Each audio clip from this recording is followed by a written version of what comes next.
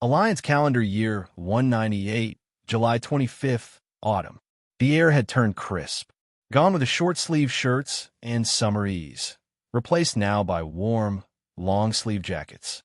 Naoki, like everyone else, had adjusted to the changing season. As a farmer, most of his wardrobe already leaned toward rugged workwear. Thick shirts, jeans, and clothes made to endure the outdoors. Achoo! A sudden gust of wind made him sneeze as he stepped outside in the early morning. He was heading to the goat pen to begin milking, but the chill caught him off guard. He rubbed his nose and pulled his jacket tighter. The Pokémon on the ranch, however, appeared unfazed by the seasonal shift. Dragonite and Dragonair had thick scales built for any weather. Palmot was wrapped in a dense coat of fur, and Glacian, well, this was its kind of climate. The only one struggling was Cyclizer. It stood beside Naoki, looking groggy and miserable. As if echoing him, Cyclizer sneezed too. "Getting sick on me, buddy." Naoki knelt and pressed a hand to its forehead. "No fever, at least not yet. You can rest inside today." Cyclizer didn't resist. It slumped onto the living room couch with a sigh. Sister Indy, ever attentive, brought it a steaming cup of tea. Naoki sniffled, grabbed his milking equipment, and stepped out to greet Dragonite and Koraidon, who had come to assist as usual. The three Gagote trotted over and kneeled down without needing to be called. Naoki smiled and began his work. While milking, he stole a glance at the mutated world tree sapling. It hadn't changed much in the past 2 weeks, visibly at least. If not for the countdown timer ticking down slowly, Naoki might have assumed it was completely dormant. Even with the Gagote helping tend it, the timer still read. Time until maturity. 99,900 years. He sighed and patted the last Gagote. The milking was done. The fresh moo milk mixed with Gagote milk made a hearty blend. By the time he cleaned everything up, it was already 9:30. Back inside, Cyclizer looked no better. "Feeling any better?" he asked gently. "Gal," came the weak reply. Naoki frowned and touched its forehead again. This time it was burning hot. His heart sank. He didn't waste a second. Ran to the bedroom, fetched Cyclizer's Pokeball, and returned to recall it. The rest of the Pokémon had gathered, concern written across their faces. Even Glacian looked worried. Naoki blinked. "You guys really care about Cyclizer, huh?" He had always thought of their bond as playful and casual, but seeing the serious expressions around him told a different story. "Don't worry," he said reassuringly. "Just a fever. I'll take Cyclizer to the Pokémon Center. We'll be back soon." Koraidon watched the scene in silence, a flicker of emotion in its eyes. As a Cyclizer, it had been through moments like this. Recalled into its Pokeball, it never got to see how the others reacted. It never realized they had cared all along. "Let's go," Naoki called out. Koraidon snapped out of its thoughts, shifting into its galloping form. Within minutes, they arrived in Kosagi Town. Nurse Joy wasted no time.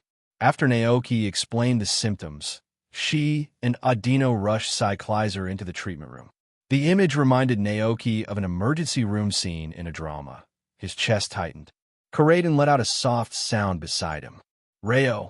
Naoki turned. "You worried too?" Koraidon hesitated. Naoki laughed quietly. "Didn't expect you to be so close with Cyclizer." But Koraidon wasn't worried about Cyclizer. It was wondering about its place in Naoki's heart. Back when it was just a Cyclizer, it hadn't thought much. It was simple, a little slow, but it had grown, evolved, not just in body but in mind. Naoki was kind to everyone. But did that kindness go deeper for some more than others? Naoki must have noticed the look in Koraidon's eyes. He spoke, softly, like confessing a hidden truth. "Even though I looked calm, I was terrified. Cyclizer was my first partner. That kind of bond never fades." He smiled wistfully. "We've done everything together, tilled land, watered crops, taught it step by step, like a parent. I only regret I didn't see it hatch." Koraidon's heart twisted. So Cyclizer really was special. It lowered its head until Naoki turned, startled. "Hey, are you crying?" Koraidon launched itself into a hug, much like Dragonite would. Naoki laughed and patted its back. "I like you too, Koraidon. I care about all of you. Karaden murmured, Rayo. But in its heart, it thought, I was a cyclizer once too. Just then, the treatment room door opened. Nurse Joy emerged with a relieved smile. You brought in just in time. It's just a cold from the weather shift. Fever's down now. Naoki exhaled deeply. Thank goodness. Inside, Cyclizer lay curled up under a blanket, sleeping soundly. Keep it indoors for a few days, Nurse Joy instructed. Cyclizer are very sensitive to cold. No battles, no outdoor work. Naoki nodded and thanked her before paying and heading home.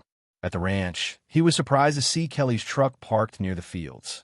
She stood teasing a bashful Dragonair. Back from town, she called. Yeah, Naoki answered. Cyclizer caught a fever. Had to get it checked out. Is it okay now? It's resting. He handed the pokeball to Sister and DD. Make sure it stays warm. Aye, she chirped and floated off. Kelly raised a brow. You've been working Cyclizer pretty hard for a Pokémon that's not even a year old. Naoki paused. You're right. She smiled. Well, no harm done. Now, ready to build that greenhouse? Absolutely. Between milk, rock salt, and berry sales, he'd save enough to afford a decent-sized glass greenhouse. He led her to a spot near the orchard's entrance. Here should work. Kelly nodded and marked it. As she looked around, she noticed the orchard's berry trees were heavy with fruit. Looks like a good harvest. Naoki sighed. Doesn't sell for much. Berries bring in less than milk. Then make them into poke treats. I saw your Dragonite loving them. Naoki smiled, but shook his head. The poke puffs were part of Dragonite's pay. He and Sister Ed could only make so many per day. Kelly understood and began unloading materials. With some time to spare, Naoki returned inside. Cyclizer lay curled in a blanket, surrounded by Glacian, Palmot, Dragonite, and Alchemy, all watching with concern. Cyclizer glanced at Naoki, eyes pleading for rescue. He chuckled. All right, give it some space. It's fine now. As the Pokémon backed off, Naoki checked its temperature back to normal. Then, achoo, Alchemy sneezed. Naoki rubbed his forehead. No more rides on Knucklestack, okay? Go play in the underground cave. Marie, Alchemy grinned cheekily. Another sneeze. Naoki sighed. Everyone's staying indoors for now. Palmot, I'll take care of the chicken coop. Oh, Dragonite tilted its head. What about me? You? You've been sleeping outside for days. Oh, Dragonite protested. Naoki laughed. All right. Stay warm, too. Karaden rolled its eyes. Naoki turned to Glacian. You're fine, right? Being ice-type and all. Bye. Glacian blinked serenely. Still, no harm in staying in. He looked at the NDD siblings. I'll leave everyone to you. Watch TV, play some games. I'm heading out to find Olive. The back mountain, late autumn. The back mountain looked vastly different in autumn than it had in spring or summer. Gone were the lush, vibrant greens that once blanketed the landscape. Now, hues of gold and amber painted the forest. Leaves rustled with each passing breeze, detaching from branches and swirling gently through the air before carpeting the forest floor. Naoki rode slowly beneath the rustling canopy. Overhead, wild spinnerack dangled from thread spun between branches. As he passed beneath, they twitched and scuttled into the safety of the underbrush, wary of the intruder. He didn't mind. Their caution was natural. Sliding off Gagote, Naoki knelt beside an old tree and carefully harvested a few mushrooms sprouting from the damp, decaying leaves around its roots. He smiled to himself. That's the beauty of autumn, he thought. During this harvest season, the mountain yielded an abundance of wild mushrooms, some perfect for drying, others for hearty stews. Within an hour, Naoki had already filled half a basket. He recognized many varieties: porcini, chanterelles, claverie, morels, boletus oripes, and the familiar green mushrooms. A few, however, were unfamiliar. Fortunately, his unique ability allowed him to scan and identify each fungus. Some were dangerously toxic. Initially, he considered tossing the poisonous ones aside, but then a notification appeared before his eyes. Red mushroom, special ingredient. Highly toxic. Pokemon will become poisoned if consumed directly. May produce unexpected effects when used in cooking. Naoki blinked. A special ingredient? The phrase unexpected effects piqued his interest. His instincts as a cook stirred. Could this be useful? Poison-type Pokemon, in particular, might benefit from such an ingredient. Well, no harm in testing it, as long as I keep it separate. He wrapped the toxic mushrooms carefully, isolated them from the edible ones, and tucked them into a side pouch. With that done, he continued his search. After riding deeper into the mountain, Naoki eventually found what he'd come for, ginger.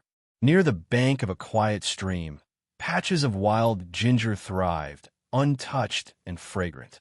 Naoki dug out a few thick roots, their spicy scent wafting up immediately, then loaded them into Gago's basket and headed back. Once home, he set the mushrooms and other gathered goods aside. Right now, a ginger tea came first. He checked the cupboard. Just enough brown sugar remained from the last dessert session with alchemy. No need for a trip to town. Perfect. Outside, the autumn wind whispered across the land. Inside, the ranch was warm and alive with the chatter of Pokémon and the soft hum of the TV. As Naoki prepared the ingredients, laughter and footsteps echoed from the living room. Every so often, a curious Pokémon peeked in, eyes shining with anticipation. Naoki peeled and thinly sliced the ginger, then set a pot of water on the stove. Once it reached a boil, he added the brown sugar and a couple of red dates.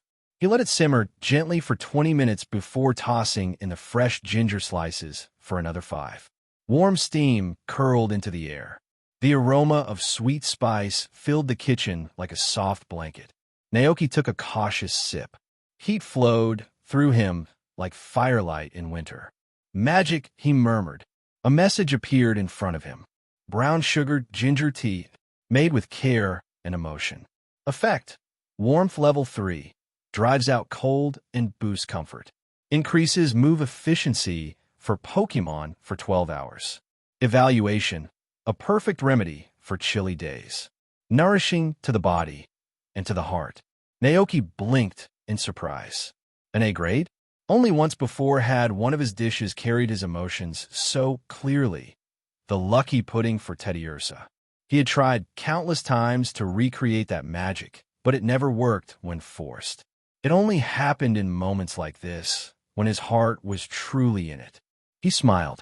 It's ready. Come on over. Hearing his call, the Pokemon rushed in and formed a line with practiced discipline. Naoki placed steaming bowls on the counter. Before he could explain, eager paws were already lifting the bowls, and then came a chorus of coughing. Slowly, Naoki exclaimed, face-palming as several Pokemon teared up from the ginger's punch. Palmot's cheeks were red, eyes watery. Palmut, even the NDD siblings were caught off guard. Their faces scrunched up in sheer discomfort. Brother NDD looked like he was about to complain, but then his expression softened. A gentle warmth bloomed in his chest, chasing away the chill. Yeah. The others paused. The spicy shock faded, replaced by a deep, soothing heat. Eyes lit up as comfort spread through their bodies like sunlight through clouds. Naoki grinned. Warmer now. Cyclizer nodded eagerly, smiling dizzily as the warmth settled in. This is brown sugar ginger tea, Naoki explained. It chases away the cold, keeps you healthy, and helps you grow up strong. Sister NDD gestured curiously. Ai. Naoki chuckled. Yeah, I went up the back mountain with Gago to find the ginger, just for this. The Pokemon looked stunned. They stared down at their cups, then up at Naoki. The warmth they felt now was more than physical. They could feel the care in each sip. Coraden, especially, felt something tighten in its chest. You went all that way for us? For me? Even years later, this moment would remain vivid in Coraden's memory. The golden afternoon, the rich scent of ginger tea, and the quiet knowledge that someone had gone the extra mile.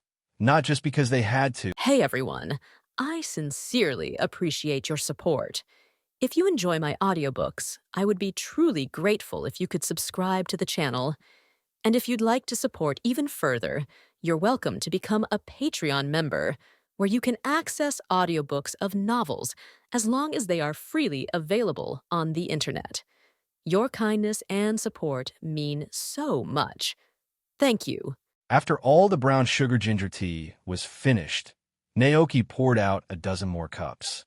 He handed the cups to Sister NDD and asked, "Could you help me take these to the mill tank and Gagoed in the barn?" Aiya. Sister NDD cheerfully agreed. Not only she, but other Pokémon also jumped in to help, taking the cups outside. Watching their eager backs, Naoki smiled before turning his attention to the half basket of wild mushrooms he had gathered earlier. He carefully separated the different types of mushrooms, marking which were suitable for stir-frying and which were better for making soups. With some time left before lunch, Naoki wasn't in a hurry, so his focus shifted to the pile of unusual poisonous mushrooms he had found. He examined them closely and realized that every mushroom in the pile could cause a Pokémon to become poisoned after consuming it. Yes, literally poisoned. This meant that although they were toxic, the effects could be countered with pecha berries or antidotes that had detoxifying properties. Well, they shouldn't be deadly, right? He mused, recalling the old saying, "Red cap, white stock best lay down after eating that." Naoki stroked his chin, unsure, but his curiosity was piqued. Let's give it a try. If it turns out to be really toxic, I'll just throw it out. Resolved, Naoki grit his teeth and set about cleaning the mushrooms. After that, he lit a fire and tossed all the poisonous mushrooms into a pot to make soup. As time passed, the once calm pot began to bubble. The red-topped mushrooms bobbed up and down in the pot, and Naoki stirred them carefully with a pair of chopsticks. Watching this scene, he suddenly felt like some kind of evil witch from the Middle Ages brewing poison. Naoki! Then again, he thought, food can be strange that way. When combined in certain ways, ingredients can either heal or harm the body, depending on how they interact. About half an hour later, the poisonous mushroom soup was ready. Naoki poured the soup into a bowl and took a cautious look at it. Poisonous mushroom soup, very happy face. This soup is made from highly toxic wild mushrooms. Though it smells enticing, don't be fooled by its appearance. Beware, eaters. Effect. After consumption, both humans and Pokémon may experience visions of another world, possibly leading to unexpected outcomes. Warning. The eater will fall into a highly poisoned state, and detoxification with a pecha berry or antidote is necessary within an hour. Rating: extremely dangerous food.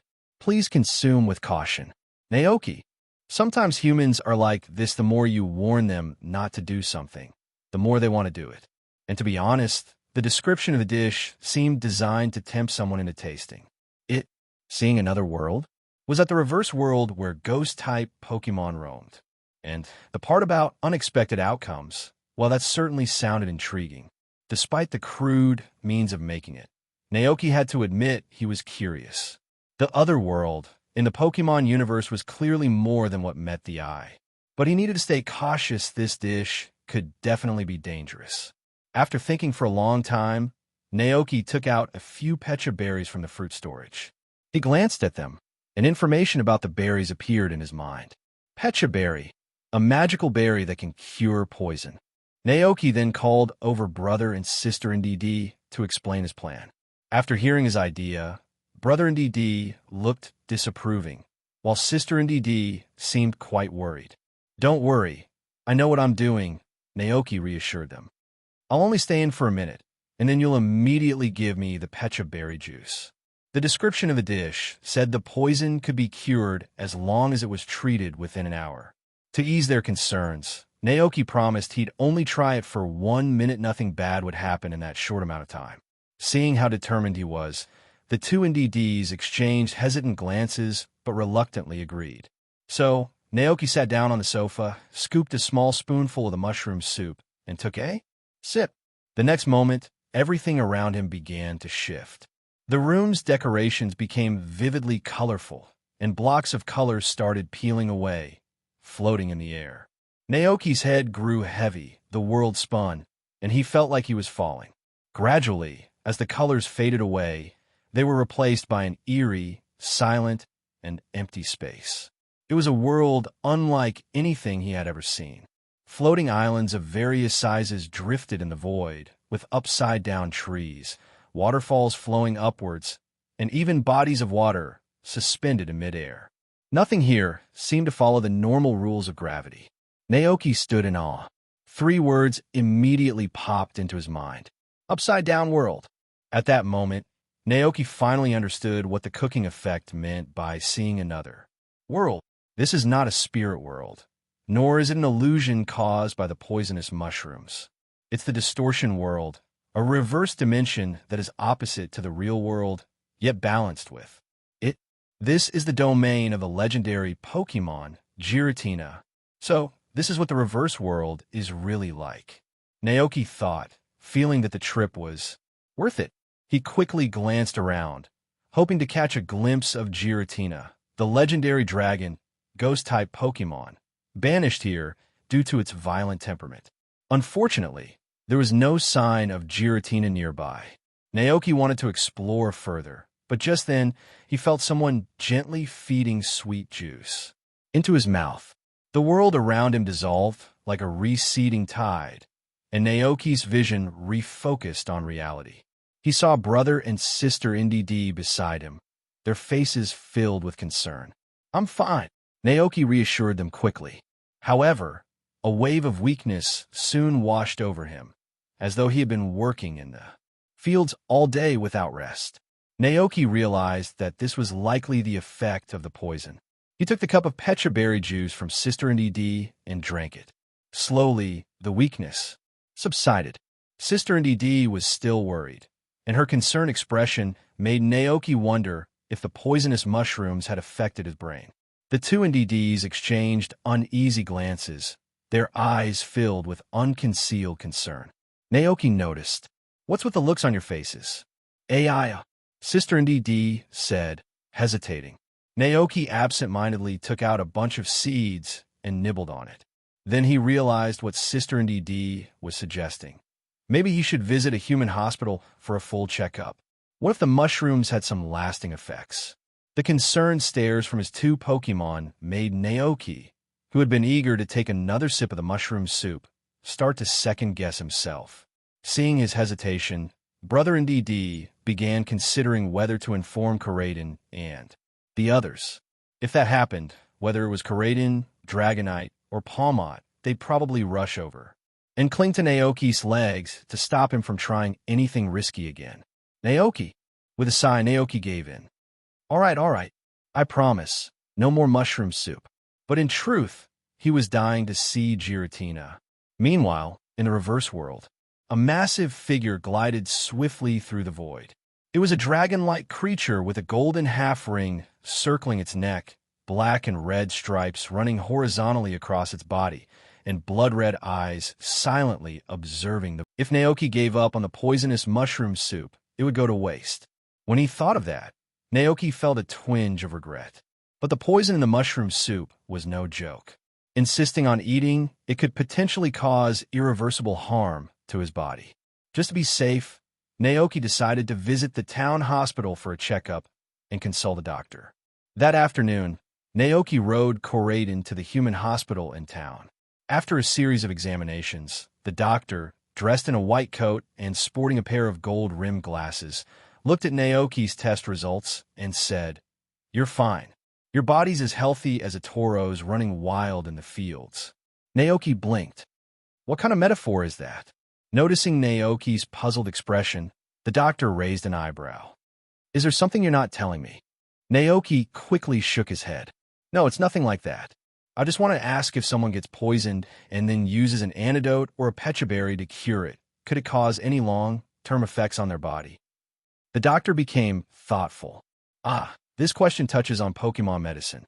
While we are humans, there are certain similarities between us and Pokémon. Naoki asked, such as? The doctor explained, for instance, if a person is poisoned, they can be cured by using a pecha berry, just like a Pokémon. And if someone suffers burns, applying pecha berry juice can help the wound heal faster. Naoki had suspected this, but still found it a little surprising.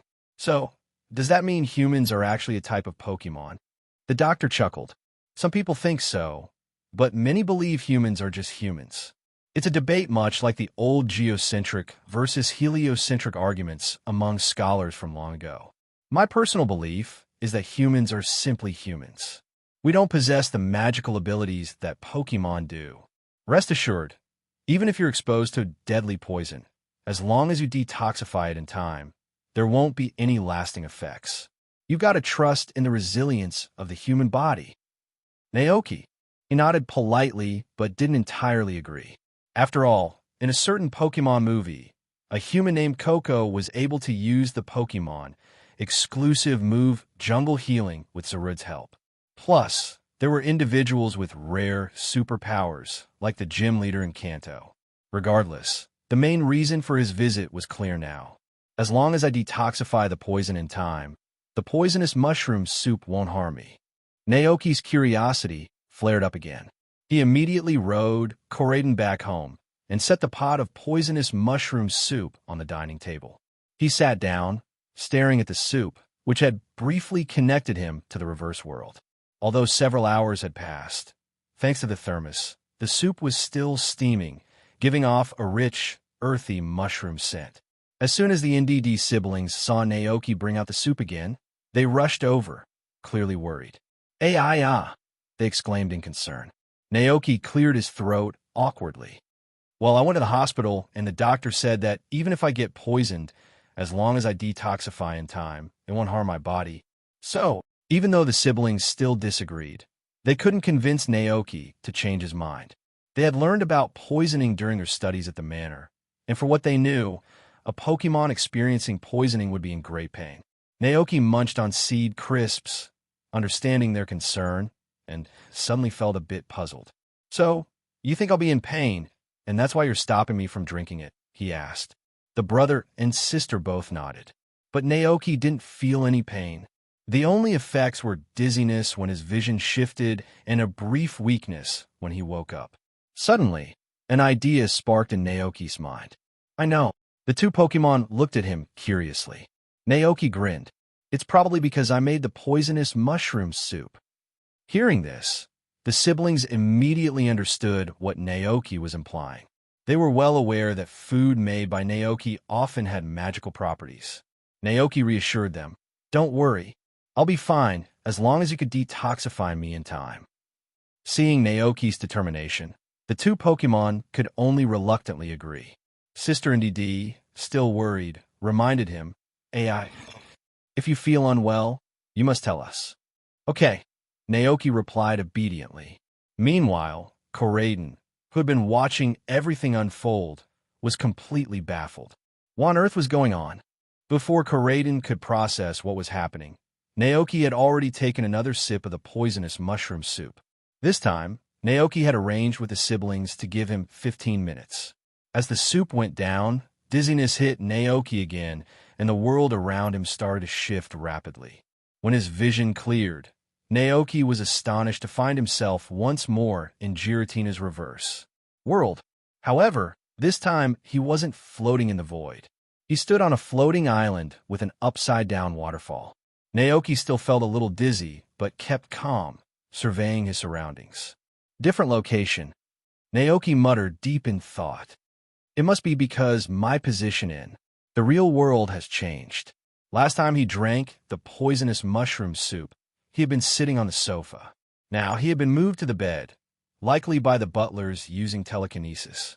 Curious, Naoki tried walking a few steps and was surprised to find he could move freely in this world. He headed towards the edge of the island, wanting to get a closer look at the strange phenomena. Meanwhile, in reality, Koraden and the NDD siblings watched Naoki stand up from the bed and crouch down, seemingly observing something under the bed. Koraden and the siblings shared a glance. Concerned, Koraden asked, "Reo, is Naoki okay?" Sister NDD shook her head slightly. "Yeah, how strange." Brother NDD, on the other hand, remained calm. Perhaps, he thought, after eating the poisonous mushroom soup, Naoki could now see things. Others couldn't. The three Pokémon were growing more confused by the minute. Just then, they saw Naoki start moving around more randomly. When it looked like he might fall off, Brother NDD quickly used telekinesis to gently lower him onto the floor. Whoa! Naoki muttered as he felt his body float, seemingly unaffected by gravity in this world. By now, he had made it to the far side of the Sky Island. A small waterfall was flowing upward in front of him. Naoki looked up at it, utterly fascinated. Unable to resist, he reached out to touch the waterfall, but felt nothing at all. It seems I haven't truly entered the reverse world, Naoki mused. He realized that the mushroom soup only allowed him to see the strange place, but he couldn't physically interact with anything here. What is this? The shadow side of the world? Naoki suddenly remembered an ancient saying passed down in the Hijui region strong. Light creates dark shadows. This place, the reverse world, was balanced with the real world, dependent on it in some mysterious way. He gazed to the smaller waterfall, and suddenly, information about it appeared in his mind. Water of the reverse world, a mythical ingredient. When used in cooking, it gives dishes the power to reverse the universe. This water is born from the reverse world and guarded by the legendary Pokémon Giratina. It is incredibly rare and precious. Naoki blinked in disbelief. Wait, what? Just then, Naoki felt goosebumps rise on his skin, and a strange chill spread through his body. He could feel an intense, unrelenting gaze locked onto him. That gaze was overwhelming, filled with an ancient, unshakable power enough to make anyone tremble in fear. The source of that gaze. Behind him, Naoki spun around sharply, and there was a massive, ancient creature floating in the void. Its body was long and serpent-like, covered in black and red stripes across its chest and abdomen. 6 golden spikes extended from both sides of its body, and behind it were 6 ghostly black wings. Those 6 wings flickered with an eerie darkness, their blood-red tips glowing faintly. Beneath its golden helmet were a pair of cold, lonely, blood-red eyes, and those terrifying eyes were staring right at him. Giratina, the master of the reverse world. In its origin form, Naoki's entire body froze, chills running down his spine. It took every ounce of willpower not to collapse from the overwhelming presence of the legendary Pokémon. The feeling of oppression was unlike anything Naoki had ever experienced before. Not even Koraidon at full power could create such an overwhelming presence. At this moment, it felt as if time itself had frozen. There was nothing in the world but 2 figures, one massive, the other small. Giratina, the towering, imposing dragon, gazed down at the tiny human below with cold, indifferent eyes. Its expression gave no hint of what it was thinking. Naoki was filled with panic. He had no idea if Giratina could attack him in his current state, and the uncertainty gnawed at him. But despite the fear, Naoki forced himself to meet the legendary dragon's gaze. Neither of them moved. Naoki stood frozen, while Giratina hovered silently above the two, locked in a tense standoff. As the seconds ticked by, Naoki's initial panic slowly faded, giving way to a cautious calm. Don't panic. Stay calm.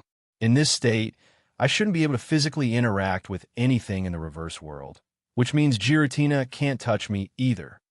Even with that thought, Naoki knew better than to provoke the Lord of the reverse world, because there was no telling if Giratina could cross over into the real world through reflective surfaces like lakes or mirrors, launching a surprise attack that could turn his home to rubble. Once he'd steadied his nerves, Naoki tried to show some goodwill, forcing a friendly tone as he spoke. I mean no harm. I'm not here to invade your territory. I just wandered in by accident. However, as soon as the words left his mouth, he noticed an unmistakable look of disdain flash in Giratina's eyes. Naoki, oh great, I'm being judged. In the movie, you got caught by some human tech, so you're not that tough. Naoki grumbled internally. But of course, Naoki only dared to think this. Under Giratina's terrifying gaze, he could only offer a weak, polite smile. Just then, Naoki felt the taste of sweet pecha berry juice being gently fed to him. Naoki's vision quickly returned to the real world, and he breathed a sigh of relief. He looked at the concerned NDD siblings and Koraden in front of him. Then he glanced down at his own position. What happened? Wasn't I lying down on the bed after drinking the poisonous mushroom soup? Could it be that when he moves in the reverse world, he also moves in reality? Naoki immediately asked the 3 Pokémon standing nearby. Sure enough, they confirmed his suspicion. This really is the other side of the world. Naoki started to shake off the lingering feeling of Giratina's oppressive presence. After all, to Giratina, a mere human like him was too insignificant to bother with. There was no way the dragon would go to the trouble of chasing him into the real world, much less attack him. With that in mind, Naoki felt his body gradually relax. He took the Pecha berry from Sister NDD and began eating it, still shaken as he said to the group, "You wouldn't believe what I just saw." The siblings exchanged glances. Brother NDD said, "Aya, just now you were looking at Koraden like you'd seen a ghost." Naoki. He turned his gaze towards Koraden, suddenly realizing what had happened. "No, why would I be afraid of Koraden?" Naoki gently patted Koraden's head. Seeing the Pokemon's happy reaction, he smiled and began explaining the effects of the poisonous mushroom soup to everyone. After drinking the soup, I was able to see another world. Sister NDD's eyes widened. Aya, another world? Naoki nodded. Yeah, it's the flip side of our real world. Unfortunately, the Pokemon didn't quite seem to grasp what he meant. Seeing their confusion, Naoki decided to give an example. He closed the window, turned on the light, and placed a book under the lamp. In the bright light, a shadow formed behind the book. The 3 Pokemon looked down at the shadow, and Naoki explained, "It's like this book. In our world, we can only see the object, but not the space behind it. Our world, the one we live in now, has a shadow, too, just like this book. That shadow is the reverse world. After drinking the poisonous mushroom soup, I could see what we normally can't, the world behind the world, the part hidden in the shadows." Koraden and the siblings seemed to understand, but not entirely. Brother NDD pondered for a moment and asked, is it scary over there?" Naoki replied, "There's a Pokemon named Giratina who lives there, the ruler of the shadow world. Humans also call it the distortion world or the reverse world. I was scared because I saw Giratina. It appeared out of nowhere, and it looked really intimidating." Hearing that Naoki wasn't afraid of him, Koraden perked up. It leaped toward him like an overexcited golden retriever, happily licking his face. Okay. Naoki laughed, now covered in Koraden slobber, as he gently pushed the Pokemon aside. His thoughts wandered back to the waterfall he had seen just before Giratina appeared. The water of the reverse world. It could give food the effect of reversing the universe. Just the name sounded so rare and valuable. His gut feeling told him that it was something even more precious than a Zapdos feather. Naoki's curious. There was still a large bowl of poisonous mushroom soup left. Naoki sat at the dining table, and this time, he wasn't in a hurry to drink it. Before diving in, he needed to figure out a few things. From what the NDD siblings and Koraden had told him, he learned that after drinking the poisonous mushroom soup, his consciousness entered the reverse world, even though he hadn't just laid still on the bed. His movements in the reverse world corresponded to his real-world actions, and the feeling of floating weightlessly, that wasn't real either. It turned out that when Naoki thought he was floating, Brother NDD had used his psychic powers to keep him from falling off. "It feels a bit like wearing a VR helmet," Naoki muttered to himself. But this realization made things much simpler. It meant he hadn't physically entered the reverse world, but had only seen it through some special means. If I moved to a more open space to drink the soup, maybe I could explore even more, Naoki suddenly thought. Excited by this idea, he immediately decided to try it out on the ranch's lawn later. But first, he needed to come up with a detailed plan. Getting the water of the reverse world wasn't going to be easy, since he wasn't really entering the reverse world. Even if Giratina wasn't around, he couldn't just bring the water back with him. Plus, as the master of the reverse world, Giratina might not allow anyone to freely explore its territory. After much thought, everything seemed to come back to Giratina. If Naoki wanted to get his hands on the mythical ingredient, the water of the reverse world, he needed to first make contact with Giratina. He'd have to gain its trust, build a good relationship, and somehow convince Giratina to invite him into the reverse world. It would be much better to enter with permission than to sneak in. But how exactly would he do that?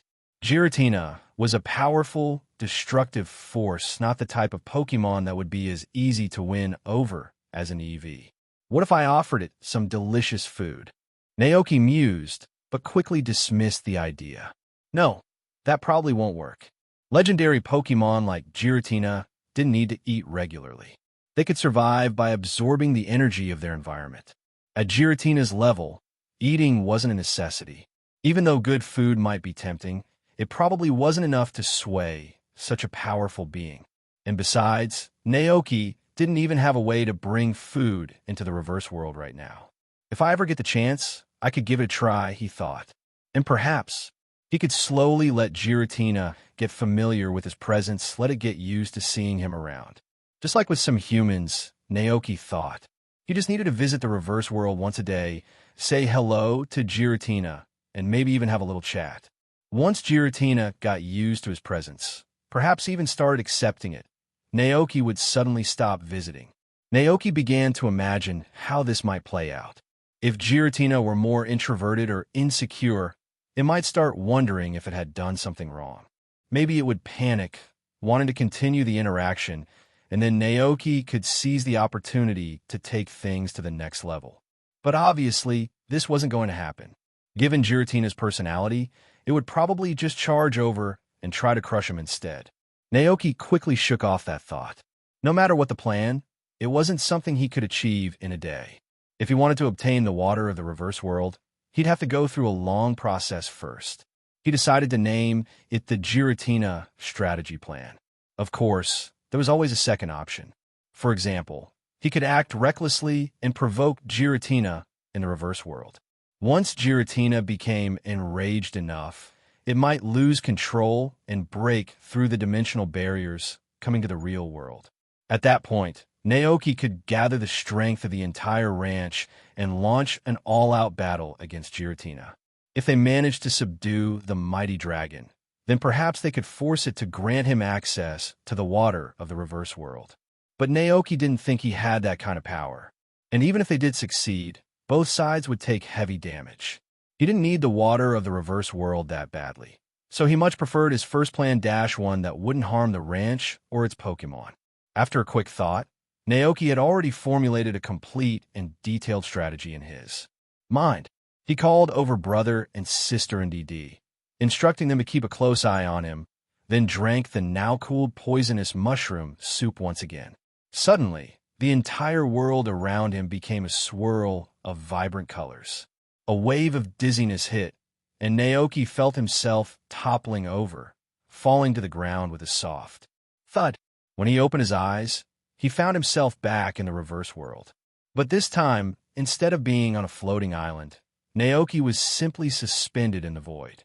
As I suspected, if my position in reality changes, my position in the reverse world will change accordingly, Naoki thought to himself. He looked around, but didn't see any sign of Giratina. Naoki wasn't worried, though. He knew Giratina would have already sensed his presence. This time, he didn't try to explore. Instead, he sat cross-legged in the void, waiting patiently for Giratina to arrive. Soon enough, Giratina flew over, only to see the human who had now entered and exited its domain 3 times, sitting calmly in the void.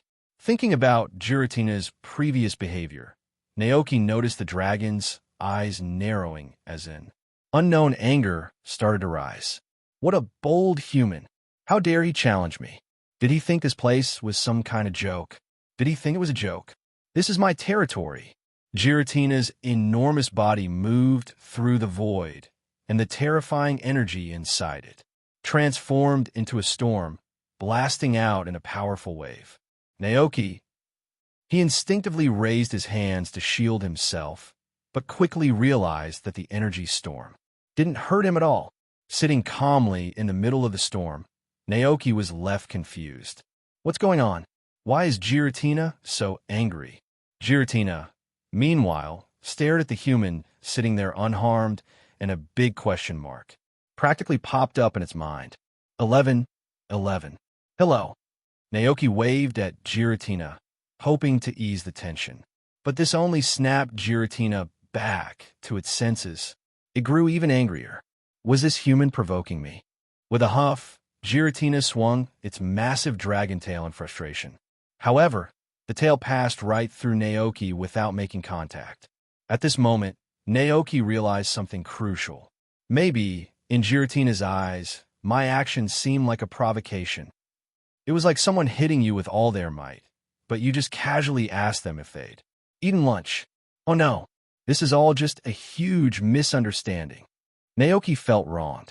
He definitely didn't meant to provoke Giratina at all. As the energy storms, capable of ripping apart space itself, continued to rage around him. Naoki's expression shifted from fear to boredom. However, seeing Naoki's indifferent reaction only made Giratina fight harder, pushing out even more energy and frustration.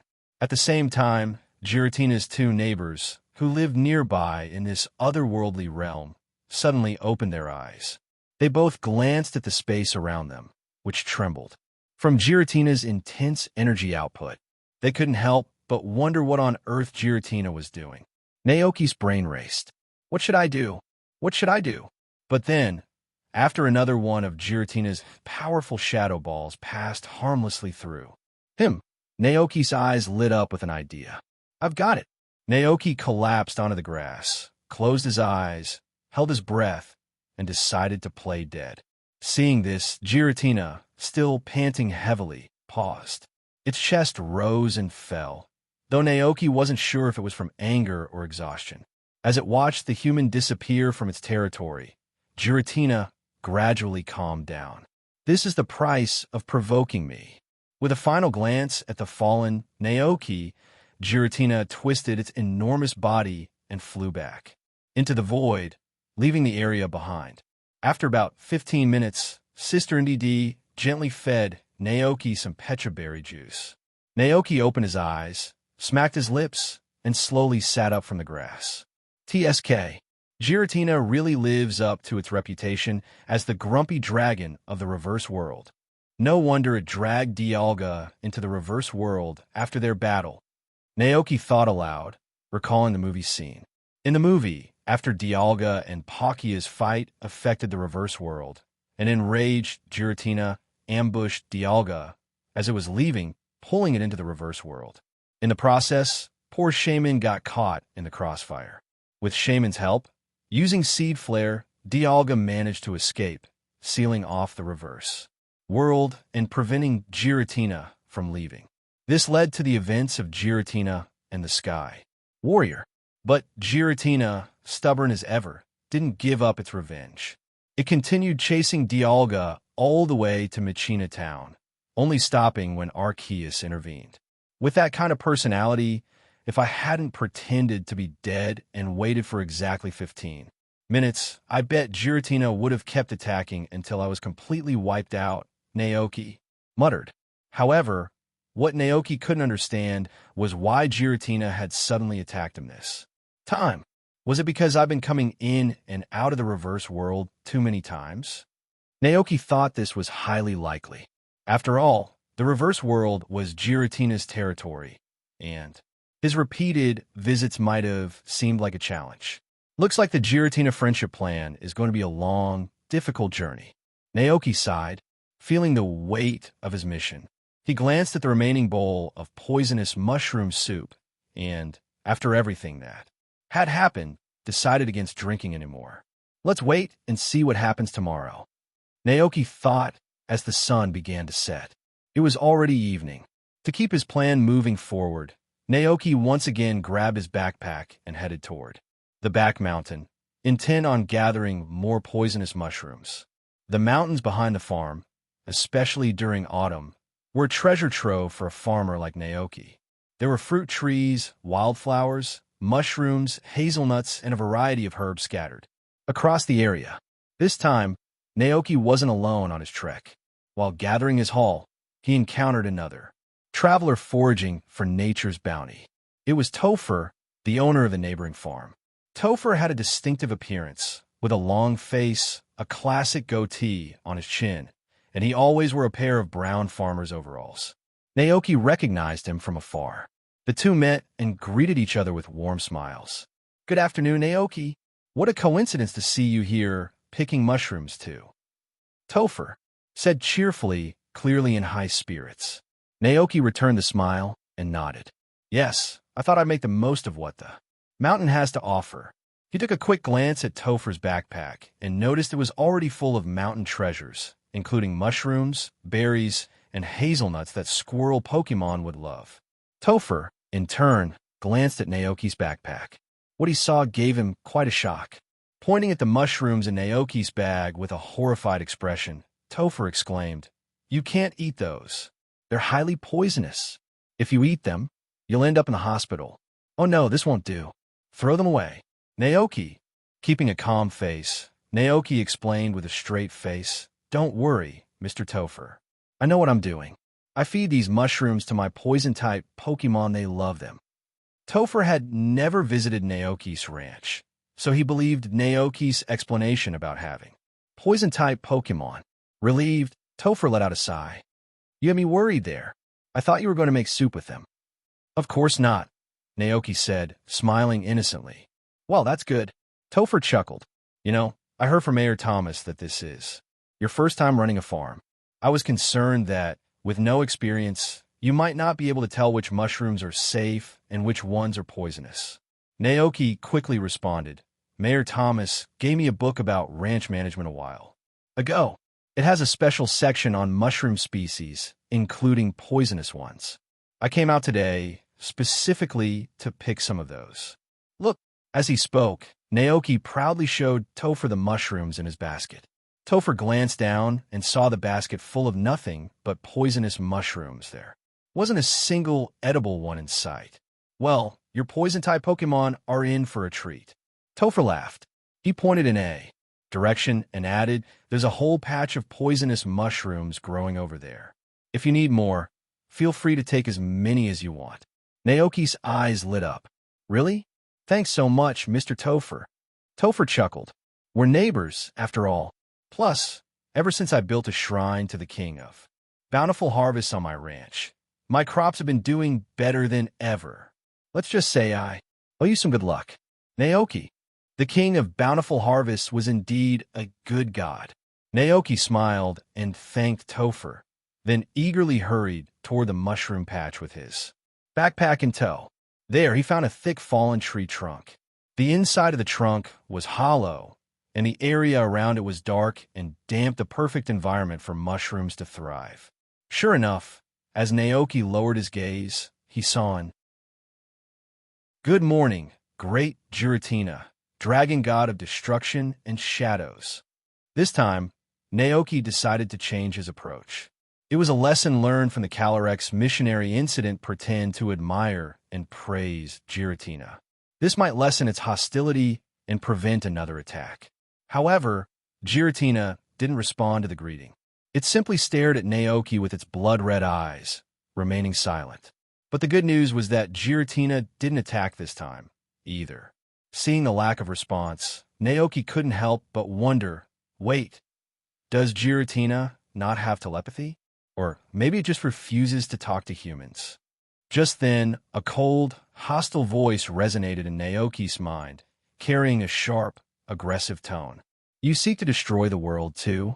It reminded Giratina of the human it had encountered long ago, someone who had sought its power to drive the twin gods of time and space into madness, using their abilities to tear a rift in reality. But Giratina found it strange. This human didn't seem to share the same reckless ambition. This human lacked the kind of hunger for the destruction that Giratina was used to sense. Such motivations didn't match the dragon's nature. It wasn't interested in helping others. "Naoki?" ?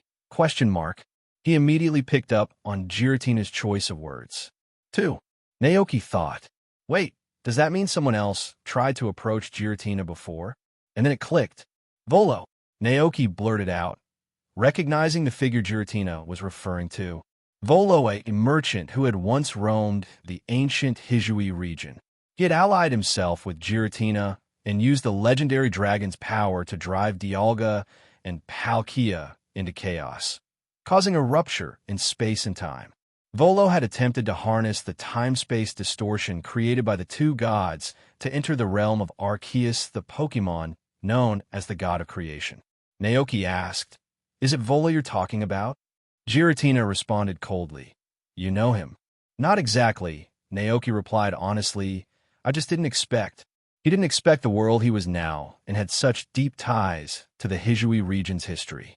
Giratina didn't dwell on the subject, its blood-red eyes fixated on Naoki as it spoke with anger. "Although I don't know how you managed to enter my domain, I don't like it. Leave my territory now." "Naoki." Naoki decided to be honest. "Well, the reason I came here is because I wanted to get some water from that lake." As he spoke, he pointed toward a lake on a floating island nearby. Giratina turned its gaze toward the lake. "But I don't want it for free," Naoki added sincerely. "I can offer something in exchange." "You?" Giratina's voice dripped with disdain. Naoki pretended not to notice the tone. "I promise I won't bother you again once I have it. In return, I can provide you with all sorts of food." Giratina was about to refuse human food, held no interest for it. However, the thought of no longer having to see this persistent nuisance, who it couldn't even hit, made it reconsider. It nodded firmly. "Fine." Naoki's eyes lit up. "How do I get the water?" Giratina stared at him, confused. "Aren't you already here? Just take it." Naoki sighed. "To be honest, in my current state, I can't physically touch anything in this world." Giratina fell silent. This was exactly what puzzled it about Naoki. "Where are you, then?" Giratina asked. "I can open a portal and let you in." Naoki, wary of Giratina's intentions, grew suspicious. "You won't use that chance to attack me, right?" Hearing this, Giratina's temper flared. "Do you think I'm that kind of Pokemon?" Naoki thought to himself, "Well, you did chase Dialga halfway across the world just because it accidentally affected your reverse world." Giratina, noticing Naoki's skeptical expression, shifted uncomfortably, glancing left and right as if caught off guard by the truth. Naoki smirked. "So, that is what you were planning, huh?"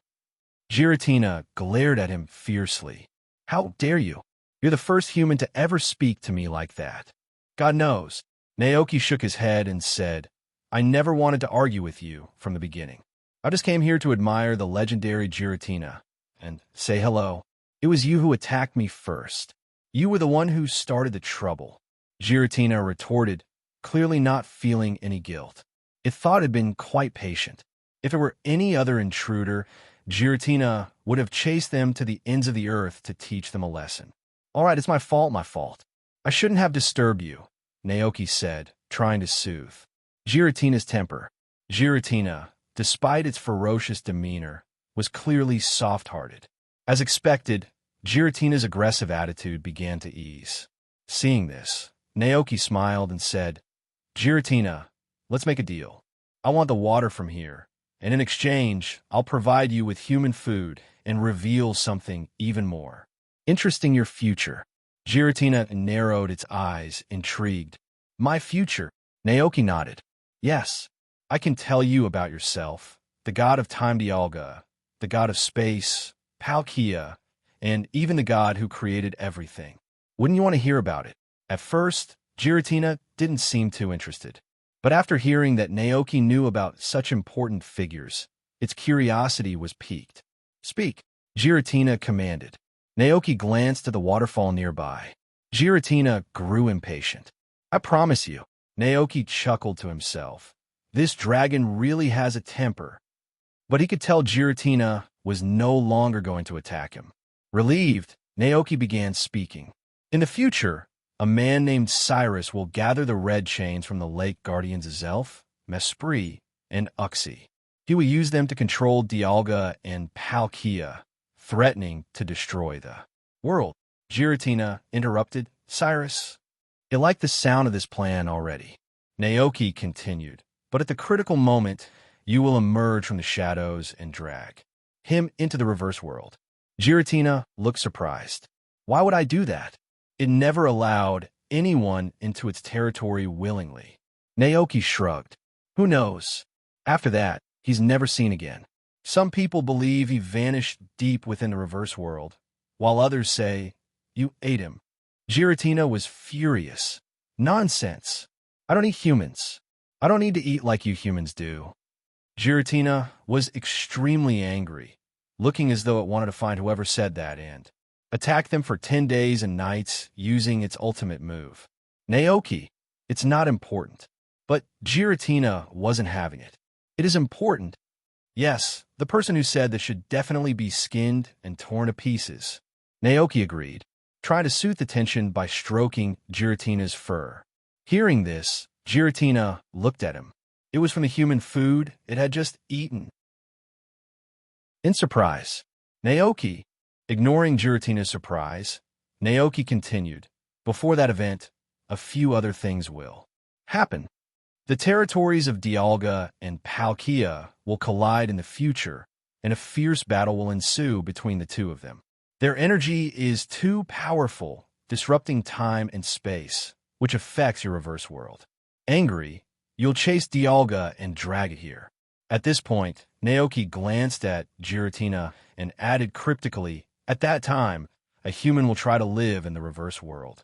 He'll take advantage of the situation and try to catch you with a machine intending to copy your abilities to open a passage here, and then, this time, Giratina interrupted him with a roar before he could finish. That's absolutely impossible. Naoki smiled slightly. Exactly, with your strength, there's no way something like that could happen. The human must have used some despicable trick. Giratina glanced at Naoki. Why did it suddenly feel that this human was becoming more tolerable? Naoki continued. After that, you follow Dialga to a place called Machina, where the god who created everything, Arceus, awakens from his slumber. For some reason, Arceus is furious and wants to destroy the entire world. At that time, you'll join forces with Dialga and Palkia to stop the enraged Arceus. Hearing this, Giratina fell silent, which was very unusual. It knew of the one who slept, but it also knew it would not be a match for Arceus. Does the world end? Giratina asked. Naoki smiled and shook his head. No, you succeed.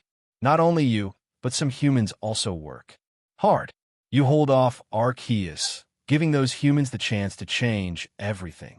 After hearing this, Giratina couldn't help but reevaluate the human in front of it. This human was no ordinary person. He knew too much about their secrets. At first, Giratina didn't fully believe in these so-called predictions, but now, seeing the irritable dragon fall silent, Naoki couldn't help but feel a little uneasy. Don't you want to say something? Naoki asked. Giratina tilted its head and stared at him for a while before finally saying, I promise you. Naoki, now fully serious, replied, Thank you so much. You really are a kind god, the friendliest Pokémon in the world. The friendly, Giratina couldn't help but feel a little guilty as it recalled how it had bombarded Naoki for over 10 minutes just the day before. Luckily for Giratina, Naoki didn't bring up the past and instead asked, So, how do I go about getting it? Giratina responded, Tell me where you are, and I will open the passage to the reverse world. Naoki nodded and gave Giratina the location of his ranch. Giratina peered into the real world from the reverse world and, sure enough, saw Naoki's ranch. It frowned in confusion. How did you get in here? No, your current state is strange. I don't understand. Naoki shook his head and smiled. That's my secret, but I can't tell you yet because we're not close enough friends. Let's wait until our relationship improves. Giratina was perplexed by the idea of their relationship improving. After thinking for a moment, Naoki asked, What about the tribute I want to offer you? Giratina, snapping back to attention, said, I see there's a lake on your ranch. Just place the offerings there. All right. By this time, the effect of the poisonous mushroom soup had worn off. As everything before him became blurry, Naoki's vision shifted back to the real world. After eating a pecha berry to fully recover, Naoki returned to the living room and with the help of Sister and DD, Naoki packed up all the treats, including lucky pudding, honey buns, secret sandwiches, juice, and milk. They brought everything to the lake where the Dragonaires basked in the sun. The moment Naoki and Sister and DD arrived, the previously calm surface of the lake began to ripple, as if Giratina was spying on the real world from the reverse world. The Dragonaires, who had been lazily enjoying the sunshine, became startled by the sudden disturbance. They fled the lake one after another, hiding behind Naoki and poking their heads out to cautiously observe the situation. "Don't be afraid. It's all right," Naoki reassured them with a soothing voice. Naoki looked toward the lake. In a glowing purple light, a vortex of time and space slowly emerged, scooping up the pile of food and making it disappear into the air above the lake. Immediately afterward, a stream of water gushed from the vortex, turning into a shimmering fountain. Seeing this, Naoki quickly shouted, "Bring a bucket!" Half a minute later, Brother NDD, using his telekinetic powers, floated over with a bucket. Naoki placed the bucket under the fountain, but even when the bucket was full, the fountain didn't stop. "Wow, Giratina is so generous," Naoki thought excitedly. He then quickly called to Karaden, asking him to bring over the big milk bucket. The fountain didn't stop until both of the large milk buckets were filled to the brim. As the purple vortex gradually faded away, everything around the lake returned to calm. Looking at the 3 buckets, now full of this legendary ingredient, Naoki felt a rush of joy, the same kind of happiness that comes from a bountiful harvest. The water of the reverse world, a mythical ingredient. When used in cooking, it can imbue dishes with the power to reverse the universe. It originates from the reverse world, where it is protected by Giratina, the master of shadows. It is exceptionally rare and precious. All those poisonous mushrooms were worth it. He had finally gotten something truly incredible. Naoki couldn't wait to see the effects of this world-reversing power. Pushing thoughts of Giratina aside, he happily carried the 3 buckets of water back home, with Brother NDD and Karaden, eager to use them to cook something and test it out. Meanwhile, in the reverse world, silence and stillness filled the space. Giratina quietly watched everything that had just unfolded in the real world. At that moment, it felt an unexpected curiosity about the human. Its intuition told it that this human was far from ordinary. Watching Naoki and his Pokémon return to the house, Giratina turned its gaze to the floating objects near it, things that clearly didn't belong in the reverse world. Is this what those tiny creatures eat every day? Giratina gazed at the floating food, its disdain apparent. Its huge body moved through the void like a great predator, and in the blink of an eye, all the floating food disappeared into its maw. Giratina's pupils suddenly contracted. This is a strange power surged through its body. What just happened? Giratina was momentarily stunned, but quickly realized. Naoki returned to the kitchen with 3 buckets of reversal water. He opened the cupboard and took out the ingredients while humming a little tune. Sister NDD stood nearby and asked curiously, AI? Naoki chuckled and shook his head. "No, I don't need your help this time. I'll handle it myself. This is just a test." Hearing this, NDD nodded.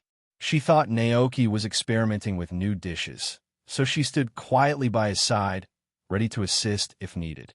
However, Naoki wasn't planning anything too complicated. For his first attempt, he decided to use the water to make a simple bowl of clear soup noodles.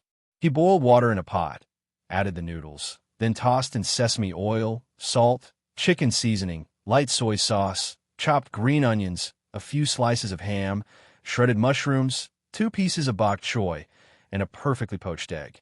In no time, the bowl of clear soup noodles was ready. The yellow broth glistened, with the chewy noodles floating in the flavorful soup, a soft poached egg resting on top, garnished with fresh green onions. Just the sight of it could make anyone's mouth water. "It smells amazing. I'm getting good at this." Naoki grinned, proud of his growing cooking skills. One batch of noodles made 3 bowls in total. Naoki lined them up on the stove, then checked each one closely. Information about the 3 bowls of clear soup noodles appeared in his mind. Reversal noodles and hearts. As a delicacy made with water from the reverse world and premium ingredients. Cooking effect. After eating, the hearts of humans and Pokémon will be reverse kind. Individuals will become evil. Evil ones will become kind. Timid ones will gain courage, and selfish individuals will become generous. Comment. Eat with caution. Just as I expected, Naoki muttered to himself. For both him and the Pokémon on the ranch, this effect was definitely something to consider carefully before trying. Naoki hesitated, staring at the steaming bowl of noodles, unsure whether to eat it. His eyes drifted to the other 2 bowls. At first glance, they seemed the same, but upon closer inspection, there were slight differences. The names of the 2 bowls still read reversal noodles, but the suffixes were different. Reversal noodles and skill. S reverses the Pokémon's abilities, aura, and authority, effective only for legendary Pokémon. Reversal noodles and body. S reverses the physical condition of humans and Pokémon. Strong individuals become weak, while weak individuals gain the strength of an ox. Heart, body, and skill. 3 different effects. Naoki was taken aback. The heart and body effect were easy enough to understand, but what did skill mean? It only applied to legendary Pokémon, reversing their powers, aura, and authority. Could it mean that if fed to a legendary Pokémon like Giratina, it would transform from the dragon god of destruction into the dragon god of creation? And what about Xerneas, the god of life, and Yveltal, the god of death? If I feed them this food, could I really swap their abilities? Naoki was a little unsure, but his instincts told him that tampering with abilities like this might cause an imbalance in the ecosystem and possibly attract the attention of Zygarde. However, when he thought about the Pokémon best suited to eat this dish, his mind didn't immediately go to the famous legendary Pokémon, or even the ones on his own ranch. Instead, he thought of the 4 disaster Pokémon sealed in the Paldea region: Chien-Pao, Ting-Lu, Chi-Yu, and Wu-Chien. Wu-Chien absorbs energy from plants and trees, causing forests to dry up and crops to fail in nearby fields. Ting-Lu can trigger massive earthquakes. When it swings its massive, tripod-like antlers, it creates cracks over 50 meters deep in the ground. Chi-Yu, playful by nature, can manipulate flames hotter than 3,000 degrees to melt rocks and gravel, creating a sea of lava to swim through leisurely. Chien-Pao is innocent in nature, but it can control hundreds of tons of snow, causing avalanches just to play in them. But if I reverse them, Wu-Chien could repel insects and weeds. Ting-Lu could make the soil fertile. Chi-Yu might help fisheries flourish, and Chien-Pao could control snowfall, helping crops survive the entire winter. Wouldn't that create a whole new legend of 4 great treasures instead of 4 disasters? Naoki couldn't help but feel tempted. He already had some ideas about these 4 ancient Pokémon, especially the fluffy snow leopard. Its ice typing and soft fur made it perfect for cuddling in the summer. But given their reputation for disaster, Naoki knew he had to push these thoughts aside. Yet now, with these reversal noodles, could their fates be entirely rewritten? After his initial excitement, Naoki took a deep breath and calmed down. The truth was he didn't know the current locations of these Pokémon. All he knew was that they were sealed away in the Shrine of Ruin. To free them, you need to remove the stakes from various places first. Too complicated, Naoki muttered. There's no rush for this, he decided. The most important thing now was to test the effects of the 3 bowls of noodles in front of him. He handed the reversal skill noodles, since it only worked on legendary Pokémon, to brother and sister in DD, asking them to give it a try. Then, he ate the body noodles himself. As he slurped down the noodles, Naoki immediately felt changes happening within his body. The muscles he'd built over years of working on the farm seemed to shrink. Strength drained from his limbs. When everything settled down, Naoki looked down and realized he had become, well, scrawny, like a stick-thin twig. Naoki, brother and sister in DD, gasped in shock at the sight of him. Naoki twitched his lips, turned around speechlessly, and began boiling water to make a cup of black tea using the water from the reverse world. Soon, the tea was brewed, and its information popped into Naoki's mind. Reverse black tea, heart S. Naoki shook his head in disbelief and brewed another cup. This time, there was a different effect. Naoki, seems like this is completely random. After brewing 8 cups of black tea, he quickly drank it, and his body returned to normal, going from a thin, lanky form back to his regular size. The NDD siblings breathed a collective sigh of relief, while Naoki was eyeing the remaining dishes with heart-reversing and skill-changing effects. An idea suddenly popped into his head. What would happen if these were fed to Giratina? As everyone knows, Giratina represents shadows and destruction. The opposite of those. Light and creation came to Naoki's mind. Excited by the thought, he hurried over to the lake with black tea and hot noodle soup, then drank a mouthful of the poisonous mushroom soup to access Giratina's domain once more. This time, as soon as Naoki arrived, he was surprised to see Giratina immediately. It seemed Giratina had never left and was still lingering in the same spot. Naoki looked around, noticing that the food he'd previously offered as tribute had vanished. It must have all been eaten by Giratina. Giratina glared at him. "Human, what are you looking at?" Naoki smiled confidently. "Were you satisfied with the food I offered you earlier?" Naoki had figured out the secret to getting along with this intimidating dragon. Praise it, stroke its ego, and avoid any sign of confrontation.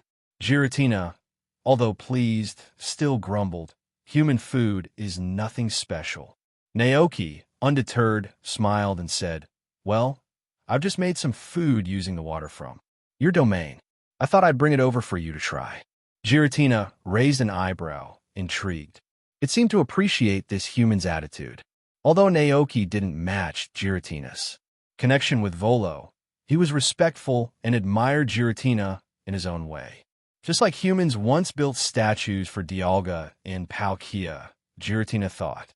With a casual gesture, Giratina opened a vortex of time and space. Naoki called over his sister NDD, who carefully poured the hot noodle soup and black tea into the vortex. The gravity of the reverse world was strange, similar to space. The tea and soup didn't drip, as they would in the real world. Instead, they floated gently in the void.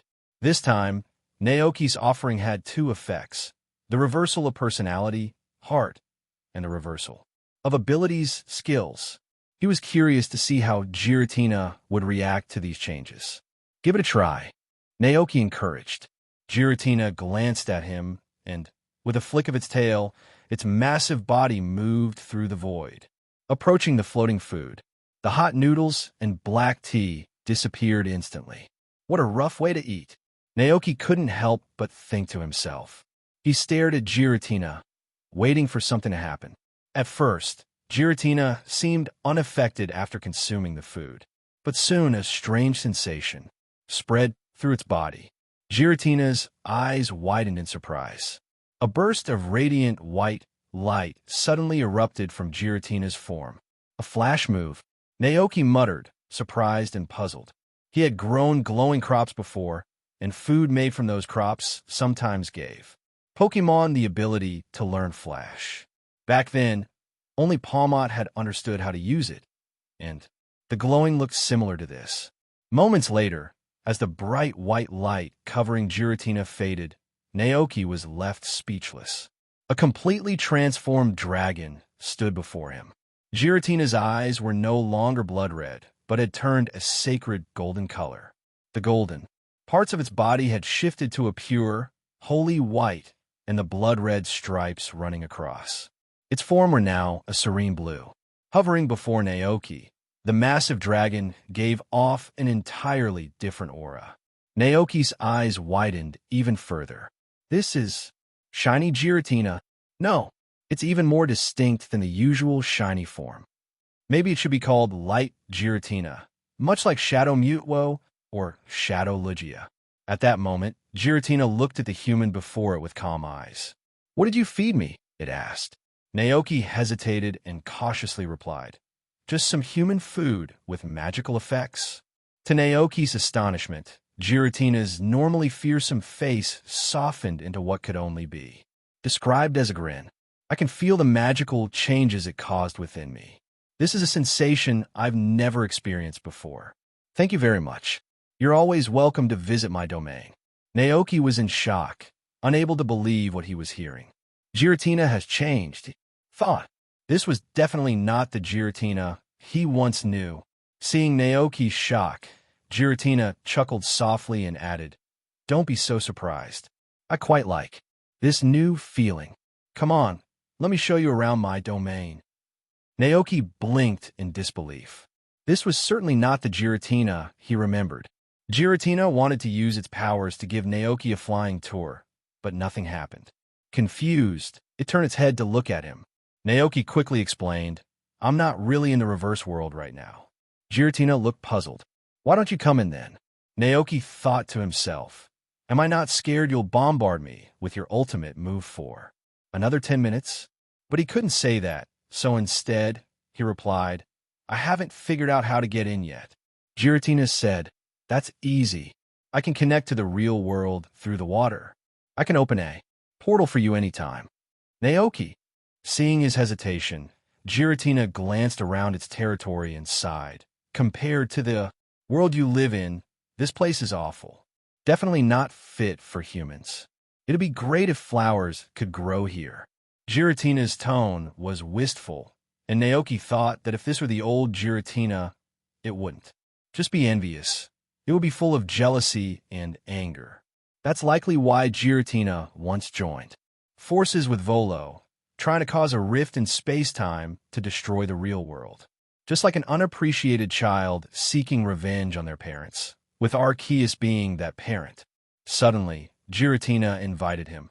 "I see you're good at growing flowers. Can you come here and help me plant some on those floating islands?" Naoki, he didn't know how to respond. Help! If Giratina wakes up from this, it'll never let me go. At that moment, black energy started swirling around Giratina's body. Within seconds, the light Giratina reverted back to its original form. It glared at Naoki, eyes wide, and growled, "What did you do to me?" Naoki, surprisingly, felt a sense of relief and said sincerely, "It's great to see you like this." Hearing that, Giratina's anger deflated almost immediately. It huffed twice, then grumbled, "Forget what I just said. I'm not jealous." "Foolish human." Naoki, taken aback, asked, "Wait, were you still yourself in that state?" Although the wording wasn't clear, Giratina understood the question. It glared and snapped, "I'm always myself." Naoki fell into thought. The effect of the food doesn't seem to be permanent. Or maybe it's because Giratina is the master of the reverse world and can change back on its own. He pondered further. It seems when a Pokemon's mind is changed, they're still the same. Pokemon, just with a shifted personality. So, Giratina's comments earlier about envying the real world were genuine. Naoki smiled and asked, "Does your invitation still stand?" Giratina looked confused for a moment, then realized he was talking about the invitation to plant flowers.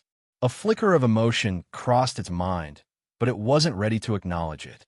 Irritably, Giratina retorted, "I never said anything like that." Originally, Dragonite handled the ranch's power supply, but since Palmo evolved into Palmot, it has taken over the job and become a reliable source of energy for the ranch. Naoki smiled at the thought, feeling proud of how dependable Palmot had become. With a satisfied expression, he placed the flower pots on the wooden stands inside the greenhouse. The pastoral style he had chosen for the decoration gave the space a cozy, rustic feel. There was a light-colored wooden flower stand on each side of the room, with a small tea table and a cozy sofa in the middle. A bookshelf stood nearby, and an elegant chandelier hung above, casting a warm glow over the space. The bookshelf was filled with books that Naoki had bought from town. Some told stories of young trainers embarking on journeys with their first Pokémon, eventually becoming world-famous Pokémon masters. Others were light-hearted Pokémon fairy tales about wild Pokémon building nests in tree holes, rescuing each other and playing happily together. There were also darker tales, like one about a caterpie that lived peacefully in the forest with other Pokémon until a Pidgeot invaded, killing all the caterpie except for the protagonist. Fueled by desire for revenge, the surviving caterpie trained hard, eventually evolving into a powerful Butterfree. Using a combination of Silver Wind, Poison Powder, and Air Slash, it defeated the Pidgeots and avenged its fallen friends. How did Naoki know all this? Well, because he had read a few of these books during his free time. After all, in this world, there weren't smartphones or computers to play AAA games on.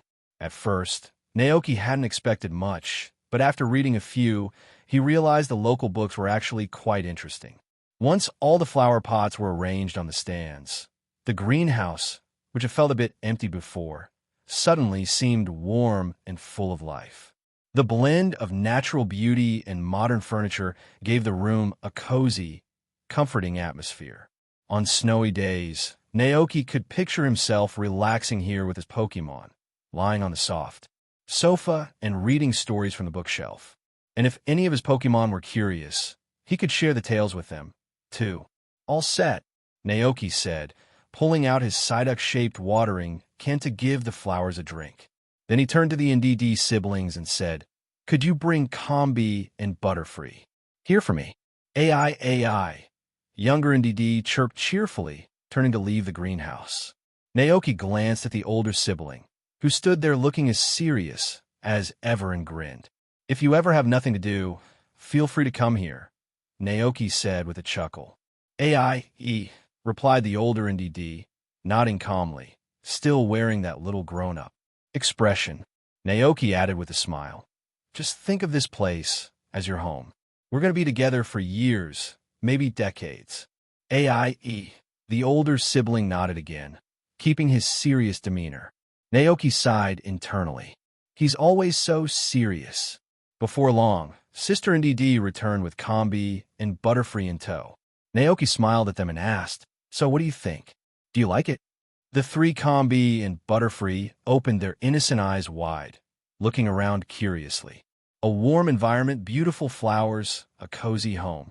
They loved it here. Buzz. Seeing their happy expressions, Naoki's heart swelled with joy. He thought for a moment and said, "When winter comes, I'll move the beehive and the wooden boxes here. You can live in the greenhouse." By then, the flowers in the glass greenhouse would be in full bloom, providing plenty of nectar. Butterfree and the Combi wouldn't have to worry about food anymore. After finishing the decorations in the greenhouse, Naoki lingered for a while, enjoying the peaceful feeling of reading, drinking tea, and napping in such a lovely environment. Then, he finally got up and left. Back on the ranch, the Pokémon were playing as usual. Koraidon was lying on the grass, sunbathing, but Naoki noticed its eyes were glancing in his direction. The Cyclizer was speeding across the lawn with Alchemy on its back, and 5 Knucklestack were happily chasing after them. 2 wild Dragonite seemed to have gotten themselves into trouble. They sat on the grass, looking rather dejected as they listened to another Naoki's Dragonite scolding them. The Go-Goats and Dolliv were gathered around the base of the World Tree, peacefully munching on berry snacks. Naoki couldn't spot Glacian right away, but when he noticed the flowers rustling nearby, he guessed it was probably out for a quiet walk. The ranch was bustling with life. Naoki felt a deep sense of happiness. His life truly felt complete. Just as he was about to prepare some poffins for the Dragonite, Ivan arrived at the ranch, riding a Cyclizer. Naoki noticed the letter in his hand and asked, "Oh, is there another festival happening in town?" Ivan curled his lips and said, "Autumn horse racing." Naoki casually opened the envelope, and, as expected, it was an invitation to him, as a rancher, to participate in the autumn horse race. Naoki raised his eyebrows. The problem was, he didn't have a horse Pokémon yet, so he couldn't participate. Ivan, still sulking over the money he lost in the spring horse race, grumbled, "I'm definitely not betting this time." Naoki, he still remembers that incident. Ivan glanced around the ranch. He hadn't visited in a while, and it seemed like there hadn't been any major changes. Looking around, He didn't see what he was hoping for, so he asked, "You still haven't caught a horse Pokémon?" Naoki shrugged. There's no rush. There's plenty of time until the spring horse racing. Ivan, covering his face in frustration, sighed. It looks like I'll never get those dollars back. My poor money. Naoki. Ivan let out a long sigh, clearly losing hope over the whole thing. Yeah, I get it. The ranch keeps you busy, so you don't have time to go out and catch a horse Pokémon. Oh well, if I can't win it back, I can't win it back. Don't worry, Naoki said, trying to comfort him. I'll find a way to help you win it back. After all, they had made a deal before Ivan would help Naoki find the butler Pokémon, and in return, Naoki would help Ivan win back the money he lost in the spring race. With the butler Pokémon found, it was now Naoki's turn to keep his promise. Ivan, no longer holding out much hope for horse Pokémon in winter, shifted the conversation to something more interesting. Naoki, have you heard? Seeing that Ivan wasn't in a hurry to leave, Naoki offered, "Why don't you come in and sit for a while?" Ivan grinned. "Don't mind if I do." Naoki led him to the living room, and Sister and DD kindly brought them both cups of tea. After taking a big gulp, Ivan continued, "I've got some big news. I heard it while delivering mail. It's about a legendary Pokémon." Naoki's mind quickly cycled through the legendary Pokémon of the Paldea region. Koraidon, Miraidon, Chien-Pao. But Ivan's answer was unexpected. It's the legendary sea guardian, Lugia. Naoki blinked in surprise. Ivan went on, clearly excited. You remember the cold wave that hit Paldea a while back, right? Turns out, it was all related to Lugia. I heard from a tourist visiting from the Orange Islands that a collector there tried to capture Lugia, and in doing so, angered the legendary bird Zapdos, Articuno, and Moltres. They caused such a huge mess. I heard the ocean even froze over, like the end of the world. Wild Pokémon from all over gathered on the frozen sea to watch them fight. Naoki, while not surprised, he had expected this, still listened intently. But what Ivan said next caught him off guard. And get this, apparently, during the battle between the legendary Pokémon, two Teddiursa somehow got involved. Not only that, but they almost stole the treasure guarded by the legendary birds. The three bird Zapdos, Articuno, and Moltres immediately stopped fighting and chased after the two Teddiursa, but they couldn't catch them. They were furious. In the end, someone managed to find the two bear cubs and convince them to return the treasure, explaining it could cause a massive disaster if they didn't. It's weird, though. How could those legendary Pokémon, who are practically gods, not catch up to two little Teddiursa? They almost got away with it. Ivan pondered, maybe they had the runaway ability? No, it's more likely Pickup. Pokémon with Pickup are always interested in shiny little trinkets. Naoki, it's amazing that there are flying Teddiursa in this world, Ivan said, astonished. But when he noticed Naoki's strange expression, he asked in confusion, "Don't you find that surprising? I've only seen extraordinary Pokémon like that here on your ranch." He was referring to the Palmot that flew around the ranch all day wearing a red cloak. Naoki, it's definitely surprising. Yes, Ivan agreed, full of emotion. There's still so many secrets in this world that humans haven't discovered. I heard that many Pokémon professors and researchers have started studying how Pokémon, like Teddiursa, can fly after hearing about this. Even Professor Oak, who's incredibly famous in the research community, is involved. Naoki was slightly stunned. Professor Oak? Huh, you don't know him. Ivan was surprised. In his mind, Professor Oak was well known, having discovered countless Pokémon secrets. I've heard of him, Naoki replied, though he hadn't expected the flying Teddiursa to draw Professor Oak's attention. It left him unsure of what to say. Ivan's face lit up with admiration. Professor Oak is a legend in the Pokémon world. He earned his PhD from Celadon University and quickly became an authority in Pokémon research. It's said that Professor Oak often risks being attacked by wild Pokémon to study them up close. He believes only by observing them directly can you get real, reliable data. He's helped trainers all over the world by providing critical information about wild Pokémon. If anyone can uncover the truth behind these flying Teddy Ursa, it's definitely Professor Oak. Naoki, do you trust Professor Oak that much? He asked. Of course. Ivan nodded enthusiastically. Professor Oak wasn't just a researcher. Before he became a doctor, he was an incredibly skilled Pokémon trainer. Naoki raised an eyebrow in surprise. You really want to be a trainer, don't you? Ivan nodded, his eyes full of longing. That's been my dream since I was a kid, to have my own Pokémon, to travel the world with it. What a romantic life that would be. So why do you stay in this small town and work as a postman? Naoki asked, curious. Ivan sighed, looking slightly resigned. Because I have to take care of my grandmother. He paused, then continued. After my mom passed away, my dad started drinking. One day, he went out drunk and never came back. Since then, it's been just me and my grandmother living together.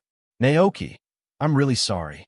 But Ivan simply grinned, showing a cheerful smile. It's okay, it's all in the past. Even though I can't travel, I'm happy living with Pokémon. Anyway, I need to head to the next ranch to deliver some mail. See you later. Naoki nodded and saw Ivan off, watching him disappear down the path. He couldn't help but sigh. Alas, this is a pitiful person. Naoki retracted his gaze and looked up at the sky. It had been several days since he'd received any letters from you and Baby Bear. Based on what Ivan said earlier, it seemed like they had wandered off to the Orange Islands. The Orange Islands, located in the middle of the sea, weren't a single landmass, but a group of islands separated by great distances. Naoki figured that Mew and Baby Bear were probably bouncing between the islands, unable to find a stable place to stay, which explained the delay in their letters. But, as the saying goes, speak of the devil, and he will appear. Just as Naoki was about to head back to the house to continue making poffins, a sound of metallic friction echoed from the sky. When Naoki looked up, he spotted a Pokémon covered in gleaming silver armor, its feathers sharp as knives, landing gracefully in the pasture. Skarmory, Naoki thought immediately. The Skarmory was holding a letter in its silver claws. It glanced at Naoki with its piercing eyes, then opened its beak and let out a metallic cry. With a soft thud, the envelope dropped onto the grass. I was used to this by now. He approached the letter, picked it up, and smiled at the Skarmory. Thank you for your hard work. The Skarmory seemed pleased, responding with a sharp hiss. Naoki waved his hand, and Brother NDD, who was standing nearby, came forward. Can you bring some poffins, please? Naoki asked. Brother NDD eyed the Skarmory and the letter in Naoki's hand, understanding the situation. He then turned and headed back to the room, asking his sister for a large box of poffins. Naoki handed the box to the Skarmory, saying, Here's your delivery fee. There are 2 portions. One is for you, and if you manage to catch up with Baby Bear and Mew, please give them the other one. The Skarmory happily accepted the task. It grabbed the treasure box in its claws, flapped its wings, and soared away with a satisfied expression. Naoki headed back inside to the living room with the letter in hand. The envelope was heavier than usual, immediately reminding Naoki of the time Baby Bear and Mew had picked up the 3 gems guarded by the 3 legendary birds. But they had already returned those gems, so this letter must have contained something different. Let's see what Baby Bear and Mew sent back this time. Naoki thought excitedly. As he opened the letter, brother and sister NDD gathered around, curious about the new delivery.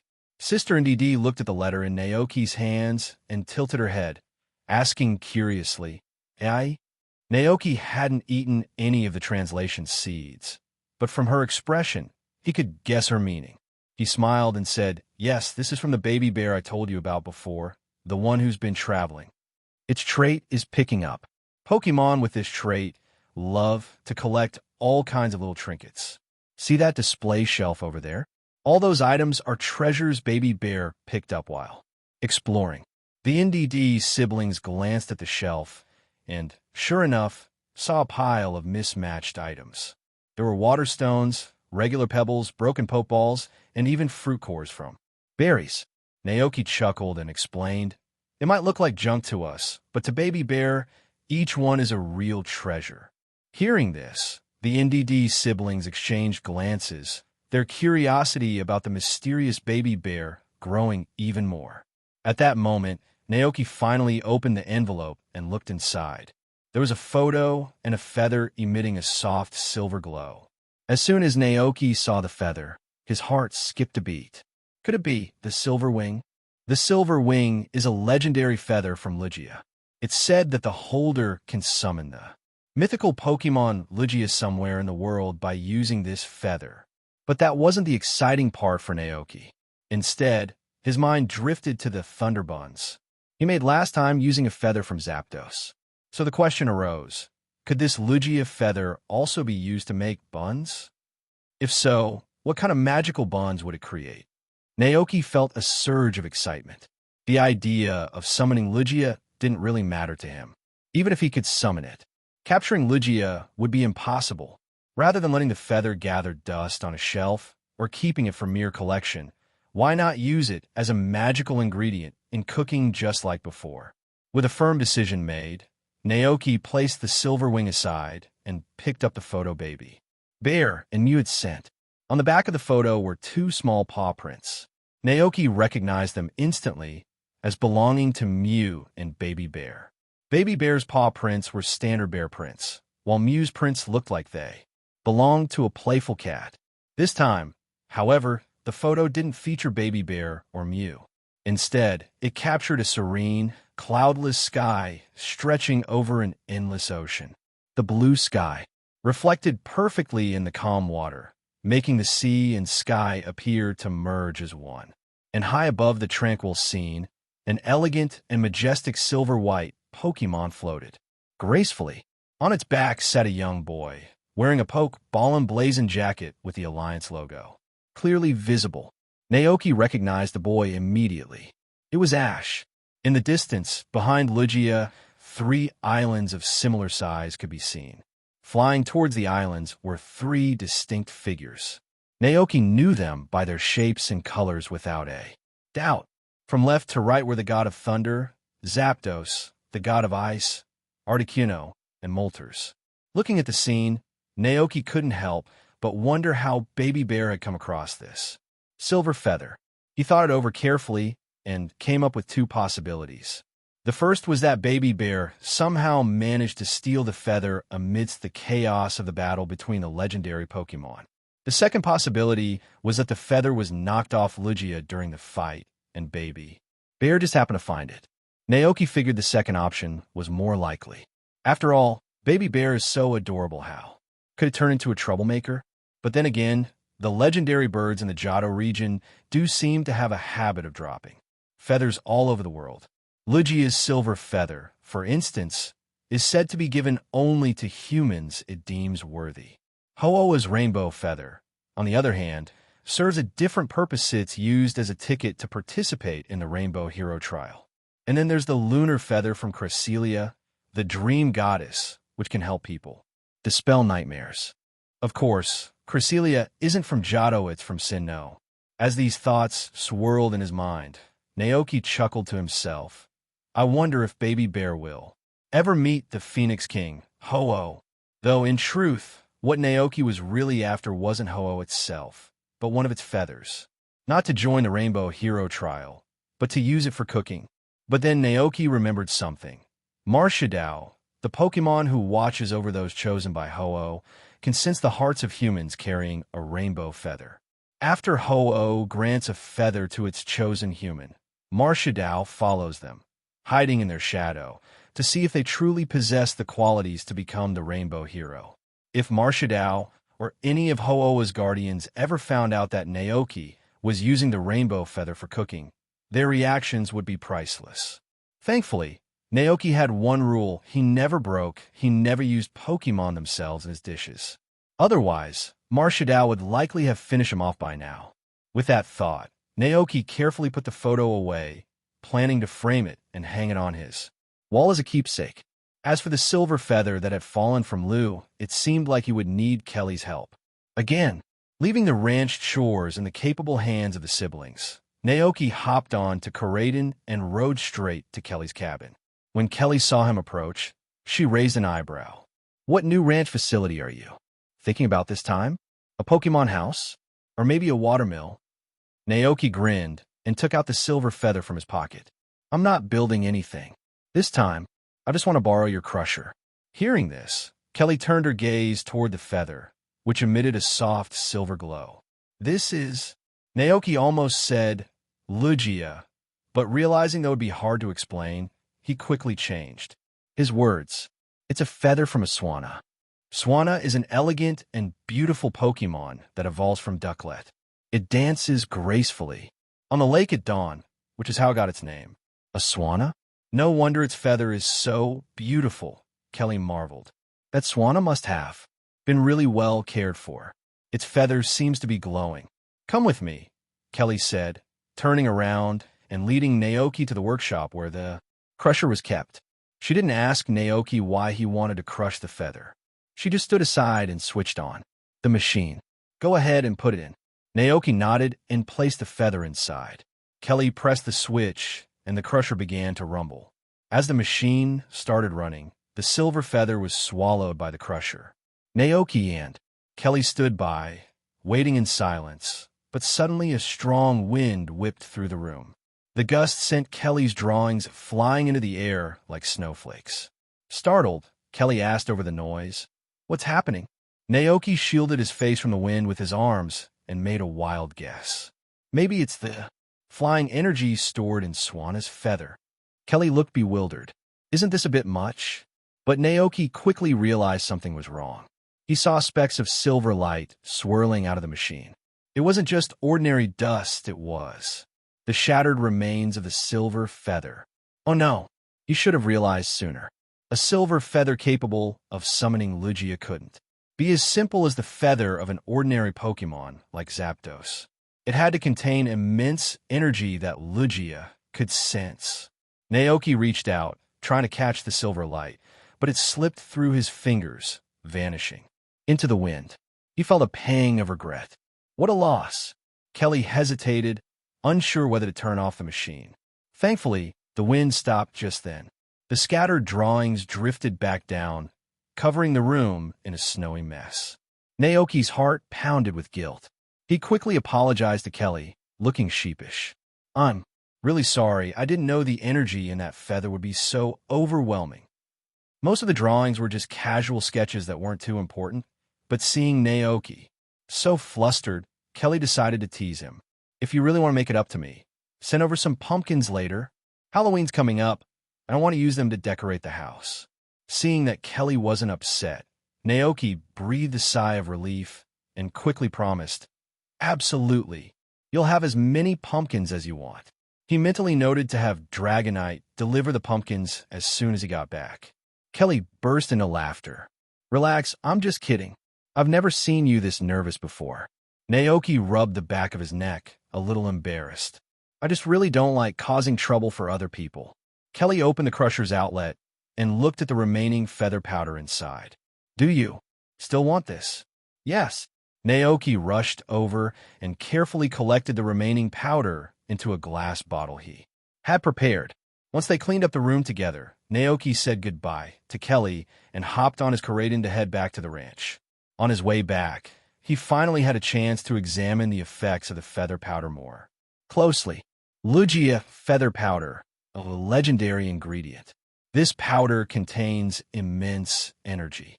It can be used in cooking, but its effects are unknown. Sure enough, it's from the same series of ingredients as the feather powder of Zapdos. Naoki thought to himself, calming down after seeing the information about the feather powder. He wasn't too surprised. After returning to the ranch, he greeted his Pokémon with a wave and said, "You guys go play by yourselves for now. I have something to take care of." The Knuckle Stack ran off to entertain themselves, and Naoki turned back toward the house. He went into the kitchen and began preparing the ingredients for his next dish. The most important element was flour, followed by the tools for kneading the dough. Naoki planned to mix the Lugia feather powder into the flour to make steamed buns, just as he had done last time with Zapdos feather powder. Unfortunately, Lugia's feather powder contained a large amount of flying energy, most of which had been lost during the grinding process earlier. Looking at the thin layer of silvery white powder at the bottom of the transparent glass bottle, Naoki sighed. Compared to the feather powder of Zapdos, this is much less, probably only a quarter of the amount. He felt it was a pity, but there wasn't much he could do. Another problem arose in his mind. Would such a small amount of powder affect the cooking results? After a brief thought, Naoki decided to give it a shot. He started kneading the dough, adding the silvery white powder into the flour, and poured in water. As he began kneading, he noticed the same sensation he had felt with Zapdos' feather powder, a tingling, electrifying feeling. This time, when Naoki touched Lugia's feather powder, he felt a strong gust of wind wrapping around his hand. The flying-type energy manifested as a milky white airflow, swirling within the container. Sometimes intense, sometimes gentle, the energy seemed alive. Even after the flour and feather powder were completely mixed, the milky white wind still lingered on the dough, like a special effect that wouldn't go away. Impressive, Naoki muttered, raising his eyebrows in surprise. After the dough was kneaded, it needed time to ferment. Naoki covered the dough with plastic wrap and set it aside, giving it 3 to 4 hours to rise. He wasn't in a hurry, so he sat on the sofa and turned on the TV to pass the time. The NDD siblings stood nearby, ever the loyal companions. The younger sister, ever thoughtful, made Naoki a cup of hot tea. Naoki took a sip, feeling the warmth and relaxation wash over him. He looked at the two siblings and said kindly, "No need to stand. Take a seat and rest." Sister NDD responded happily, taking a seat on the sofa closer to Naoki. Her older brother, more serious, sat at the far end. Meanwhile, deep in the ocean, in the silent depths of the sea, Lugia, who had just returned home and was about to get some rest, suddenly opened its eyes. It sensed that one of its feathers had lost connection with it. Surprise and confusion filled Lugia's gaze. Pokémon like it rarely shed feathers. Only human trainers with pure hearts were ever gifted its feathers. If the chosen one took the feather to the deepest part of the Whirl Islands and prayed with all their heart, Lugia would reveal itself to them, acknowledging their courage and kindness. Those silver feathers contained its unique energy, and because of this, Lugia could sense wherever they were. In ancient times, long ago, Lugia even promised some humans who became friends with it that if they were ever in danger and needed help, they could call it using the silver feather. At that time, Lugia would rise from the sea to assist them. But now, it had lost contact with one of its silver feathers and could no longer sense the energy within it. Lugia looked solemn. What happened to that feather? At 2 p.m., the dough had finally finished fermenting. Naoki carefully peeled off the plastic wrap covering the dough, shaped it into buns, and began steaming them. Because of the limited amount of the key ingredient Lugia's feather powder, Naoki managed to make only 6 steamed buns. But he wasn't sure if these buns would be similar to the lightning buns he made before, each of which carried the power of Zapdos. When the buns finished steaming, Naoki's curiosity was finally answered. Storm Bun, S plus a legendary dish made from the feather powder of a legendary Pokémon.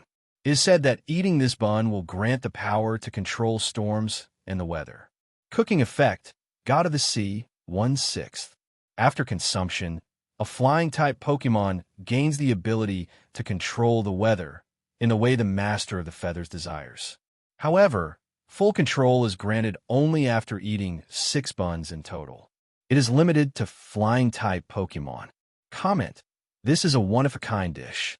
Feed it to your flying-type Pokémon. However, due to the ratio of ingredients, the dish cannot produce its full effect on its own. It's just as I thought, Naoki murmured. Does the 1/6 mean a Pokémon has to eat 6 buns in a row to fully gain the ability? It was lucky that he had made exactly 6 buns. Naoki decided to test it right away. He happened to have the perfect flying-type Pokémon on his ranch, Dragonite.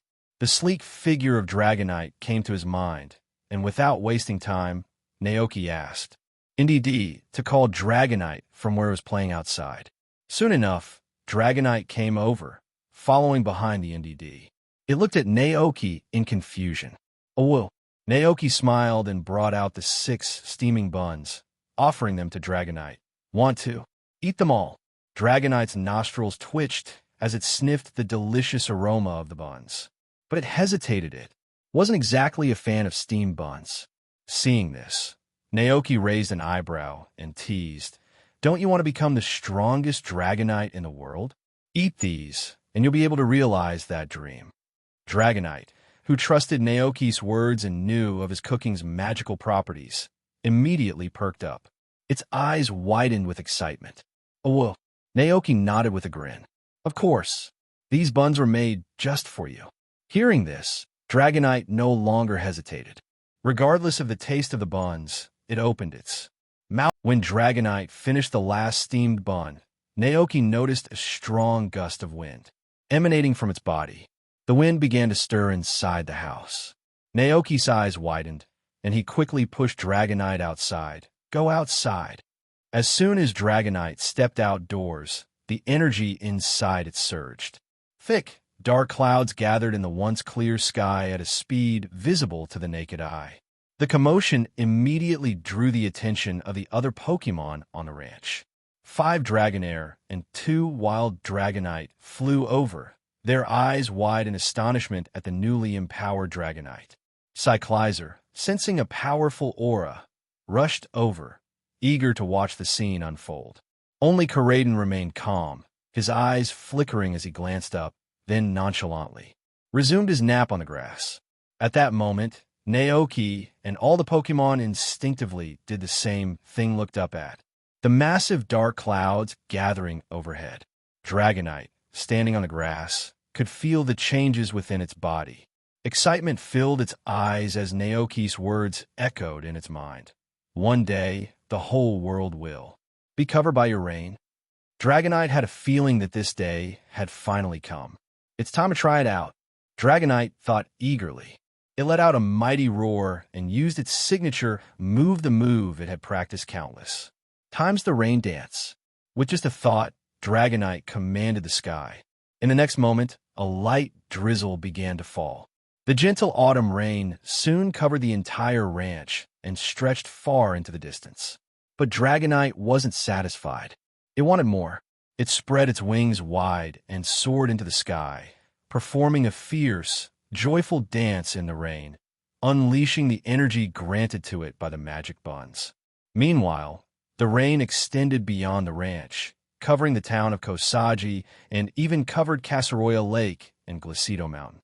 Incredibly, the rain reached even the scorching, dry desert.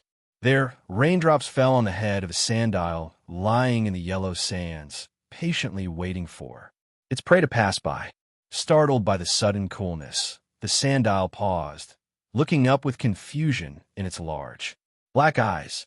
In Kosagi, people and Pokémon on the streets hurried to find shelter from the rain beneath. Shop awnings.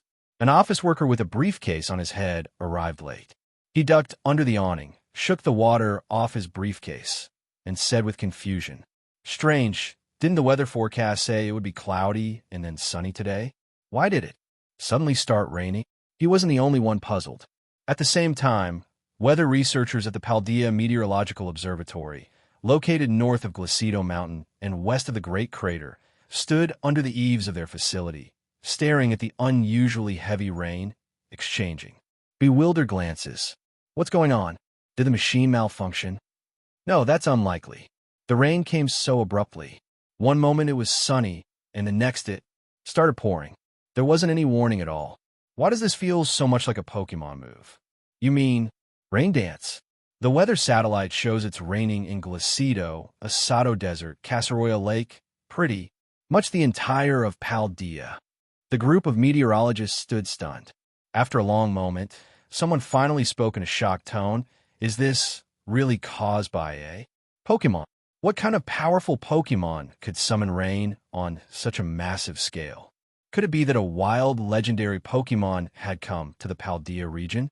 Just like what happened in the Orange Islands recently, when a clash of legendary Pokémon caused global weather disturbances." Meanwhile, in the Pokémon League, Gita, the current top champion of the Paldea region, stood by the window with her hands behind her back, gazing out at the heavy rain. As an experienced Pokémon trainer, Gita could sense something was off about the rain.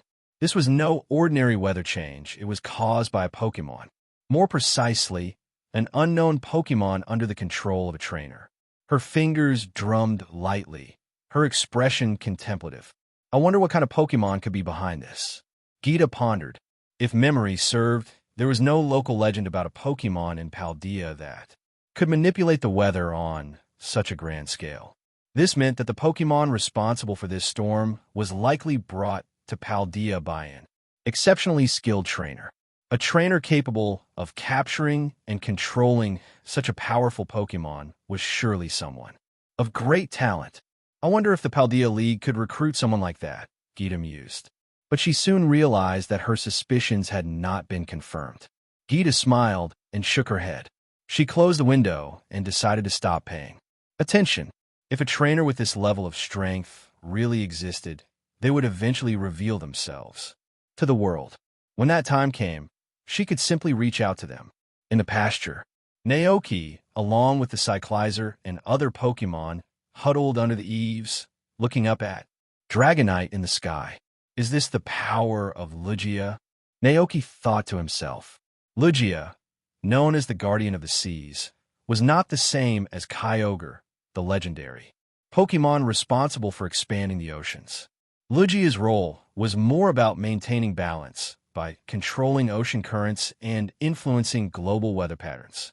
It has an incredible ability to calm stormy seas, and it's said that a single flap of its wings could create storms lasting for 40 days.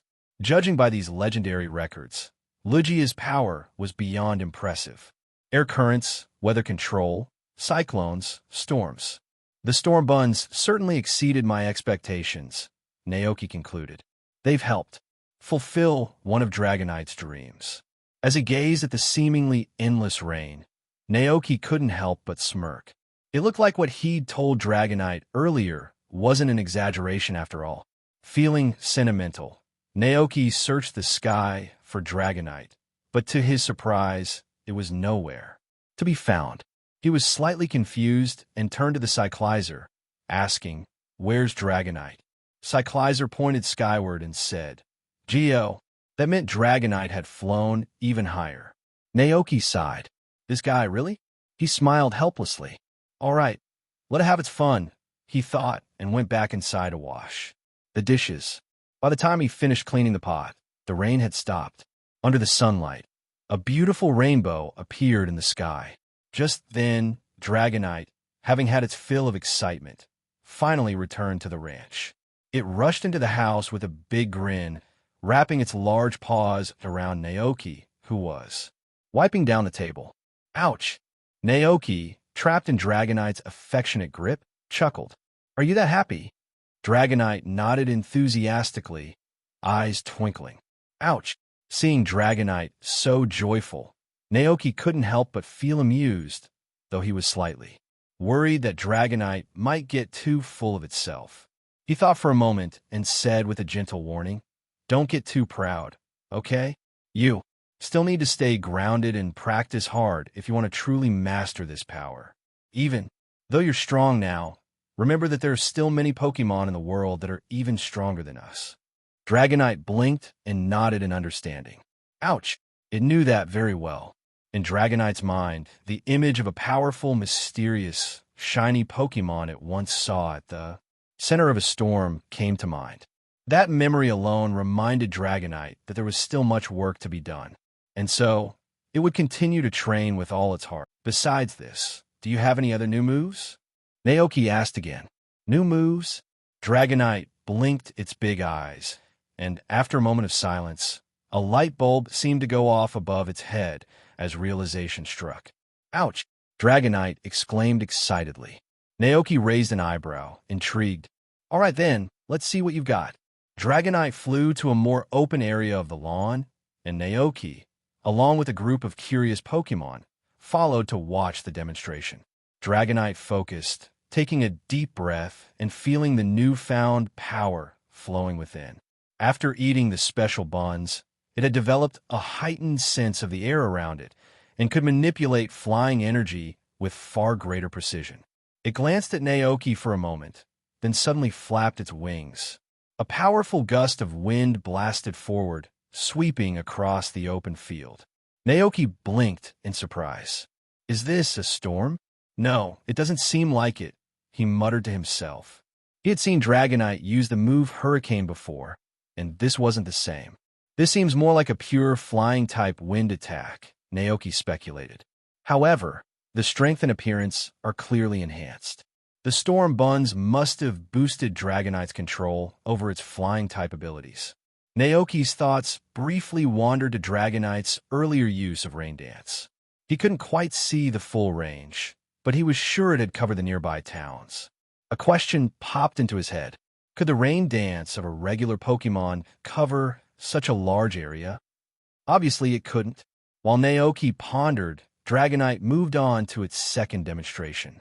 It folded its wings as if preparing something special. The next moment, Naoki saw a swirling ball of air forming in front of Dragonite. The compressed wind spun rapidly, gathering into a small cyclone, which Dragonite launched effortlessly. It controlled the direction of the cyclone with precision. Upon impact, the air vortex expanded, transforming into a powerful whirlwind that lingered in the sky for a while. Naoki stared, speechless for a moment. If he wasn't mistaken, that move resembled Lugia's signature Aeroblast attack. Did Dragonite just mimic that legendary move? Ouch! Dragonite landed in front of Naoki with a proud grin, waiting for praise. Naoki chuckled softly, still amazed. Well done, he said, though his mind was racing with the thought of how Lugia might react to this imitation. Dragonite cheered, clearly thrilled by the praise. Oh, but that wasn't all. Dragonite could already envision the possibilities if it were at sea. It could summon storms and whip up tsunamis in an instant, like the legendary giant Dragonite of old. And with thunder, this kind of power was beyond anything Dragonite had ever imagined. Overjoyed, Dragonite embraced Naoki in a big, happy hug. Dragonite hadn't forgotten that everything it had today was thanks to Naoki. Even without those magical bonds, it would have been more than satisfied. Seeing this, the 2 wild Dragonites and 5 Dragonairs standing nearby couldn't help but feel envious. They all knew why Dragonite had grown so strong. Within moments, the dragons both big and small gathered around Naoki, eagerly asking if they could have the same thing. Seeing their hopeful expressions, Dragonite proudly puffed up its chest and exclaimed, "Oh, woo! Did you see that? This is the best trainer." The other dragons stared, speechless. Naoki spread his hands, sighing with a hint of amusement. Sorry, there's no more. That kind of food is rare. Unless, of course, you can bring me some of Lugia's feather powder. One of the Dragonairs blinked in confusion and asked, "Woo, what's a Lugia?" Lugia, Naoki explained, is the legendary god of the sea. It sleeps deep within the ocean's trenches. Lugia has the power to calm the seas and protect both the oceans and the Pokémon that live there. The 2 wild Dragonites and the 5 Dragonairs all looked puzzled, feeling a bit embarrassed. They had never heard of, let alone seen, such a Pokémon before. Even if they wanted to help Naoki find it, they wouldn't know where to start. Suddenly, the shiny Dragonair remembered something that had happened on the ranch. Naoki had once worshipped a legendary Pokémon he called the King of Bountiful Harvest. According to Butterfree, whenever Naoki prayed to this deity, the crops on the ranch would grow rapidly overnight. That was the blessing Naoki received from this god. Dragonair used its imagination and wondered if they did what Naoki did and offered their prize fruit to the sea god, maybe their prayers would be answered too. They didn't need massive pumpkins or corn. They just wanted a simple feather like the scales that occasionally fell from their own bodies. Excited by the idea, Dragonair quickly shared its plan with the others. Upon hearing it, the eyes of all the Pokémon lit up with excitement, eager to give it a try. The Pokémon stopped playing in the ranch and immediately prepared to return to Dragonite Island. Before leaving, they didn't forget to pick up their own boxes of Poffins. Seeing them leave, Naoki was surprised. "Why are you heading off so early today? Aren't you going to play for a bit longer?" "Woo!" The 2 wild Dragonites didn't respond, and the 5 Dragonairs followed them as they flew towards Dragonite Island. Naoki stood there, slightly confused. He didn't have the translation seeds with him, so he couldn't understand exactly what the Pokémon were saying. But judging by their expressions, they must have something important to take care of, right? Shrugging it off, Naoki turned his attention back to his own Dragonite and summarized the improvements the Stormbun had brought to it. In general, you didn't learn any new moves, but your control over flying-type energy has greatly improved, he mused. Before, Dragonite could influence the nearby weather by releasing a mysterious aura, but it couldn't manipulate airflow at will. Now it could. I really wonder what Lugia's reaction would be if it saw Dragonite using its Cyclone attack. Naoki chuckled to himself. Would this count as a face-to-face rivalry? Unfortunately, Naoki couldn't go too far at the moment, and even if he wanted Johto, there was no guarantee he would see Lugia. After all, he had turned the Silver Wing into buns, so summoning Lugia wasn't an option anymore. But Naoki wasn't discouraged. He knew there would be more opportunities in the future. Life on Dragonite Island continued as usual, calm, peaceful, and lively. After returning to the island from Naoki's ranch, Dragonairs and Dragonite immediately dug up the fruits they had hidden in the bushes. Since Dragonairs didn't have proper hands yet, it couldn't hold the fruit itself, so it let the two. Dragonite, it's a new day. Ever since eating the storm buns made by Naoki, Dragonite felt like it had become the most powerful Pokémon on the ranch. This realization filled it with excitement, and even its walk seemed lighter, like the wind itself was carrying it. After delivering fresh milk to Mrs. Dante's, Dragonite began to set its sights on the strongest Pokémon on the ranch, Koraidon, known as the strongest around here. Seeing Koraidon lying lazily on the grass, Dragonite trotted up and stood, staring at it intently. Sensing the intense gaze, Koraidon raised one eyelid and gave Dragonite a puzzled look, asking, "Rayo, what's up?" Dragonite, full of anticipation, chirped, "Whoa, want to have a sparring match?" Koraidon blinked, surprised. Early in the morning? Was it hearing this correctly? It looked at Dragonite with suspicion, wondering if it had misunderstood. But Dragonite nodded enthusiastically, "Oh, woo." Koraidon sighed. It didn't really want to get into any trouble, but since yesterday, it had noticed Dragonite acting like it was about to float into the sky from pride. Dragonite thought it was now the most powerful Pokémon on the ranch. How did Koraidon know? Well, last night, when Dragonite was gazing at the moon with Cyclizer, it boasted about its newfound strength. At first, Koraidon didn't think much of it, just feeling a little envious. But now, this couldn't stand. It was still the strongest Pokémon on Naoki's ranch. With its pride suddenly ignited, Koraidon became serious and accepted Dragonite's challenge. There could only be one most powerful partner for Naoki. So, just as Naoki was stepping out of the greenhouse, Cyclizer raced towards him, frantically trying to explain that Koraidon and Dragonite were about to fight. Naoki was stunned for a moment. He quickly tossed aside the Psyduck-themed watering can he was holding and followed Cyclizer over to the goat's pen. Next to the pen was the battlefield Naoki had set up for challengers taking part in the Greengrass trial.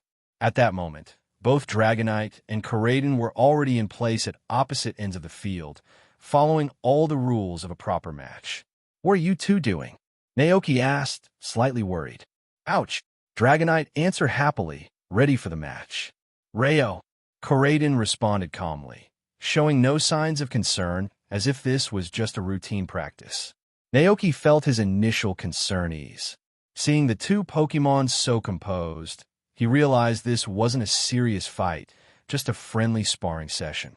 After all, during their journeys, other trainers often let their Pokémon battle each other for practice. "All right, I'll be your referee," Naoki said with a smile. He was actually curious to see how this would turn out. Though Koraidon was legendary, it wasn't as overwhelmingly strong as other legendaries from previous games. And now, Dragonite had been boosted by the effects of the Stormbun. Would Dragonite be able to challenge Koraidon? Seeing that both Pokémon were ready, Naoki blew his whistle and declared, "The battle begins." However, the two Pokémon didn't attack right away. Dragonite looked at Koraidon across from him, filled with fighting spirit, and shouted, "Oh, whoa, I'm going to attack." Corraden blinked and sighed. Rayo. With determination, Dragonite sprang into action. It folded its wings together, gathering energy to create an air vortex in front of it. But just as Dragonite began to move, Corraden reacted instantly. In a flash of scarlet, Corraden's speed was blinding, crossing the battlefield in the blink of an eye. It gave up guarding and launched a direct attack on Dragonite, catching it off guard. What incredible speed! Naoki gasped. Is this Corraden's full power? Corraden's powerful punch, capable of cracking the very earth, struck Dragonite hard, interrupting its move. Before Dragonite could process what had happened, Corraden followed up with a wide-area destruction move, sweeping Dragonite aside effortlessly. Dragonite's vision blurred as it was knocked out in one swift exchange. Its eyes turned into spiraling swirls, and small stars circled above its head as it lay on the ground, completely dazed. "Is it over already?" Naoki's voice was full of disbelief. Corraden, standing victorious, turned its back on the fallen Dragonite, exuding an aura of absolute dominance. "I am," Corraden seemed to declare, "the strongest Pokémon around Naoki." Corraden glanced at Naoki, and as their eyes met, it returned to its usual calm, almost shy demeanor. "Rayo Dash! Wow, that was incredible!" Naoki exclaimed, still stunned by the display of power. Corraden scratched its head bashfully, feeling a little embarrassed by the praise. "This is nothing compared to the real battles I've seen," Corraden thought, its mind wandering back to the time in Area Zero. Back then, Corraden was still a Cyclizer, standing on the dazzling crystalline land, gazing up. In awe at a mighty Corraden locked in combat with 4 other dragons and holding its ground without breaking a sweat. At that time, Cyclizer made a wish in its heart. If possible, it wanted to become a powerful Corraden, protect Naoki, and stay by his side. Forever. Now it had done just that. It had become the most powerful Pokémon around Naoki. Naoki stepped forward to help Dragonite recover, gently treating its injuries. Dragonite slowly opened its eyes, still a bit groggy from the knockout, covered in dust, and, looking quite pitiful, it blinked as it regained consciousness. Naoki coughed lightly, then asked, "So how do you feel?" Dragonite touched the back of its head, looking embarrassed. Ouch! It realized that it had been too proud and overconfident. Seeing Dragonite's reaction, Naoki began to piece things together. It wasn't like Corraden to challenge Dragonite out of nowhere. Knowing both of them well, Naoki guessed that this battle was most likely Dragonite's doing. It had probably thought it had become too strong after eating the storm buns, and so it had challenged Corraden to prove its strength. With a smile, Naoki rubbed Dragonite's head. "Don't be upset. You did really well." As Naoki considered how Dragonite must have felt after becoming stronger, he couldn't help but offer some advice. August 12th, year 198 of the Alliance calendar, autumn. After more than 8 months of growth and development, everything on the ranch had gradually stabilized. With the arrival of many new Pokémon, the workload around the ranch had been greatly reduced. Naoki no longer had to do everything himself like he had in the beginning. The NDD siblings kept the house and ranch in perfect order. Aside from taking care of Naoki's daily needs, their favorite place to hang out was the Pokémon Tavern. On the farmland, the Diglett handled the plowing, and Dragonite took care of the watering. Naoki didn't even need to pick crops by hand anymore. Thanks to the psychic abilities of the NDD siblings, they could use their telekinesis to gather the ripe crops, neatly stacking them in the pasture. With everything running so smoothly, Naoki's daily life became much easier. His routine now involved playing with Pokémon or sitting in the garden, sipping tea, and reading. Life was, in a word, comfortable. That afternoon, a new batch of fruit ripened in the orchard. Since all the fruit from the trees at home had already been eaten, Naoki grabbed a basket and headed out to pick some more. As he walked through the orchard, surrounded by the sweet fragrance of ripening fruit, Naoki couldn't help but feel a sense of awe. No matter how many times he saw it, the sight of heavily laden branches always amazed him. The fruit trees were astonishingly fast growers. Just 7 days after the first batch had been picked, the next batch was already ripe. No wonder fruits are so cheap here. Naoki muttered to himself, remembering how a single fruit in the market only cost around 20 poke dollars. The fruit trees in the wild must be like this too, he thought. With such an abundance of berries and fruit, the wild Pokémon living in the mountains and forests must be well fed. Huh? More golden and silver berries. Suddenly, Naoki noticed a golden cranberry hanging from one of the trees. And not just that on a nearby tree. He spotted a whole bunch of golden banana berries. Naoki was delighted and surprised. The last time he had picked fruit, he had also encountered a few rare golden and silver varieties, which were not easy to find. From the looks of it, the odds of coming across rare fruits were pretty high, definitely higher than the chance of mutant crops showing up in the field. Naoki stepped forward and carefully picked the rare berries. Holding the gleaming fruit in his hands, a new idea popped into his mind. A fruit platter. Based on his observations over the past few months, he had noticed that when the quality and rarity of ingredients were higher, the effects of the dishes made from them would improve as well. The last few times he had picked these golden fruits, there weren't enough to do much with, and the silver wing incident had taken up most of his attention. So, he hadn't thought about it much. But now it seemed like the perfect opportunity to experiment. What if I use these rare fruits to make a fruit platter? Naoki wondered. Will the effects of the dish change if I use these special varieties? Naoki got to work right away. He returned to the kitchen with a basket full of fruits on his back. Brother NDD, who was tidying up the house, noticed and looked a bit puzzled. Why are you cooking again at this time? NDD wondered.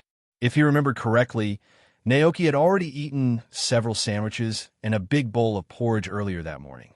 Sensing NDD's curious gaze, Naoki glanced up and saw the confusion on NDD's face. He quickly explained, I just thought a new dish. Well, not entirely new. It's more of an improved version of something. Hearing this, NDD immediately understood. He nodded without asking any more questions, but he couldn't help being curious about what Naoki was making. So, while he continued cleaning the house diligently, he kept sneaking little glances over at the kitchen area.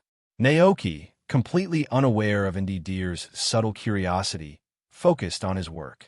He carefully picked out all the golden and silver fruits from the basket, rinsed them under clean water, then sliced them into different size pieces and arranged them neatly on a white porcelain plate. And just like that, a simple yet stunning fruit platter was ready. The fruit pieces on the plate shimmered with golden and silver hues, looking absolutely precious. Naoki gazed at the platter. In the next instant, information about his improved fruit platter appeared in his mind. Super Fruit Platter. This delicacy is made from a variety of fruits. It combines different flavors and is highly favored by some Pokémon. Cooking effect, skill refinement, large. After consuming, one of the Pokémon's moves will randomly change, with an increased chance of learning rare moves, and there's also a chance it might forget a move it already knows. Evaluation, basic cooking, easy to make, and a great option for both home and travel. Wow, it really changed. Naoki's eyes widened in surprise. He quickly whipped up a regular version of the berry platter and compared the two side by side. The dish level jumped from a lower C to a dash, and the skill refinement effect is much stronger too, he observed. Reading the final note, Naoki murmured to himself, the chance of learning rare moves has increased? Does that mean the Pokémon's move pool has expanded, and now they might learn even more powerful moves? Too bad it's still random, Naoki sighed. That part made him feel a bit disappointed. The dish didn't offer any guaranteed results, making it a bit of a gamble. At that moment, Sister NDD came happily trotting into the house. She spotted Naoki in the kitchen right away, and her eyes lit up with excitement. Ai! Seeing her enthusiasm, Naoki smiled and explained, this is a fruit platter. As he spoke, he noticed that Brother NDD, who was nearby, was also glancing curiously in their direction. Ai. Sister NDD peered at the golden fruit neatly arranged on the white porcelain plate. It looks so appealing. Can I try it? Sister NDD gave Naoki an expectant look, but this put Naoki in a bit of a dilemma. He thought for a moment and then carefully explained, This isn't just regular food. When a Pokémon eats it, there's a 50% chance it'll learn a new move. But there's also a 50% chance it might forget a move it already knows. AI. Sister NDD tilted her head, clearly confused. Naoki chuckled. Does that scare you? Sister NDD quickly shook her head. AIE. No way. She looked down at the fruit platter, her eyes filled with curiosity. Aya. She was determined to try it. Naoki wasn't surprised by Sister NDD's adventurous spirit. Even Thug might increase the chance of learning rare moves. She was younger. She had always been lively and outgoing, with a love for adventure. However, her brother wasn't so pleased with her decision. His disapproving look said it all. AI. You don't even know that many moves. What if you forget something important and become confused? Sister NDD puffed out her cheeks and put her hands on her hips. AI. You're the one. Who's confused? Naoki blinked, confused for a moment. Why were they suddenly arguing? He motioned for them to calm down and said with a smile, Don't worry, it's not like you'll forget the move forever. It's just temporary. If you practice hard again, you'll remember it. Soon, Naoki continued. For example, Butterfree ate this and learned the electric-type move, Electroweb. Cyclizer ate it and picked up Dragon Tail. Dragonite even learned extreme speed after eating it. But later on, Dragonite got greedy and wanted to learn more moves, so it ate more of the fruit platter. The result? Not only did it fail to learn any new moves, it forgot the Dragon Tail. It had worked so hard to master. It was so upset, it almost cried. Naoki chuckled as he shared this tale of Dragonite's dark history. These were things the brother and sister had never heard of before. Their attention was immediately drawn in. From Naoki's vivid description and their own experiences with Dragonite, they could almost picture what Dragonite must have looked like at that time, frustrated and determined. AI. What happened next? Sister NDD couldn't help but ask. Naoki smiled and continued. Well, after that, Dragonite trained day and night. After a week of hard work, he finally remembered Dragon Tail. But he hasn't dared to touch the fruit platter since, because he's afraid he might forget his other moves. In that case, do you still want to try it? Naoki asked, looking at Sister NDD with a playful grin. Sister NDD paused thoughtfully for a moment, and then her eyes lit up with excitement. Aya. Yes. It sounded like such an exciting experience, and she wanted to try it herself. Seeing her enthusiasm, Brother NDD sighed, knowing there was no stopping her. But since Naoki had assured them that it wouldn't cause any harm, he decided there was no need to worry too much. Still, a part of him was curious. Would Sister NDD learn a new move or forget one she already knew? Just don't cry if you forget a move. Naoki teased with a smile. Aya. I won't. Sister NDD immediately protested, puffing out her cheeks in defiance. She was a reliable and caring butler now, no longer a child who cried over little things. All right, let's give it a try then, Naoki said, nodding encouragingly. He had carefully recorded the moves the two sibling butlers had already mastered. Brother NDD's moves were Stored Power, Skill Swap, Helping Hand, Psychic, and Calm. Mind. Sister NDD's moves were Stored Power, Psychic, Helping Hand, and Metronome. Naoki recalled these moves as he watched Sister NDD enjoy the super fruit platter. 1 bite, 2 bites, 3 bites. When Sister NDD had finished the entire platter, a soft, magical wave suddenly rippled through her small frame. Naoki's heart raced, his eyes immediately drawn to the shimmering energy surrounding her. Did you learn a new move? He asked, excitement building in his voice. Sister NDD focused for a moment, then nodded eagerly, her eyes sparkling. Aya. Yes. Naoki's face lit up with joy. Wow, how lucky. She had learned a new move on her very first try. What move is it? Naoki asked curiously. AI. I'm not quite sure, she admitted, looking a little unsure. But after a moment's hesitation, she decided to demonstrate. A soft, pinkish glow suddenly radiated from her body. Naoki noticed a faint crescent moon glowing behind Sister NDD. He could sense something extra in the air, a magical energy lingering around her. However, instead of dissipating, the energy hovered in the air, as if it was waiting for a target. As this mysterious power was released, NDD suddenly looked exhausted, as though she had lost all her strength. It was a sight similar to a Pokémon that had been knocked out of a battle. Naoki blinked in surprise. What kind of move is this? He thought aloud. A crescent moon, the user losing energy. Suddenly, an incredible name popped into his mind. Lunar Dance. Lunar Dance is the exclusive move of the legendary Pokémon Cresselia. The user loses the ability to fight, but in return, it heals all the Pokémon on its team and cures any status ailments. Could Sister Mdidi have just performed that rare, magical skill? Naoki was astonished.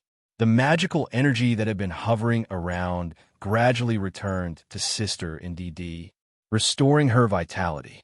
She quickly regained her energy, looking refreshed, as though she had never been weak in the first place. Her brother, who had been watching in concern, let out a relieved sigh. Both siblings then looked toward Naoki, waiting for an explanation. I believe what you just performed was Lunar Dance, Naoki explained. Yeah, Sister NDD blinked, confused. Lunar Dance? Naoki chuckled at her confusion and continued. Lunar Dance is an incredibly rare move. After using it, the Pokémon sacrifices all its energy and loses its ability to battle. However, it completely restores the health and removes any status conditions of your team members. This move is unique to the legendary Pokémon Cresselia. Cresselia? Sister NDD didn't fully understand, but she knew enough to recognize the significance of learning a legendary Pokémon's exclusive move. Her eyes sparkled with pride. She turned to her brother with a beaming smile, her expression saying, AI, aren't I? Amazing. Her brother sighed but smiled softly. AI. Full of excitement, Sister NDD looked at Naoki with anticipation. She wanted to try the move again. Naoki hesitated.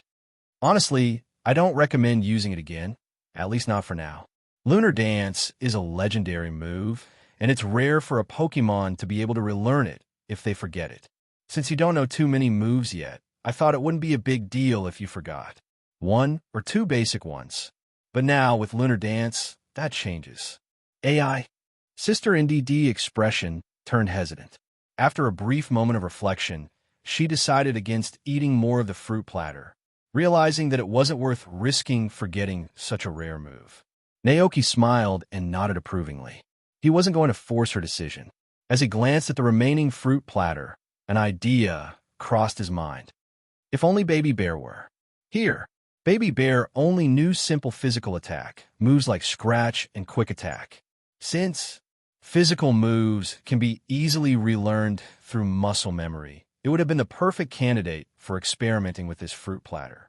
Plus, with Baby Bear's inherent luck, there was a chance it could comprehend some truly rare and powerful moves through this super fruit platter. Too bad Baby Bear's not around anymore. Naoki sighed wistfully. Then, deep in thought, he mused aloud, maybe for future Pokémon, I can give them a piece of lucky pudding before the fruit platter to enhance their luck. That. The next morning, after waking up, Naoki glanced at the calendar as usual.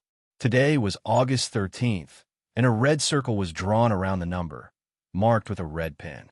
That was the mark Naoki made over a month ago when he started brewing beer. It meant today was the day the beer would be ready. The thought of it instantly energized Naoki, shaking off any lingering sleepiness. He got up and made his way to the living room, with Koraden following closely behind. In the kitchen, Sister NDD was already preparing a delicious breakfast for everyone. Brother NDD was tidying up the mess Alchemy and the other Pokémon had left behind. Meanwhile, Cyclizer lay in front of the fireplace, lazily squinting as if it still hadn't fully woken up. Seeing this, Koraden couldn't help but give a warning call, Rayo. It was as if Koraden was saying, You lazy bones, how did you end up like this? Hearing Koraden's voice, Cyclizer immediately snapped its eyes open, noticing that everyone was looking at it. Gal! It felt a bit panicked, as if it had done something wrong. Naoki chuckled and reassured. It's all right. Breakfast will take a while. Go ahead. Rest a little longer if you want. Relieved but now wide awake, Cyclizer decided to shake off its drowsiness and trot outside to enjoy the fresh morning air. The ranch in the morning was always so peaceful and refreshing. A gentle breeze carried the faint scent of flowers and fresh grass. Dewdrops hung like little jewels on the leaves of the crops in the fields. Glacian was strolling, Dolive was basking in the sunlight, Combi were busy working, and wild bird Pokémon perched on the roof, all creating a peaceful yet lively atmosphere. Cyclizer loved it, and soon began running joyfully across the grassy field. Back in the living room, Alchemy stood on the cupboard, watching NDD prepare breakfast. Palmot had sprawled lazily on the sofa, its furry body wrapped snugly in the soft cushions. The sunlight streamed in through the large French windows. As Palmot lazily scratched itself, a few loose hairs floated in the sunlight, standing out clearly. Naoki, it looks like I'll need to start serving more chicken soup to the furry Pokémon on the ranch. He remembered that chicken soup was known for preventing hair loss and making Pokémon's coats shiny and smooth. Not only Naoki, but even NDD noticed the floating fur. NDD quickly fetched some cleaning tools and tidied up the stray hairs from the wooden floor. Naoki smiled, impressed yet again. Truly a top-notch butler Pokémon. While waiting for breakfast, Naoki made his way to the cellar. The cellar was dimly lit, and a soft fragrance filled the air. Naoki sniffed carefully and detected the distinct aroma of hops and malt fermentation. It's ready. With excitement, Naoki descended the cellar stairs and approached the nearest oak barrel. He turned the valve, and golden beer flowed out. A rich, malty aroma followed, filling the cellar with the smell of perfectly brewed barley beer. Naoki called up to Karaden, who was standing guard by the entrance. Bring me a cup. Rayo. Karaden responded and quickly trotted off to fetch a glass from the living room. Naoki reached out and took the glass, filling it with freshly brewed beer. As he looked down at the golden liquid, the information about the beer appeared in his mind. Barley beer, beer fermented from malt and hops, an essential part of any pub. Cooking effect, intoxication. After drinking, a Pokémon will enter a state of mild tipsiness, allowing them to relax both body and mind. In this state, the recovery speed of injuries is accelerated. If a fighting-type Pokémon drinks it before a battle, it may have unexpected effects. Evaluation, a basic barley beer, easy to make, a good choice for home or travel. Naoki chuckled, a bit surprised by the effect, but upon reflection, it made sense. It could bring peace to Pokémon, helping them fully relax. Perhaps this would be something especially appreciated by Pokémon that are often stressed or overworked. What piqued Naoki's interest, though, was that beer seemed to have a unique effect on fighting-type Pokémon. Would it allow them to perform some sort of drunken boxing during a battle? Coincidentally, Naoki had a fighting-type Pokémon on his ranch Karaden. He looked up at Karaden, considering it for a moment. But after some thought, he quickly abandoned the idea of giving it to Karaden. What if it got drunk and went on a rampage? It'd be fine with a regular Pokémon, but Karaden was a legendary Pokémon. If it got tipsy and started wrecking things, nobody on the ranch would be able to stop it. Satisfied with the brew, Naoki eagerly went to tell the good news to NDDs, who also managed the Pokémon Tavern on the ranch. The beer can help Pokémon relieve fatigue and relax. If a Pokémon is injured, drinking this will speed up the healing process, Naoki explained enthusiastically. We can add it to the pub's menu. Yeah. Sister NDD gasped in surprise, her eyes lighting up at the idea of such a helpful drink. Naoki grinned and nodded. After breakfast, he asked the two butlers to use their telekinetic abilities to carefully transport an oak barrel full of beer to the back of the tavern's bar. That way, if any Pokémon wanted to try it, the NDDs could simply turn the valve and serve up a cup. Over the past few months, the Pokémon Tavern had become a huge success, thanks in large part to the hard work and dedication of the two siblings. Not only do the siblings serve as bartenders to entertain the guests, but they also prepare food for hungry patrons. In addition to the milk and berry juice prepared by Naoki, they've specially crafted easy-to-make treats like sandwiches, buttered berry snacks, and buttered popcorn made from fresh corn for guests to choose from. Thanks to their efforts and the growing reputation spread by Pokémon in the town, this once dilapidated old house-turned tavern has become a beloved gathering place exclusively for Pokémon. Though the tavern's popularity slightly veered away from Naoki's original plan, it seems like a happy outcome. Naoki usually doesn't interfere much with the Pokémon who gather the tavern. But whenever a new Pokémon visits, or one that piques his interest, he finds himself sneaking over to eavesdrop on their conversations, curiosity getting the better of him. Today, Naoki came to the tavern with a specific mission: to observe the effects of his newly brewed beer. He munched on nearly a dozen pieces of seed crisps as he stood behind the bar with Sister and DD, ready to greet and serve the evening's customers. Brother and DD was bustling around in his role as the bartender, prepared to serve meals, clean up spills, or tidy the tables left messy by the Pokémon patrons. The pub officially opened at 6:30 p.m. Soon after, the tavern's loyal customers arrived, two Machamps. They approached the bar, intending to order their usual drinks, juice, and milk, but quickly noticed something new on the menu. An Ica. What's that? Is a new kind of berry juice? Machamp curiously asked. Sister and DD smiled and shook her head. AIE. No, it's beer. A drink that helps Pokémon relax and unwind. An Ica. Machamp's eyes widened in disbelief. Could such a thing really exist? Sister and DD smiled again. AI, would you like to try a glass? The two Machamps exchanged looks and, unable to resist their curiosity, handed over their payment and ordered 2 beers. Naoki, grinning playfully, filled 2 large glasses of golden beer and slid them across the bar. The Machamps sat at their usual table, gazing down at the golden liquid. The smell was odd, not like anything they had ever tried before. They hesitated for a moment, but eventually leaned down and took a small sip.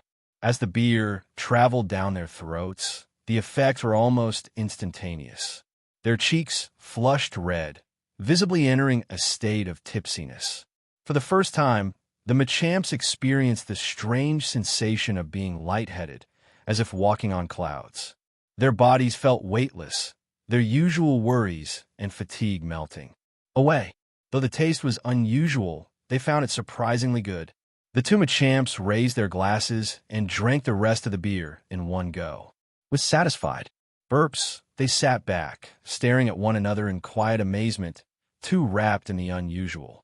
Feeling to say a word, Naoki watched from behind the bar, thinking, is it that the beer's too strong, or do these two just have really low alcohol tolerance? Just then, a quaint, known for its exuberant dancing, arrived at the tavern. Upon seeing the Machamps swaying in their chairs with glassy eyes, it stopped mid-step, looking thoroughly confused. Quack! What happened? It asked curiously, noticing the strange, dazed look on their faces. Sister and DD smiled gently, her voice soft as she explained, AIE. They drank beer. Beer, no wonder. Quaquaval had heard of this drink, mostly enjoyed by humans. It found a taste a bit odd and had never been fond of it. So, with a polite shake of its head, it declined Sister NDD's recommendation and ordered its usual tree juice, settling down to sip it slowly. As time passed, more and more Pokémon wandered into the tavern. Most were from the town, while a few were stray Pokémon drawn by the promise of free food and drink. There was a pair of Plusle and Minun, an Elekid, a Pikachu, and many others. The once empty seats in the tavern were soon filled, and the space buzzed with lively chatter. The Pokémon guests were clearly enjoying themselves. Brother and Sister NDD looked on with joy as the tavern filled with life. But Naoki couldn't help feeling a little disappointed. Despite the crowd, none of the Pokémon were interested in trying the beer. The strange smell seemed to turn them off, and after serving the 2 Machamps earlier, he hadn't managed to sell another glass. At that moment, the door of the tavern creaked open. A Meowth walked in, a sad expression on its face, the golden coin on its forehead catching the warm light of the tavern. Naoki immediately recognized it. He'd heard stories from Quaquaval that this stray Meowth lived in Kosagi Town, making its living by using its treasure-gathering skill to open treasure chests. It was said that a trainer once tried to catch the Meowth, but it refused, saying it preferred the life of a treasure hunter, though treasure hunting often meant rummaging through trash cans. Naoki had seen the Meowth many times before, always lively and full of cheer. But today, something was different. Meowth approached the bar. Its head hung low, clearly in need of comfort.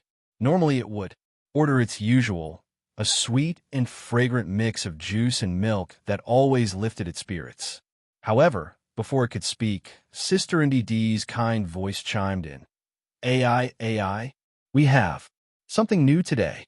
It's a magical beer that helps Pokémon relax and soothe their souls.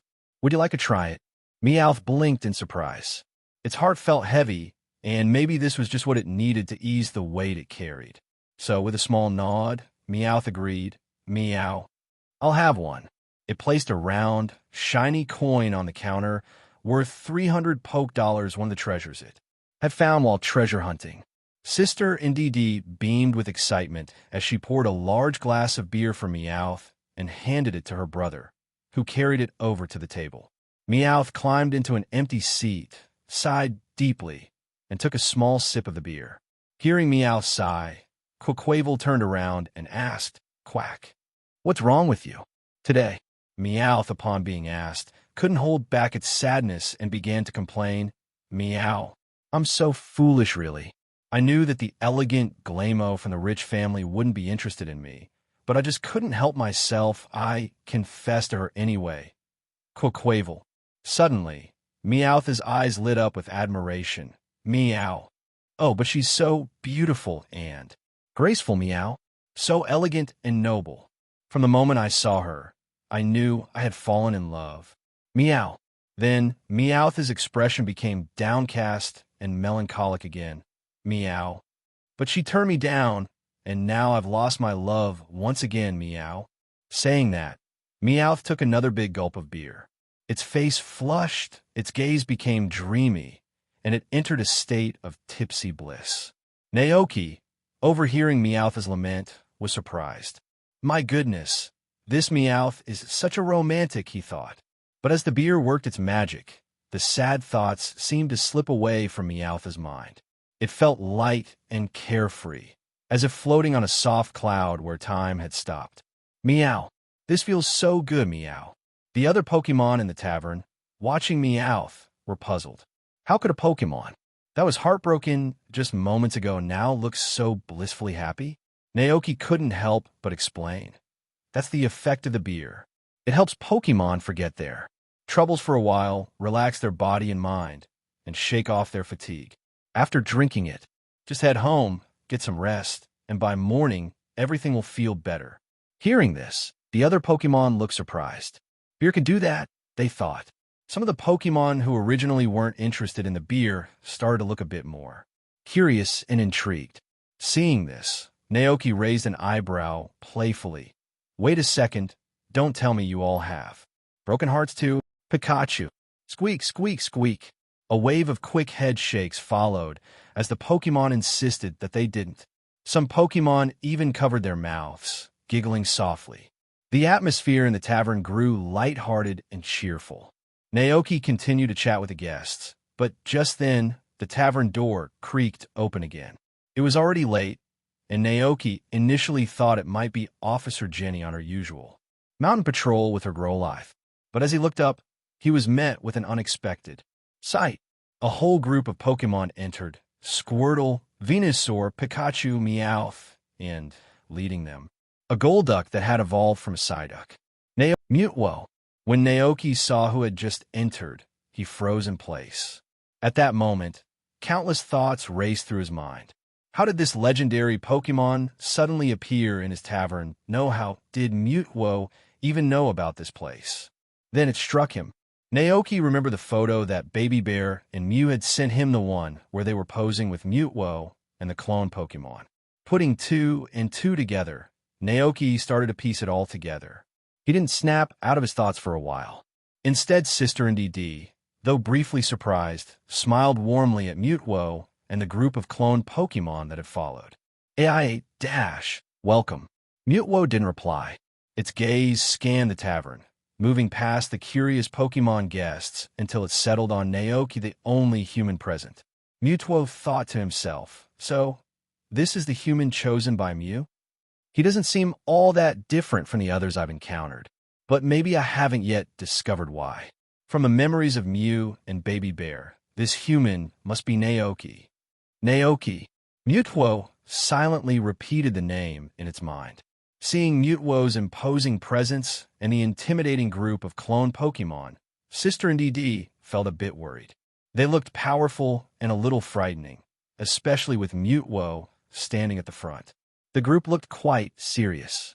She glanced at Naoki, who gave her a reassuring look and smiled calmly. Welcome to the Pokémon Tavern. This is a place for Pokémon to relax and enjoy themselves. What would you like to drink? Mutwo blinked, slightly taken aback. It took a moment to remember why it had even come here. After its last encounter with Mew and Baby Bear, Mutwo had gone to live in a hidden place called Clear Cliff, along with the other clone Pokémon. But it wasn't long before humans, with bad intentions, discovered the location and tried to capture them. Fortunately, with the help of Ash and his friends, they managed to stop Team Rocket's plan, and Mutwo erased their memories of the incident. Following the Clear Cliff ordeal, Mutwo decided to continue its search for a peaceful place to live, alongside the cloned Pokémon. Yet, something stirred in its memory the images from Baby Bear and Mew. The memories of a human, Naoki, who helped Pokémon without expecting anything in return. For reasons it didn't quite understand, Mutwo found itself changing course mid-journey, feeling compelled to seek out this place. Was it searching for answers? Or was it simply curious about the location Mew had visited? Mutwo remained silent. Not only Naoki, but the other Pokémon in the tavern were also starting to notice the unusual guests. The atmosphere in the room shifted slightly as they began to recognize Mutwo's commanding presence. Naoki carefully observed Mutwo. Its expression was calm, far from the turmoil and pain he had seen in the anime. There wasn't any hatred, just a quiet sense of reflection. Naoki realized this must be the post-movie version of Mutwo, the one that had started to find peace. Its personality had changed.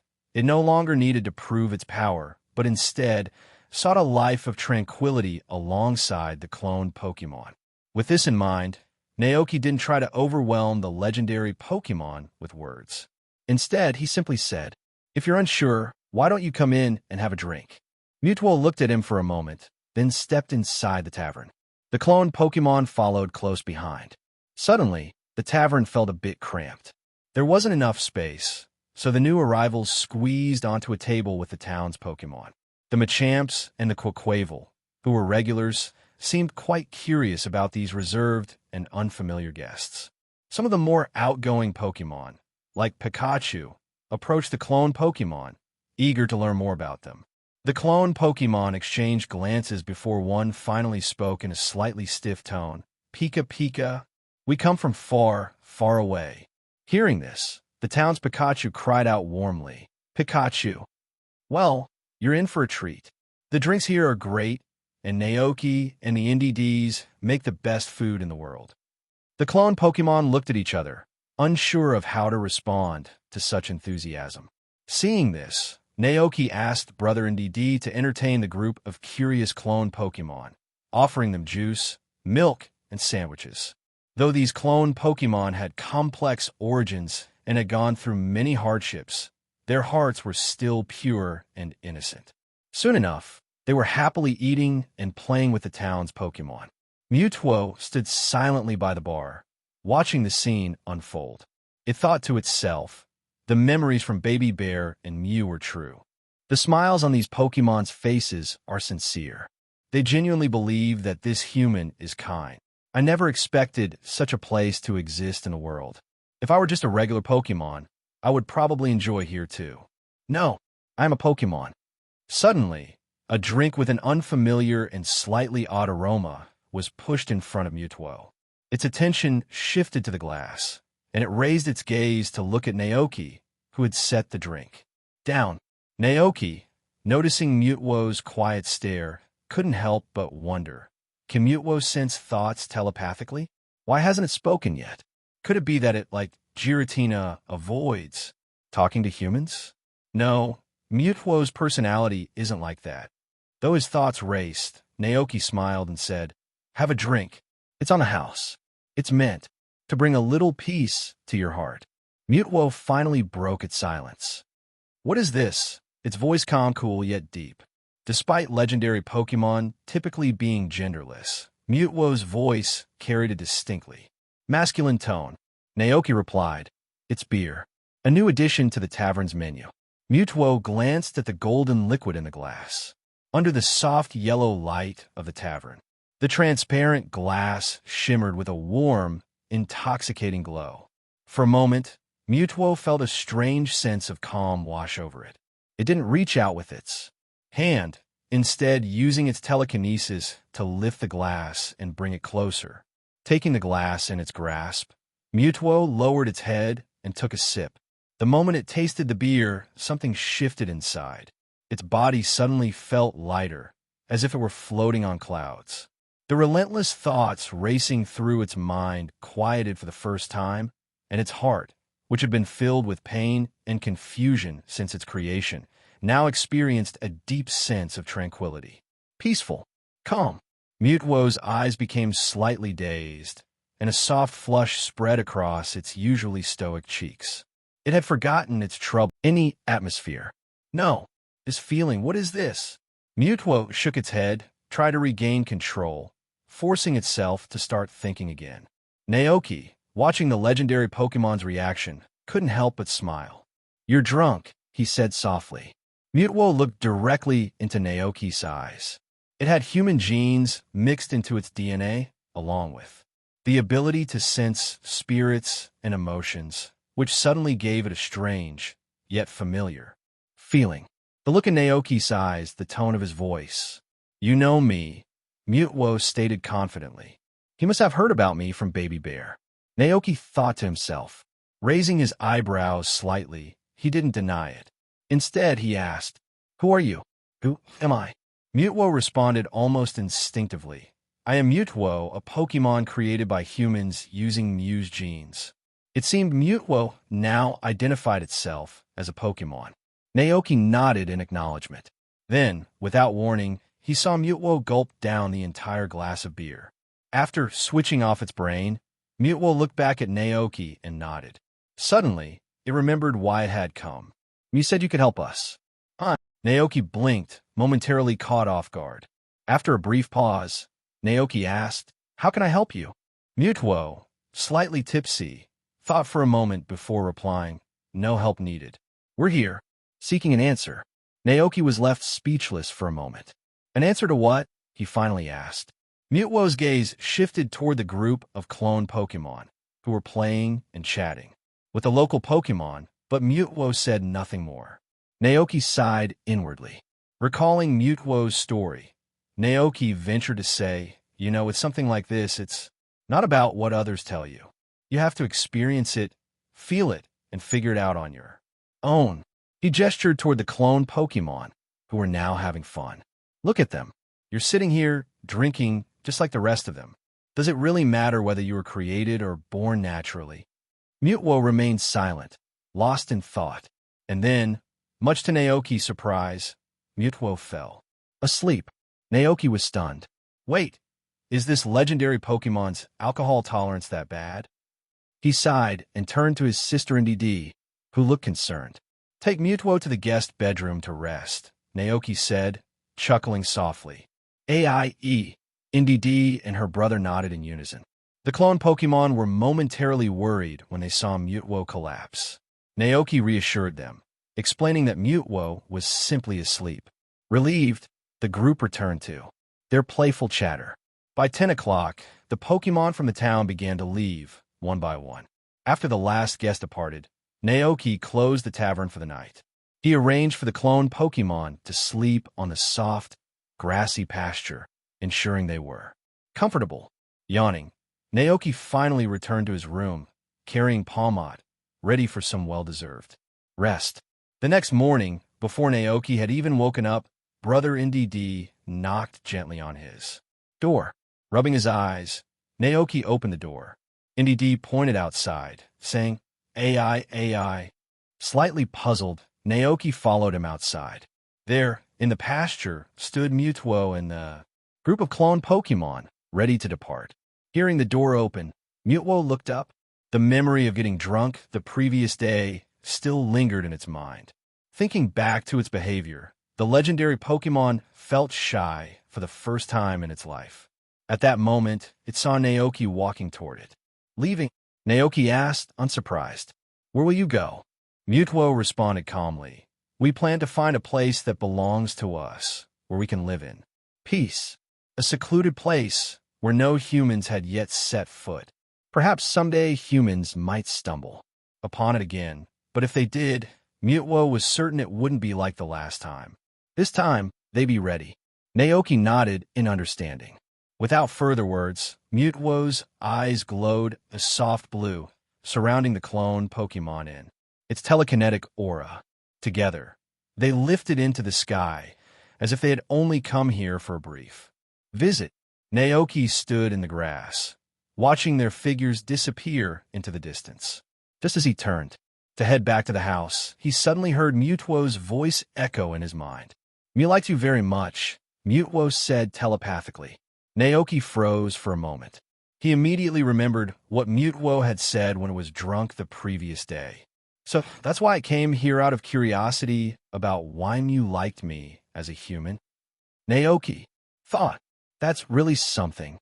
For a moment, Naoki was at a loss for words. He glanced back toward his cozy little tavern. Thanks to Mew and Baby Bear's stories, even a legendary Pokémon like Mewtwo had come as a guest. The only regret was that he couldn't tame Mewtwo. But then again, with Mewtwo's personality, it was unlikely to ever be tamed by any human. But that didn't matter.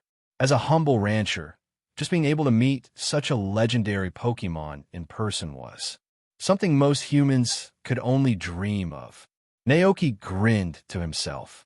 Just as he was about to head back to the house, something caught his eye. A fountain of water suddenly sprang up from the nearby lake. Naoki, a certain grumpy old dragon, was acting up again. Naoki went back to the house, grabbed a bucket of beer, and poured it into the portal to Giratina's distortion world, then casually returned to the dining room. Sister Ndd had prepared a lavish breakfast. As Naoki bit into the soft, golden bread, savored the perfectly fried eggs, and washed it down with sweet, delicious juice and milk, he couldn't help but think, life is good. Meanwhile, in the distortion world, Giratina glared at the golden liquid floating in front of it, seething with frustration. Since giving that human the reverse world water, Naoki had grown increasingly indifferent. Feeling betrayed, Giratina's anger flared. It decided then and there, that human is going to pay. I'll drag him here and trap him forever. But the next second, Giratina gulped down all the beer and promptly passed out. After finishing his farm chores, Naoki thought about Giratina and its beer consumption. So, for fun, he made a bowl of poisonous mushroom soup and logged into the distortion world. Upon arrival, he found Giratina sprawled across a floating island, sleeping soundly, clearly. Drunk, Mewtwo can't handle beer, and neither can Giratina, Naoki muttered to himself. With the big dragon knocked out, Naoki wandered around the distortion world. He remembered Giratina's earlier invitation asking him to farm here. Naoki had thought about it carefully. The idea intrigued him, but the distortion world was unique. Despite having water and land, it lacked the most essential element for plant growth: sunlight. Standing on a floating island, Naoki studied the soil. There were no trees here, but from his vantage point, he could spot a lone tree growing on a sky island floating higher up. Does this mean plants can grow here? Naoki mused, deep in thought. I'll give it a try, he decided. If successful, He could turn this place into a backup farm. And if the plants didn't grow well, he'd call in his trusty Gagoat, or even the king of bountiful harvest to help the plants flourish. Naoki stood on the floating island, watching Giratina, who was still soundly asleep not far away. Suddenly, Giratina groggily opened its eyes. The first thing it noticed was Naoki standing across from it. Still half asleep and clearly still feeling the effects of the beer, Giratina slurred its speech. You finally remembered to come back. Naoki. He stared at Giratina with suspicion. Why does it sound like that? Naoki had tasks to complete, and he couldn't just stay in the reverse world all day. Not to mention, he still felt weak after drinking that poisonous mushroom soup. Looking at the grumpy Giratina, Naoki asked, exasperated, "Did you drink the entire barrel of beer?" Beer. Giratina squinted, trying to recall with its foggy, intoxicated mind. Then it suddenly sprang up and shouted, "Delicious!" Naoki. Giratina, now towering over Naoki, smirked and in a commanding tone said, "Send me a few more barrels, or I'll drag you in here and lock you up forever." Naoki. Giratina leaned in closer, drunkenly saying, "Foolish, human, why don't you speak? You dare ignore me." As it said this, Giratina's aura flared dangerously, as though it was about to unleash its wrath and crush Naoki in an instant. But just before it could act, it hesitated. Giratina plopped back down and rested its massive head on its thick forelimbs. Forget it. If I crush you, no one will talk to me anymore." Naoki sighed, standing there speechless. Thinking of Giratina's legend and how it was once banished to the distortion world, he felt a pang of sympathy. He was about to say something when he heard the dragon muttering again. "Although you're just a small, insignificant human, at least you're not as arrogant as the others. Timid though, zzz." Looking at Giratina falling back into a drunken slumber, Naoki's patience wore thin. He felt like cursing under his breath, but restrained himself. "Timid am I," he thought. "Just wait until I come back with Coradin and the complete form of Calyrex riding Glastrier. I'll make this grumpy dragon work on the ranch like a farmhand." With a playful shake of his fist towards the snoring Giratina, Naoki called out to NDD to fetch some pecha juice to help detoxify the dragon. After Mutwo and his crew had left, life on the ranch quickly returned to its peaceful routine. At 5 in the afternoon, Zach arrived to drive the large truck to the ranch for goods collection. They loaded up several barrels of moo milk and goat milk onto the truck, and Naoki invited Zach to join him in checking out the new beer that was brewing in the cellar. Standing in front of the brand new house, Zach paused, gazing up at the building in admiration. He looked at the new house, then at the old wooden house not far away, and couldn't help but sigh. "Wow, you've really turned this ranch into something special." Naoki glanced at the group of Pokémon around him and smiled knowingly. "This isn't just my doing." Hearing this, Zach looked at the Pokémon on the ranch and added, "You all did great. To be honest, when Mayor Thomas and I first saw you, you were so skinny, we were worried about whether you'd be able to handle the work on the ranch." Hearing those words, Naoki couldn't help but think back to how things were when he first arrived. With a happy chuckle, he asked, "And what about now?" Zach replied, "Turns out we were worried for nothing. Now you're as strong as a Tauros." Naoki thought about the Tauros from the Paldea region, especially the black ones, and couldn't help but defend himself. "It's not that exaggerated." "Ha ha ha." Zach burst out laughing. He then looked at the stubble on Naoki's chin and teased, "You should shave that beard properly, or you'll look like you're in your 30s, and girls your age will start calling you uncle on the street." Naoki sighed. To be honest, that's already happened before. It was during the summer. He'd spent a lot of time working outside on the farm, so his skin had tanned and a bit of a beard had grown. When he went to the market to buy vegetables one day, he hadn't shaved, and a girl of about 16 or 17 called him uncle. Zach gave him an "I told you so" look, causing Cyclizer and Coradin to burst into laughter. After their chat, the two headed to the cellar, where Zach, being the professional, checked the quality of the beer. Naoki stood by, patiently waiting for Zach to give his evaluation and price. The fermentation's solid, The aroma is rich with a natural oak flavor. Zach took a glass and sipped, tasting carefully. A nice blend of rich malt with the bitterness of the hops. It's smooth and refreshing with a clean aftertaste. Very well done. However, Zach's face showed a hint of regret. The only downside is that the fermentation time was a bit short. If it had been left to age longer, the beer would fetch a higher price and taste even better. Naoki, curious, asked, "Aging? How long does it need?" Zach explained, "That depends. Take wine, for example. Normally, it takes about 20 days to ferment naturally. Depending on the winemaker's intention and the wine style, aging can range from a few months to several years. But it's not that wine must be aged to be good. It's really up to personal taste. Some people prefer wine that's for several years, while others enjoy it fresh." Of course, Zach continued, aged wine tends to sell for a much higher price than wine that's been simply fermented. Zach said a lot, but Naoki's mind fixated on one thing: aged wine sells for a higher price. It just so happens there's a lot of fruit in the orchard, Naoki thought to himself. After selling this batch of beer, I can make some fruit wine. At this moment, Zach finished his inspection and gave the final verdict. 3,000 dollars per liter. It's a bit off-season for beer, so the market price is lower right now. In summer, you could probably get even more. 3,000 dollars per liter. Naoki began calculating in his mind. The specifications of each oak barrel were 3 liters, and with 30 oak barrels in the cellar, that meant this batch of beer could be sold for about 270,000 dollars. Compared to the income from selling moo milk, the profit from brewing beer was substantial. Naoki nodded, satisfied with the price. He had gathered a large amount of hops last summer, so after selling this batch of beer, he could make use of the stored hops for future brews.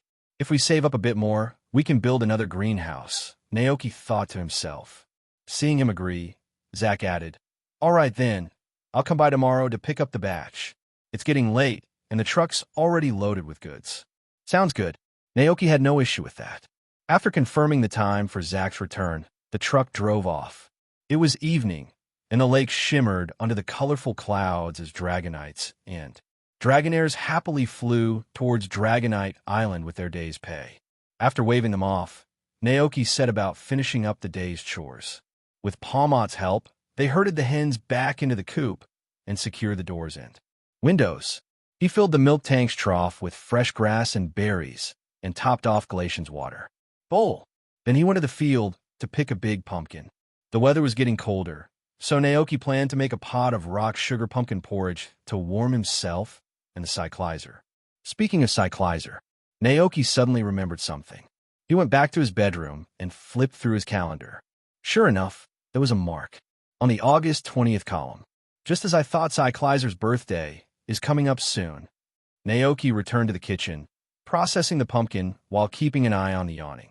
Cyclizer lounging in the living room. Cyclizer's birthday was important, but there was another thing on his mind. It was a special dessert he'd made before, a unique dish that only worked on a Pokemon's birthday. If he recalled correctly, the effect of the cake was called Birthday Gift. Its special effect was that when given to a Pokemon on their birthday, it would provide a blessing, permanently boosting one of their stats: HP, attack, special attack, speed, defense, or special defense. Naoki was eager to see how this would play out. But with a few days left until Cyclizer's birthday, he would just have to wait patiently. After dinner, Sister NDD went to wash the dishes, while Naoki curled up on the sofa with a few Pokemon to watch TV. It was the weekend, and with the tavern closed, they all stayed at home, enjoying the cozy atmosphere. The warm light in the living room made the space feel inviting, and the TV was showing tomorrow's weather forecast. The female host, dressed in formal attire, read from the script on the screen. Due to a cold front, some areas in northwest Paldea are expected to experience rainfall at midnight tonight. Citizens are advised to prepare in advance and ensure doors and windows are securely closed. Hearing this, Brother NDD quietly got up and checked all the doors and windows, making sure everything was properly shut. Naoki remained lazily curled up on the sofa, leaning against the furry palmot, playfully pinching its soft paw pads. This was his favorite time of the day. The ranch work was done, and while the world outside was shrouded in darkness with gusts of cold wind likely, the house was brightly lit, warm, and filled with comfort. The Pokémon gathered around, snuggling up with him on the sofa, much like kittens, huddling together for warmth on a winter's night.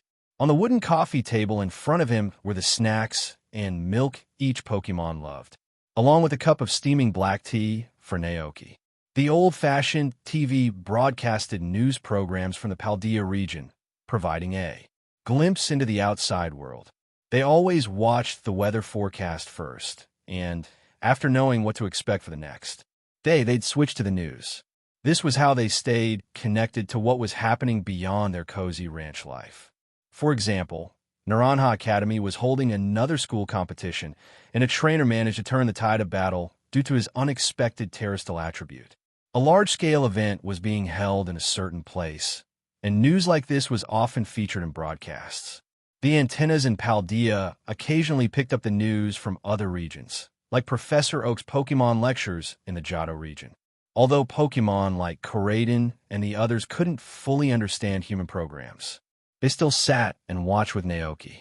Whenever this happened, Naoki would wonder, do the Pokémon also enjoy the cozy, relaxing atmosphere as much as he does? Naoki turned to look at his Pokémon. The Cyclizer lay comfortably on the soft carpet, resting with its eyes closed. The Alchemy was perched on the coffee table, surrounded by a pile of puddings and buns, swaying leisurely. Naoki was using Palmot as a pillow, finding comfort in its softness. After Sister Indy D finished washing the dishes, she joined them on the sofa to watch TV. Her brother stood nearby like a loyal butler, always ready to assist when needed. As for Koraidon, Naoki noticed Koraidon staring at him. When Koraidon realized it had been caught staring, instead of looking away in embarrassment, its eyes lit up and it looked quite happy. Naoki looked back at Koraidon, feeling a sense of warmth.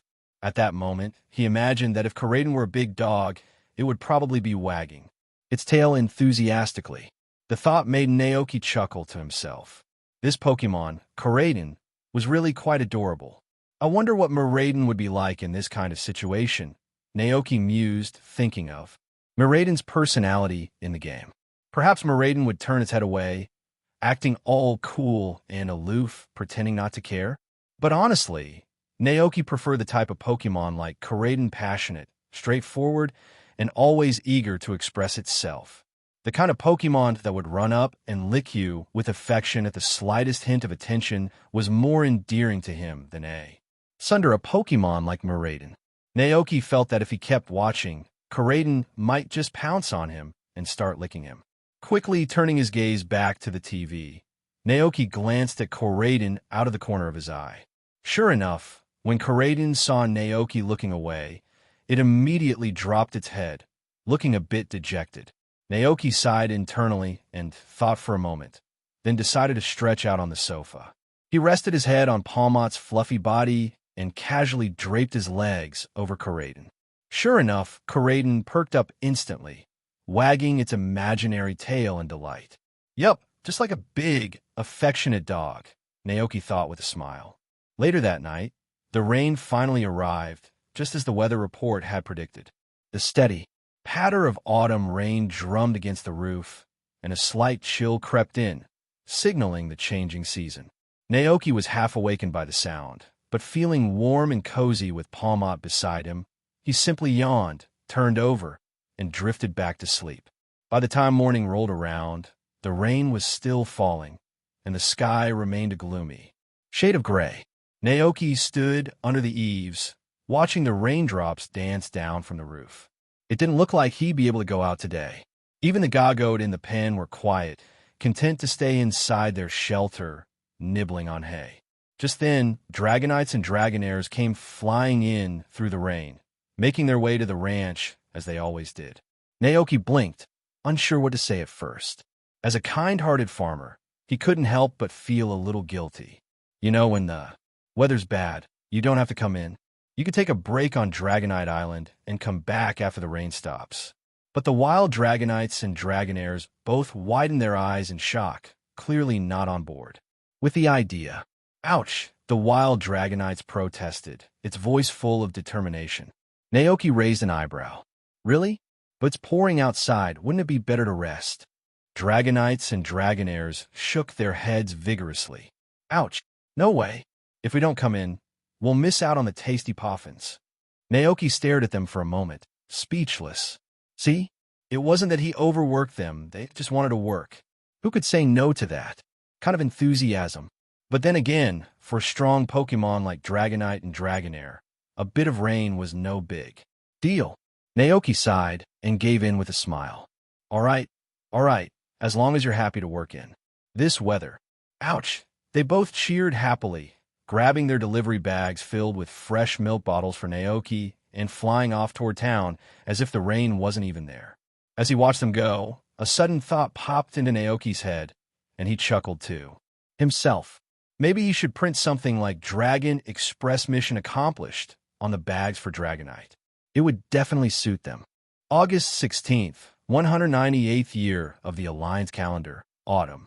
4 days before Cyclizer's birthday, Naoki began to think about the perfect birthday gift for it. This was his first time celebrating a Pokemon's birthday, so it needed to feel special. However, no matter how long Naoki thought, he couldn't figure out what kind of gift would truly excite Cyclizer. From what he knew about it, Cyclizer didn't seem to have any particular preferences or desires. Maybe I can make its favorite meal? Naoki considered, but quickly dismissed the idea. Giving it something it already ate every day didn't feel like a real birthday gift. What about a training device to help it get stronger? But then Naoki thought again. Cyclizer didn't seem to have the same obsession with strength as Dragonite. It might like the gift, but only because it came from Naoki, not because it actually wanted it. So what would be the right gift? Naoki sat under the eaves, listening to the soft chime of the wind bells overhead, his eyes resting on the Cyclizer basking in the sun. Koraidon lay lazily nearby, taking a nap. Noticing Naoki had been silent for a while, Koraidon opened one eye and followed his gaze. It landed on the scene of a teary-eyed Cyclizer, holding its tail. Nearby, a Knucklestack Pokémon stood apologetically, shaking its head in a panic, clearly trying to say, I didn't mean it. Alchemy, who had been sitting atop the Knucklestack like it was driving a car, now looked down in confusion. Ugh! Koraidon muttered in confusion. Naoki sighed. Knucklestack accidentally stepped on the Cyclizer's tail. I'll go check on them. Standing up, Naoki headed over, and Koraidon shook itself off and followed. By the time they reached, Alchemy had already jumped down from the Knucklestack and was tending to the Cyclizer's injury. The commotion drew the attention of other Pokémon, and Glacian and Butterfree also came. Over. Stack. Knucklestack mumbled apologetically as Naoki approached. Don't worry, Naoki said, trying to calm it down. Let me take a look. He gently took hold of the Cyclizer's tail. The tip, normally slender, was swollen like a little balloon, its pale skin slightly reddened. Naoki could only imagine the pain. The Knucklestack weighed over 105 kilograms. Cyclizer's eyes welled up with tears from the pain. Naoki quickly examined the injury and turned to Brother NDD, who had just arrived. Please bring me the gauze and medicine from the cabinet in my bedroom. Aya. NDD nodded calmly, glanced at the injury, and headed back to fetch the supplies.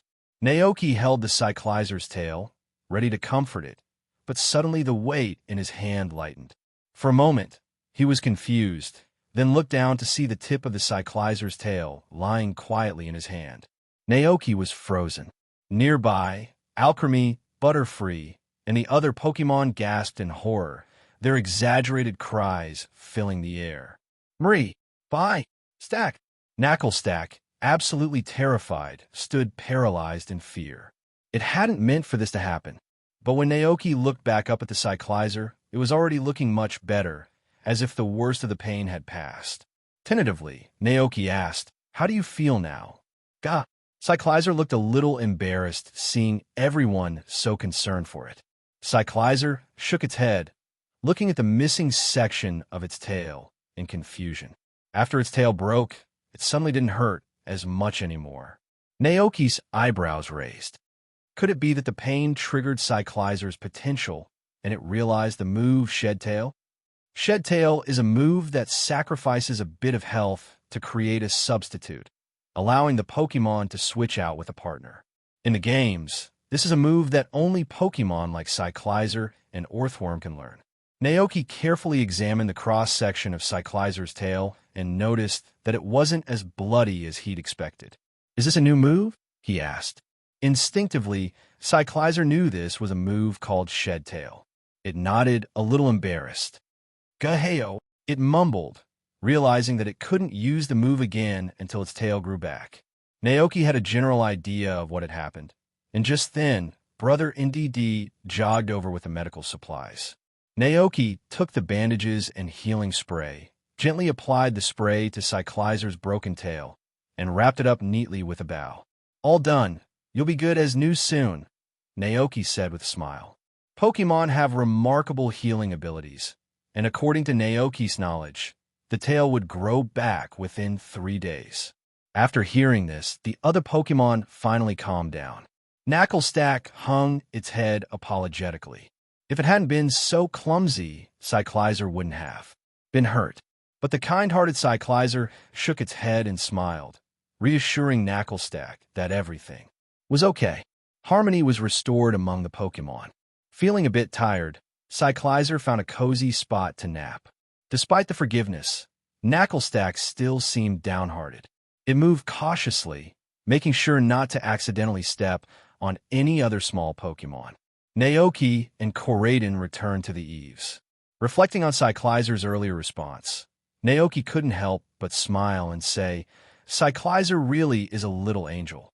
"Ah," Godash Koraidon agreed, having grown used to Naoki's frequent praise of Cyclizer. Naoki chuckled. "Why are you so happy when I praise Cyclizer? I remember you didn't like it much when we first got here." Koraidon had a sheepish look on its face. "Aga. Well, as long as you're getting along now," Naoki said, letting the matter drop. Given Koraidon's territorial nature, it was impressive enough that it didn't fight with Cyclizer anymore. Leaning back, Naoki asked thoughtfully, "By the way, has Cyclizer ever told you what it's interested in?" Koraidon tilted its head, unsure at first. Naoki explained, "Its birthday is coming up, and I want to get a nice gift, but I don't know what to pick." Koraidon perked up, recalling how, when it was still a Cyclizer itself, Naoki had once given it a special gift, a scarf and warm clothes. The clothes were like a snug little vest, with holes for its legs and a scarf to keep its neck warm. Cyclizer had loved the outfit, but after wearing it for so long, it had become torn and worn out. Naoki had tried to mend it a few times before retiring it to the closet. Without hesitation, Koraidon responded, "Ah, ga." At that moment, a cool autumn breeze blew by, bringing with it a slight chill. An idea popped into Naoki's mind-warm clothes. Winter was approaching, and he remembered that some shops in town sold scarves and clothes for Pokémon. That's it. Naoki suddenly stood up, ready to head into town. Cyclizer's tail was injured, making it unsuitable for carrying Naoki to town. Besides, Naoki wanted to keep the gift a secret and surprise it when the time came. So this time, he decided to ride a more low-key mount his trusty Gago to town. Before leaving, Naoki reminded Koraidon, "Don't tell Cyclizer what I talked to you about today, okay?" Koraidon blinked, looking a little unsure at first, but then gave a nod of agreement. Satisfied, Naoki mounted the back of his Gago and set off toward the town. It had been a while since Naoki visited, but the town was just as lively and bustling as ever. Following his memory, he Pokémon beauty shop. Only here could he find some Pokémon outfits. Upon entering, he was greeted by a very fashionable Pokémon stylist dressed in colorful clothes. "Good afternoon, young man. Are you here to style this beautiful Gagote? Oh my goodness, its wool is so lush and soft. It's perfect for the hairstyle I just designed," the stylist exclaimed with enthusiasm. The stylist pushed an illustration in front of Naoki. It depicted a Gago with a mohawk. With a playful grin, the stylist added, Would you like to try this trendy look? Naoki stared blankly for a moment. The Gagote, having understood what the stylist was proposing, took a step closer to the illustration and immediately widened its eyes in disbelief. May. A green aura started to surge around Gagote as it shot the stylist a very unfriendly look, as if to say, "Try touching my wool, and you'll see the wrath of my leaf blade." "Oh, no need to get upset," Naoki said hurriedly, trying to calm the situation. He chuckled awkwardly. The idea of these fashionable hairstyles and quirky styles seemed a bit too unconventional for his taste. Quickly moving past the topic, Naoki asked, "Do you have any clothing for Cyclizer?" "I'm looking to buy something for winter." "Cyclizer?" The stylist looked surprised. "No, we only carry outfits for small dog-like Pokémon." Seeing that this wasn't the right place for what he had in mind, Naoki thanked the stylist, politely bid them farewell, and hopped back on his Gagote. He decided to head to a different shop, one that specialized in clothing for larger Pokémon. Naoki and his Gagote returned from the mall empty-handed yet again. Of course, the big mall only sells human clothes, Naoki muttered to himself, standing at the entrance, unsure where to look next. Just then, a young female clerk from the mall called out to him. Naoki turned around, slightly confused. The girl asked, "Are you looking to buy some warm clothes for your Cyclizer?" Naoki nodded. "Yes." The girl smiled and replied, "Unfortunately, you won't find any here in Kosagi Town. Clothes tend to restrict a Pokemon's movement, so, aside from a few noble ladies dressing up there, Pokemon for fashion, it's rare to see anyone else doing it." "I see." Naoki nodded thoughtfully. The girl smiled again and added, "But I have an idea. You've been walking up and down the street for a while now. You must really care about that Cyclizer. So why not make the clothes yourself?" Naoki's eyes lit up. "What do you mean?" The girl explained, "There are ranches near Kosagi Town that raise wool Pokemon like Wooloo. You can buy some wool, and then find a skilled tailor to make custom clothes for your Cyclizer." This was a brilliant idea. Naoki thanked the girl, and, while there was still time in the day, he rode his Gagote over to the nearby Thunder Ranch to inquire about wool. The ranch owner, Ray, who was slightly older than Naoki, warmly welcomed him and agreed to show him around after learning the purpose of his visit. "Come on, I'll show you around," Ray said with a grin. Naoki followed, taking in the sight of the ranch. Thunder Ranch was located at the base of a hillside covered in lush grass, where a group of Wooloo and Double from the Galar region peacefully grazed. "It's a bit different from your ranch, huh?" Ray said with a chuckle. Naoki nodded. "Yeah, quite different." He noticed that Thunder Ranch didn't have much farmland, just a small pumpkin patch, and there weren't any Miltank-like Pokemon for dairy production. Ray proudly explained, "My ranch specializes in animal husbandry. We focus on raising wool, producing Pokemon like Wooloo. Their wool is top-notch for making clothes. In Galar, garments and carpets made from this wool are highly sought after. The wool from my herd is sold throughout the Padia region," he added with a hint of pride. Impressive. Naoki genuinely admired Ray's ranching skills. Compared to him, Ray was an expert rancher. Naoki had relied on his magical cooking skills and the help of his Pokemon to get his ranch going, but Ray had managed everything himself. "Haha, thanks," Ray said a bit bashfully. "So, you're here for wool, right?"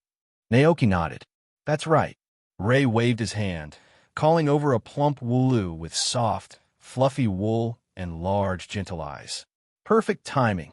It's a shearing season," Ray said, pulling out a special pair of shears. As Ray expertly shaved the wool, he explained, "Wooloo's wool grows continuously. Even if you shear it completely, it only takes about 3 months for it to grow back. If you don't shear them, these little guys can barely move because of how heavy their wool gets." In no time, Ray had produced a complete woolen fleece. Holding it up, he said, "Look at this. Isn't it amazing? The fleece is intact and super elastic. If you were to wear it, you wouldn't get hurt even if you fell off a cliff." To demonstrate, Ray patted the wool, and it bounced back with a soft boing sound. Naoki was wide-eyed in disbelief. It was so resilient.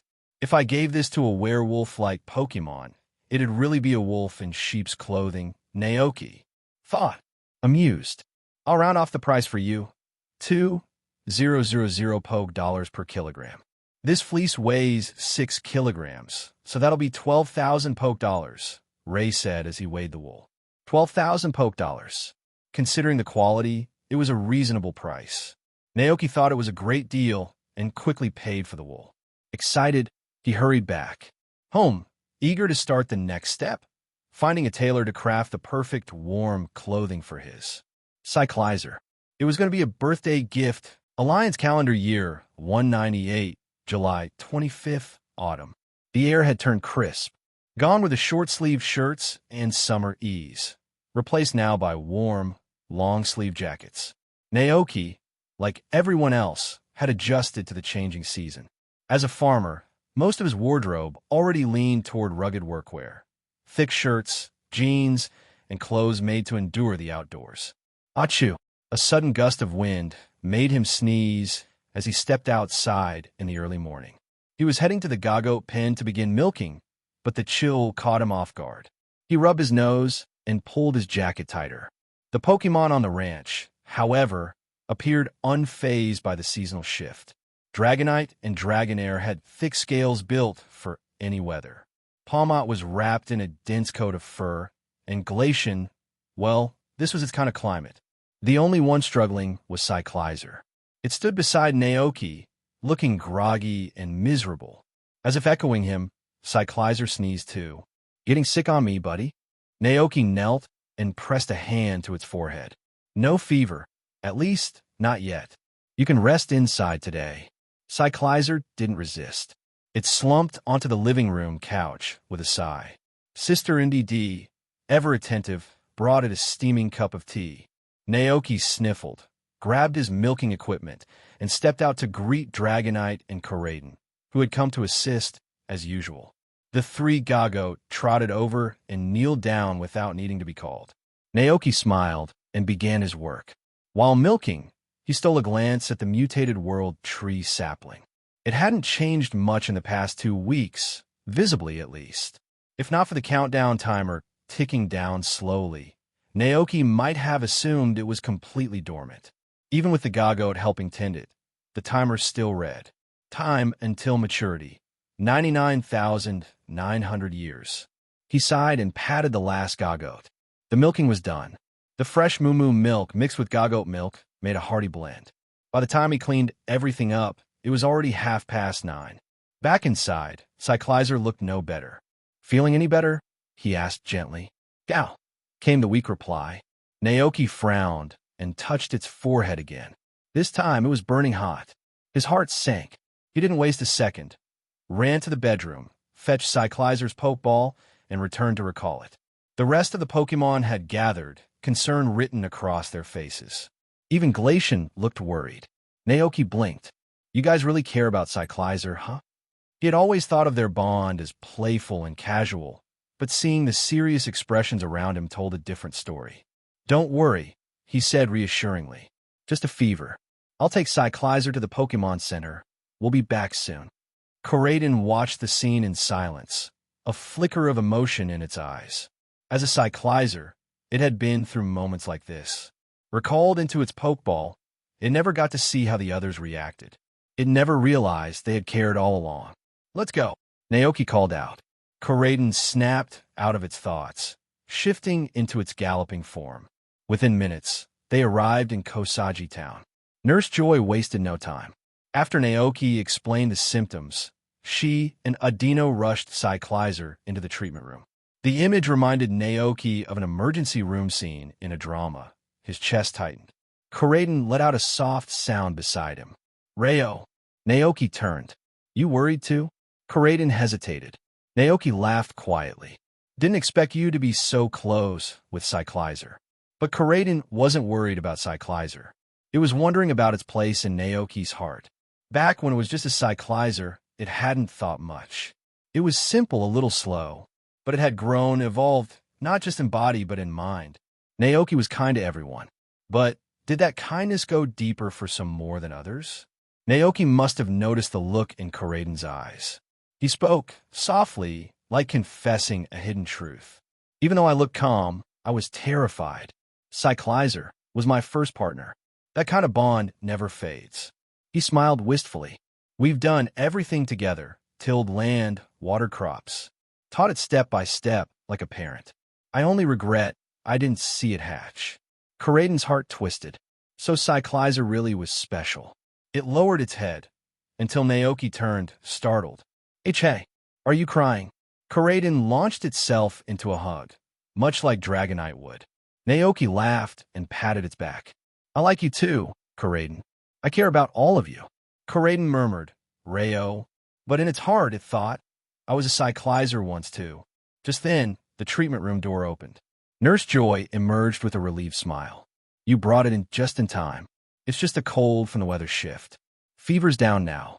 Naoki exhaled deeply. Thank goodness. Inside, Cyclizer lay curled up under a blanket, sleeping soundly.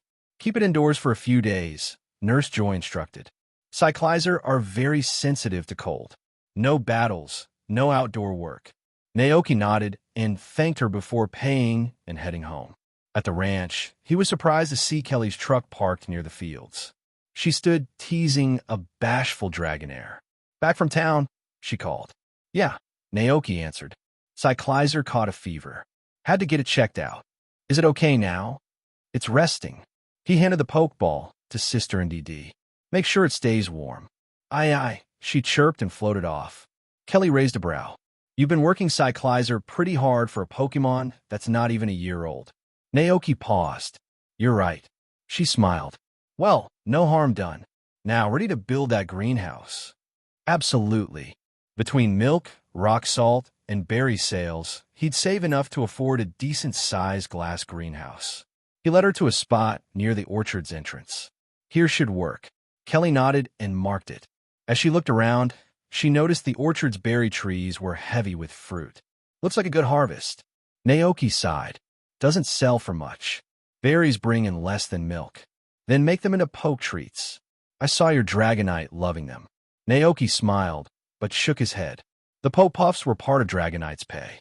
He and Sister and DD could only make so many per day. Kelly understood and began unloading materials. With some time to spare, Naoki returned inside. Cyclizer lay curled in a blanket, surrounded by Glacian, Palmot, Dragonite, and Alchemy, all watching with concern. Cyclizer glanced at Naoki, eyes pleading for rescue. He chuckled. All right, give it some space. It's fine now. As the Pokémon backed off, Naoki checked its temperature back to normal. Then, achoo, Alliance calendar year 198, July 25th, autumn. The air had turned crisp.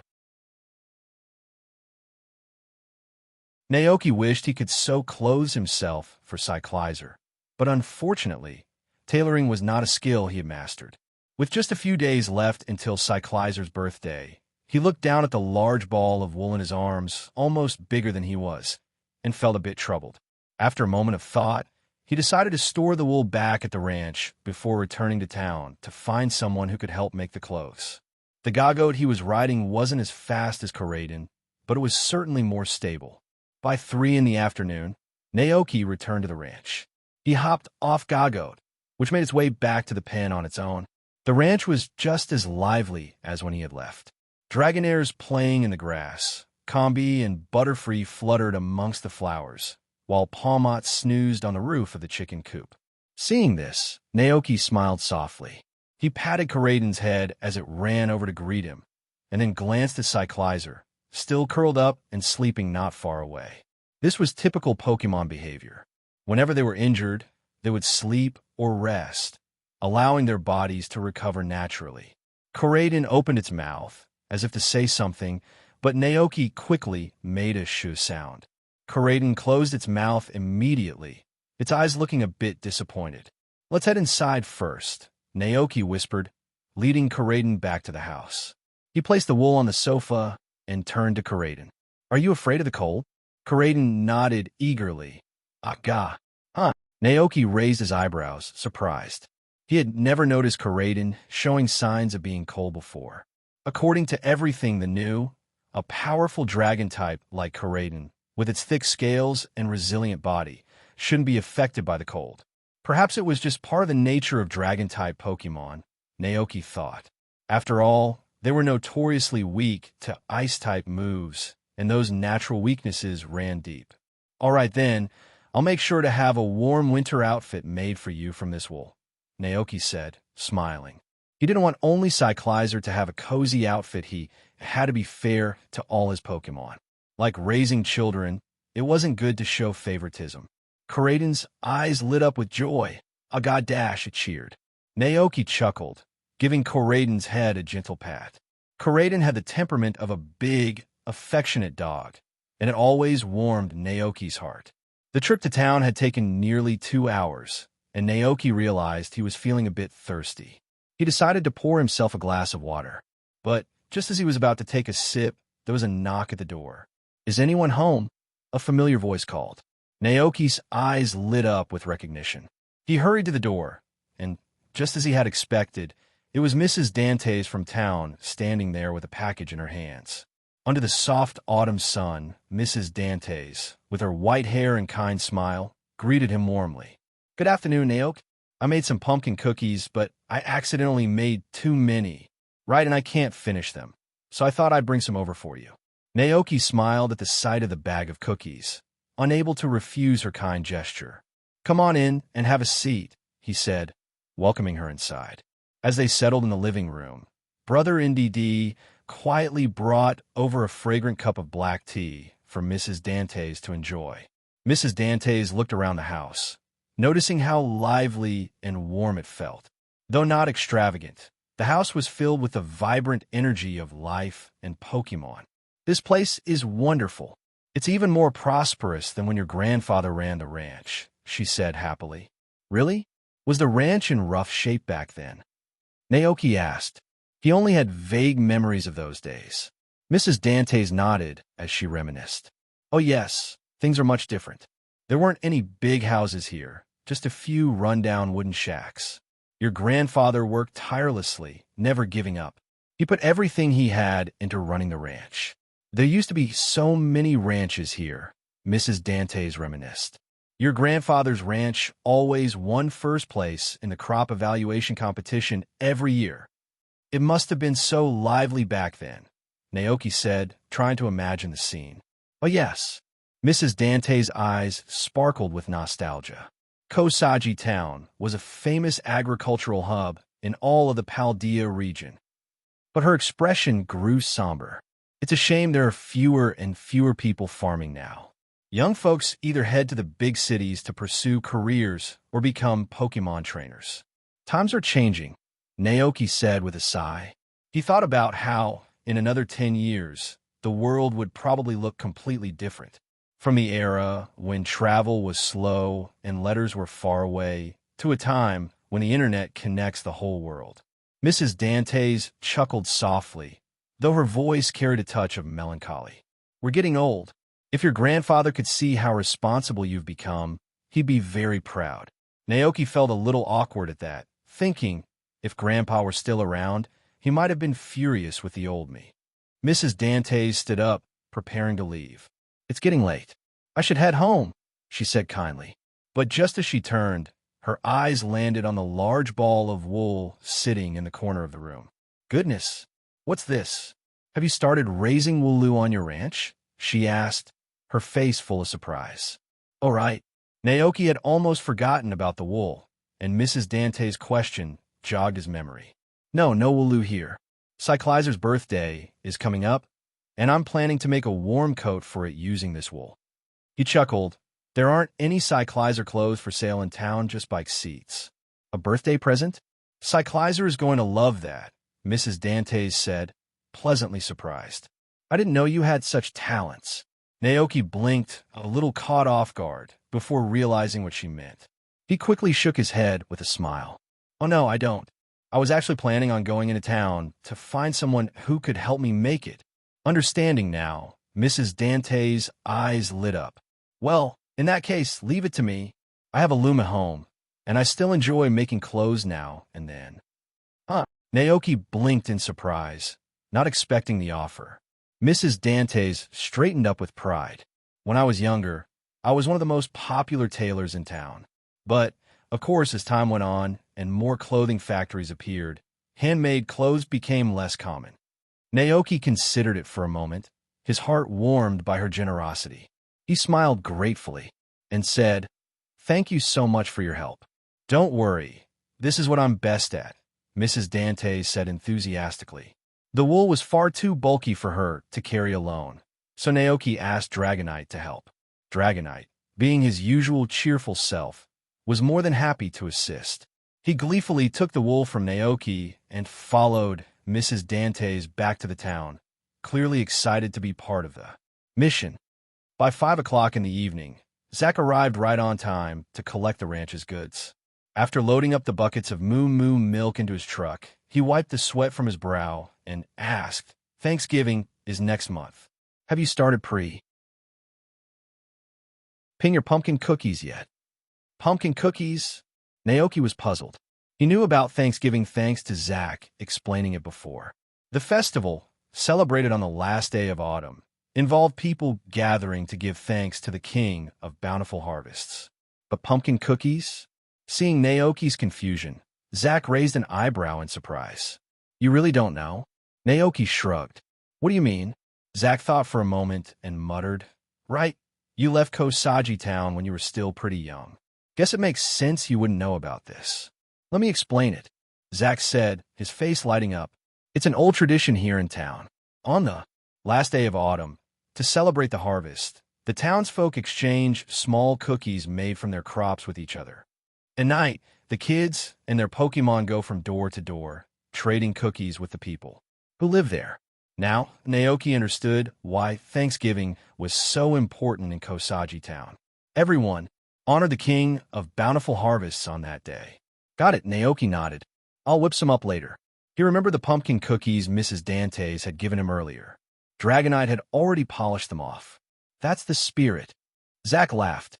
"Just wanted to give you a heads up so you're not caught off guard when the kids show up asking for cookies. Wouldn't want you unprepared." Naoki grinned and asked, "So, can I just take the cookies from one kid and give them to the next one that shows up?" Zach looked stunned. That's never really been done before." Naoki chuckled. "Just kidding. I'm not planning on doing that." Zach let out a sigh of relief. He knew Naoki wasn't the type to pull something like that. After loading up the goods, Zach drove off, leaving the ranch behind. With the evenings settling in, Naoki wandered over to the pumpkin patch and picked a large, golden pumpkin. Sister, Indy D, had already started preparing dinner back at the house. Naoki gave the pumpkin a good wash and carried it over to the little cream workshop he had set up for alchemy. Though called a workshop, it was really just a cozy space for making cakes, snacks, and desserts. Alchemy spotted Naoki and immediately rushed over, noticing he was about to make some delicious desserts. But its tiny body and small steps made it hard to keep up, so it could only call out to Naoki. "Marie," it cried. Naoki stopped and watched as a small, determined Alchemy dashed across the sofa toward him. He bent down, and Alchemy hopped onto the big pumpkin he was carrying. "Marie, it wanted to help make desserts too." Seeing Alchemy's eager expression, Naoki smiled. "You and Knucklestack have been running around all day. Aren't you tired?" "Marie," Alchemy shook its head, swaying its little body happily. A faint, sweet scent wafted through the air around it. "But you know," Naoki said thoughtfully, "other alchemy tend to be pretty shy. They hide when they see anyone but their trainer. Why are you so brave?" Not only did this alchemy hang out with a much larger Knucklestack every day, but it also wasn't afraid to share the sofa with Koraden. "Marie," Alchemy puffed out its chest proudly. It was a brave alchemy. "Do you know what happens to brave Pokémon?" Naoki teased, raising an eyebrow. "Marie," Alchemy's curiosity was piqued. "Well," Naoki began, "brave Pokémon like you have two paths. The first kind, like you are, cheerful and friendly. They make friend with everyone because they're not scared of anything." Alchemy listened intently, then beamed. "Marie, that's it." "Hold on. There's more," Naoki continued, a playful smile tugging at his lips. "But sometimes they're so small, and they smell so sweet like delicious cream. That scent might attract certain Pokémon who love sweets.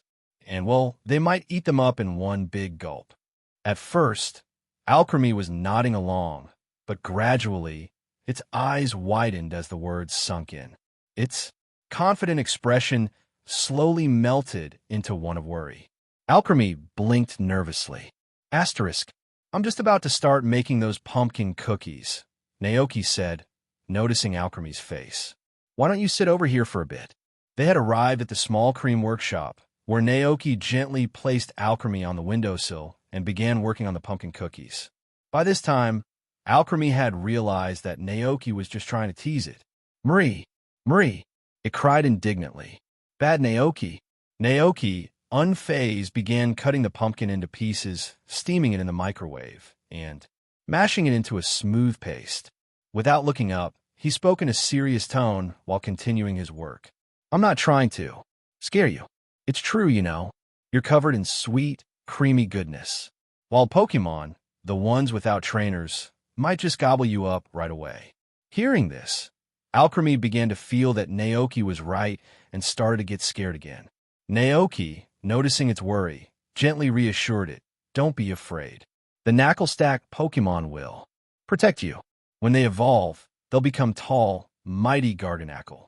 With 5 of them together, no ordinary Pokémon can take them on. NDD, who had been standing just outside the door to see if Naoki needed any help, had a rather complicated expression. Is this kind of comforting really effective? Surprisingly, for Alchemy, it worked perfectly. Feeling comforted, Alchemy relaxed, sitting quietly in the cream workshop for a while. Seeing that Naoki didn't need any further help, it quietly excused itself. It headed downstairs, dashed through the living room, and ran all the way outside to the underground cave built with salt rocks. Down in the cave, 5 Knuckle-stack Pokémon were still full of energy, walking around after a full day of play. Seeing them, Alchemy let out a long sigh of relief. The Knuckle-stack Pokémon were slightly puzzled to see Alchemy suddenly show up. Underground, Alchemy, now feeling more serious, asked them, Marie, are we best friends? The Knuckle-stack Pokémon nodded enthusiastically. No doubt about it, they were the best of friends on the ranch. With a determined look, Alchemy continued, Marie, what if I'm ever in danger? Will you protect me? Stack, of course. Alchemy brightened and added, Marie, then you better work hard and evolve into Garganacl. Naoki says Garganacl is a super strong Pokémon. The Knuckle-stack Pokémon all agreed wholeheartedly. Evolving was something they wanted too, but they knew evolution wasn't entirely under their control. After leaving the underground cave, Alchemy still felt a little worried. It thought carefully for a moment and came to a resolution. Besides relying on its friends for protection, it had to become stronger on its own. Marie, it's decided. Suddenly, Alchemy's heart was filled with fighting spirit. It needed to train too. Just like Dragonite, it wanted to become the most powerful Alchemy in the world. The process of making pumpkin cookies wasn't too complicated. Plus, Naoki had put in the effort to specialize in making desserts like these. By now, he could whip up cakes, puffs, puddings, and cookies without much trouble. He started by mashing the sliced pumpkin and then mixed it with the prepared moo milk. Next, he added olive oil and sugar to the eggs, beating them until the mixture expanded into a fluffy texture. The third step involved pouring in the pumpkin puree, adding flour and cornstarch, and blending all together evenly before pouring the mix into a round mold on the baking pan. Finally, Naoki placed 2 bright red dried cranberries on top of each cookie as decoration and popped the tray into the oven for about 10 minutes. Soon, with a ding, the oven timer went off. Naoki, donning heat-proof gloves, pulled out the baking tray, revealing rows of golden brown cookies, smelling sweet and fresh. The delightful mix of moo milk's richness and the warm aroma of pumpkin filled the air. Done, Naoki exclaimed, feeling proud as he admired the cookies. He had a knack for making desserts after all. Curiously, he looked down, and the information about the cookies popped up in his mind. Pumpkin cookies, B+ these cookies, made with pumpkins grown on the ranch, are a delightful pastoral treat. Effect, Lucky Guy LV2. After consumption by Pokémon, The hit rate of moves that cause abnormal status conditions like sleep powder, hypnosis, and freeze beam is moderately increased. The chances of using powerful moves with metronome are also heightened. Effect duration, 10 minutes. Comment: a tasty cookie created to celebrate a good harvest, believed to bring luck to Pokémon. Lucky guy. Naoki raised an eyebrow. At first, he thought he had made something like a lucky pudding. But after reading further, he noticed the cookie's effect was more specific to moves in battle. Intrigued, Naoki picked up a cookie, still warm from the oven. The idea that moves like hypnosis and freeze beam would have improved accuracy was appealing. But what really caught his attention was the boost to metronome, move known for its randomness. In the games, metronome could trigger any move, even powerful ones like Groudon's Precipice Blades, Kyogre's Origin Pulse, Palkia's Spatial Rend, and Dialga's Roar of Time.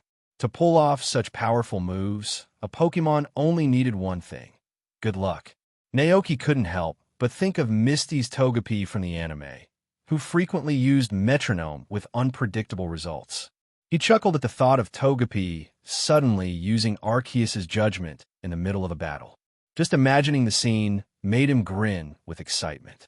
These pumpkin cookies were certainly interesting, but unfortunately, the effect would be of little use for the Pokémon on his ranch right now.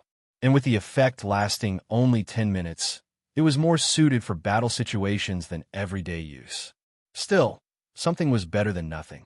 Naoki carefully placed the freshly baked cookies on a plate and headed downstairs. Not many of his Pokémon had a sweet tooth. Aside from Alchemy, only NDD seemed to enjoy sugary treats. The other Pokémon didn't mind sweets, but weren't particularly interested in them either. Naoki had originally planned to let Alchemy taste the cookies, but as he looked around, he couldn't find her in the living room. Curious, he turned to his brother, NDD, who was closest. "Where's Alchemy?" "AI," NDD responded, pointing outside. Naoki was a little surprised. It was already dark, so why was Alchemy still outside at this hour? He left most of the cookies with NDD to share, and he set out for the ranch with the plate of cookies. After walking around the ranch for a bit, he finally found Alchemy under the guidance of Butterfree. She was talking to Dragonite with a face full of determination and enthusiasm. Intrigued, Naoki reached into his pocket for a packet of translation seeds, a handy tool to understand Pokémon speech. Popping one into his mouth, he listened closely. In a baby-like voice, Alchemy declared, "Marie, Dragonite, please teach me how to become stronger." Dragonite looked down at the tiny Alchemy in front of it, feeling a bit embarrassed. "Oh, my method might not work for you, because you don't have wings and can't fly." Alchemy tilted its head, confused. "Marie, what does being strong have to do with flying?" Dragonite's eyes lit up as it explained, "Oh, because if you can fly, you could deliver goods. Naoki says delivering goods is a form of training, and it helps Pokémon grow stronger. My current strength is all thanks to delivering packages." Hearing this, Alchemy glanced sadly at its own body. It didn't have wings like Dragonite, and that meant no delivering goods for it. Alchemy sighed, "Marie, I want to be the strongest Pokémon in the world, so I won't get eaten." Dragonite blinked, looking confused. Just then, Naoki, who had been watching, approached with Butterfree and gently comforted the little Alchemy, who was feeling lost. "Don't worry, no one's going to eat you. Everyone on the ranch will protect you."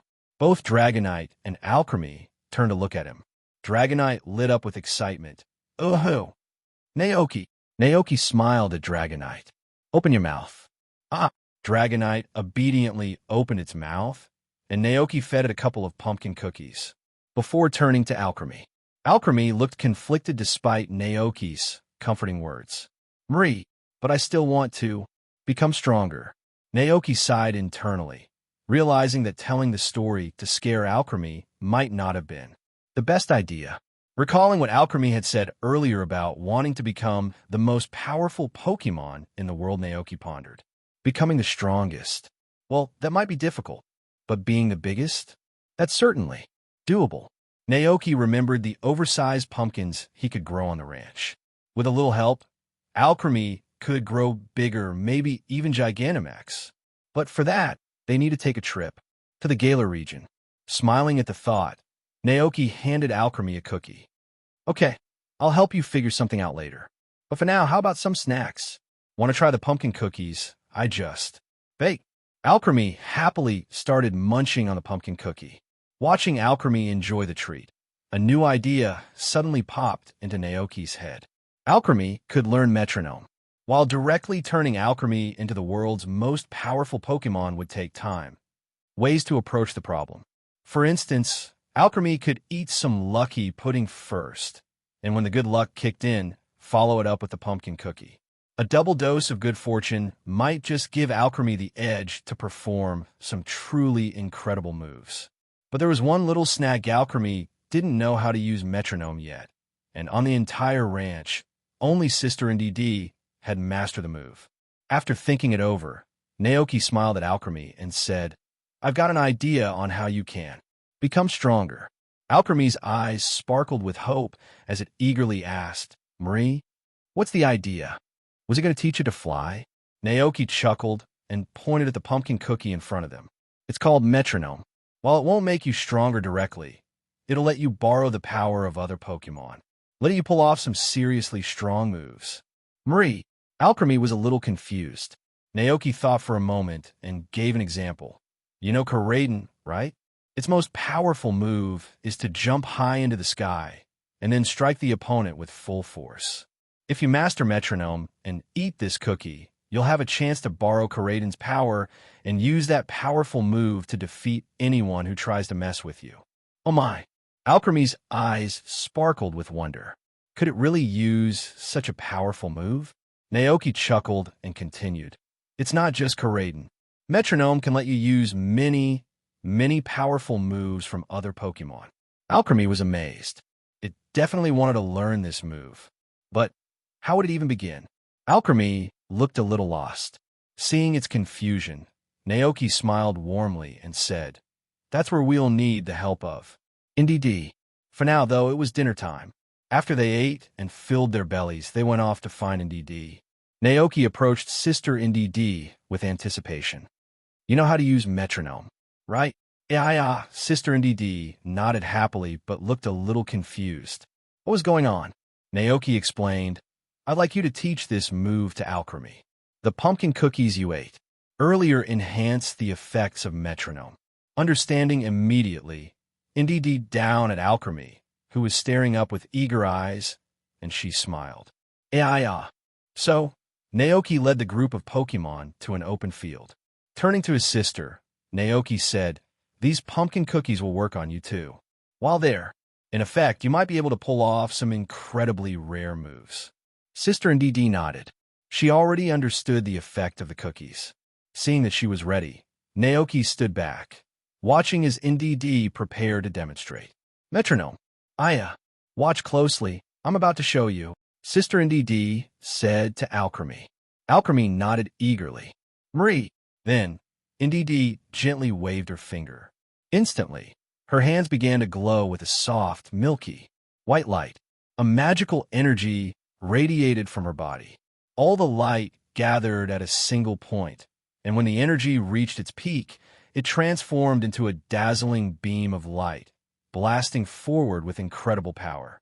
Feeling the sheer strength of the move, Alchemy's eyes lit up with excitement. Marie, so powerful. Steel-type move, Flash Cannon. Naoki recited in his mind, marveling at the power of the move just unleashed by NDD. Seeing both Naoki and Alchemy's reactions, NDD felt a little exasperated. Yeah, shouldn't we be focusing on learning metronome? Naoki scratched his head, a little embarrassed. Sorry, it's just that this is the first time I've seen metronome in action. It's amazing. He looked over at Alchemy, realizing that its focus had probably been more on the impressive move itself than on NDD's technique.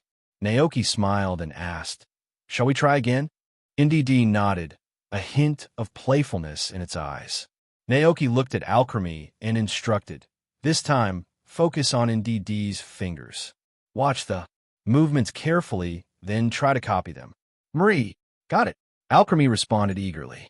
Great, let's begin. Naoki gestured. Once again, NDD waved its finger gently, and once again a radiant white light surrounded its hand.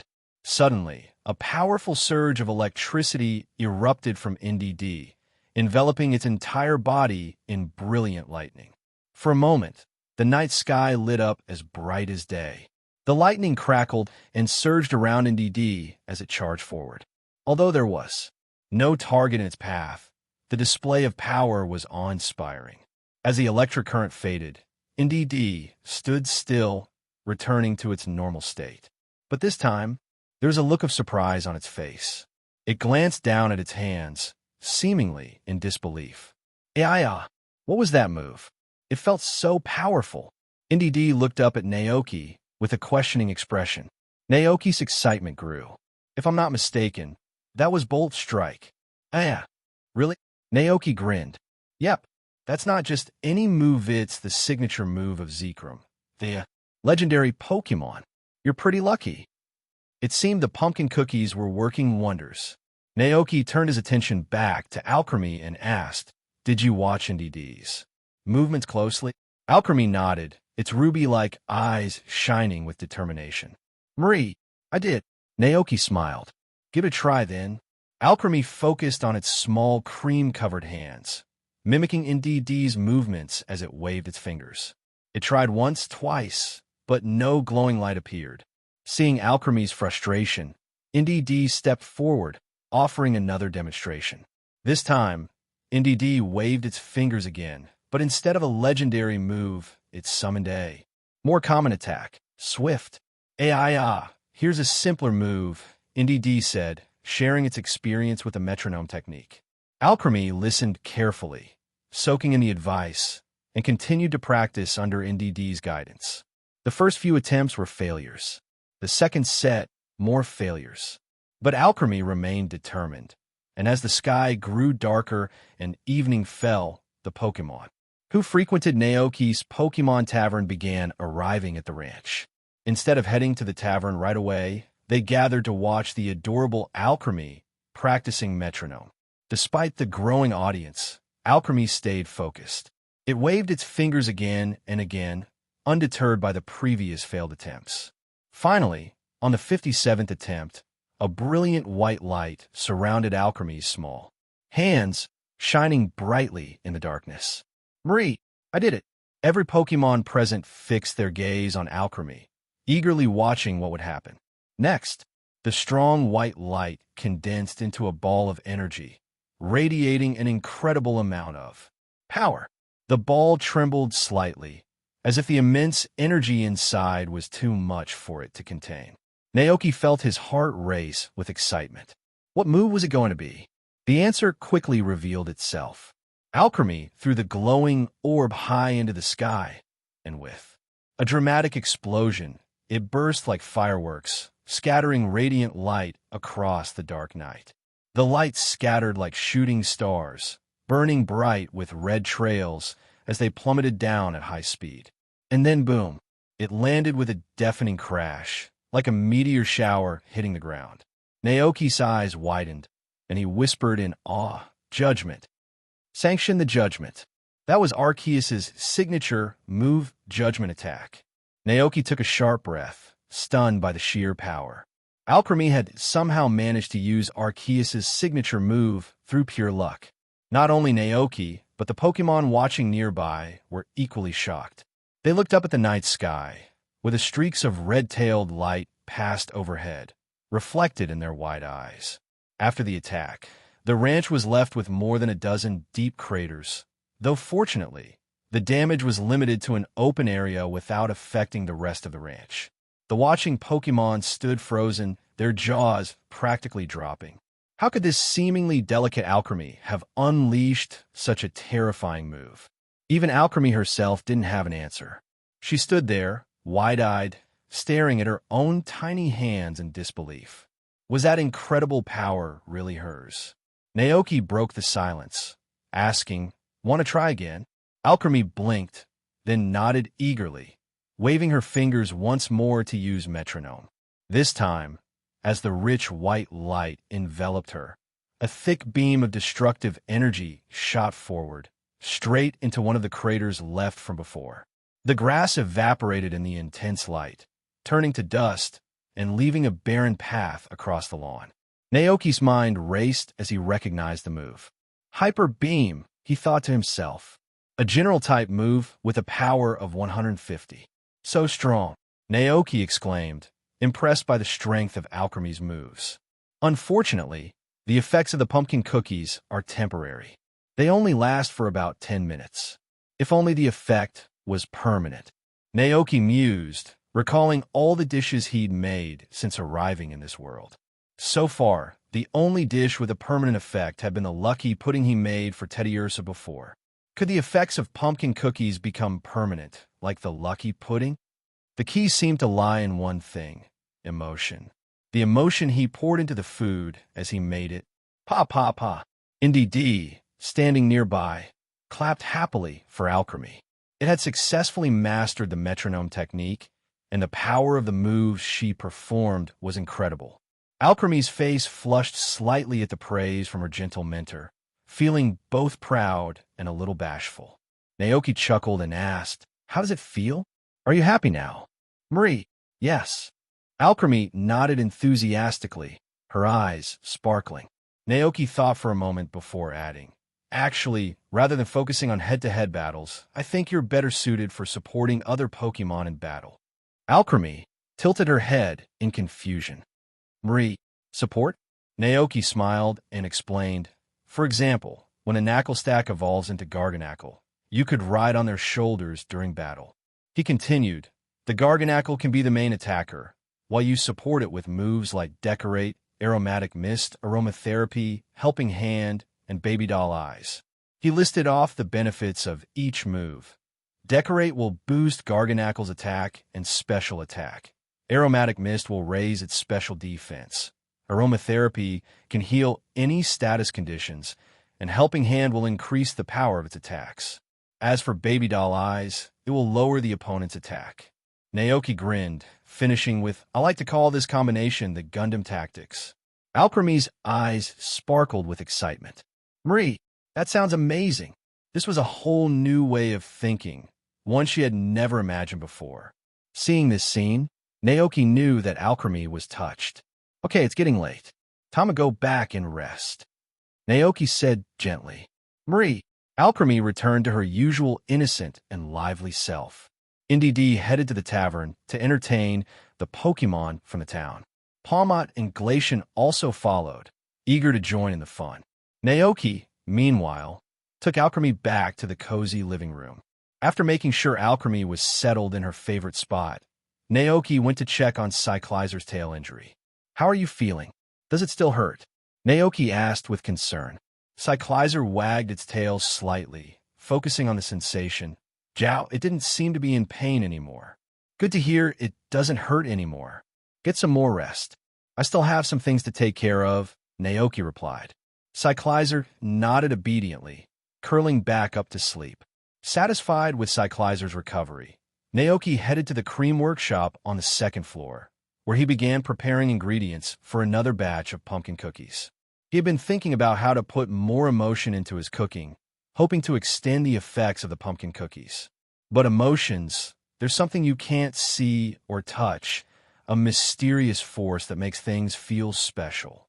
Naoki closed his eyes for a moment, recalling all the moments he shared with Alchemy. The first time they met, when Alchemy and Smoliv looked at him curiously, unsure of what to think. The way Alchemy's cheerful personality blossomed over time as she grew comfortable around him. How she'd taken on the role of a big sister, helping to care for the 5 Knackle stack Pokémon and playing with them. Their first time making a cream cake together. The summer evenings spent by the river, watching fireflies together. Their peaceful life together, from the vibrant spring days when everything was in bloom, to the calm autumn as the leaves turned golden.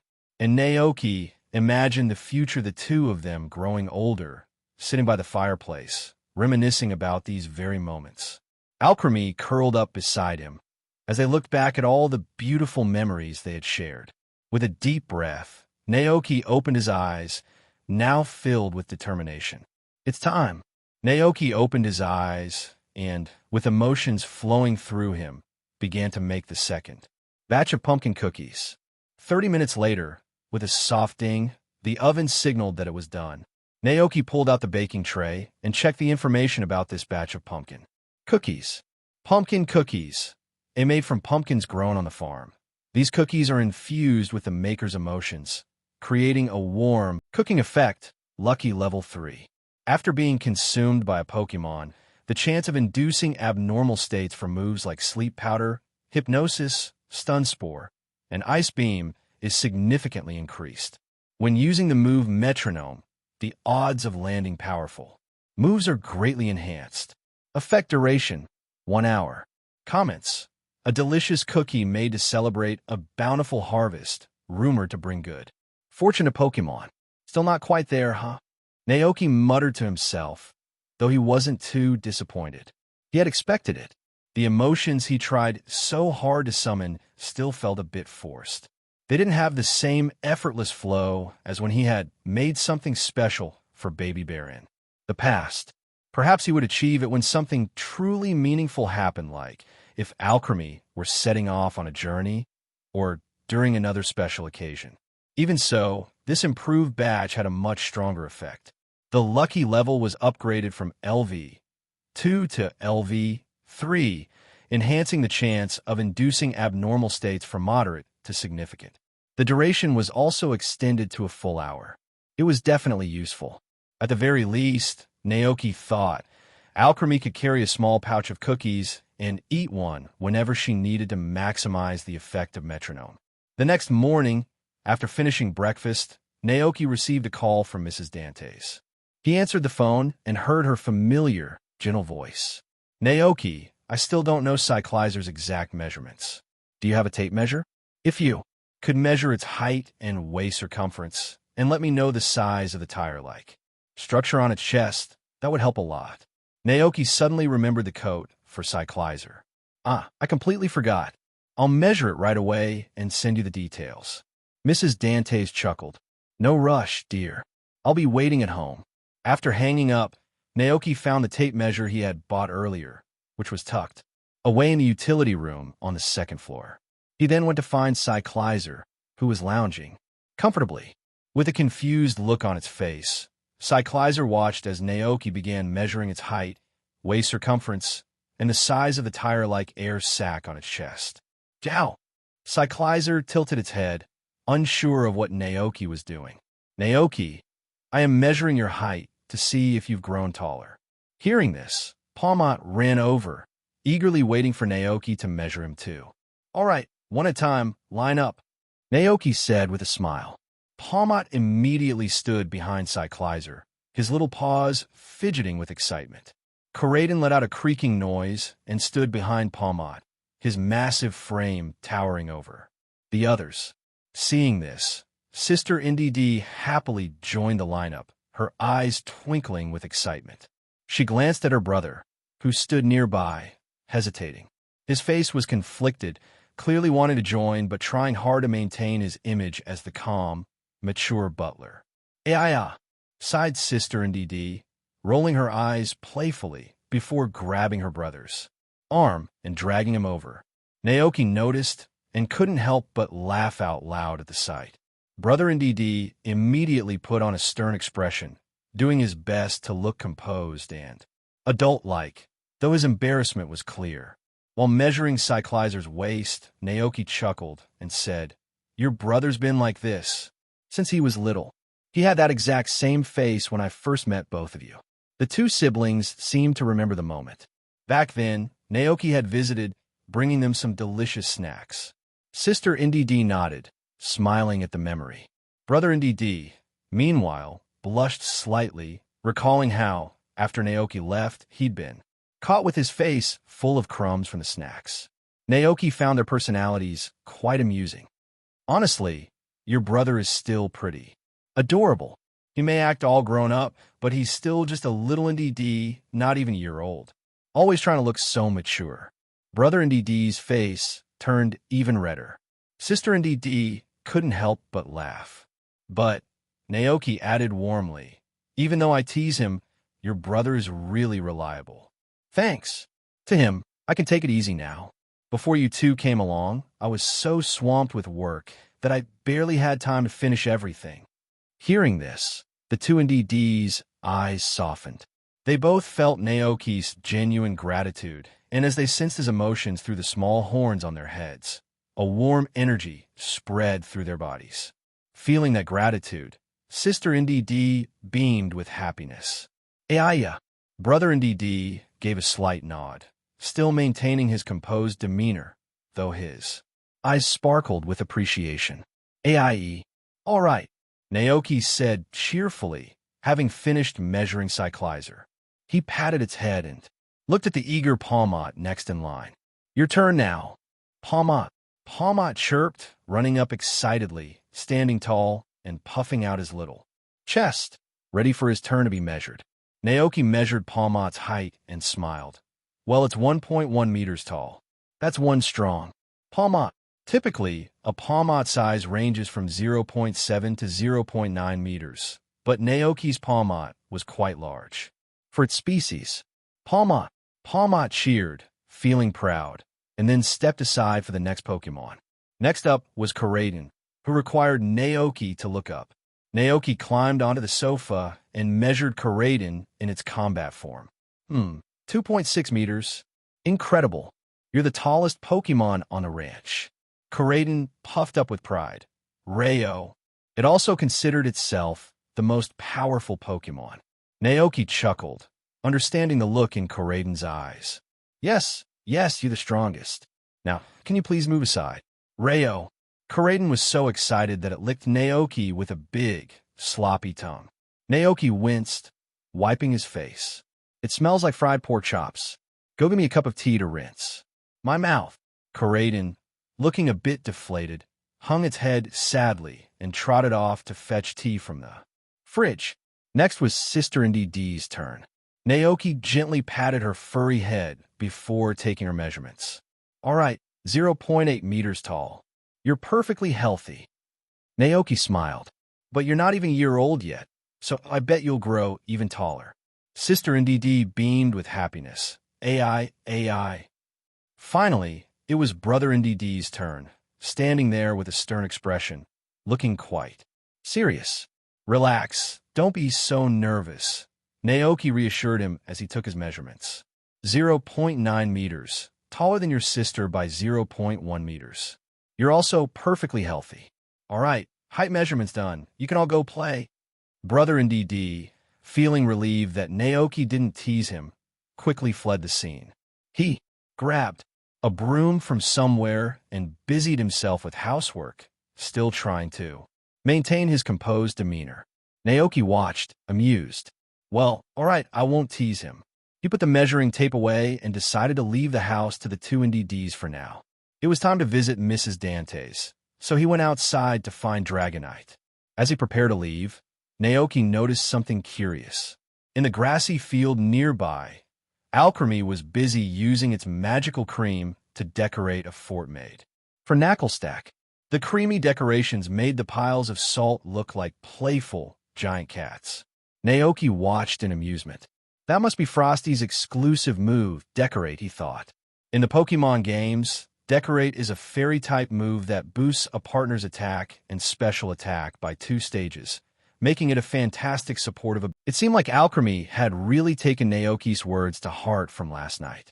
After a few moments, Naoki smiled and turned to Dragonite. All right, let's head to Mrs. Dante's house. Oh, Dragonite responded cheerfully, flapping its wings as it took off, carrying Naoki toward the distant town of Kosagi Town. Dragonite slowly landed in front of a cozy mansion. Naoki hopped off its back, walked up to the door, and knocked. After a moment, Madame Dantes answered, her kind smile lighting up her face. She adjusted her reading glasses and gently said, "Come in." Naoki nodded and followed her inside. As they made their way to the living room, Madame Dantes said, "Half of the wool you gave me yesterday has already been made into fabric. At this rate, I should finish the rest in about 2 more days." That meant the project would be done by August 19th. Naoki had no objections. At Madame Dante's invitation, He and Dragonite sat down on the sofa. Dragonite, being quite large, found the sofa a bit small and awkward, so it had to curl up, hugging its tail to make room. Seeing this, Madame Dantes chuckled. Dragonite is so adorable. Wait here for a moment, and I'll bring you some snacks. Oh, Dragonite looked perfectly content despite its cramped position, happy to be here. Naoki smiled politely. Thank you, Madame Dantes.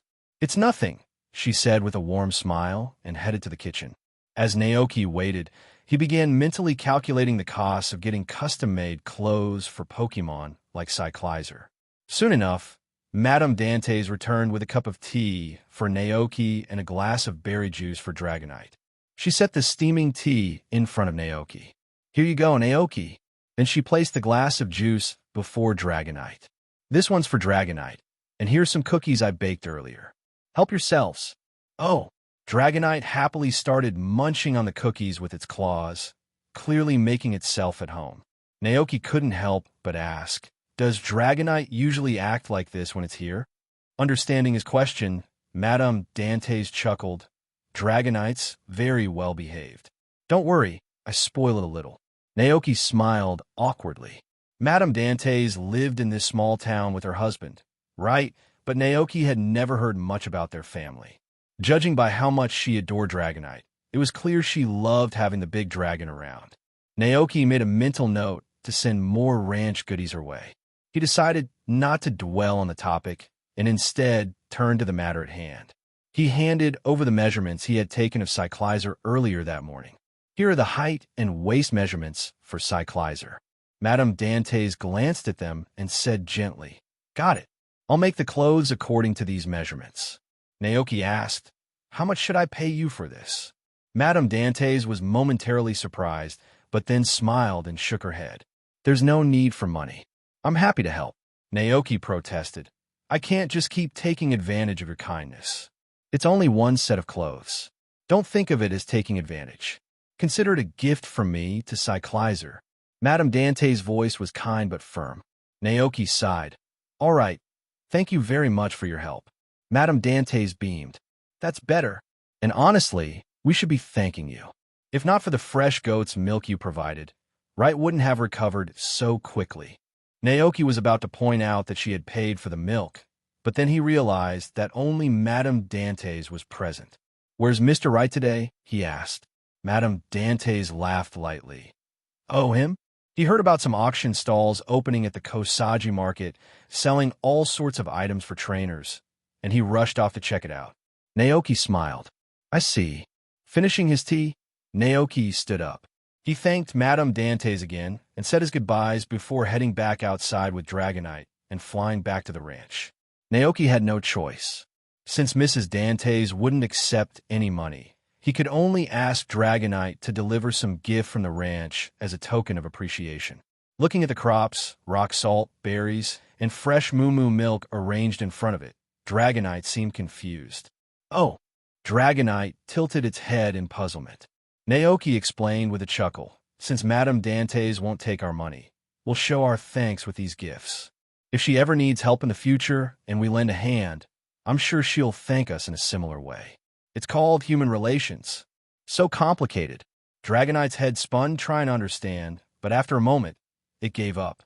It simply gathered up the gifts in its arms and flew off toward the town. Alliance calendar year 198, August 18th, autumn. Early that morning, Naoki was sleeping soundly, cuddling Palmot when he was suddenly awakened by a loud alarm. Naoki blinked groggily as he tried to shake off his drowsiness. The sound persisted, growing louder, coming from somewhere near the ranch. Wait a minute. That sound. It's the alarm from the town's fire department. A surge of panic jolted Naoki fully awake. He wasn't the only one. Karaden, who had been peacefully snoring on the bed, had also sensed something was wrong. It got up, walked to the window, and peered outside, a serious expression on its face. The night sky was bathed in a reddish glow. Naoki quickly rushed to the window and gasped. In the distance, flames blazed fiercely in the back mountain, lighting up the sky. Oh no! What Officer Jenny feared has finally happened. There was a fire in the back mountain. This time of year, With the autumn leaves falling, dead branches and dried leaves were scattered across the ground like kindling. A fire in these conditions could easily spiral out of control. We need to help. Naoki quickly threw on some clothes and rushed into the living room, where Koraden was already waiting, alert and ready. He glanced at Cyclizer and Alchemy, who had been startled. Awake. You too. Stay here and rest, Naoki instructed gently, before racing outside with Koraden and Palmot close behind. Just then, he saw Officer Jenny, Aji, zooming by on her police motorcycle with her trusty Growlithe, headed toward the fire. Spotting the lights on in the ranch, Officer Jenny made a U-turn and pulled up beside Naoki. Her face was serious as she called out, Naoki, the back hill is on fire. It's dangerous here. The fire could spread to the ranch. You need to evacuate now. Growlithe barked urgently beside her. Arf. Arf. But Naoki shook his head firmly. I can't leave. This ranch is my home. It's where me and my Pokémon worked so hard. I have to protect it. Where's Dragonite? Naoki shouted, and soon Dragonite flew over from grass. Dragonite, still groggy from being woken up, arrived at Naoki's side in a bit of a daze. But when it saw the serious expression on Naoki's face, it quickly snapped to attention. Do you see that? Naoki pointed toward the back mountain, where flames were blazing into the sky. Dragonite turned its head and saw the red glow lighting up the sky. The whole dragon immediately woke up. Naoki quickly gave instructions. Please, use rain dance. Make it rain around the area like last time. Dragonite, sensing the urgency in Naoki's voice, nodded firmly before taking off toward the back mountain. Miss Jenny, who was watching, was momentarily taken aback by what she saw, but she quickly regained her composure. If you want to help, follow me, she said with determination. Naoki nodded, mounting Koraden, and together they followed Miss Jenny toward the back mountain. As they arrived, Naoki could see that many humans and Pokémon had already gathered at the foot of the mountain. The situation was dire, and the flames had spread far and wide. A firefighter ran up to the captain, his voice filled with worry. It's no use. The fire's too big. Our water-type Pokémon can only cover a small area with rain dance. It's not enough to stop the fire completely. The captain's expression was grim, but he remained composed as he issued an order, set up an isolation zone around the back mountain to prevent the fire from spreading to the fields below. Just then, another firefighter rushed over. Sir, our helicopter has spotted a group of Pokémon trapped in the heart of the fire. They're working together to fight the flames. The captain's face tightened with concern. We need to organize a rescue team immediately. Yes, sir, the firefighter responded before hurrying off to relay the orders. At that moment, large, dark clouds began to gather in the night sky. Under the light of the fire, the shadowy clouds were stark and clear. Then, with a deafening crack of thunder, it began to rain. Huge, bean-sized raindrops pelted the burning land below. The firefighters looked up in awe and relief. It was raining. Naoki breathed a sigh of relief. Thank goodness we made it in time. The rain intensified, quickly becoming a downpour. As the cold rain met the fiery blaze, the back mountain was filled with the sound of crackling as the fire struggled against the torrential downpour. The flames were no longer spreading and gradually began to die down under the relentless rain. Soon, the fire was reduced to embers, and what was once a roaring blaze was now just smoldering ashes covering the charred land. Everyone huddled under the fire truck's shed, watching the rain pour down outside. Naoki, along with Koraden, joined Miss Jenny and the other firefighters. Some of the firefighters, overwhelmed with emotion, murmured through tears of relief. It's over. Thank goodness it's over. Miss Jenny, however, remained composed, scanning the area as she asked, What's the current status? The firefighter captain's tense expression eased a little. The casualties are still unknown. We'll have to wait until the fire is completely extinguished to assess the situation. Miss Jenny asked, Do we know what caused the fire? The firefighter captain sighed. A trainer camping in the back mountain forgot to put out their campfire before resting. When they woke up, the fire had already spread. They quickly rode their flying Pokémon to contact the fire department. Hearing this, Miss Jenny's face darkened. Just as she feared, this type of negligence had caused the disaster. At that moment, a surprised voice suddenly echoed from the captain's headset. The middle-aged firefighter, eyes red from fatigue, thought there was another emergency. He immediately frowned and barked. "Report the situation. It's Dragonite." Up in the sky, the firefighter piloting a helicopter to drop water bombs gazed in shock at the scene below. Amid the night sky and heavy rain, a powerful and majestic Dragonite was flying above, surveying everything with calm authority. The Dragonite flapped its wings, creating powerful gusts of wind that turned the falling rain into a storm, directing it toward the flames that were still burning. The firefighter quickly pieced it together. This wasn't a random storm. The rain and winds were being controlled by this Dragonite. In awe, he reported back. "It's a Dragonite. It's controlling the rainstorm and guiding it to extinguish the fire. It's also creating winds to manage the rain's direction." "Wow, what a powerful Dragonite." "What?" The fire captain on the ground was taken aback, his face filled with astonishment. "A Dragonite? Where did Dragonite come from?" "No. Wait, how could a Dragonite possibly wield such immense power? Can a Dragonite really summon a torrential downpour of this magnitude?" Miss Jenny was also surprised when she heard the report. She turned to look at Naoki, who stood quietly nearby. "Naoki," Miss Jenny asked hesitantly, "is it your Dragonite?" Naoki nodded slightly. "Yes, that's it." Miss Jenny's eyes widened. Then Naoki was the one who stopped the fire. Upon hearing the conversation, all the firefighters nearby were stunned. One of them stammered in disbelief. "Wait, is that Dragonite really your Pokémon?" Naoki, looking a little sheepish, replied, "That's right." Another firefighter, recognizing him, chimed in, "Wait a minute, I know you. You're Naoki, from Naoki Ranch. Aren't you a rancher? How do you have such a powerful Pokémon?" Naoki, how was he supposed to answer that? He knew well that, in the eyes of most people, a rancher was just a humble, ordinary farmer. And, to be fair, he could understand why people might be shocked. It's like hearing that a farmer who grows crops suddenly started crafting high-tech machinery with their bare hands. "Hey, watch your mouth." The firefighter captain was the first to snap out of it. He glared at the firefighter who asked, then turned back to Naoki. With a wide grin, he clapped Naoki on the shoulder with a big, firm hand and said, "Well done, Naoki. On behalf of the Kosagi Town Fire Department, I want to express our sincere thanks." Miss Jenny, standing beside them, also looked visibly relieved. She gave Naoki a serious salute and said, "I'd like to thank you on behalf of the police station, too. It's all thanks to you."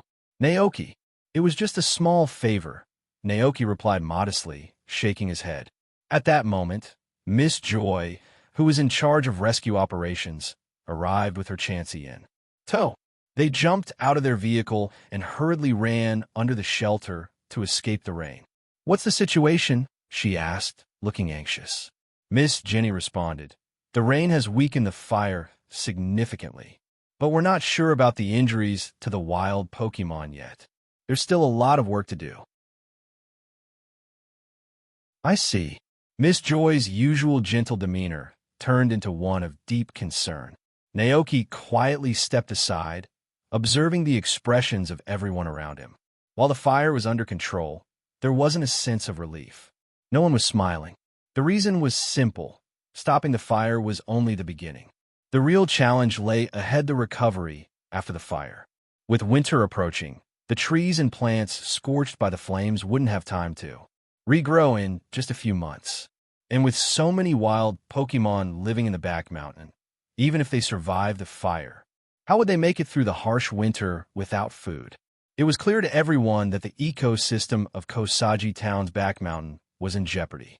Naoki felt a pang of helplessness, but then an idea came to him. No, maybe it wasn't hopeless after all. If he could invite the king of bountiful harvests, then the damaged ecosystem could be restored. Not only that, but the presence of the king could also inspire faith and hope in both the humans and Pokémon of the town. The land might thrive again, faster than anyone thought. Mr. Naoki, why are you here? At this moment, Nurse Joy noticed Naoki and his Pokémon, Koraidon, standing nearby. Nurse Joy recognized Naoki because his ranch was quite famous in this coastal town, and she had previously visited to check on his Gago's health. After a few visits, she got to know the gentle and kind-hearted young rancher quite well. Naoki explained, "The ranch is nearby, and I came to help." The tall, tough firefighter captain chimed in, "It's all thanks to Naoki that the fire was brought under control so quickly." Nurse Joy looked confused. After Officer Jenny gave a quick explanation, Joy's eyes widened in surprise. Was Mr. Naoki really such an amazing trainer? This thought flashed through Joy's mind. She was initially surprised, but then she remembered the powerful Gagote she had seen on Naoki's ranch, bursting with grass-type energy, and suddenly it didn't seem so far-fetched anymore. After a brief greeting, everyone's focus shifted back to the mountain, still shrouded in rain. Officer Jenny frowned, her serious expression making her look even more determined. The fire captain and his team of firefighters were also worried, watching and waiting for the fire to be completely extinguished so they could begin their rescue operations. Nurse Joy clasped her hands together and prayed softly. "I hope the Pokémon living in the back mountain are safe." It would take some time for the rain to completely put out the flames. Everyone, looking visibly tired, gathered under a shelter to rest. Naoki sat next to Koraidon, gazing ahead, taking in the scene of this world's firefighting efforts. As he expected, the fire brigade here was composed of both humans and water-type Pokémon. Among the Pokémon he saw were the familiar Golduck, Politoed, the cute but powerful Swampert, the serene Slowbro. Naoki even spotted a familiar Quavel, a Pokémon that often visited his tavern for a good drink. Officer Jenny stood nearby and, noticing Naoki's curiosity, explained, "Some of these Pokémon were once wild. After being rescued by the fire department, they stayed behind to help." Naoki nodded, then turned the conversation to the next steps in the rescue efforts. "Once the rain stops, you're going in to rescue the wild Pokémon, right?" Officer Jenny sighed. "With a fire of this scale, the Pokémon on their own won't be able to recover quickly. It will take time for the forest to restore itself, and the Pokémon will need our help." Naoki had been considering mentioning the King of Bountiful Harvests, but he wasn't certain he could summon the legendary Pokémon. Instead, he shifted the conversation. "I have a lot of berries stored at my ranch. If the rescue teams need extra supplies, feel free to contact me." In situations like this, helping where he could was the least he could do. Officer Jenny blinked in surprise, then smiled warmly. "Thank you, Naoki. You've already helped so much. The Paldea League will be sending relief supplies, and I wouldn't be surprised if Champion Gita herself comes to oversee things." Naoki noticed the hint of admiration in Jenny's tone. It seemed that Champion Gita was well-loved by the people of Paldea. At that moment, Officer Jenny's Growlithe let out a sad whine. Naoki looked over to see the poor Growlithe, soaked by the rain, with muddy paws and a droopy expression. It was sitting miserably beside Officer Jenny, looking down at its dirty fur. Naoki couldn't help but chuckle and offered some comfort. "Don't worry. Once all this is over, you can get cleaned up." Growlithe perked up at Naoki's kind words, wagging its tail happily. "Woof woof." Jenny, a little surprised, said, "It seems to like you." Naoki smiled thoughtfully. "Maybe it's because I once gave it some juice and milk when I saw it." Growlithe continued to wag its tail enthusiastically. Woof woof. Watching the scene, Naoki felt a twinge of longing in his heart. He really wanted a warm, furry Growlithe of his own. But it seemed that the Growlithe line was mainly associated with the Jenny family. In this world, Growlithe and Arcanine were the symbols of the Jenny family, and almost every Officer Jenny was partnered with one. Monopoly? Naoki didn't think so. He'd never heard of any law forbidding trainers from having their own Growlithe. In fact, some traveling trainers had Pokémon like Growlithe or Houndoom. After all, no single family could monopolize a species of Pokémon. Just look at the Dragonite family. There were plenty of Dragonites across the world, and they weren't all tied to one family. Perhaps it was Growlithe's loyal, brave, and intelligent nature that made it perfect for police work. Officer Jenny's sharp gaze caught Naoki's thoughtful expression. Officer Jenny noticed that Naoki was looking at her, so she turned around and asked, "What's the matter?" Naoki blinked, finally realizing he'd been staring. It just seems like all the Officer Jennys in the world look exactly the same. Collapsed to the ground, falling into unconsciousness. Possible. Hearing this, Officer Jenny couldn't help but laugh. That's true. The Jenny family is quite magical. Every girl born into our family looks just like me. Maybe it's because our genes are exactly the same. It's the same with the Joy family, too. Naoki glanced at Miss Joy, who was busy attending to Pokémon nearby. Officer Jenny continued, but it's not exactly the same everywhere. Some Jennies and Joys who live in tropical regions have darker skin tones. That could be because of environmental factors. That's really amazing, Naoki said, nodding. Officer Jenny's expression softened, but she seemed a little wistful. Honestly, if I had a choice, I wouldn't want to look exactly like my relatives. Outsiders can never tell us apart. Naoki. Her words reminded Naoki of Brock from the anime, how he could easily distinguish between every Joy and Jenny with no trouble at all. As time passed, the fire that had consumed the back mountain finally receded. The heavy rain, thanks to Dragonite's rain dance, had done its job, and the sky gradually began to brighten. With the first light of dawn, in a morning glow, Dragonite slowly descended from the sky, landing beside Naoki. When the firefighters saw Dragonite land, their eyes lit up with admiration. That Dragonite's the one that stopped the fire, right? What a powerful Pokémon. It's the great benefactor of Kosagi Town. We must thank it. Even the water-type Pokémon gathered around, looking at Dragonite with respect. The Capitan, on behalf of the entire fire brigade, walked up to Dragonite and saluted it solemnly. "Thank you for your hard work, Dragonite. We really appreciate your help this time." Faced with so many grateful and admiring gazes, Dragonite looked pleased yet a little embarrassed. "Awo 00000000." Dragonite barked twice at everyone. The fire captain, slightly confused, turned to Naoki for clarification. Naoki smiled warmly and explained, "Dragonite is saying that it's just doing its job. It's part of life here too." "Oh." Dragonite nodded enthusiastically. Seeing this, the tough fire chief's face softened with admiration. "Good Dragonite. But no matter what, we still need to say thank you." "Ouch," Dragonite responded happily. But now wasn't the time for small talk. The fire had faded, leaving behind a trail of devastation. The once lush and green back mountain was now reduced to black ashes with large trees, burned down to charcoal. The firefighters immediately got busy again. Together with Officer Jenny and Miss Joy, they organized a team to search the back mountain for any surviving Pokémon. Naoki stood with Dragonite for a while, watching. Soon enough, he saw a Pokémon being carried out on a stretcher and rushed into Miss Joy's ambulance for emergency treatment. Seeing this, both humans and Pokémon wore heavy expressions. Naoki sighed and turned to Koraidon and Dragonite. "Let's go." They couldn't do much more here, and leaving so abruptly earlier must have worried the Pokémon back at the ranch.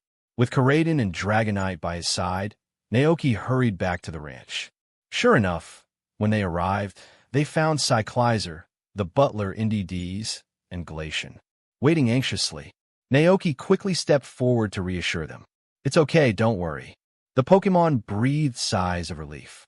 Naoki patted their heads one by one and was about to send them back to rest when, suddenly, Palmot came flying toward him in a panic from a distance. Palmot pointed in the direction of the chicken coop, frantically saying, "Pamo! Pamo! Naoki was confused for a moment. What's wrong? Since Naoki hadn't eaten any translation seeds, he couldn't fully understand what Palmot was saying. But seeing the alarm on Palmot's face, Naoki wondered, could it be a weasel or something had gotten to the hens? Palmot tugged at Naoki's arm, urging him to come and take a look. Realizing something was definitely wrong, Naoki followed Palmot, bringing a group of Pokémon with him toward the chicken coop. In front of the chicken coop ran a river that flowed through the pasture. Just then, Naoki noticed something being swept downstream from the upper reaches of the river. He squinted to see what it was. To his shock, it wasn't debris, it was a group of dirty, distressed Pokémon. They appeared panicked, flailing in the water as they tried to stay afloat. Seeing this, Naoki acted fast. He called out to the siblings, NDD siblings, for help. The two quickly nodded, stepped forward to the edge of the river, and raised their hands. A soft, blue glow appeared in their eyes. Before the group of Pokémon were swept away by the current, a supernatural power enveloped their bodies, lifting them out of the river just in time. Once safely on the shore, the Pokémon coughed violently, spitting out the water they had swallowed. The younger NDD gently patted the back of a chubby Minccino, trying to comfort it. Naoki stood nearby, scanning the group of Pokémon. In addition to the Minccino, there were 5 other Pokémon: a Bellybolt, Smeargle, Tinkatuff, Arcan, and a pair of Tandemouse. Each Pokémon looked exhausted, with burn marks covering their bodies, and their fur or skin smeared with ash and soot. It was clear that they had narrowly escaped the fire. Perhaps they had tried to hide in the river to escape the flames, but they had been swept downstream by the powerful current instead. After a brief pause, Naoki turned to Brother NDD and said, "Could you grab some burn medicine?" NDD replied calmly, nodding as he hurried back to the house. He returned shortly, carrying several bottles of burn treatment spray from the first aid kit. Naoki approached the cautious Smeargle first. "Don't worry, I'm here to help. You're injured, and I want to heal you," he said softly, waving the bottle of burn medicine in front of it. Smeargle, sensing the sincerity in Naoki's voice, lowered its guard. Naoki gently sprayed the burn medicine across its body before moving over to the chubby Bellybolt. Unlike Smeargle, Bellybolt was still visibly shaken. Its body trembled slightly, and as Naoki neared, it curled up in fear. Suddenly, sparks of electricity crackled from the electric sacs on its belly, enveloping it in a shield of energy. Naoki crouched down and spoke soothingly. "Bellybolt, don't be afraid. You're safe now.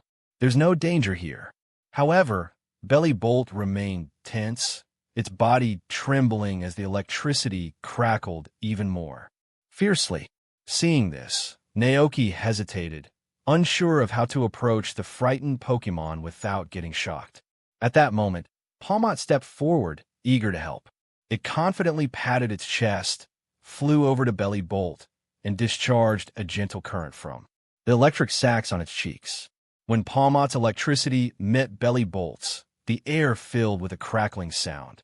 Naoki watched in surprise, but soon understood what was happening. This was how electric-type Pokémon often communicated through the exchange of electrical currents. It was their way of offering comfort and friendship. Sure enough, Bellybolt's tense body began to relax under Palmot's calming influence. Its curled-up form stretched out, and it cautiously observed its surroundings with its wide yellow eyes. Naoki smiled warmly at the now relaxed Pokémon. "There we go, just relax. I'm going to treat your injuries now."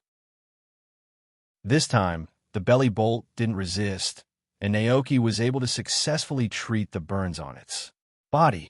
The third Pokémon was the Arcan, who tilted its head and had a goofy expression. Naoki thought that such a silly-looking Arcan would be easier to approach, but before he could even get close, the Arcan flapped its wings and flew away, quickly disappearing from sight. Naoki, huh? With no other options, he decided to continue treating the remaining Pokémon. The Minccino had been around humans before and was relatively friendly, so it wasn't as wary as Bellybolt. The treatment went smoothly, though Naoki noticed that most of Minccino's fur had been burned off, leaving it looking quite bald, which was a little unfortunate for such a normally fluffy Pokémon. Next were the tandem mouse, two pure white, big-eared mice. The smaller one hid behind the larger one and didn't have many visible injuries. The bigger one, however, had more serious burns. Both of them looked at the humans and the other Pokémon around them with timid eyes. Noticing their fear, Naoki crouched down and held out his hands gently, trying to appear as non-threatening as possible. "Don't be scared. I'm here to help." The tandem mouse, after seeing Naoki help the other Pokémon, hesitated but eventually looked at each other and cautiously stepped forward. Naoki gently sprayed the burn medicine on the larger mouse's back and smiled. "You're such a reliable partner." The two mice squeaked in response. "All right, all done," Naoki said, giving them a gentle pat before turning to the next Pokémon, the Tinkatuff. Unlike the hammer-wielding Tinkatuff he had in mind, this little Tinkatuff didn't have its signature hammer. Whether it had lost it while escaping or simply didn't have time to forge one yet, Naoki couldn't tell. At this moment, the Tinkatuff was trying its best to look up at Naoki. Naoki smiled warmly and was just about to greet it when, to his Naoki was startled when the Tinkatuff suddenly fainted. He quickly knelt beside it, checking over its body. "There are burn marks, and they're pretty severe. It looks like it's lost a lot of energy because of the burns." Naoki noticed the unconscious Tinkatuff was trembling slightly. When he touched it, he realized its whole body was cold. "It's suffering from hypothermia." This was a serious and dangerous condition for Pokémon. The heat loss from their bodies was exceeding what they could generate, and if left untreated for too long, the Pokémon could be at risk of severe complications, even death. They needed warmth immediately. Not just Tinkatuff.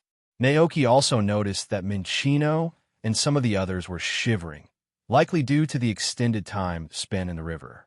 Naoki felt grateful in that moment for the Pokémon medical books he had read in his free time. He had originally studied them with the intention of caring for the Pokémon on his ranch, but it turned out to be useful now in this unexpected situation. He carefully picked up the fainted Tinkatuff and looked at the other Pokémon: Smeargle, Tandemaus, Minccino, and Bellibolt. "Come with me," he urged gently.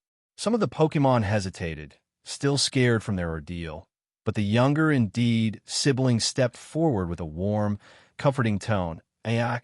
The frightened Pokémon looked at her and, reassured by her gentle manner, reluctantly followed Naoki back to the house.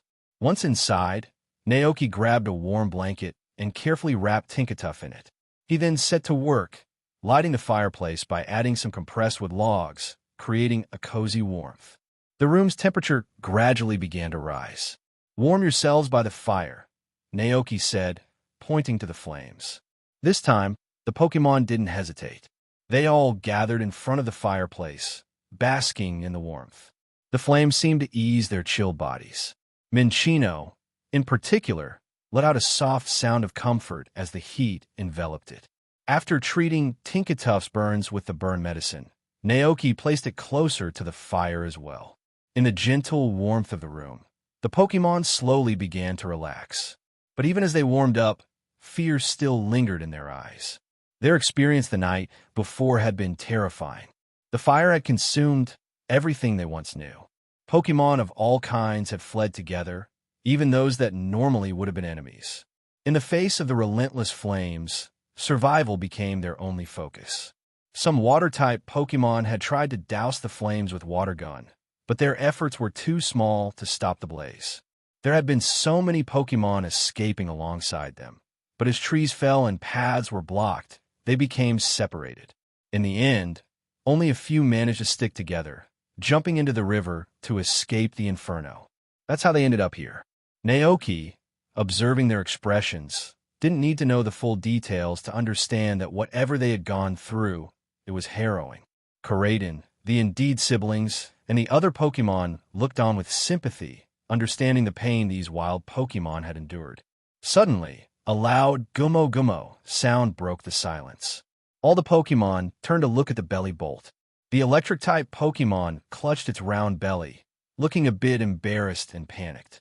Naoki was the first to react, realizing what was happening. It wasn't a call from Bellibolt. The sound was coming from its stomach. It was hungry. There's a common saying in Bellibolt's habitat: every sunset, you'll hear a chorus of Gummo Gummo. Naoki quickly remembered that none of the Pokémon had eaten breakfast yet. Once he was sure that Tinkatuff was stable, he began preparing breakfast with the help of the younger Indeed sibling.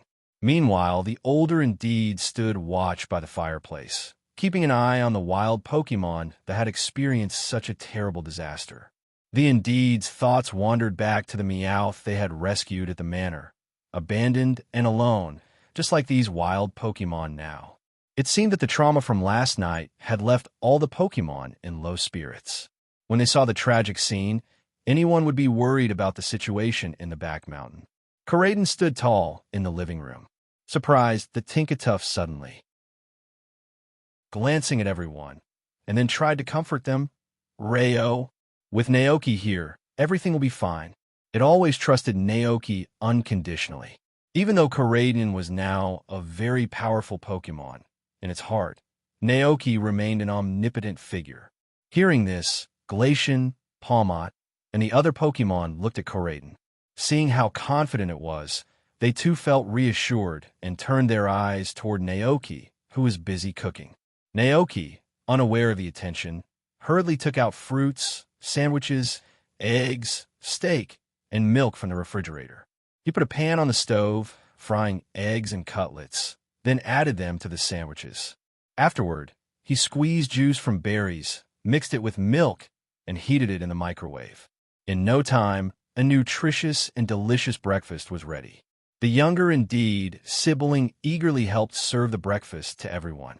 Minccino, the pair of Tandemaus, Smeargle, and Bellybolt all received thick sandwiches and fragrant hot milk. The smell of food touched the hearts of these hungry Pokémon, and they looked at the human with gratitude in their eyes. Naoki noticed their expressions and smiled warmly. "You're welcome. We all live in this place, so it's only natural to help each other." The warm firelight restored some energy to Minccino. It wiped its tears with its tiny paws before lowering its head to eat. The other Pokémon also ate silently, grateful for the kindness they had been shown, each one thinking that when the time came, they would find a way to thank Naoki for rescuing them. Tinkatuff still hadn't woken up, so Naoki went over to check on it and found it had simply fallen into a deep sleep from exhaustion. Not wanting to disturb it, Naoki decided that after breakfast, he would head to the back mountain to see if there were any other wild Pokémon that needed help. What he didn't expect was that upon hearing his plan, Minccino and the others all expressed their desire to go along as well. Seeing their determination, Naoki agreed, asking the NDD siblings to stay home and watch over Tinkatuff while he led the Pokémon to the back mountain. The rain had just stopped, and the ground was still wet, making the path to the back mountain muddy. At first, the scenery along the road hadn't changed much, but as they entered the back mountain, the devastation became clear. The tall trees that once stood proudly were now reduced to blackened stumps, scattered across the ground like broken matchsticks. The bushes and grass had been burned to ash, and the air was thick with the damp smell of rain and smoke. Minccino and Smeargle looked at the scene before them, and tears welled up in their eyes. Minccino let out a sorrowful cry. The hazelnuts and fruits it had stored in tree hollows for the winter had all been consumed by the fire. They had been the fruits of its labor throughout the entire autumn. Smeargle wiped the tears from its face, feeling a deep sense of loss. The place it had once, called home, had likely been reduced to ruins as well. The pair of Tandemaus shed silent tears. If they hadn't escaped so quickly yesterday, they might have perished in the fire. Bellybolt, who usually had a slow and relaxed demeanor, looked dejected as it observed the destruction around it. Seeing this, Coraden and Glacian also grew visibly uncomfortable. Palmot couldn't help but wonder if it had lived in this forest, would it have been left homeless too? The thought made it feel incredibly sad. Naoki was in a heavy mood as well. He still remembered that not too long ago, he had visited this forest with his Gagoat to gather ingredients. Back then, the trees were tall and full of life. When the wind blew, the rustling of leaves would sound like waves across the forest. Yellow leaves would gently fall from the treetops, layering the ground. In time, they'd decompose into the soil, nourishing the earth for the coming year. The forest was home to many Pokémon. Naoki had seen Dewpider, Kricketot, Watrel, and Caterpie here before. But now, all those Pokémon were gone, their fates unknown. Naoki could only hope in his heart that they had sensed the danger and managed to escape to safer places. Looking at the crying Pokémon beside him, Naoki offered comforting words. Don't cry. As long as you're alive, your home can be rebuilt. I, along with everyone in the town, will help you rebuild it. The Pokémon felt a little better, but were still visibly sad. Seeing this, Naoki gently urged, let's search around to see if there are any other Pokémon that need our help. Palmot was the first to respond. Naoki had tied a red cape around its shoulders, making it look like a little superhero as it dashed through the ruins. Naoki hoped that Palmot could bring hope to those affected by the disaster, just like a true superhero would. Glacian, Koraidon, Cyclizer, Gagote, Dragonite, Butterfree, Combi, the 2 wild Dragonites, and the 5 Dragonaires, whether they were Pokémon from the ranch or those who had stayed behind to help all, joined the search and rescue efforts under Naoki's guidance. Seeing this, the previously sad Minccino found new strength and decided to join the search, thinking of the Pokémon it had escaped with, who might still be in danger. Smeargle didn't say anything, but it expressed its thoughts through action. It quickly moved through the forest, using the paint from its tail to mark paths on the ground and the charred trees, creating a way to guide other Pokémon who might need help. Naoki watched the scene unfold with a sense of emotion. Even Pokémon who might usually be rivals were now working together in the face of disaster. With everyone's efforts, the first Pokémon in need was soon found. It was a Watrel with injured wings, unable to fly. It had hidden in a small cave, but when Palmot led Naoki to it, the poor Pokémon had already fainted. Naoki quickly pulled the injured Watrel out of the cave.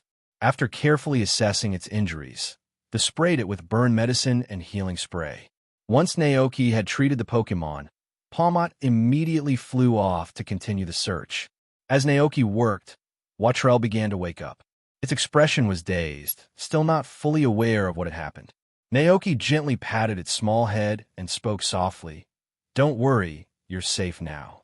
Realizing that the human in front of it had saved its life, Watrel didn't resist. It blinked its wide eyes and simply stared at Naoki. With a soft smile, Naoki pulled an apple from his bag and placed it in front of the little Pokémon. Here, eat this and rest afterward. Everything will be okay. Watrel didn't move, still too weak and confused. Naoki was about to offer more comforting words when Koraidon came running over, carrying an unconscious Petalil in its arms. Seeing this, Naoki quickly handed the now calmer Watrel over to Koraidon and began tending to the unconscious Petalil. However, as soon as Watrel came into contact with Koraidon, it began to squirm in panic. Clearly frightened. Naoki, really? Koraidon tilted its head, confused. Rayo, what did I do wrong?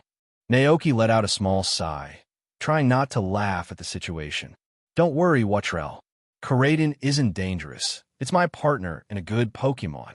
Hearing Naoki's reassuring words, Watrel gradually settled down, though it still cast nervous glances at the large Pokémon. Naoki refocused on Petalil's condition. Severe burns, extreme exhaustion. This is not looking good. After some thought, Naoki decided against using just the healing spray. Instead, he pulled out a bottle of berry juice mixed with moo milk and carefully fed it to Petalil. This homemade blend, Naoki knew, had stronger healing properties than most store-bought remedies, but it wasn't easy to carry, so he had only brought a limited supply for the Pokémon in the most critical condition. As expected, after sipping the juice, Petalil's breathing steadied, and it slowly regained consciousness. Once Petalil was awake, Naoki applied burn spray to its injuries, ensuring the burns were properly treated. When Petalil's condition stabilized, Naoki finally let out a breath of relief. He stayed with both the recovering Petalil and the nervous Watrel, waiting for more Pokémon in need of help. Although he had hoped the rescue would go smoothly, To his disappointment, no more Pokémon were found for quite some time. We can't go on like this, he thought, worried that the severely injured Pokémon wouldn't make it if they didn't receive immediate help. After some quick thinking, Naoki came up with a plan. He sent the other Pokémon to continue searching and called back his 3 Go-Goats. Standing before the tall and strong Gagoat, Naoki wore an expression of determination. I need you all to use grassy terrain, just like you do in the pasture. Cover as much ground as possible. Grassy terrain not only boosted the power of grass-type moves, but, more importantly, it restored the energy and health of Pokémon standing on the ground. Can you do that? Naoki asked, his tone serious. The 3 Gago bleated with confidence. Bah, good. Naoki smiled. Then I'll leave it to you. And don't worry, I'll make you all a special herb dish later as a reward. The Gago looked excited, eager to help. They lined up, stomping their hooves on the ground. With determination, in the next moment, vibrant green energy surged from their bodies, sinking deep into the earth. As the light spread, green, crystalline grass began to sprout from the scorched land. In mere seconds, a vast field of lush, emerald grass spread across the forest, rapidly growing and covering the once burnt ground. Naoki was in awe.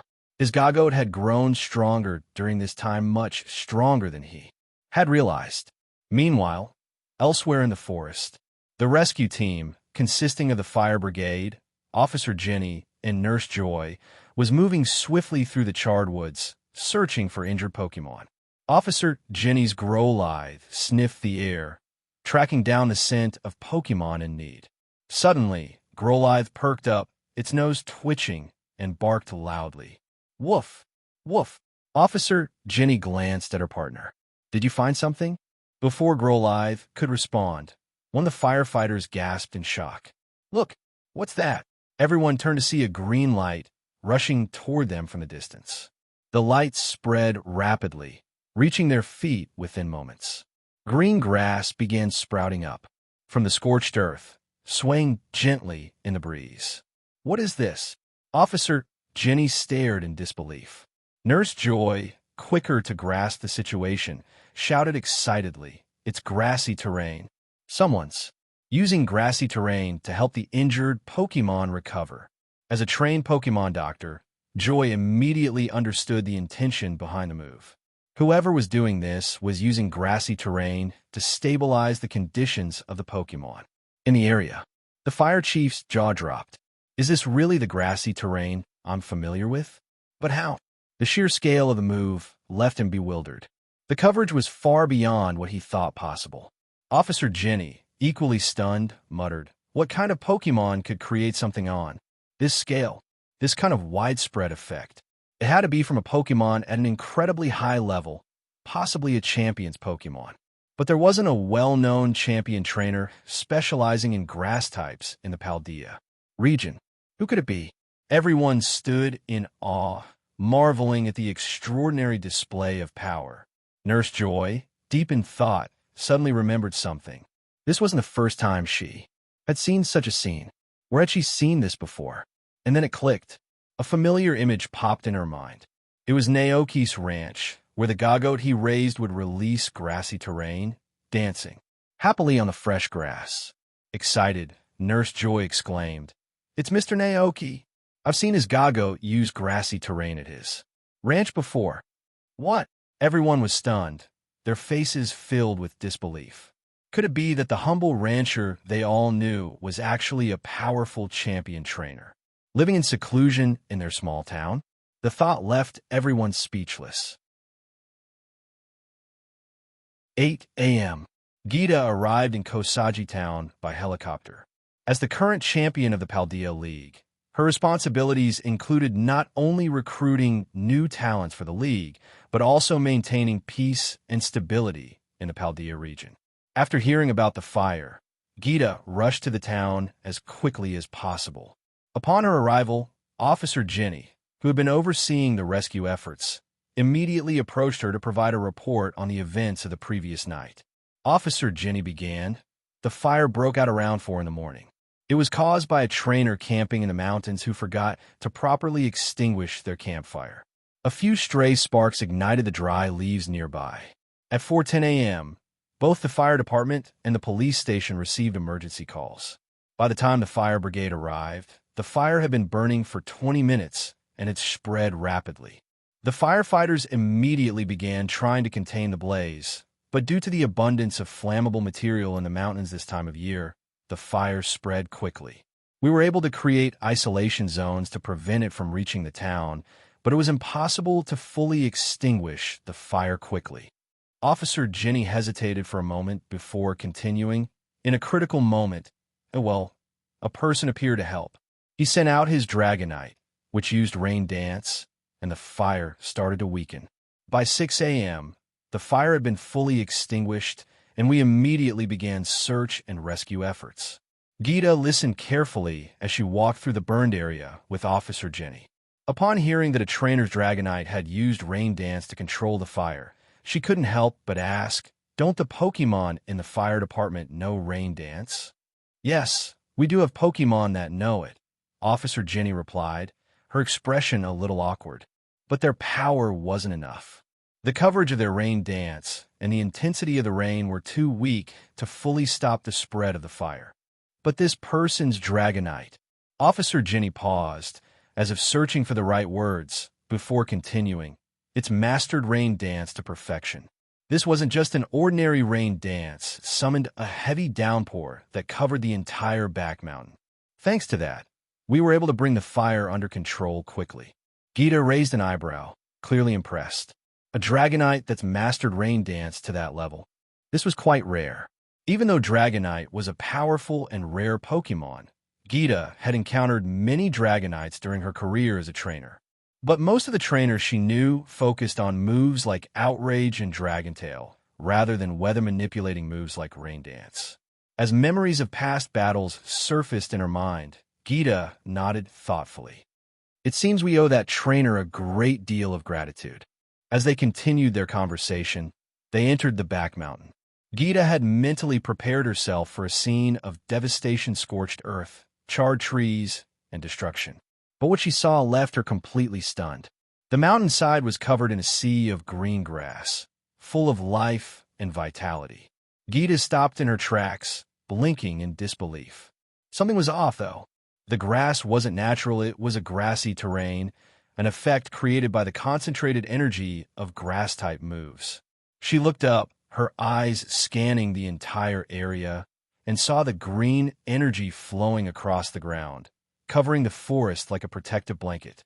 As the wind blew, thousands of blades of grass swayed gently in the breeze. "What?" Gita muttered, a question mark practically popping over her head. Officer Jenny, seeing the confusion on Gita's face, quickly provided an explanation. That grassy terrain was also created by that same trainer's Pokémon. I didn't see it myself, but Nurse Joy mentioned it was 3 Gago working together. At this, Officer Jenny smiled, a look of gratitude softening her expression. Thanks to them, we were able to buy more time for the rescue teams.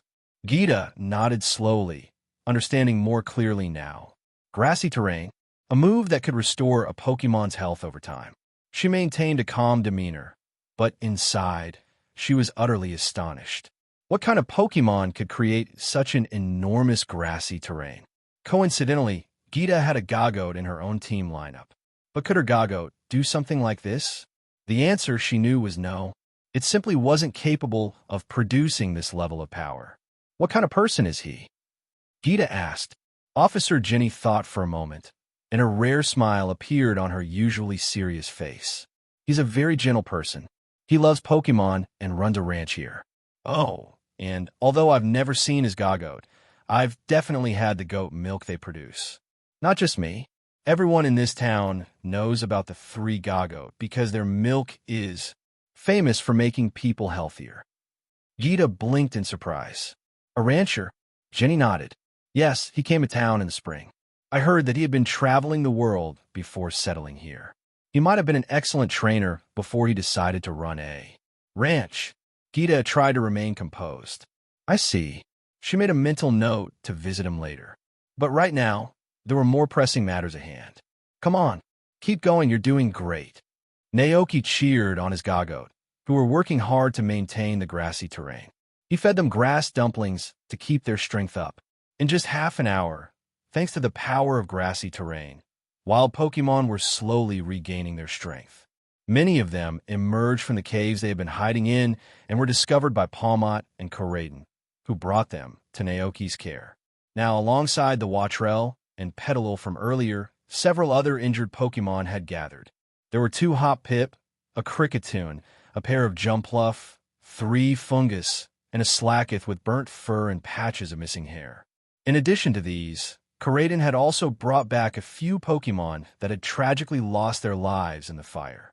The sight of the charred Furret and Lurantis lying silently on the ground brought a somber stillness to everyone present, both humans and Pokémon alike. Naoki, filled with sadness, tried to revive the Furret with the most potent healing dish he had. But it was no use. Their lives had already slipped away. No one could save them, not unless Ho-Oh were here to perform a miracle. Koraidon and Cyclizer hung their heads in grief. Glacian, usually stoic, looked visibly uncomfortable, while Palmot floated in the air, its voice low. Pamo, Naoki sighed softly. All we can do now is bury them properly and let them rest in peace. In the Paldea region, there were no places like the Pokémon Tower or MT Pyre dedicated to Pokémon burial. The best they could do was find a peaceful spot in the forest to lay them to rest. At that moment, the Gagote finally couldn't hold on any longer, and the lush green grass covering the ground began to fade into sparkling light, disappearing. Thank you for all your hard work. Time for a well-deserved rest. Naoki gently patted their heads. While the other Pokémon continued their search for any more injured survivors, they found nothing further after a long while. Naoki pondered, perhaps all the nearby Pokémon had already managed to escape before the fire spread. Seeing this, he decided to stop the search and rescue operation. He found a peaceful patch of land untouched by the fire, dug several small pits, and carefully buried the Pokémon who had passed. Pokémon such as Watrel, Shroomish, and Kricketune looked at the scene with sad expressions on their faces. Naoki comforted them. Don't worry. They're not truly gone.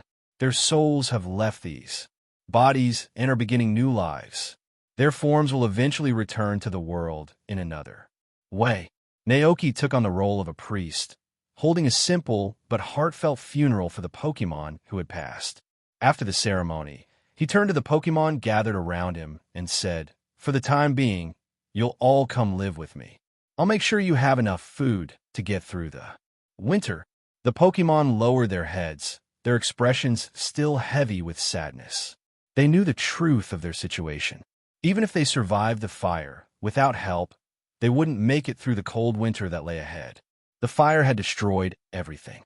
There was no food left, and their warm nests were gone. Minccino, unable to hold back any longer, started crying once more.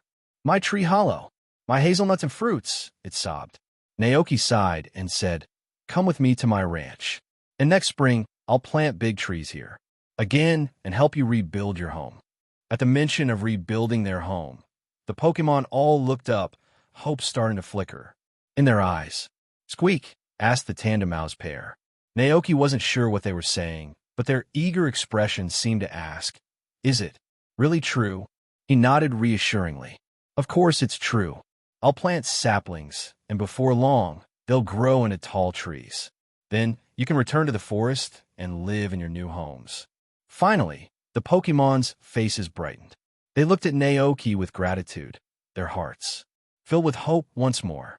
"Let's go," Naoki called as he began walking back toward his ranch, a long trail of Pokémon following closely behind him. On the way, he ran into Officer Jenny, who was riding her motorcycle. Jenny, who was on her way back to the Pokémon Center to get more supplies for Nurse Joy, noticed Naoki and the group of tired, soot-covered Pokémon. A knowing smile spread across her face.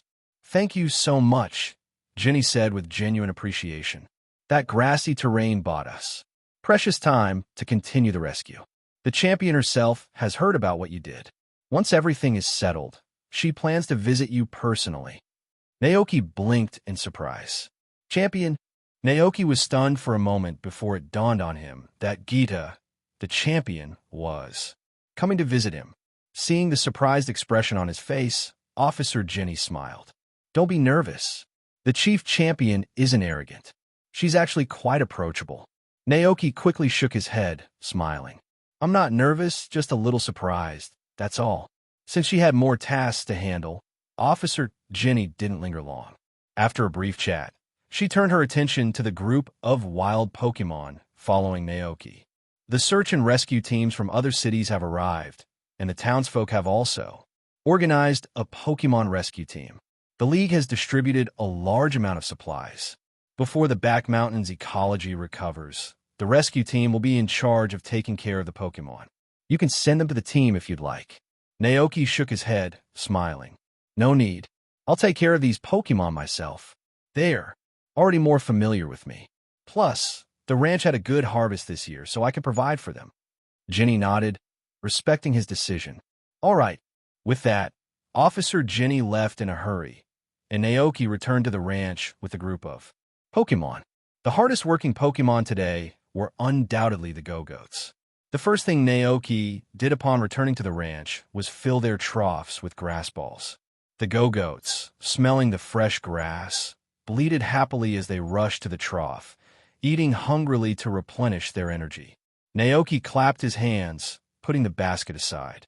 Now, he needed to solve the problem of food and shelter for the wild Pokémon, including Minccino, Tinkatuff, Tandemaus, Smeargle, and Bellybolt. There were a total of 16 refugee Pokémon under his care.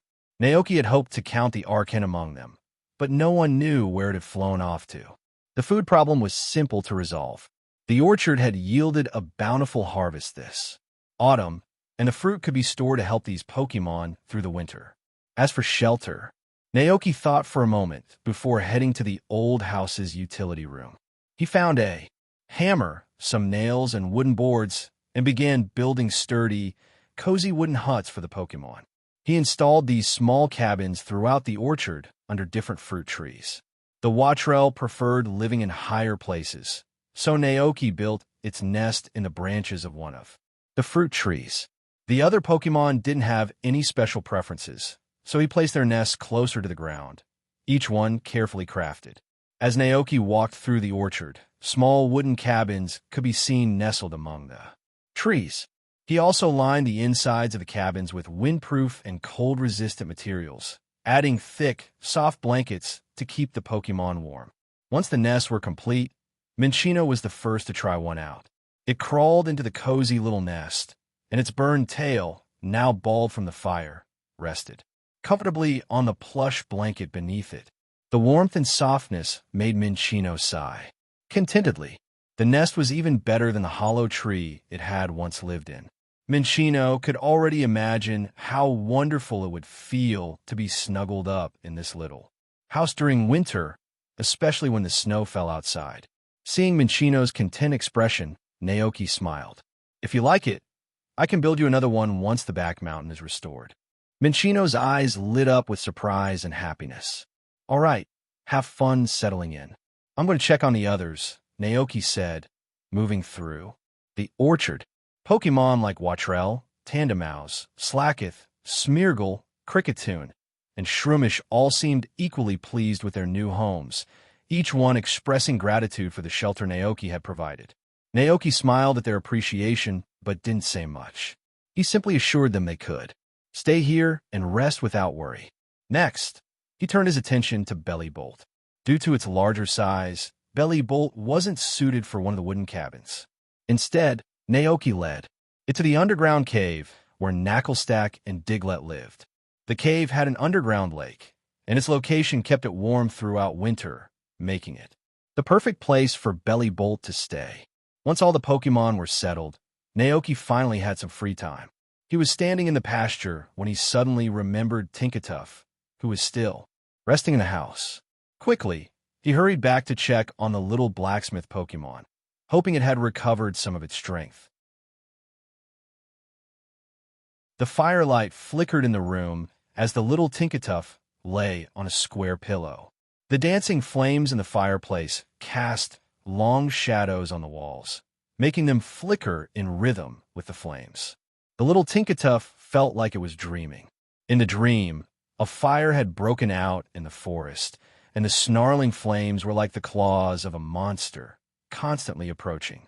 The raging fire burned everything, turning its home into a nightmarish purgatory in an instant. It saw other Pokémon being consumed by the flames, and more began to flee. Tinkatuff joined the stampede of Pokémon, running with the wind howling in its ears and the heat of the flames chasing from behind. The temperature around it rose higher and higher, as if the flames were about to engulf it entirely. Tinkatuff let out a cry of fear and suddenly jolted awake. The all-consuming fire was gone, and so were the fleeing Pokémon. Instead, Tinkatuff found itself in an unfamiliar place. There was still a trace of fear on its face as it gasped for breath, like someone who had narrowly escaped drowning. Just then, a voice came from beside it. "You're awake?" Tinkatuff turned to see a human. The memories came flooding back, and Tinkatuff recalled everything. They had escaped the fire and been saved by the human standing before it. But what about the other Pokémon that had escaped with it? Panic set in as Tinkatuff looked around the room, searching for its companions. Seeing its movements, Naoki understood what it was worried about. "If you're looking for Minccino, you can find them outside in the orchard," Naoki said with a gentle smile. Hearing this, Tinkatuff tried to get up and go outside. It remembered how Minccino had stopped to save it from the flames, and how the poor Pokémon's tail had been burned in the process. Naoki didn't stop Tinkatuff. After its rest, it had regained much of its strength and no longer appeared as weak as before. He followed Tinkatuff outside, and together they found Minccino hiding safely in the orchard. Tinkatuff breathed a sigh of relief. "You're much better now," Naoki said, "but you still need to rest. Stay here at my ranch for the time being. After winter, I'll help rebuild your home, and you can return to the mountains and forests." Naoki explained that the Paldea League would also send people to help restore the area's ecology. Once the forest recovered, the rescued Pokémon would be released back into the wild to live in their homes again. Hearing this, Tinkatuff seemed to relax a little more. It turned to Naoki and quietly murmured, "Woo-woo." Naoki smiled. "I even made a little nest for you. Would you like to try it? You can stay with the others." Though safe, Tinkatuff's heart hadn't fully recovered from the ordeal. It hung its head and whispered softly, "Woo-wah." Seeing the fragile little Tinkatuff, Naoki found it hard to connect this timid Pokémon with the fearsome Paldea's Forge Master described in the Pokédex. The Forge Master refers to its final evolution, Tinkaton, a Pokémon known not only for its intelligence, but also for its bravery. Despite its small and cute appearance, Tinkaton is said to wield a giant hammer strong enough to crush Steelix. Naoki gently guided Tinkatuff to the wooden hut he had prepared for it. The little Tinkatuff glanced back at Naoki, then walked into the cozy hut under his encouraging gaze. Naoki smiled as he watched. Finally, all the injured Pokémon had found a safe place to rest. It was not yet dark, and the Pokémon didn't stay in their nests. They were scattered throughout the orchard, all in a somber mood. Naoki understood this. After all, what had happened recently was traumatic, and it was normal for them to take some time to adjust. He gathered the Pokémon and said gently, "You can pick any fruit from the trees in this orchard and eat it. If you want to wander around, feel free to find Palmot or Alchemy."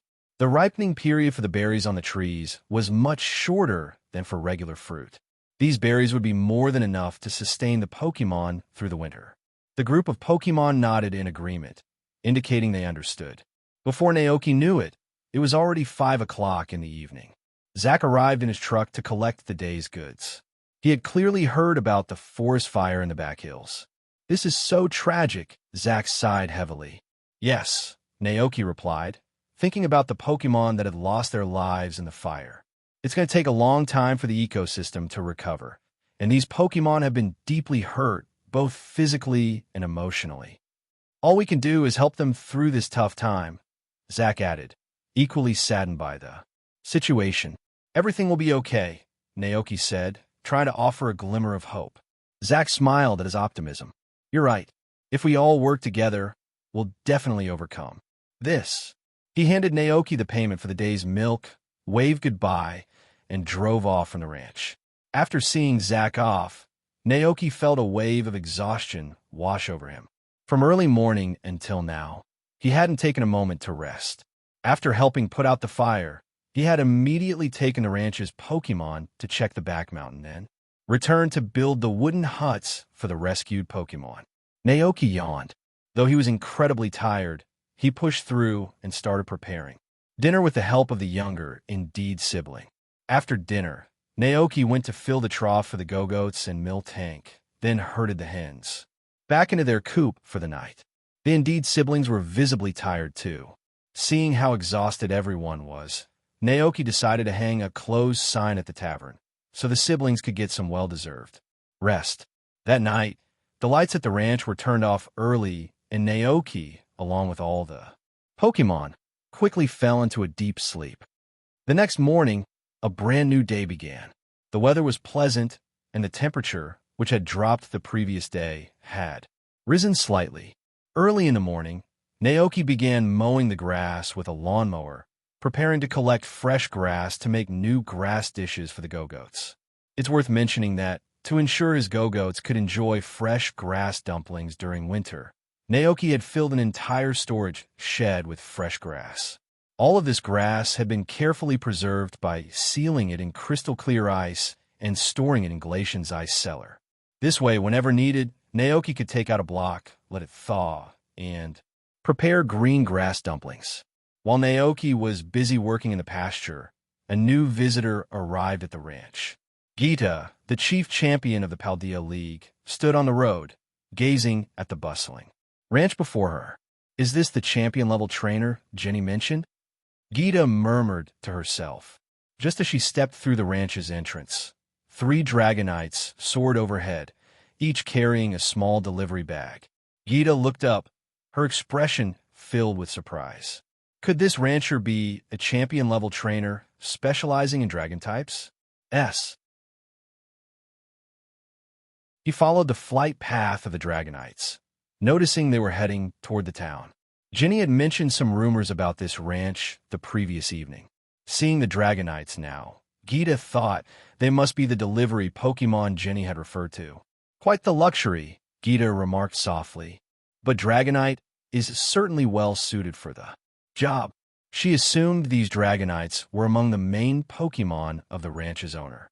However, as Gita turned her gaze, she spotted another Pokémon stretching lazily on the grass not far away. It was a tall, majestic creature with a scarlet-scaled body, a mane of vibrant feathers, and striking golden eyes. Sensing her presence, the Pokémon opened its eyelids, locking eyes with Gita. For a moment, Gita stood frozen in place. Is that the paradox Pokémon that Professor Sada and Turo had been studying? The one known as the Winged King, recorded in the Scarlet Tome? As the leader of the Paldea League, Gita was well aware of the existence of Area Zero and the enigmatic paradox Pokémon within. Access to Area Zero was restricted. Anyone wishing to enter had to apply through the League and receive approval from Gita herself. No, Coraden shouldn't be here, she whispered, instinctively denying the sight before her. She knew that only 2 of these powerful and unpredictable paradox Pokémon had ever been summoned outside of Area Zero. If Coraden was here, then what was left at the heart of Area Zero's deepest lab? But the look Coraden gave her was impossible to dismiss. Even if she found it hard to believe, the creature standing before her wasn't an illusion, it was real. So who was this mysterious rancher? How had he managed to befriend and train such an unpredictable and untamed Pokémon as Coraden? At that moment, Naoki received a message from Butterfree, alerting him that someone had entered the ranch. He set down his tools and made his way over. From a distance, he saw Gita, dressed in her distinctive black and blue champion's uniform, staring at Coraden with a look of amazement. Naoki raised his eyebrows and stepped forward to greet her. Champion Gita? Gita snapped out of her thoughts and turned toward Naoki, studying his face. "Have we met somewhere before?" she asked politely, frowning slightly. Naoki paused, thinking carefully. With his darker complexion, stronger physique, and new hairstyle, it was no wonder she didn't recognize him at first. "Yes," he explained. "During the time the giant Dragonite visited the Paldea region." Gita's eyes widened in recognition. "It's you?" Naoki gave a small nod. "It's me." "No wonder," Gita murmured, her voice filled with realization. "No wonder you were able to command that giant Dragonite. It makes sense now. You must be a champion level trainer." Naoki blinked, stunned. "Champion? What champion?" Gita looked puzzled. "Aren't you the one who helped put out the fire yesterday?" "The Dragonite's trainer." Naoki scratched his head in confusion. "I mean, yes, I helped, but I'm just a rancher." For a moment, Gita seemed taken aback, but then she smiled as if everything suddenly made sense. "Naoki, what exactly do you understand?" Gita straightened, getting back to business. "Mr. Naoki, regardless of her title, I want to express the Paldea League's gratitude. On behalf of the League, I'd like to offer you a favor.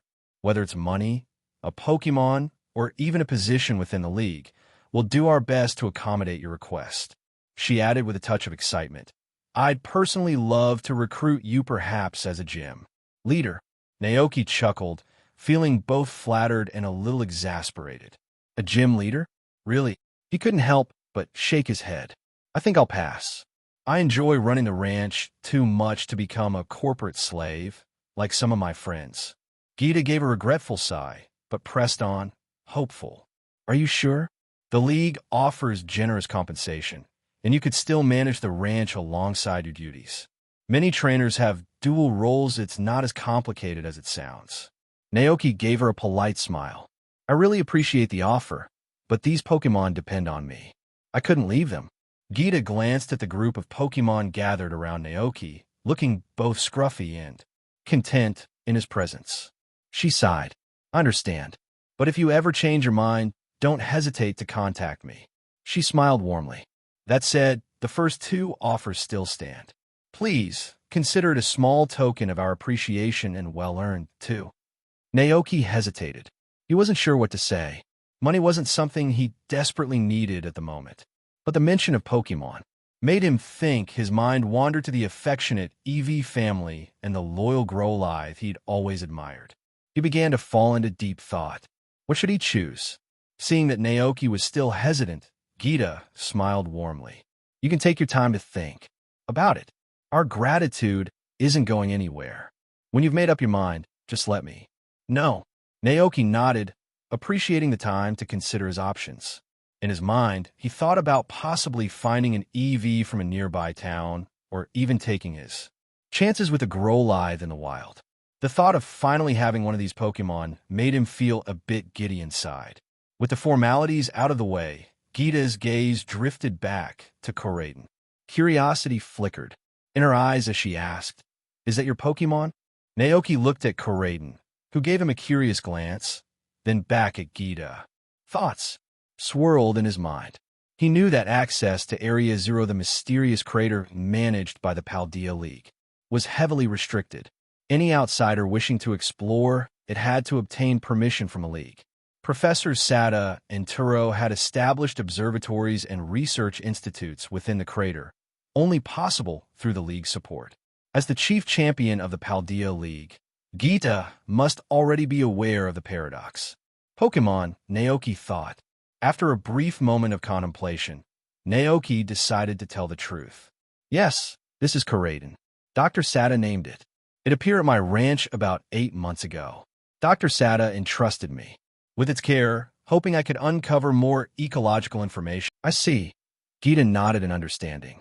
Though the Paldea League knew that Dr. Sada and Dr. Turo were conducting research at Area Zero, they were only aware of the broader details, not every aspect of the experiments. Recently, Dr. Sada and Dr. Turo had developed terrestrialization, which added a fascinating dynamic to Pokémon battles. The Paldea League was promoting terrestrialization across the region, starting with the gym leaders stationed in various cities. As Gita observed Koraiden, Her mind wandered back to the scene of Dragonite summoning a rainstorm and the go-goats spreading the grassy terrain across the mountain forest. Her curiosity about this ranch grew deeper. If it's not too much trouble, could I see the 3 go-goats? Gita asked. Of course, Naoki replied with a warm smile. This way, please. As they walked, Gita took in the well-kept surroundings. The fertile fields and neatly mowed grass were clear signs of meticulous care. Pokémon roamed freely, enjoying their time in the pasture. Gita quietly observed the Pokémon, mentally noting their names. Glacian, Knucklestack, Butterfree, Combi, Miltank. Naoki, noticing her interest, slowed his pace and began explaining. Most of these Pokémon have gathered here over time. Knucklestack can produce rock salt. The Combi collects nectar to make sweet honey, and the Miltank provides us with fresh, delicious milk. Gita, intrigued, nodded thoughtfully. I see. So, the ranch not only nurtures Pokémon, but also contributes to the region's food supply. She reflected on how other ranches across Paldea played a crucial role in supporting local communities with their produce and milk. Just as Gita was about to say something, a flash of red caught her attention. To her surprise, Palmot, wearing a little red cape, flew toward Naoki, holding a mud-streaked egg. Startled, Gita blinked. Did that Palmot just fly? It had rained the previous day, and one of the hens had laid an egg outside, now covered in mud. Palmot had discovered it during his patrol around the chicken coop and proudly presented it to Naoki. Palmot, Naoki smiled knowingly. I see you found an egg. Why don't you take it to NDD? I'll make you an egg cake later. Palmot. At the mention of egg cake, Palmot brightened up, joyfully taking the egg and flying off. As Palmot disappeared into the house, Gita's gaze followed him in amazement. That Palmot, is it really your Pokémon? She asked curiously. Naoki chuckled. Yes, it is. And how did you manage to teach it to fly? Naoki scratched his head, momentarily unsure how to respond. Finally, he looked at her with sincerity and said, Would you believe me if I told you it has a special talent? Gita blinked before smiling, clearly amused. A secret talent, huh? I'll respect that. Let's move on. I'd love to meet those go-goats. Relieved, Naoki couldn't help but admire Gita's tact and emotional intelligence. Naoki guided Gita toward the sheepfold. At the moment, the go-goats were gathered around the feeding trough, eagerly munching on the grass balls inside. Gita looked at the 3 sturdy go-goats, nodding approvingly. You've raised them well. Naoki, glancing at the goats, thought to himself, that's because they burn all that energy from eating so many green grass dumplings. Gita chuckled lightly. Joy mentioned these go-goats had so much energy that they had to release it every morning by running around the pasture. Is that right? Naoki nodded. Yes. Every day, like clockwork, they'd hop and prance around. I got a little worried, so I called Miss Joy to check on them. Gita's eyes sparkled with amusement.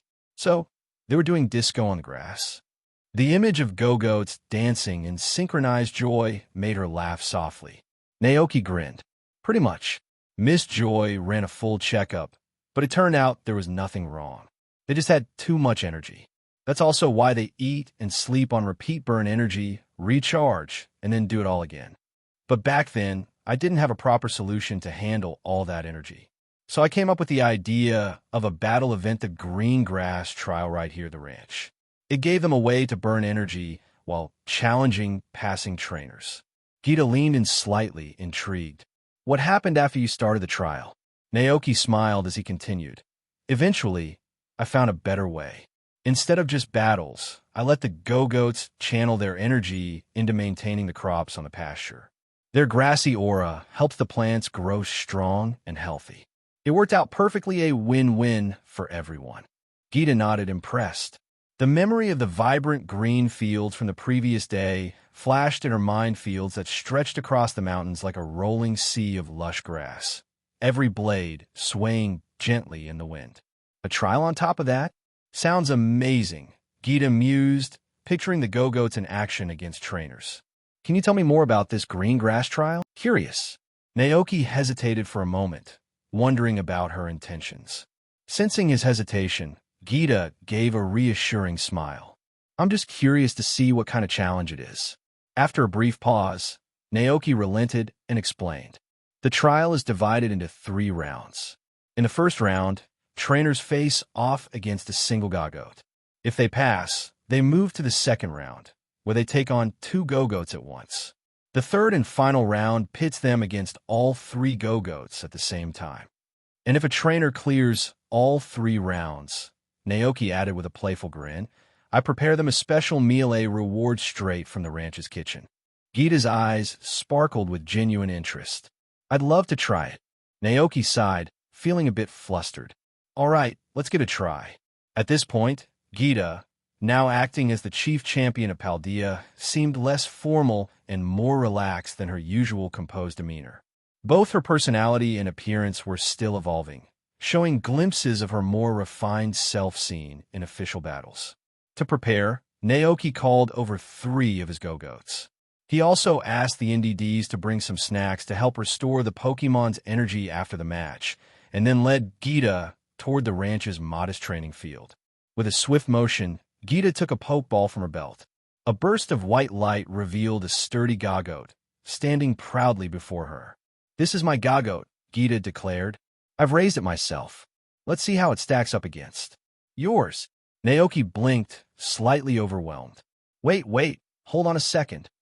Gita arched an eyebrow. What's the problem? Naoki pointed to her Gogoat and asked, does it have the Sap Sipper ability? If so, this might not be the kind of battle we should have. Both trainers knew the ability. Sap Sipper allows a Pokémon to absorb Grass-type moves, boosting its attack without taking any damage. If both Gogoats shared this trait, the battle could become less of a duel and more of a comedy routine, like they'd wandered into a dance class instead of a battlefield. Gita paused for a moment and nodded in realization. You're right. That was an oversight on my part. Let me switch Pokémon. She returned her Gogoat to its Pokeball and pulled out another. Naoki watched with curiosity, wondering what Pokémon she might summon next. The white light burst forth, revealing a formidable-looking Kingambit Steel and Dark, type Pokémon known for its warrior-like demeanor, evolved from Bisharp. Its piercing gaze exuded confidence and authority, fitting for a Pokémon meant to lead. Gita smirked. Kingambit is eager to test your Gogoat. Are you ready? Naoki nodded, signaling one of his Gogoats to step forward. The 2 remaining Gogoats stood off to the side, calmly observing the situation as if they'd been through similar trials before. Gita hesitated, glancing at Naoki with slight confusion. Aren't you going to issue any commands? Naoki shrugged casually. No, my Gogoats know what to do. They can handle this on their own. Gita blinked. That's not quite the battle I was expecting. Gita took a step back. She gave a playful grin. Forget it. If your Gogoat doesn't need any commands, then I won't give any orders to Kingambit either.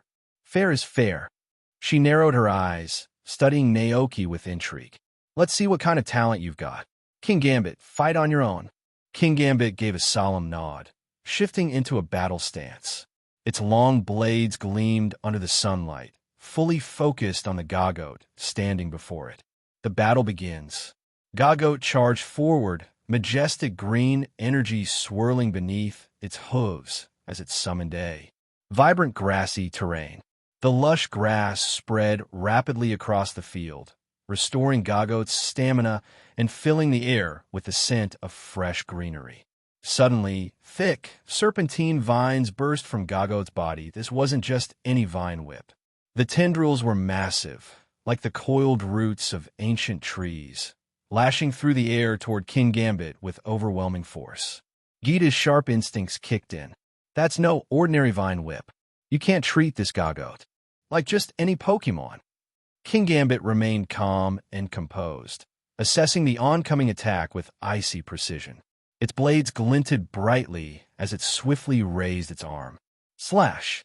With one fluid motion, Kingambit's blade cleaved through the thick vine, cutting it in 2. The severed halves thudded to the ground, scattering dust into the air. Neither side yielded the upper hand. More massive vines whipped toward Kingambit, slicing through the air like coiled serpents. But King Gambit, unmoved, leaped forward, cutting through the onslaught with swift, calculated slashes. Each of King Gambit's strikes was precise and elegant, like a knight wielding its sword in perfect harmony. The vines tried to twist and ensnare it, but the sharp glint of King Gambit's blades carved them apart effortlessly. For a brief moment, Gagote hesitated, startled by the relentless precision of King Gambit's counterattacks. Seizing the opportunity, King Gambit surged forward, breaking through the wall of vines. Its blade-like arm shimmered in the sunlight as it swung downward in a decisive slash. Gagote staggered, knocked to the ground by the powerful blow. Naoki clenched his fists, worry flickering across his face. Gagote is strong, but King Gambit has far more battle experience. This isn't going to be easy. King Gambit stood still, its cold gaze locked on Gagote, as if waiting for the battle to end. We're going to lose, Naoki murmured, feeling a sense of dread creeping in. Is this the end of the green grass trial? Just as hope seemed to wane, something extraordinary began to unfold. The grassy terrain pulsed with renewed energy, flowing into Gagote like a river of life. King Gambit's gaze shifted sharply, sensing the sudden change in the air. The vibrant grass field shimmered, sending waves of healing energy into Gagote. Slowly, the Pokémon rose to its feet, glowing with newfound vigor. Its curved horns sparkled with energy, growing sharper and more radiant with power. Maya! Gagote lowered its body slightly, then propelled forward like an arrow released from a bow. In a flash of white light, it closed the distance in an instant. At some point during its charge, a massive blade of grass glowing with emerald energy appeared in its mouth. Before anyone could react, the shimmering leaf blade struck King Gambit squarely. The impact was so powerful that King Gambit's sturdy form was launched backward, sending it tumbling through the air. The blow caused it to involuntarily release a pained grunt, and a faint gurgling sound escaped its throat. For a brief moment, everything seemed to stand still. Naoki, stunned, quickly snapped back to reality. It was the same combination, closing the gap with Aerial Ace and striking with the grass blade. At the perfect moment, could it be the Gagote had actually taken down a champion-level Pokémon? The thought struck Naoki, leaving him speechless. He wasn't the only one in disbelief. Gita stood frozen, her eyes wide with shock. The situation had changed in an instant, and King Gambit, one of her most reliable Pokémon, had fallen. Her gaze fixated on the Gagote, replaying the scene of its swift and precise attack, the enormous blade of grass slicing through with such elegance and force. What kind of move is that? A question mark appeared on Gita's head. Despite taking the hit from his Gagote, King Gambit, known for his imposing stature and sharp combat instincts, didn't go down easily. He staggered but stood tall, fixing his piercing gaze on the goat Pokémon. With a deliberate thud, King Gambit knelt on the grassy battlefield, his steel blade shimmering in the light. Naoki blinked in surprise. His Gagote tilted its head, wearing a goofy, confused expression. What's happening? Is King Gambit surrendering? No. Naoki's heart raced. This isn't a surrender, it's a trap. That's King Gambit's signature strategy kowtow cleave. Naoki thought, panic setting in. King Gambit was luring Gagote into a false sense of security, only to strike the moment it let down its guard. But Naoki knew he couldn't interfere. This was Gagote's battle. Bah! Gagote took a step forward, curious and unsuspecting. It sniffed the air, tilting its head as if trying to understand King Gambit's strange behavior. Suddenly, the air shifted. The gleam of malice in King Gambit's blade intensified. With lightning speed, the large Pokémon sprang into action, his steel blade slicing downward in a calculated arc. Slash! The sound of the blow reverberated through the field. Gagote let out a cry of pain. Bye! Naoki clenched his fists as Gagote stumbled back, wounded but determined. King Gambit rose to his full height, his body glowing faintly as he prepared to launch a finishing blow, hoping to end the fight before the grassy terrain could heal Gagote. Enough! Stop! A commanding voice rang out. It was Gita. Kingambit froze instantly, sheathing his blade with a metallic click. He stepped back and stood by Gita's side, his expression unreadable. The pulse of the grassy terrain surged again, wrapping Gagote in warm energy, restoring its strength. Gagote shook off the pain and stomped a hoof, glaring fiercely at Kingambit. Meh! It snorted, full of defiance. Naoki's other two Gagote bounded forward, forming a protective line beside their friend, glaring at Kingambit with their best attempt at intimidating stares, though their expressions looked more cute than threatening. Gita chuckled. These Gagote are fearless, she said, a hint of amusement in her voice. Sorry about Kingambit's tactics, he's a bit of a trickster.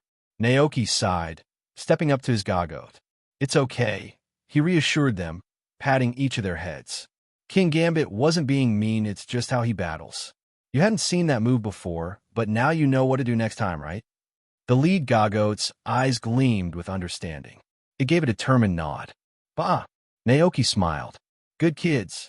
That's enough for today. How about some green grass dumplings? At the mention of their favorite treat, the Gagote perked up. Without a second thought, they bolted toward the ranch, leaving Kingambit far behind, their minds entirely focused on snacks. Naoki shook his head in amusement and turned to Gita. They're strong, Gita observed thoughtfully, but they don't seem to have much battle experience. Naoki nodded. Yeah, they've spent most of their time at the ranch. They've fought a few battles, but honestly, they care more about grazing than fighting. Gita smiled. That makes sense. Naoki glanced toward the other Pokémon lounging nearby. If we're talking serious battles, my Dragonite and Palmot are more up to the task. Gita nodded, watching the playful Gagote disappear into the distance. Still, that one seems to have a natural talent for battle moves. As a champion with rich battle experience, Gita observed the way Naoki's Gagote used every grass-type move. It felt unique, like each move had been enhanced beyond its normal limits. The grassy terrain it summoned not only covered a wider area, but also seemed to restore far more health than a typical one. And when it used Vine Whip, the vines were thick and intimidating, far stronger than the usual version. But the final move really stood out. The mental image of Gagote holding a large blade of grass in its mouth flashed through Gita's mind, causing her to ask in surprise, what move was that? Leaf Blade, Naoki answered casually. Gita blinked in disbelief. Leaf Blade? Naoki noticed her reaction and offered a small grin. It's still Leaf Blade in essence, just a different way of using it. A different method? Gita murmured thoughtfully, processing the idea. After a moment, her expression softened with understanding. Ah, I see. Satisfied, she returned to her usual calm demeanor, a glimmer of admiration in her gaze. Your Gagote's strength is truly impressive. Its moves are both powerful and elegant. It seems that the Paldea region has gained a remarkable new trainer. She smiled warmly. Every Pokémon trainer is a treasure to the Paldea region. Naoki, welcome back to Paldea. Naoki. For a moment, he was at a loss for words. But then he chuckled inwardly. If she says it's true, who am I to argue? So, Naoki asked, do you want to continue the challenge? Gita shook her head with a gentle smile. No, I think we'll stop here. It wouldn't be fair to your Gagote. But if it gains more battle experience one day, I'd love to face it again. Naoki nodded. That sounds good. Gita gave a satisfied nod. Then let's call it a day. Before leaving, she handed Naoki her contact information. And remember, the Paldea region will grant you one wish within reason. Consider it a reward for heroic trainers. She paused, her eyes twinkling. Also, if you're ever interested in working with the Paldea League, just reach out. I'd be happy to help you find a good position. It was clear she hadn't given up on recruiting Naoki. As Gita walked away, Naoki glanced down at the number she had given him, muttering to himself, really? That evening, Naoki was at home, happily making grass dumplings and grass cakes when his video phone rang. He answered the call, and Dr. Sada's friendly face appeared on the screen. Good evening, Naoki. Dr. Sada greeted him with a warm smile. "Good evening, Doctor," Naoki replied. "Koraden has been doing well recently." Hearing this, Dr. Sada looked pleasantly surprised, and his smile grew even brighter. "I'm so glad to hear that Koraden is settling in well with you. But that's not the reason I'm calling." Naoki tilted his head in confusion. "Oh, what's going on?" "Well," Dr. Sada began, "Gita reached out to us earlier today. She had a lot of good things to say about you." Naoki raised an eyebrow. "Really?" "Yes. She told us about your strength as a trainer." Dr. Sada smiled knowingly. "It sounds like you've become quite the trainer, Naoki." Naoki scratched the back of his head, feeling a bit embarrassed by the praise. Dr. Sada continued, "Actually, I wanted to offer you a chance to visit Area Zero." "Area Zero?" Naoki echoed, startled. "Yes," Dr. Sada confirmed. "We need to conduct a physical examination on Koraden, and you could use this as an opportunity to explore the area. Normally, you need approval from the Paldea League to enter, but given your skills and the fact that you helped prevent that fire, now might be the perfect time to apply." She paused briefly before adding, "Just be aware, Area Zero is massive. It takes time to navigate, so you'll need to prepare well in advance. You can read advanced chapters ahead on my Patreon page." The space inside Area Zero is massive, and the terrain is complex, Dr. Sada explained. "While there's an observation station down there, it only has a basic bed for resting. You'll need to bring extra clothes and enough food to last." She continued with a slight smile. "The area we're stationed in is at the bottom of the crater.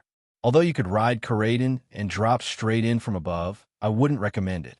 Naoki tilted his head curiously. "Why not?" "Because there are many aggressive Pokémon along the way, and they come from the same timeline as Koraden," Dr. Sada warned.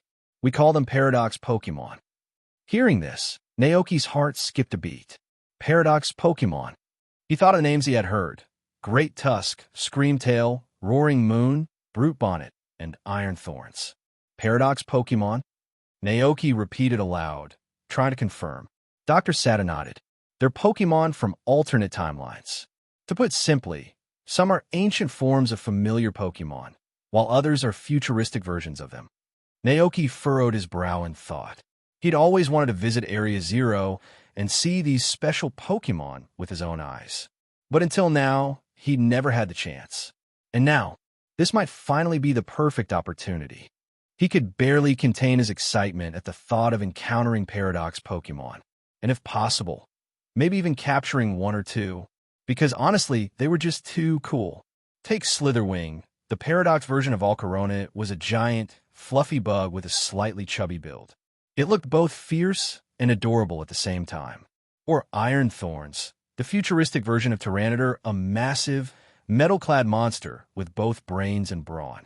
Dr. Sada noticed the glimmer in Naoki's eyes and mistook his enthusiasm for concern. She smiled kindly. The route we'll follow is the safest one.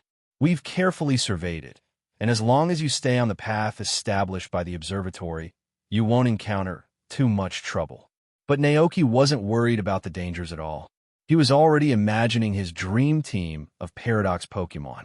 Suppressing his excitement, he asked, "Doctor, can humans actually capture Paradox Pokémon?" Dr. Sada blinked, then smiled warmly. "Of course, as long as you can subdue them, just like you did with Koraden." Naoki's eyes lit up instantly. "That settles it. I'm going for it." He wanted them all. Slitherwing, Iron Thorns, Screamtail, Roaring Moon, Iron Bundle, and Iron Hands. Dr. Sada couldn't help but smile at Naoki's eagerness. Her expression softened with a touch of nostalgia. "To be honest, Naoki," she said gently, "it has always been Dr. Turo's and my dream to see Paradox Pokémon and modern Pokémon coexist peacefully here in Paldea." She gazed into the distance, as if picturing that future. "We hope they can integrate into the world, live alongside humans, and battle and travel together just like any other Pokémon. We've been working toward that dream for a long time," she added, her voice full of quiet determination. Hearing this, Naoki's excitement slowly settled into something deeper in understanding of the doctor's vision. He realized this wasn't just about catching rare Pokémon, it was about fulfilling a dream of harmony. But in the back of his mind, a bittersweet thought lingered. In the game's plot, this dream never came true.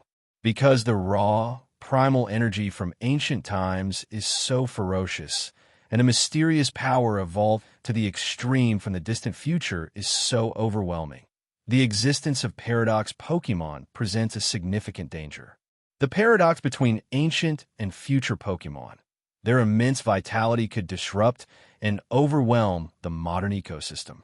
In the game's plot, after the tragic deaths of the two professors, the AI they created was forced to activate barriers around Area Zero. These barriers were meant to contain the paradox Pokémon, preventing them from escaping into the Paldea region and causing chaos.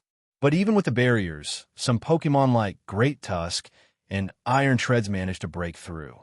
Once they escaped, they claimed their own territories in Paldea, establishing themselves as rulers in those areas. After thinking it over for a moment, Naoki nodded silently. I get it. If it can be done, this really is an amazing dream. Dr. Sada smiled gently.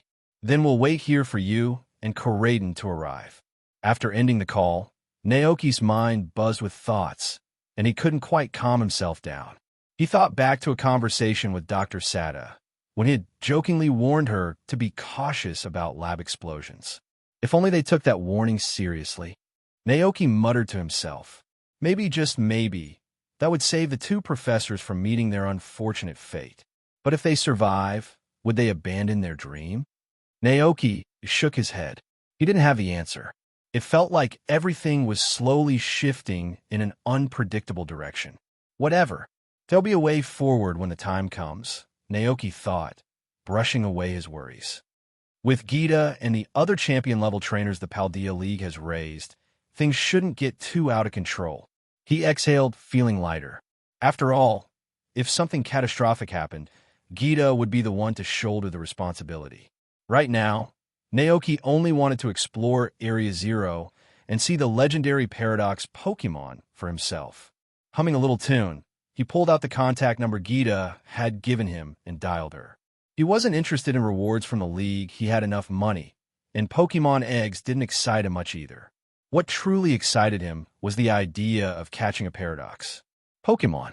When the call connected, Naoki kept things simple. After exchanging greetings, he got straight to the point. I want to visit Area Zero, he explained. Dr. Sada mentioned they need to do a physical checkup on Koraidon, but she said I'd need approval from the Paldea League to enter the crater. Gita, to Naoki's surprise, was easier to talk to than he had expected. She listened quietly, then responded in her usual calm tone. The interior of Area Zero is extremely dangerous. Without the strength of a champion-level trainer, it's nearly impossible to navigate safely. Are you prepared for that?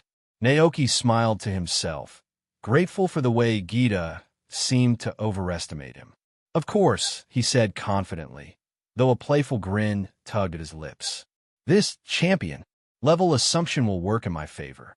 Once he brought enough restorative items and food, he felt sure he could handle whatever Area Zero threw at him. With Koraidon by his side and some thoughtful preparation, he would be ready for anything.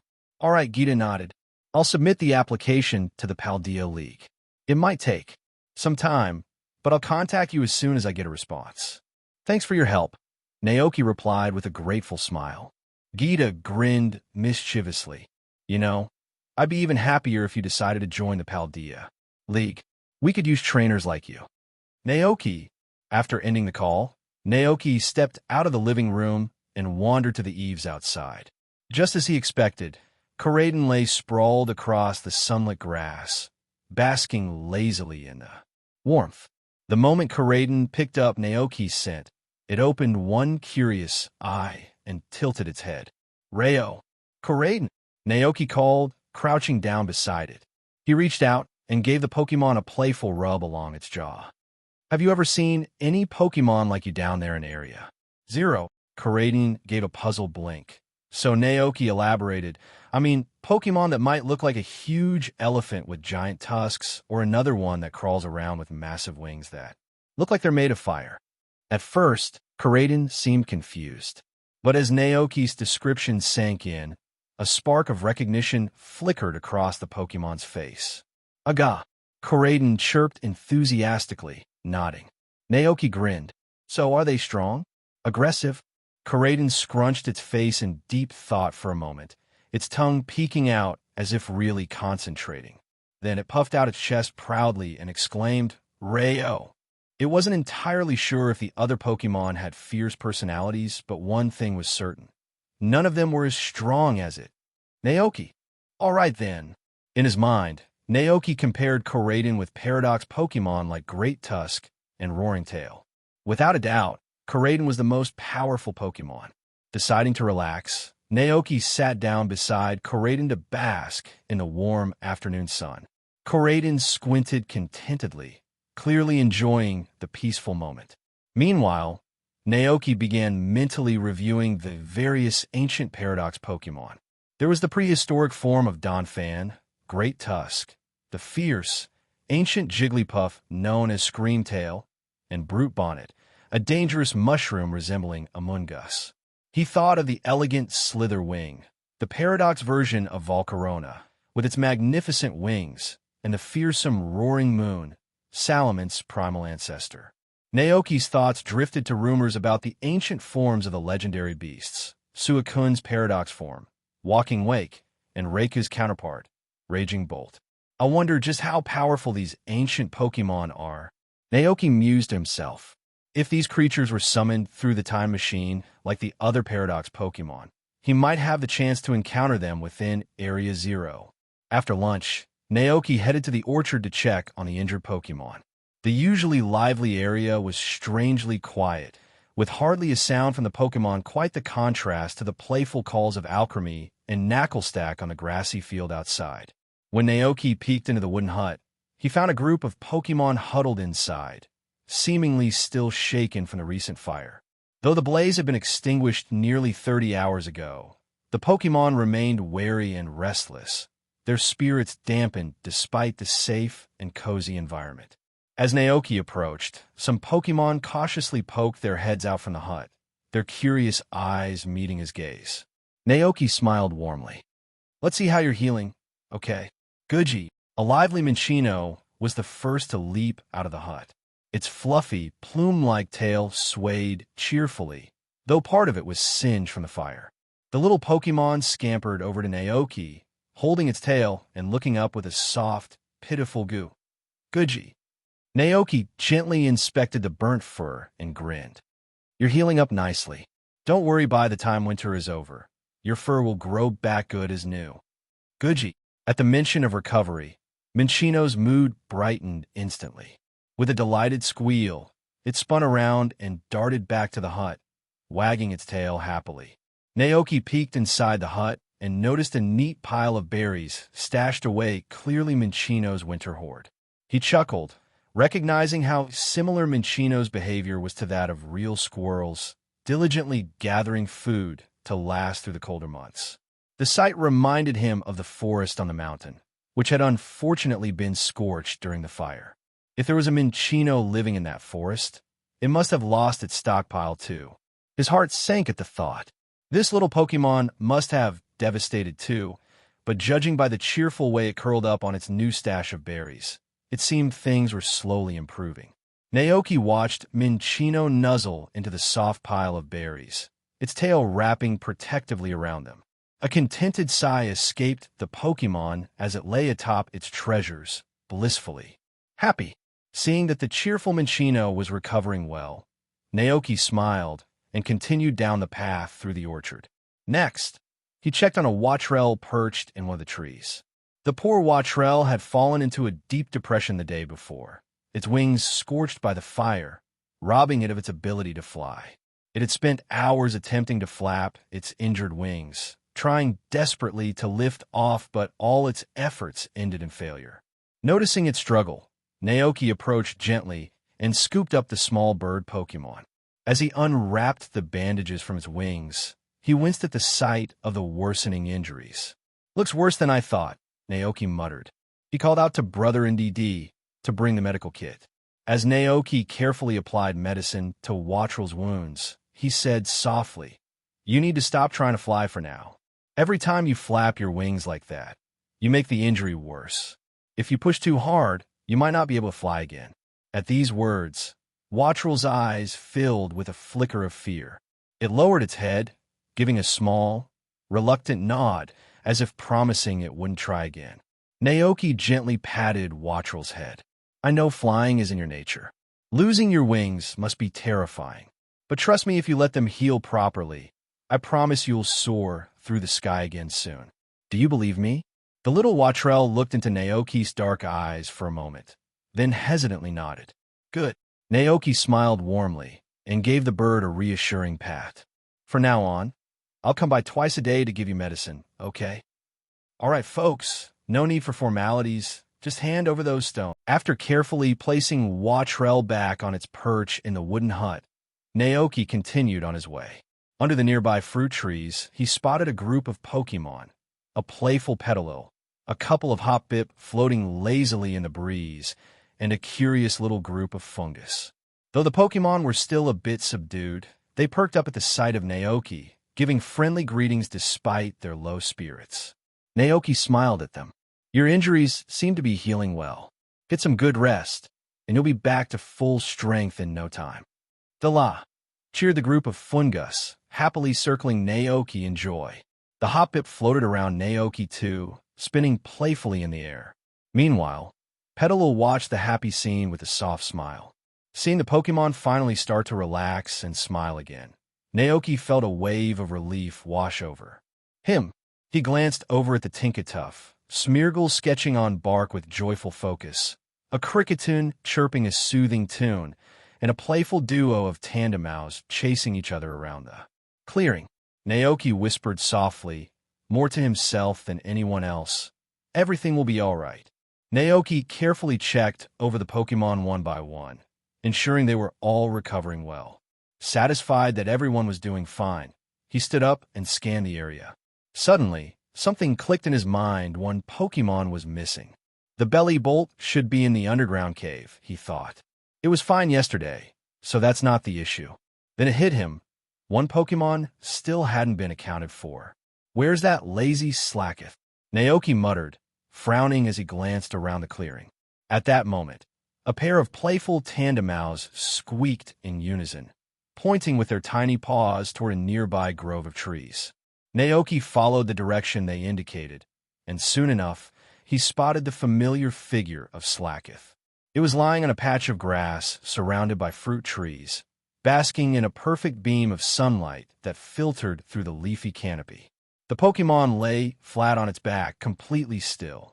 Even as Naoki approached, Slacketh only shifted its eyes lazily, offering a half-hearted yawn. "Naoki!" It was abundantly clear that Slacketh had fully adjusted to its new surroundings. Alliance calendar year 198, August 20th, autumn. Early in the morning, Naoki received a warm set of woolen clothes and scarves from Mrs. Dantes. The kind elderly lady carefully packed the items into a handbag and handed it to Naoki. Her eyes, however, drifted toward the stretching figure of a cyclizer nearby. "Doesn't this little one know you've prepared a gift for it?" Mrs. Dantes asked with a smile. "Of course not," Naoki grinned. "If it knew, it wouldn't be a surprise." Mrs. Dantes chuckled softly. "Well, I won't keep you then. Wish your cyclizer a happy birthday for me." "I will," Naoki promised with a nod. With a final wave, Mrs. Dantes headed off, disappearing down the path. After she left, Naoki returned to the house, carrying the handbag. He looked at the NDD siblings and asked with a grin, "Are you two ready?" "Ay-ay-ah, ay-ay-ah." The siblings nodded in sync, full of excitement. Naoki clapped his hands. "All right, let's get started. Karaden, take Cyclizer outside and keep it busy. Make sure you two have fun and come back when the sun sets." "Rayo." Karaden tilted its head, but soon realized. Karaden remembered its previous experience vividly. It had been taken out by Karaden to play, but the Karaden got distracted and ran off on its own, leaving the poor Pokémon behind. Despite that, Cyclizer hadn't been upset. Instead, it returned happily carrying a bunch of flowers, believing Naoki wanted to decorate the house with them. Now, As Corraden watched Cyclizer roll around lazily on the grass, it gave a small sigh. Rayo, let's go find some flowers. Cyclizer perked up, tilting its head. God, flowers? Realizing Corraden was asking it to join the adventure, Cyclizer's eyes brightened. Gayo! It squeaked happily, ready to follow along. Corraden rolled its eyes, but decided to indulge the younger Pokémon. Aga! It said, making up a story. Naoki got a new vase and wants the prettiest flowers for it. Know where we can find some? Cyclizer tilted its head thoughtfully. If anyone knew about flowers, it was Naoki, but Cyclizer didn't catch the flaw in Corraden's plan. Overjoyed to have company, it turned around and led the way toward the southeastern field. Gayo, let's go. Together, the two Pokémon arrived at the flower field, where mid-autumn blooms flourished. Combi and Butterfree fluttered over the flowers, busy with their work. The moment Cyclizer saw the flower field, it couldn't resist diving straight into the blooms. It rolled around in the petals, poking its head out every so often to check if Corraden was watching. Gayo! Cyclizer tilted its head, a bit confused.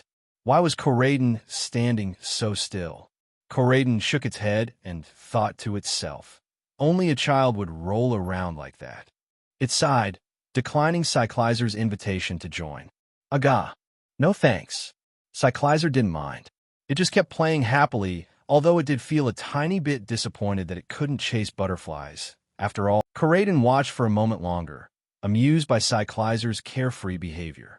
Finally, when Cyclizer wasn't looking, it quietly slipped away. After a little while, Cyclizer realized Corraden had disappeared. It shook the petals off its head and stood up. Gah, all right.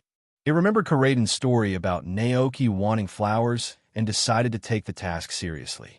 With renewed enthusiasm, it dove back into the flowers, determined to find the most beautiful ones for Naoki. Meanwhile, back in the living room, Naoki and the NDD siblings were busy decorating. They strung colorful ribbons and twinkling lights along the walls. Naoki instructed the flying Palmot to hang decorations in the harder-to-reach places.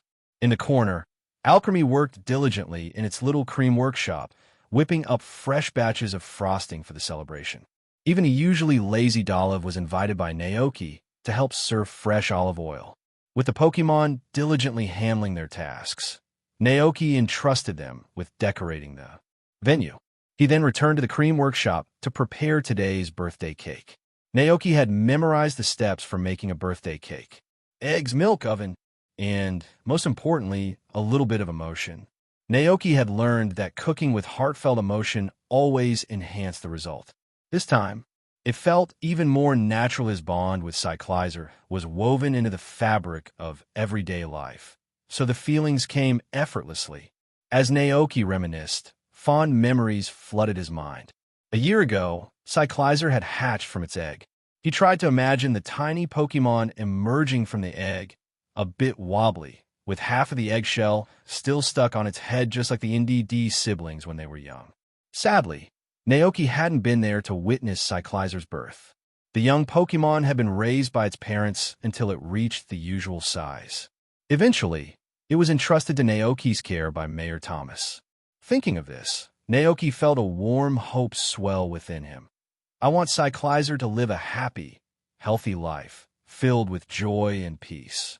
With those thoughts in his heart, Naoki poured the cake batter into a mold and slid it into the oven.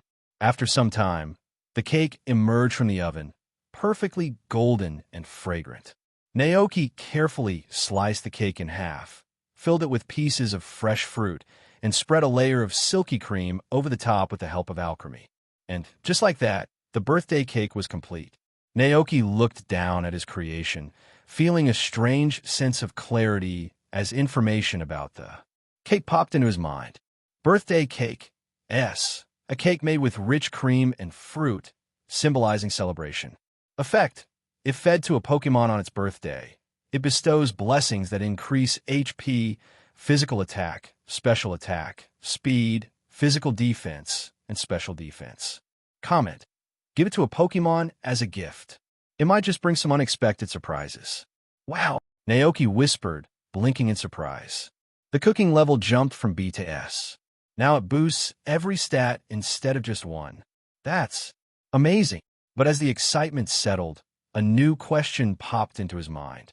Wait, does it boost effort values, EVs, individual values, IVs, or base stats? Naoki scratched his head. If it's just EVs, that's a bit underwhelming for an S-rank dish. But if it boosted base stats, that would be incredible. He imagined Cyclizer eating this cake year after year, raising its base stats far beyond the standard 501. If this keeps up, it might surpass even starters like Charizard, Venusaur, and Blastoise. Naoki chuckled to himself.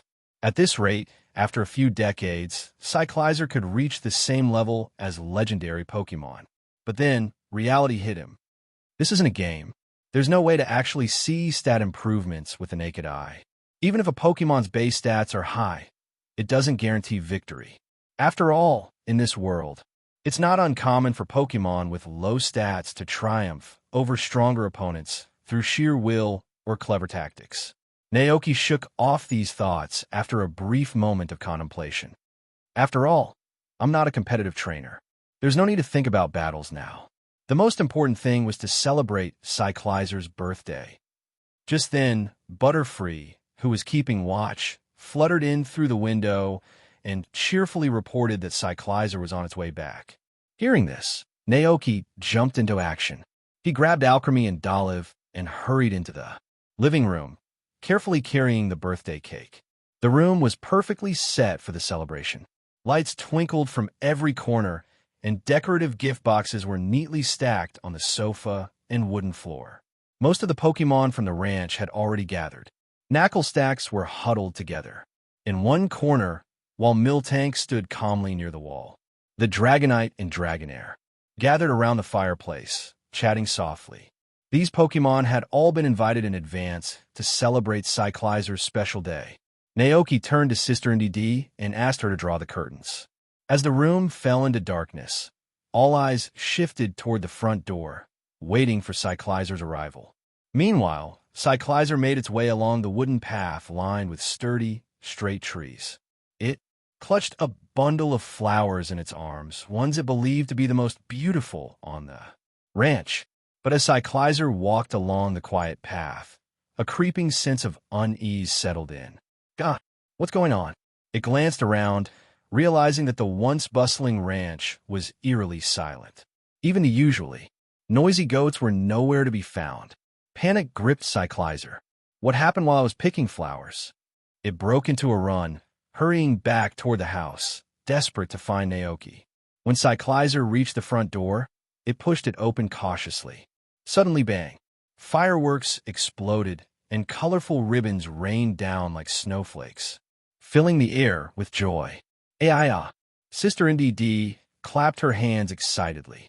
Perched atop the pile of knuckle stack, Alchemy stood with its arms on its hips, beaming. Mia, the Gago bleated happily. They had grown quite fond of Cyclizer, especially since it often brought them grass balls to eat. Cyclizer stood in the doorway, stunned, holding its flowers awkwardly. The cheerful crowd of Pokémon stared back at it with welcoming smiles. Naoki walked over with a wide grin, taking Cyclizer by the hand and gently pulling it inside. "Happy birthday, Cyclizer," he exclaimed warmly. Cyclizer blinked, still dazed from the unexpected celebration. It didn't fully comprehend what was happening until it found itself standing before a beautiful cream cake, topped with a single glowing candle. Seeing the look of confusion on Cyclizer's face, Naoki sighed helplessly. "Did you forget? Today's your birthday. This time last year, you hatched from a Pokémon egg." Cyclizer blinked, still processing the information, before nodding slowly with its signature silly grin. Gayo, it widened its eyes as realization dawned.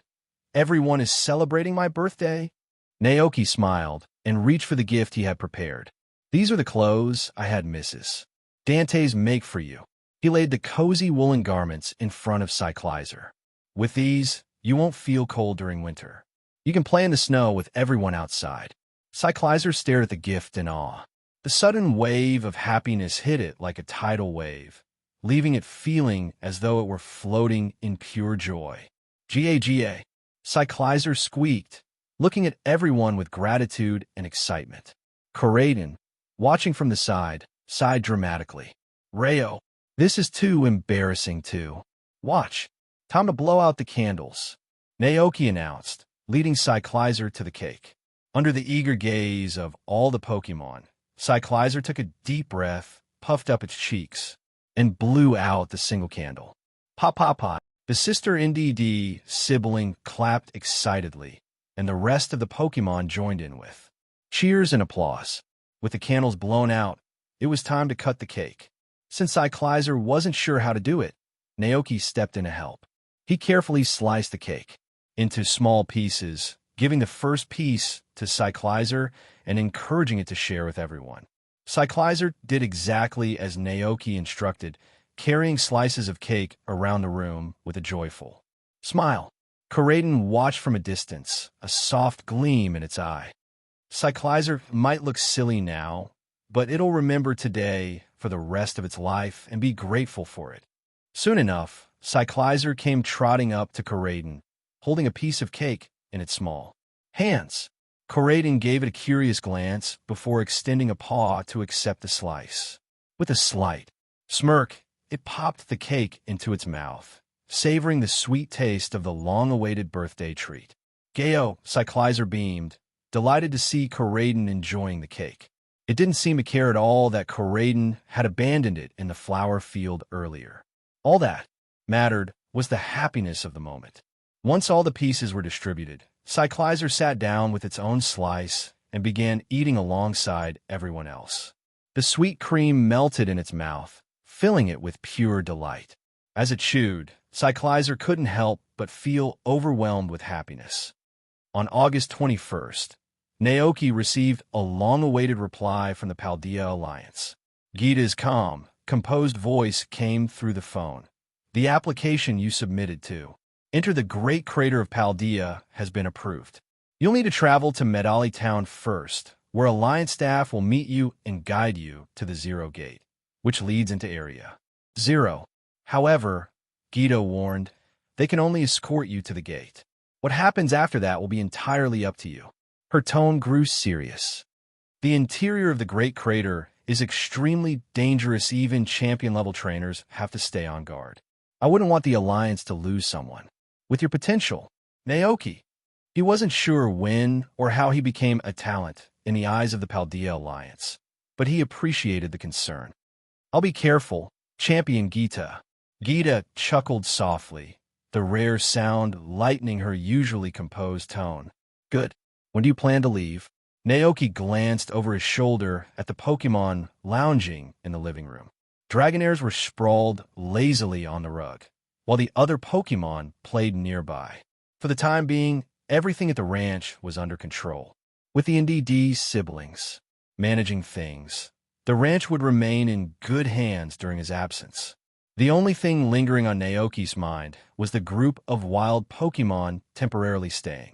In the orchard, they hadn't yet recovered emotionally from the recent fire and still needed some attention. After weighing his options, Naoki gave his answer. I'll leave in 3 days. 3 days? Gita confirmed. All right. I'll notify the Alliance staff of your schedule. Naoki nodded. How will I find the person meeting me?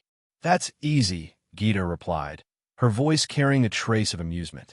The person you're looking for is Larry, the gym leader of Medali Town. Just go to the gym, and you'll find him. If he's not there, she added with a sigh, you'll likely find him at Treasure Eatery. He spends half his time there. Larry.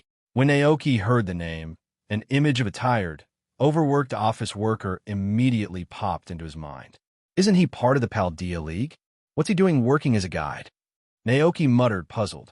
Yes, Gita confirmed over the phone. He's with the League sales department and also the gym leader of the Medali gym. But since the Zero Gate is short-staffed and in need of volunteers, Larry agreed to help manage the guide duties. Naoki nodded quietly. I understand. Just be careful in there, Gita warned before ending the call. Naoki stood there for a moment, lost in thought about the dangers of Area 0, also known as the Paldea Pit. His musings were interrupted when Sister NDD gently nudged him, calling him back to reality. Looking at the two NDD siblings, his ever-loyal helpers, Naoki smiled. "I'll be leaving on a long trip in 3 days," Naoki said to them. "It'll take about a week before I return. I need you two to take care of the ranch while I'm gone." The brother NDD nodded firmly, always eager to assist. Sister NDD beamed brightly. "AIE," she chirped, delighted at the responsibility of caring for the Pokémon. Naoki chuckled, comforted by their enthusiasm. "Thanks, both of you. I knew I could count on you." He explained the details of the ranch's daily routine, the feeding schedule, what each Pokémon liked to eat, and all their little quirks. The brother and sister duo listened attentively, nodding along with complete focus, storing every word in their hearts. With that settled, Naoki turned his attention to the next task, choosing the Pokémon to bring into the Paldea pit. First and foremost, Koraidon was a must. Even though Koraidon was a Pokémon from the past, Naoki treated every Pokémon and situation with equal care, no matter what the data said. Experience had taught him never to let his guard down. Alongside Koraidon, Naoki needed 2 more Pokémon with enough strength to protect him. The Pokémon at the ranch came to mind, and Naoki quickly narrowed it down. Koraidon, Dragonite, and Palmot, Gagote were all strong contenders. He briefly thought about taking the Gagote trio, but they were crucial for milk production at the ranch. Bringing them along would disrupt the daily routine. The younger Pokémon like Glacian, Cyclizer, and Butterfree weren't quite ready for the challenges that awaited in Area Zero. They needed more time to grow before they could handle such dangerous adventures. After weighing his options, Naoki made his decision. "This time, I'll bring Koraidon, Dragonite, and Palmot," he murmured to himself. Before setting off, there were a few last things Naoki needed to take care of. The first task was to check on Watrel, whose wing injury still needed treatment. Naoki wanted to apply some medicine to ensure it healed properly. The second task involved observing Cyclizer and checking the effects of yesterday's birthday cake. Since it was still early, Naoki decided to visit the orchard first, where Watrel rested in its nest. Ever since Naoki warned Watrel that flying too soon could make its injury worse, the little bird Pokémon had become much more obedient. It spent most of its time nestled quietly in the tree or watching the Pokémon below. When Naoki arrived, Watrel chirped softly and tilted its head, greeting him warmly. Naoki smiled. "Hey, Watrel, I came to check on your wing." Watrel fluffed up its feathers and stretched out its injured wing for Naoki to inspect. He gently pressed around the joint. "Does it still hurt?" Watrel twitched a little but shook its head, chirping happily. "Good," Naoki grinned. "It looks like you'll be flying again soon. 2 more days, tops." Watrel's eyes sparkled with excitement at the thought of soaring through the skies again. "When your wing is all better, I'll be heading off on a little adventure," Naoki added. "But I'll be back soon, and the ranch will be in good hands." As he spoke, several Pokémon gathered around him: Fungus, Jumpluff, Minccino, and Tandemaus. They huddled close, listening intently to Naoki's words. He smiled warmly at the group. "Stay safe here, okay? I'll help rebuild your home next spring, promise." It had been a rough few days since the fire that destroyed their home, but the Pokémon were slowly recovering. Their spirits were lifting, and they no longer looked as downcast as they had before. After hearing what Naoki said, the Pokémon in front of him jumped with joy, cheering. Happily, Naoki smiled warmly, watching the playful scene. Then a thought crossed his mind. He glanced at the grass-type Pokémon gathered around him and said, "Oh, by the way, the weather's been really nice these past few days, plenty of sunshine. You should play in the flower fields more often." He looked specifically at Petalil. Petalil enjoys soil that's rich in moisture and nutrients, which is why crops tend to flourish wherever it lives. On the other hand, Fungus the mushroom Pokémon had the opposite preference. Fungus likes damp, shaded places, usually found deep in the forest. During the day, it stays still beneath fallen leaves or hides in the shade of trees. Its favorite food is the moist leaf mold that blankets the forest floor. Petalil wiggled with excitement, eager to bask in the sun and roam the flower fields. After that, Naoki went off to check on Cyclizer. Yesterday, Cyclizer had devoured some birthday cake, but so far, there weren't any noticeable effects. Naoki furrowed his brow, wondering if the benefits would take time to appear. He found Cyclizer lying lazily in the sun, soaking up the warm rays on the grassy field. Naoki crouched down next to it. "Hey, buddy, have you noticed any changes since yesterday?" He asked curiously. Cyclizer tilted its head, blinking in confusion. "Gayo." Naoki smiled. "Like, maybe you feel stronger? Or you can run faster than usual?"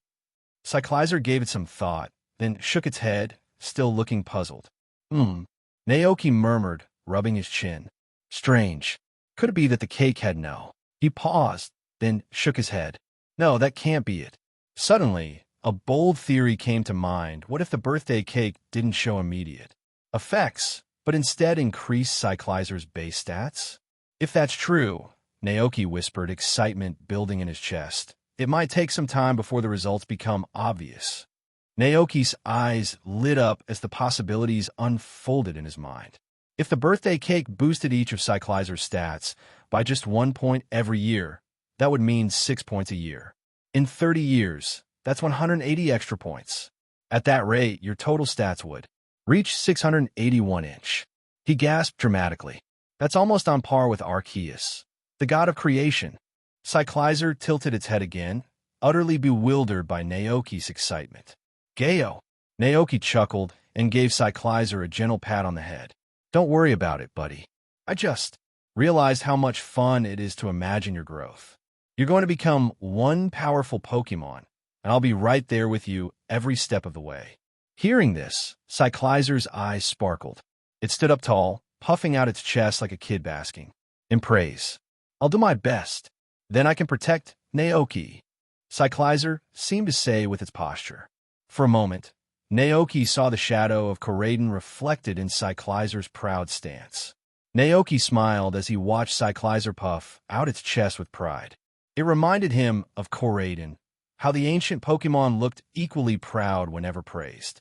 Birds of a feather flocked together, Naoki thought with a chuckle. Cyclizer must have learned this from Koraidon. 3 days later, the wings of Watrel were finally healed, and it fluttered about joyfully. Now it was time for Naoki to leave for the Paldea crater, also known as Area 0, with Koraidon, Dragonite, and Palmot by his side. Standing in the pasture, Naoki gave a heartfelt farewell to all the Pokémon on the ranch. The Pokémon, including Cyclizer, Alchemy, and Knucklestack, the Saltstone Pokémon, all looked sad to see him go, especially Cyclizer. In its entire life, it had never been apart from Naoki for this long. Seeing the sadness in Cyclizer's eyes, Naoki knelt down with a sigh. "The NDD siblings will take good care of you while I'm gone. It's only for a few days. I'll be back before you know it." Cyclizer's big eyes welled up with tears. "Be good now," Naoki said gently, stroking Cyclizer's head. "You really love me, don't you?" Cyclizer let out a low, sad sound. "Gayo." Naoki smiled softly. "I promise, next time we go out, I'll take you with me." "How about that?" Cyclizer sniffled, but gave a small nod, still looking a bit down. Naoki had a plan in mind. When winter came, he'd head to Galar's crowned tundra and take Cyclizer with him for a spontaneous adventure through the snow. "Gayo," Cyclizer murmured, still reluctant but accepting. "Good boy." Naoki pointed to the pumpkin growing in the farmland nearby and said to Cyclizer, "I'll be back when the pumpkins are ripe. Until then, keep an eye on them for me and make sure no wild Pokémon sneak in for a bite." Cyclizer straightened up and gave a determined nod. "Gayo." It looked toward the pumpkins with a newfound purpose, ready to guard them faithfully. Naoki chuckled. "All right, it's time for us to head out." He stood up, recalling Dragonite and Palmot into their Pokeballs. Then, he climbed onto Koraidon, who let out an eager roar. "Take care, everyone," Naoki called, waving goodbye to the Pokémon gathered at the ranch. "Goodbye, Aya, Alchemy, Maya." As Koraidon soared into the sky, the Pokémon on the ground kept their eyes on him until he disappeared from view. Slowly, they lowered their heads. With Naoki gone, the ranch felt different. Even though nothing around them had changed, the Pokémon couldn't shake the emptiness in their hearts. The NDD siblings, Naoki's loyal helpers, looked at the other Pokémon, noticing their low spirits. A deep sense of responsibility swelled in their hearts from today onward. It was their job to care for everyone. Meanwhile, Cyclizer pondered what Naoki had said, the day when the pumpkins ripen. But Cyclizer wasn't sure when that would be. It was just a simple Cyclizer. It didn't know much about farming or pumpkin seasons. Determined to do a good job, Cyclizer trotted over to Brother NDD and asked earnestly, "Gayo, when will the pumpkins in the field be ripe?" Brother NDD furrowed his brow like a little adult. After thinking for a moment, NDD realized he didn't know the exact answer either. "The pumpkins will ripen when..." He paused, carefully recalling the last time Naoki harvested pumpkins. Finally, he gave an answer. When they turn orange, they're ripe." Cyclizer blinked. "Orange." It tilted its head in confusion. "What color is orange?" Seeing Cyclizer's confusion, NDD thought for a moment. Then he waddled over to a jack-o'-lantern Naoki had made by carving out a pumpkin, pointed at it, and said, That's the color orange." Cyclizer stared at the glowing lantern, wide-eyed. "Gayo. Oh, I see." Even though it now understood the color, Cyclizer still wanted to know how long it would take for the pumpkins to ripen.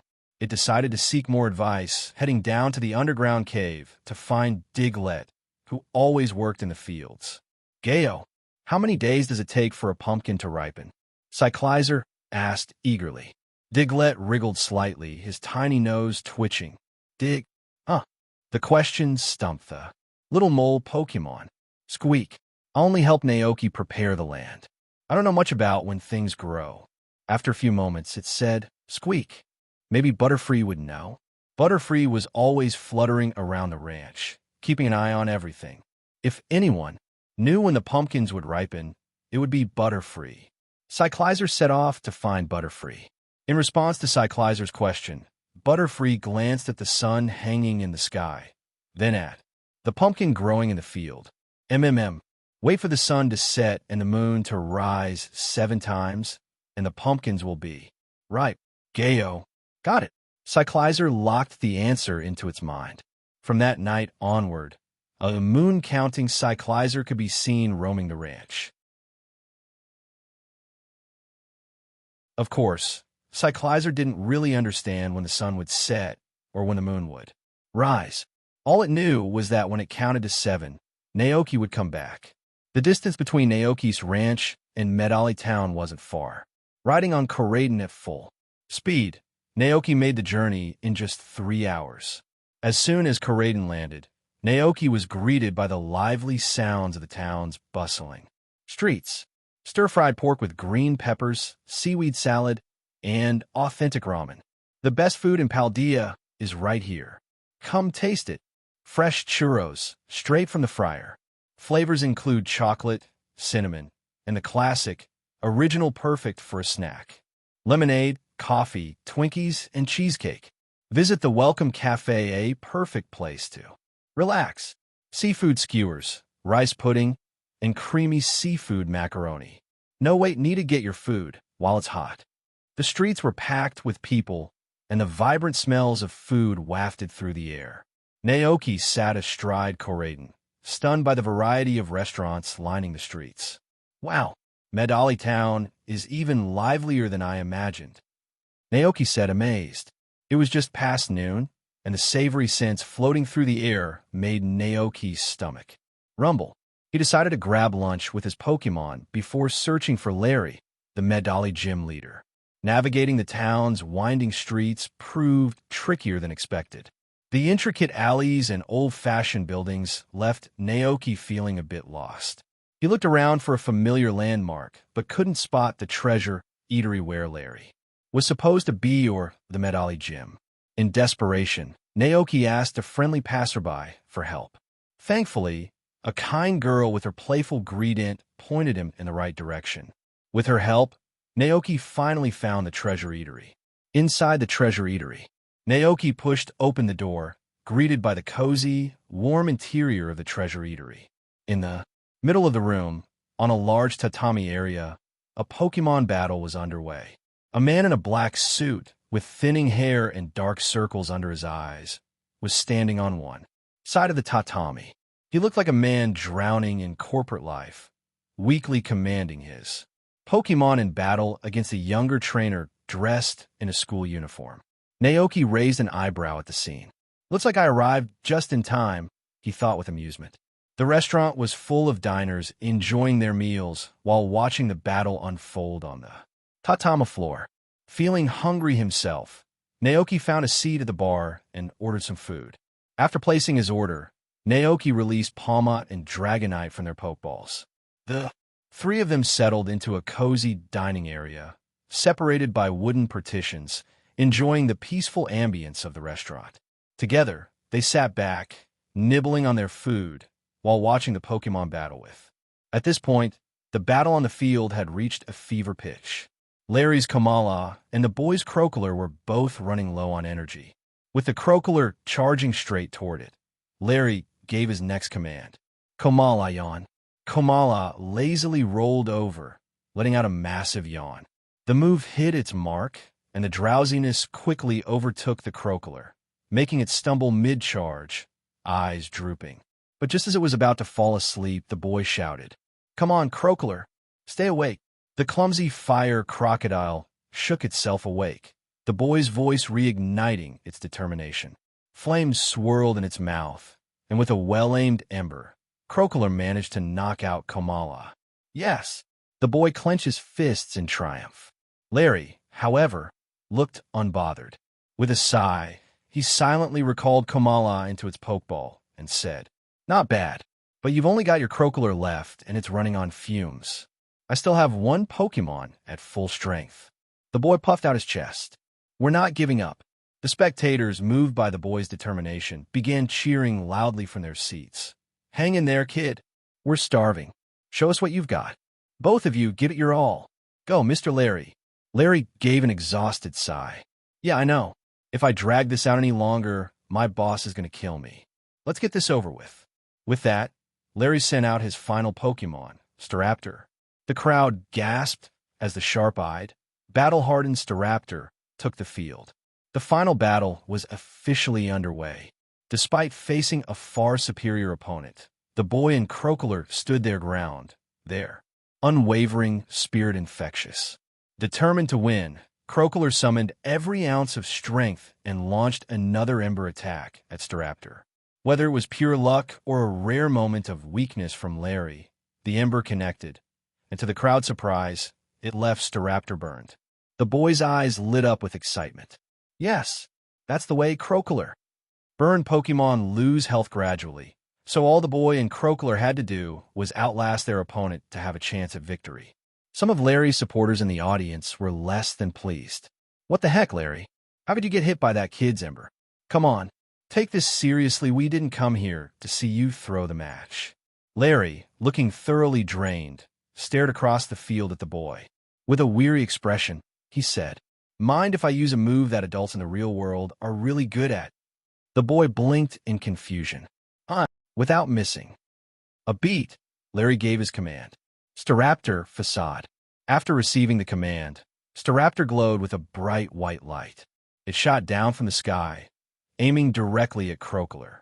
Endure wasn't just about survival. It doubled the power when the Pokémon was burned, paralyzed, or poisoned. With a burn-weakening Crocoler, the boy's Pokémon had no chance. Staraptor's swooping attack landed perfectly, knocking Crocoler out of the fight. The boy stood frozen, mouth agape in disbelief. The restaurant erupted into cheers. "Wow, that was incredible. As expected of Larry. What a great battle. I've eaten 2 bowls of ramen without even realizing it." Larry, unaffected by the noise, adjusted his tie and said calmly, "Sorry, kid. You didn't pass the Medali Gym challenge. No badge for you. Better luck next time." Without waiting for a response, Larry picked up his briefcase, stepped off the tatami, and made his way to the bar to eat, as if nothing extraordinary had just happened. Naoki watched him with great interest. Even in a neatly pressed black suit, Larry looked drained. His high hairline was noticeable, and dark circles weighed heavily under his eyes, an embodiment of exhaustion. Naoki turned to his companions, Palmot and Dragonite, who were lounging beside him, satisfied from their meal. "Are you too full?" Naoki asked with a grin. Palmot, oh. Dragonite let out a contented coo. Seeing they were both satisfied, Naoki returned them to their Pokeballs, then walked over to where Larry sat. He took a seat next to him, with Koraidon by his side, and ordered 2 bowls of red bean soup to cleanse the palate. Before Naoki could say anything, Larry gave him a tired glance. "You're here," Larry said in his usual deadpan tone, as if expecting Naoki all along. Naoki blinked, caught off guard. Wait, you know me? Could Gita have shown Larry a picture of him? No, that didn't seem possible. He doubted Gita had a photo of him to begin with. Noticing Naoki's confusion, Larry sighed and began to explain. When someone important walks in like you and that Pokémon of yours, it's hard not to notice. Larry gave Koraidon a brief glance before continuing. I'm just an ordinary guy. People like me blend into the background. But people like you, no matter where you go, you stand out. Naoki scratched the back of his head awkwardly. That's a bit much, don't you think? Larry shrugged with his signature calm demeanor. So, you're really planning to go into the Great Crater? If it were me, I wouldn't even think about it. Too dangerous. He extended his hand lazily. Larry, Medali gym leader. Pleased to meet you, though I'm not. Sure, I'll be much help. I'm Naoki. Larry gave a small nod. Please wait a moment. I'll take you there after I finish eating. Naoki didn't have much to say. Okay. Larry seemed to savor his peaceful meal, taking his time with every bite. By the time he had finished the last bit of food on his plate, Naoki and Koraidon had also finished their 2 bowls of red bean soup. Larry stood up, picked up his briefcase, and said, All right, let's get this over with. Naoki gave a simple nod. Okay. The 2 left the treasure eatery, and Naoki assumed that Larry would call a taxi or perhaps drive his own car to take him to the Zero Gate. But, to Naoki's surprise, after stepping outside, Larry went straight to the bicycle parking area, grabbed a bike, and climbed on. Naoki blinked, tilting his head in confusion. Question mark. Noticing Naoki's bewildered expression, Larry glanced back and shrugged. This is how I usually get around. Simple, isn't it? Naoki kept his expression neutral. Yeah. Larry gave a small, weary smile. It's normal. Plain. Common. Unremarkable. Just like me. He adjusted his suit. I like it this way. Ordinary is the truth. And with that, Larry began pedaling his bike, moving steadily down the road. Naoki sighed, having no choice but to follow along, riding on the back of Koraidon as the mighty Pokémon trotted casually beside Larry's modest bicycle. As they rode along, Larry spoke up again. Originally, I wasn't supposed to take you to the Zero Gate. Someone else was scheduled to do it, but they had an urgent matter come up and took the day off. So here I am. Naoki felt a bit awkward, unsure how to respond to Larry's exhausted demeanor. He managed a polite, if stiff, reply. Thanks for the trouble. Larry shrugged again. You're too polite. It's just part of the job. Naoki was left speechless by the simplicity of Larry's response. After a moment of silence, Larry stopped talking altogether, the exhaustion from balancing. Too many jobs showing plainly on his face. The Zero Gate was built along the steep cliffs surrounding the great crater of Paldea. To reach it, they would have to leave their bikes behind and climb a mountain on foot. Medali town lay just below the Zero Gate, nestled at the base of the towering cliffs. From the town, the cliffs seemed to pierce the sky, shrouded in mist at their peaks. Soon, the 2 arrived at the base of the mountain. Larry hopped off his bike, parking it neatly on the side of the road. We'll have to walk the rest of the way. No way we can ride bikes up there, Larry said, gesturing to the rugged path ahead. Naoki looked Larry up and down, concern creeping into his expression. Larry looked like a man running on fumes. Do you want to rest for a bit? Larry sighed deeply. Just think of it as helping with digestion after a meal. Let's finish this quickly so I can go home and rest. Naoki smiled sympathetically. Oh, Larry continued trudging up the path, and Naoki had no choice but to follow him. Fortunately, Naoki was in good shape. Years of farm work kept him physically fit. After a while, however, Larry was clearly struggling, out of breath and slowing down with each step. Naoki glanced at him with concern. "Do you want to ride Koraiden with me? It'll be faster." Larry gave Koraiden a wary glance, then shook his head firmly. "Nah, I think I'll pass on that. New experience." Naoki shrugged. All right. Perhaps Larry thought some conversation would distract him from the climb, so he asked, "So, you call it Koraiden?" Naoki nodded. "Yes, that's the name Dr. Sada gave it." Larry raised an eyebrow. "Dr. Sada?" He recalled the unusual permission Naoki had received to enter Area Zero. "I'm surprised the League approved your application to enter the Great Crater." Naoki gave a modest smile. "Maybe they think I can protect myself?" Larry's thoughts drifted as he considered the implications. The ability to survive in Area Zero. You must be quite the trainer, maybe even champion level.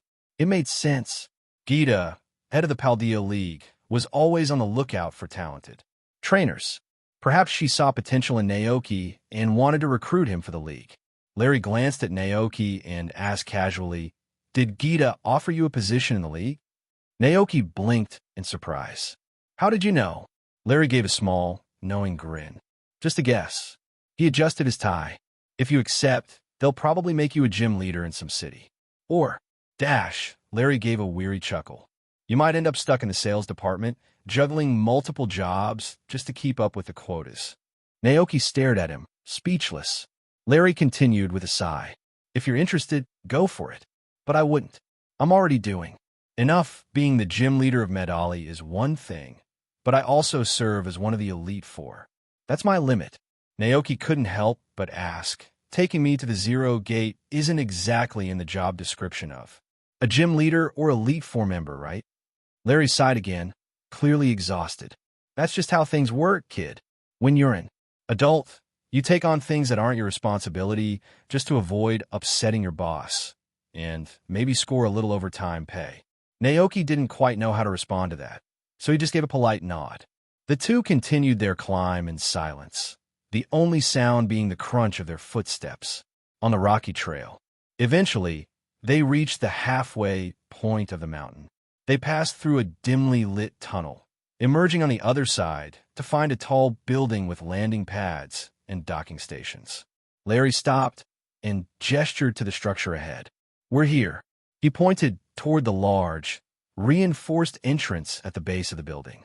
"This is the Zero Gate. From here, we can enter the Great Crater Area Zero." Larry swiped his league-issued access card through the reader, unlocking the heavy metal door.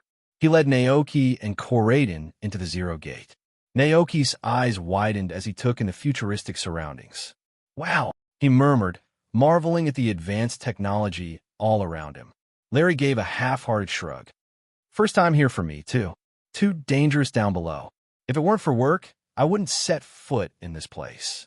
He opened another metal door, this one leading to the helipad. "Here we are." Naoki stepped onto the platform, greeted by the sound of wind rushing past. He and Koraiden stood on the landing gear, gazing out into a sea of thick white clouds. For a moment, Naoki felt as if they had ascended into a heavenly realm, floating above the world in a dreamlike fairyland. Even though Naoki had experienced Area Zero through games and simulations, standing at the edge of this vast crater in real life made his heart race. Beneath those dense clouds lay the great crater of Paldea Area Zero. The thought of falling from Koraiden's back into the seemingly bottomless abyss sent a shiver down his spine. Koraiden shifted uneasily beside him, clearly sensing Naoki's tension. Naoki smiled gently, giving Koraiden a reassuring pat on the head.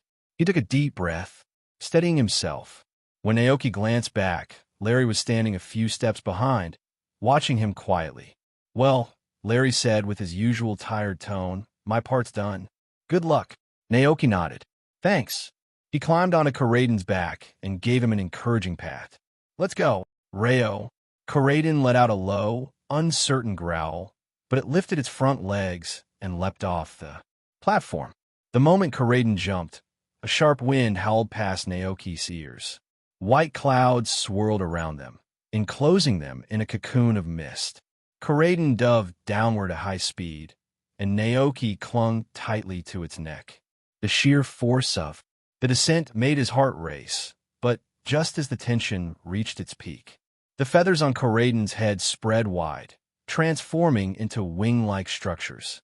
Their rapid fall slowed, and the air around them began to calm. Naoki opened his eyes, now fully immersed in the breathtaking landscape below.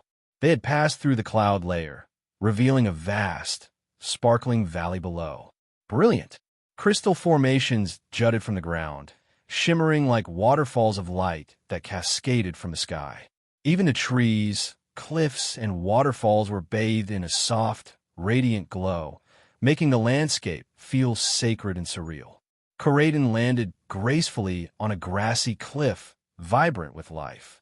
Naoki guided him toward the fence installed by the Paldea League, where he gazed out over the mesmerizing scenery. The air shimmered with tiny particles of crystal light, glittered like stardust. Far below, in the valley beneath the waterfall, a group of Pokémon could be seen drinking from a sparkling stream, their leafy fur swaying gently with the wind. Naoki's breath hitched in awe. "It's so beautiful," he whispered, knowing this was a sight he would never forget. Koraidon let out a soft, curious growl beside him. Rayo. But even as he admired the view, Naoki reminded himself why he had come here. His mission lay ahead. He scanned the area, expecting to see signs of paradox Pokémon, the strange creatures rumored to roam the depths of Area Zero. But, to his surprise, the area seemed quiet. Naoki reasoned that this might be the uppermost level of the crater, with the habitats of the paradox Pokémon deeper down. Dr. Sada had mentioned that the first observation station was located just below the Zero Gate. Reaching it before nightfall would give Naoki a safe place to rest before continuing deeper into the crater. It had taken over 2 hours to climb the mountain to the gate with Larry. Judging by the position of the sun, Naoki estimated it was now around 3 in the afternoon. Rather than descending directly into the depths via the massive central hole, Naoki decided to explore the area step by step. There were 2 reasons. Safety. Dr. Sada had warned about the dangers lurking deeper within Area Zero. Curiosity. Naoki wanted to observe and potentially capture paradox Pokémon, creatures that might only appear on the way down. His goal was clear reach the first observation station before nightfall, rest, and then continue the journey deeper. And at 4 o'clock in the afternoon, Naoki successfully arrived at the first observation station. To his surprise, the journey had been peaceful. He hadn't encountered any danger along the way, nor had he seen any paradox Pokémon roaming the area like they did in the games. Instead, the upper level of the great crater of Paldea exuded an atmosphere of tranquility and beauty, not much different from the world outside the crater. Pokémon such as Phalanx, Girafarig, Floette, Flamigo, and Raichu roamed leisurely in the open fields. The observation station itself stood at the foot of a hillside covered in ivy. The area surrounding the station was peaceful, with almost no wild Pokémon nearby. Perhaps, as Dr. Sada had said, these observatory locations were deliberately chosen for their safety after thorough research. Naoki pushed open the door to the observatory. The interior was simple. The room had a hexagonal structure, with unused building materials stacked on both sides of the entrance. At the back of the room, a thick energy conduit ran through the walls, part of the crater's infrastructure. On one wall, a work schedule for researchers was pinned, though it was clear no one had been here in quite some time. A single bed sat lonely in a corner, coated with a thin layer of dust. Naoki wasn't surprised by the abandoned state of the observatory. He shrugged, set down his backpack, and decided to take a short rest before heading outside to observe the Pokémon in the area. Just as Naoki was settling in, the communication device in the corner of the room began to ring. Curious, he walked over and answered the call. A familiar voice came through the speaker. "Naoki? Is that you?" "It's me, Doctor," Naoki replied. Dr. Sada's voice held a warm tone. "I knew it was you when the observatory system sent a notification that it was back in use. Looks like you made it safely into the crater. How was the journey? Smooth so far. Yes, no trouble at all, Naoki said thoughtfully. But, Doctor, I didn't see any paradox Pokémon on the way. Are there none living near the first observation station? Dr. Sada chuckled. I see, so you're here for the paradox Pokémon. Turo, and I thought you might be interested. She paused briefly before adding.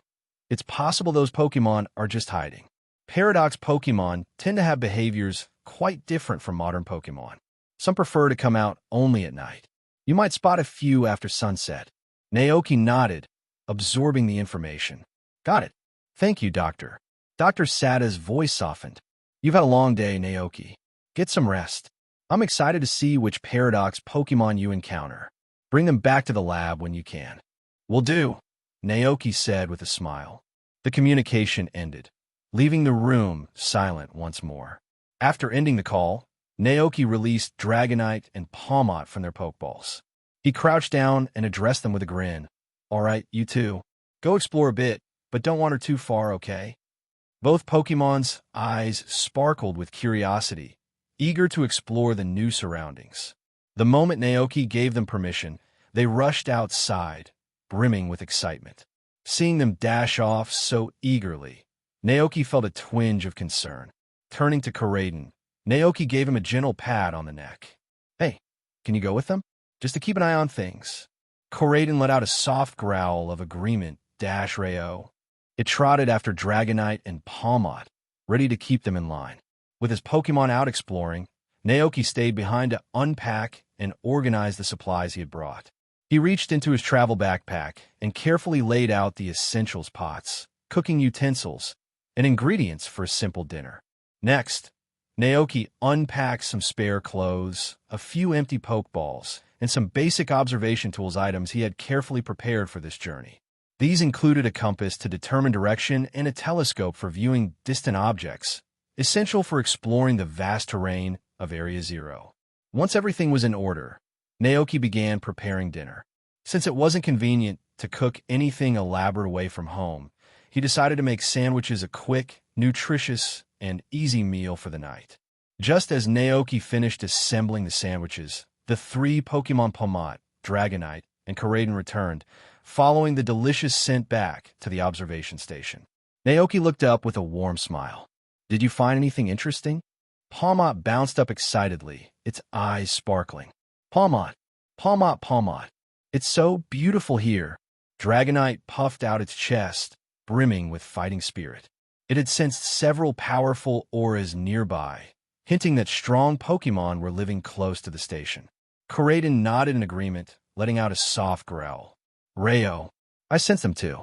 To ensure the group's safety, Koraiden had released its own aura, subtly warning any nearby Pokemon not to approach.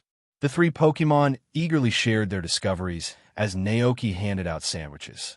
They took the sandwiches in their paws, chomping down with happy, contented expressions.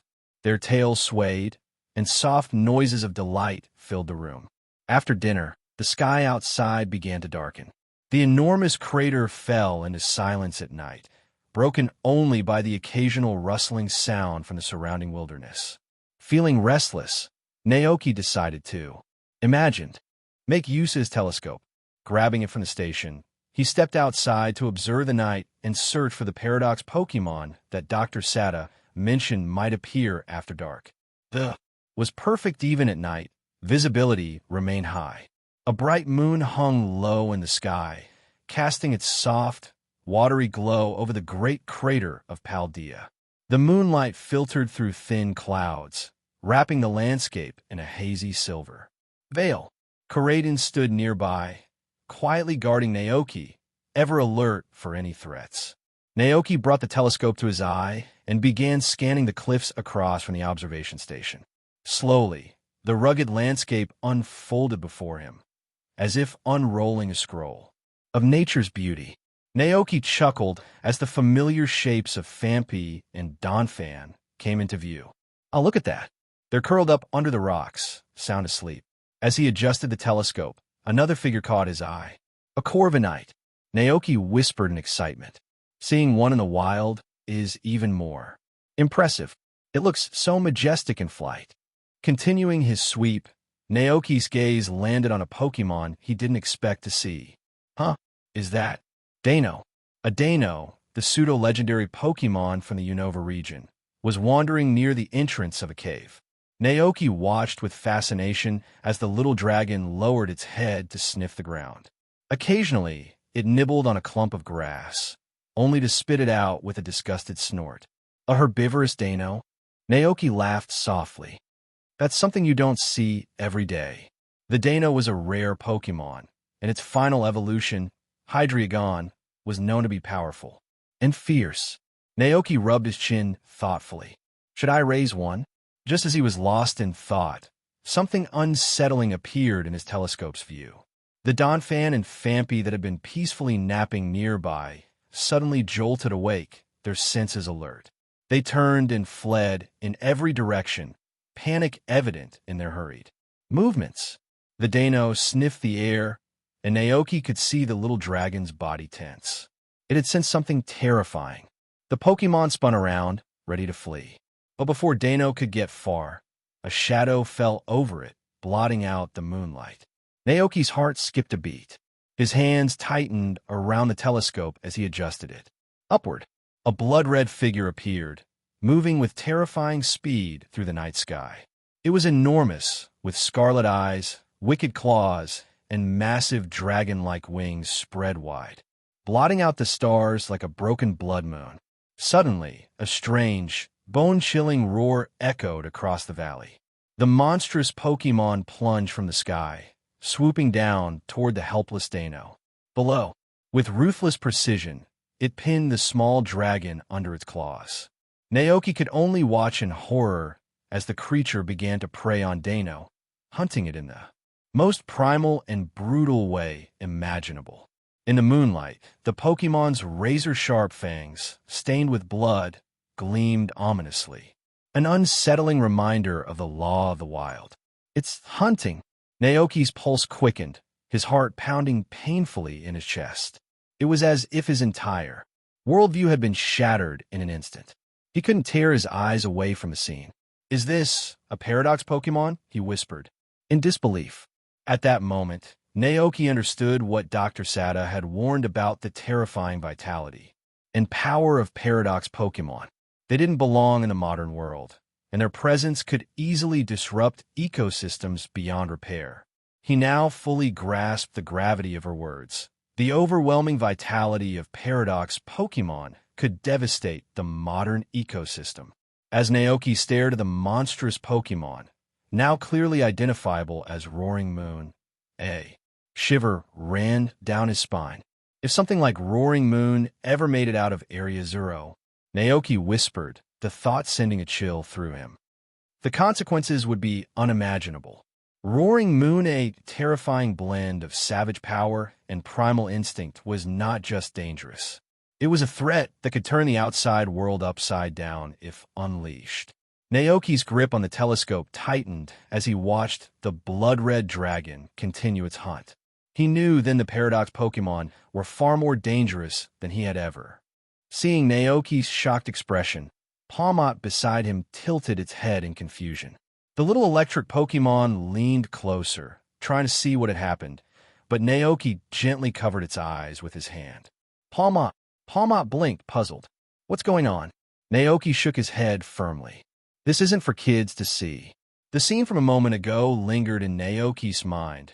Vivid and unsettling, it reminded him of Nergigant from the Monster Hunter game, ruthlessly preying on a small, herbivorous dragon. Taking a deep breath, Naoki glanced through the telescope again, focusing on the hillside where the hunt had taken place. There was no sign of Roaring Moon. It had vanished, likely satisfied with its meal. The silence of the night returned, as if nothing had ever happened. After a few cautious moments, the group of Donphan and Phanpy crept back to their resting spot, returning to the large rock where they had been sleeping earlier. Naoki sighed quietly, murmuring to himself, "It seems like Roaring Moon is at the top of the food chain here." What troubled him most was the unnerving aura that Roaring Moon gave off, something entirely different from modern Pokémon. It's like a creature from ancient times, wild and untamed, with a mind not yet touched by intelligence. He stared at the now-quiet valley below, realizing the fundamental difference between Paradox Pokémon and the Pokémon of today. Modern Pokémon, through years of interaction with humans, had evolved not only in strength but in temperament. They had adapted to coexist peacefully with people, their instincts shaped toward harmony rather than violence.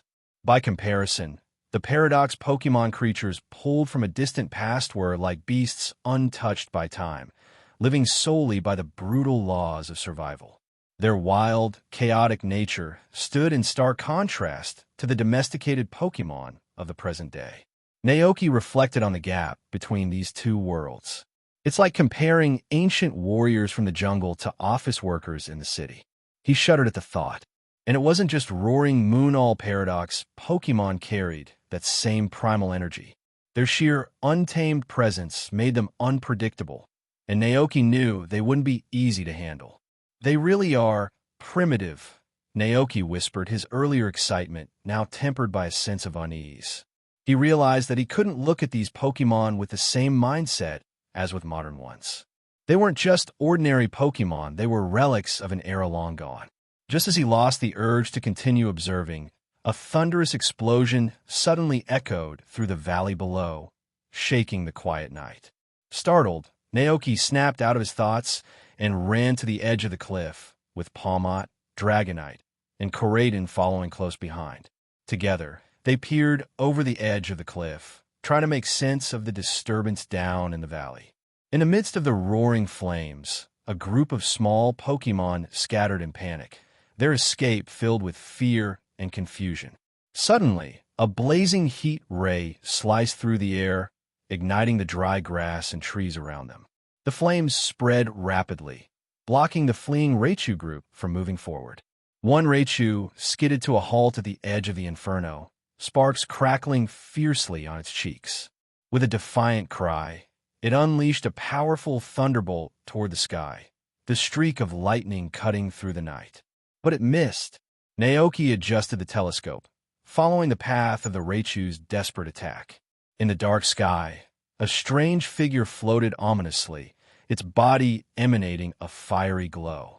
The mysterious Pokémon had sleek red horns on its head, a metallic tail that gleamed like silver, and 3 pairs of glowing wings hovering behind it like futuristic propellers. Naoki's breath hitched as recognition dawned.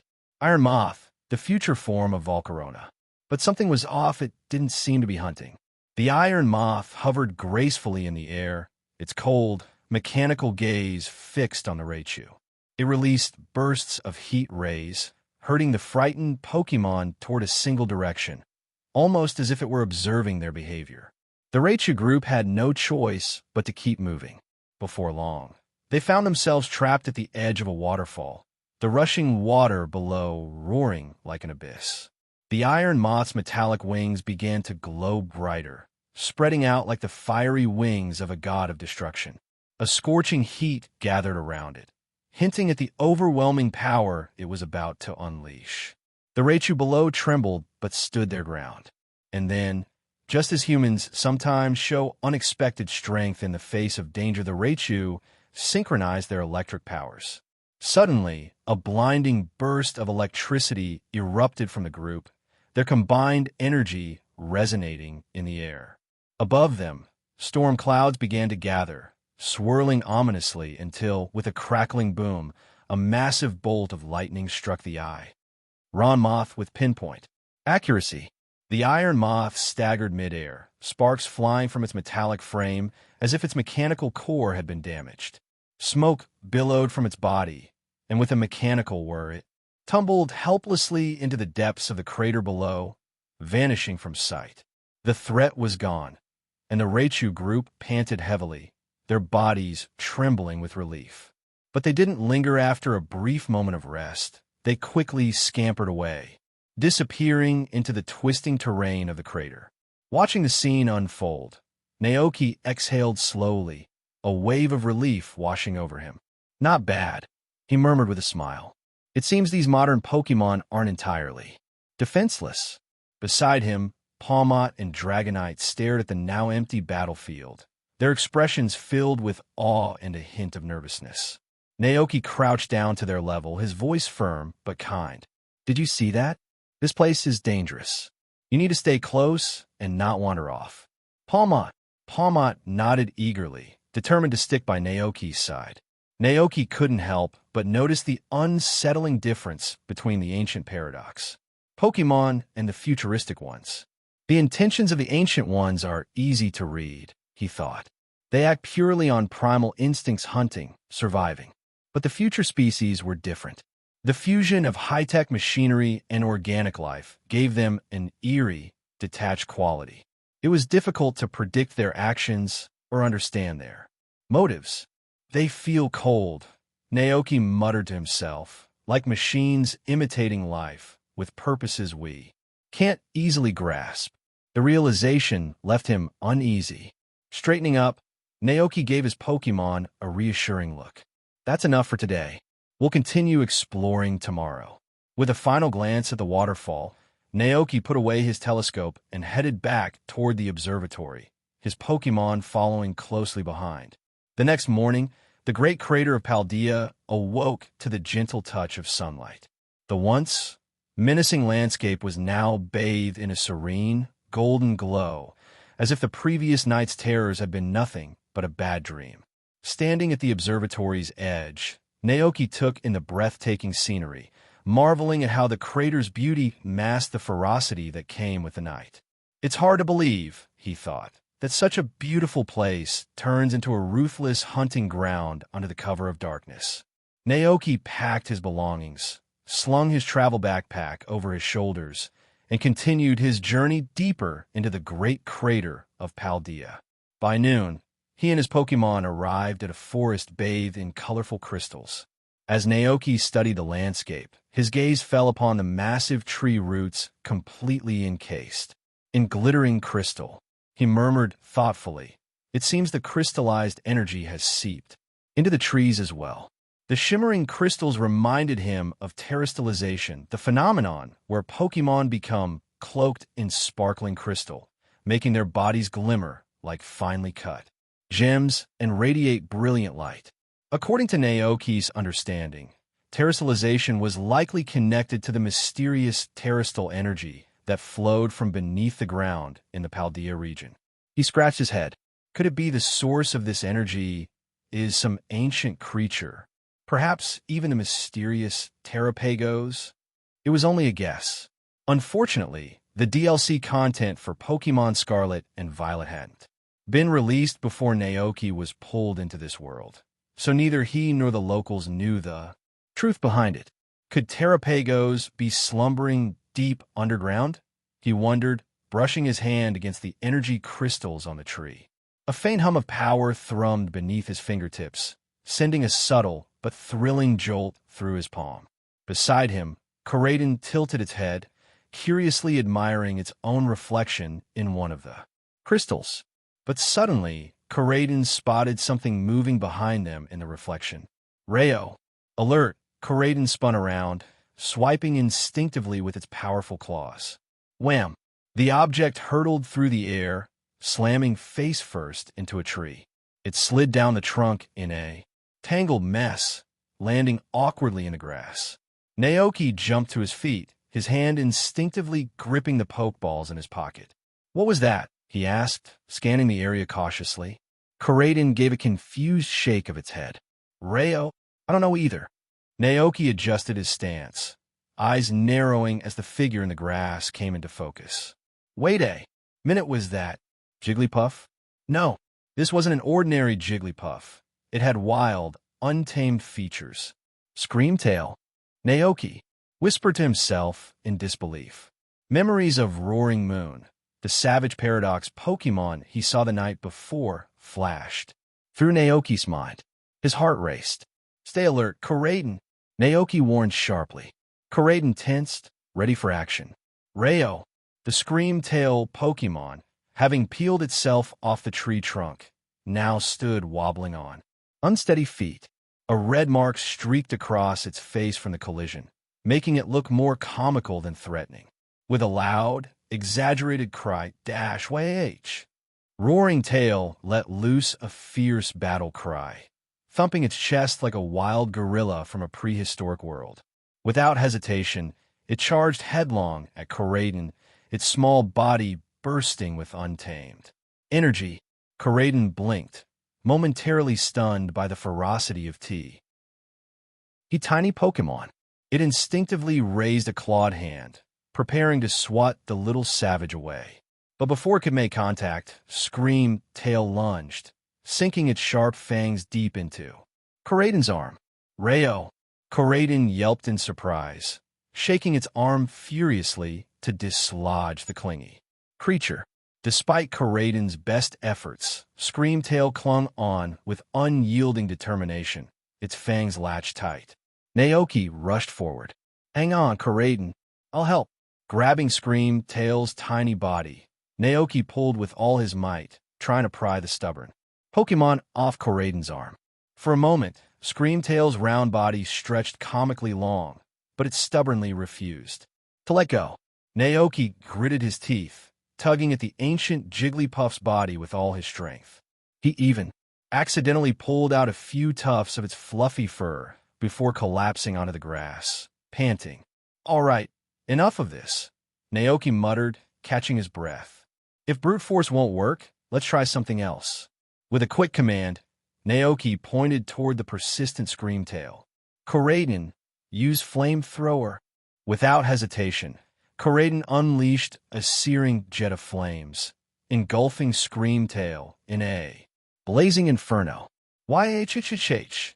The Scream Tail screeched, finally letting go of Koraidon's arm.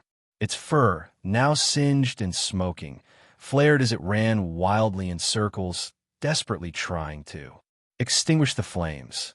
Once the fire had burned out, a powerful psychic energy exploded from Scream Tail's small frame, sending shockwaves through the air.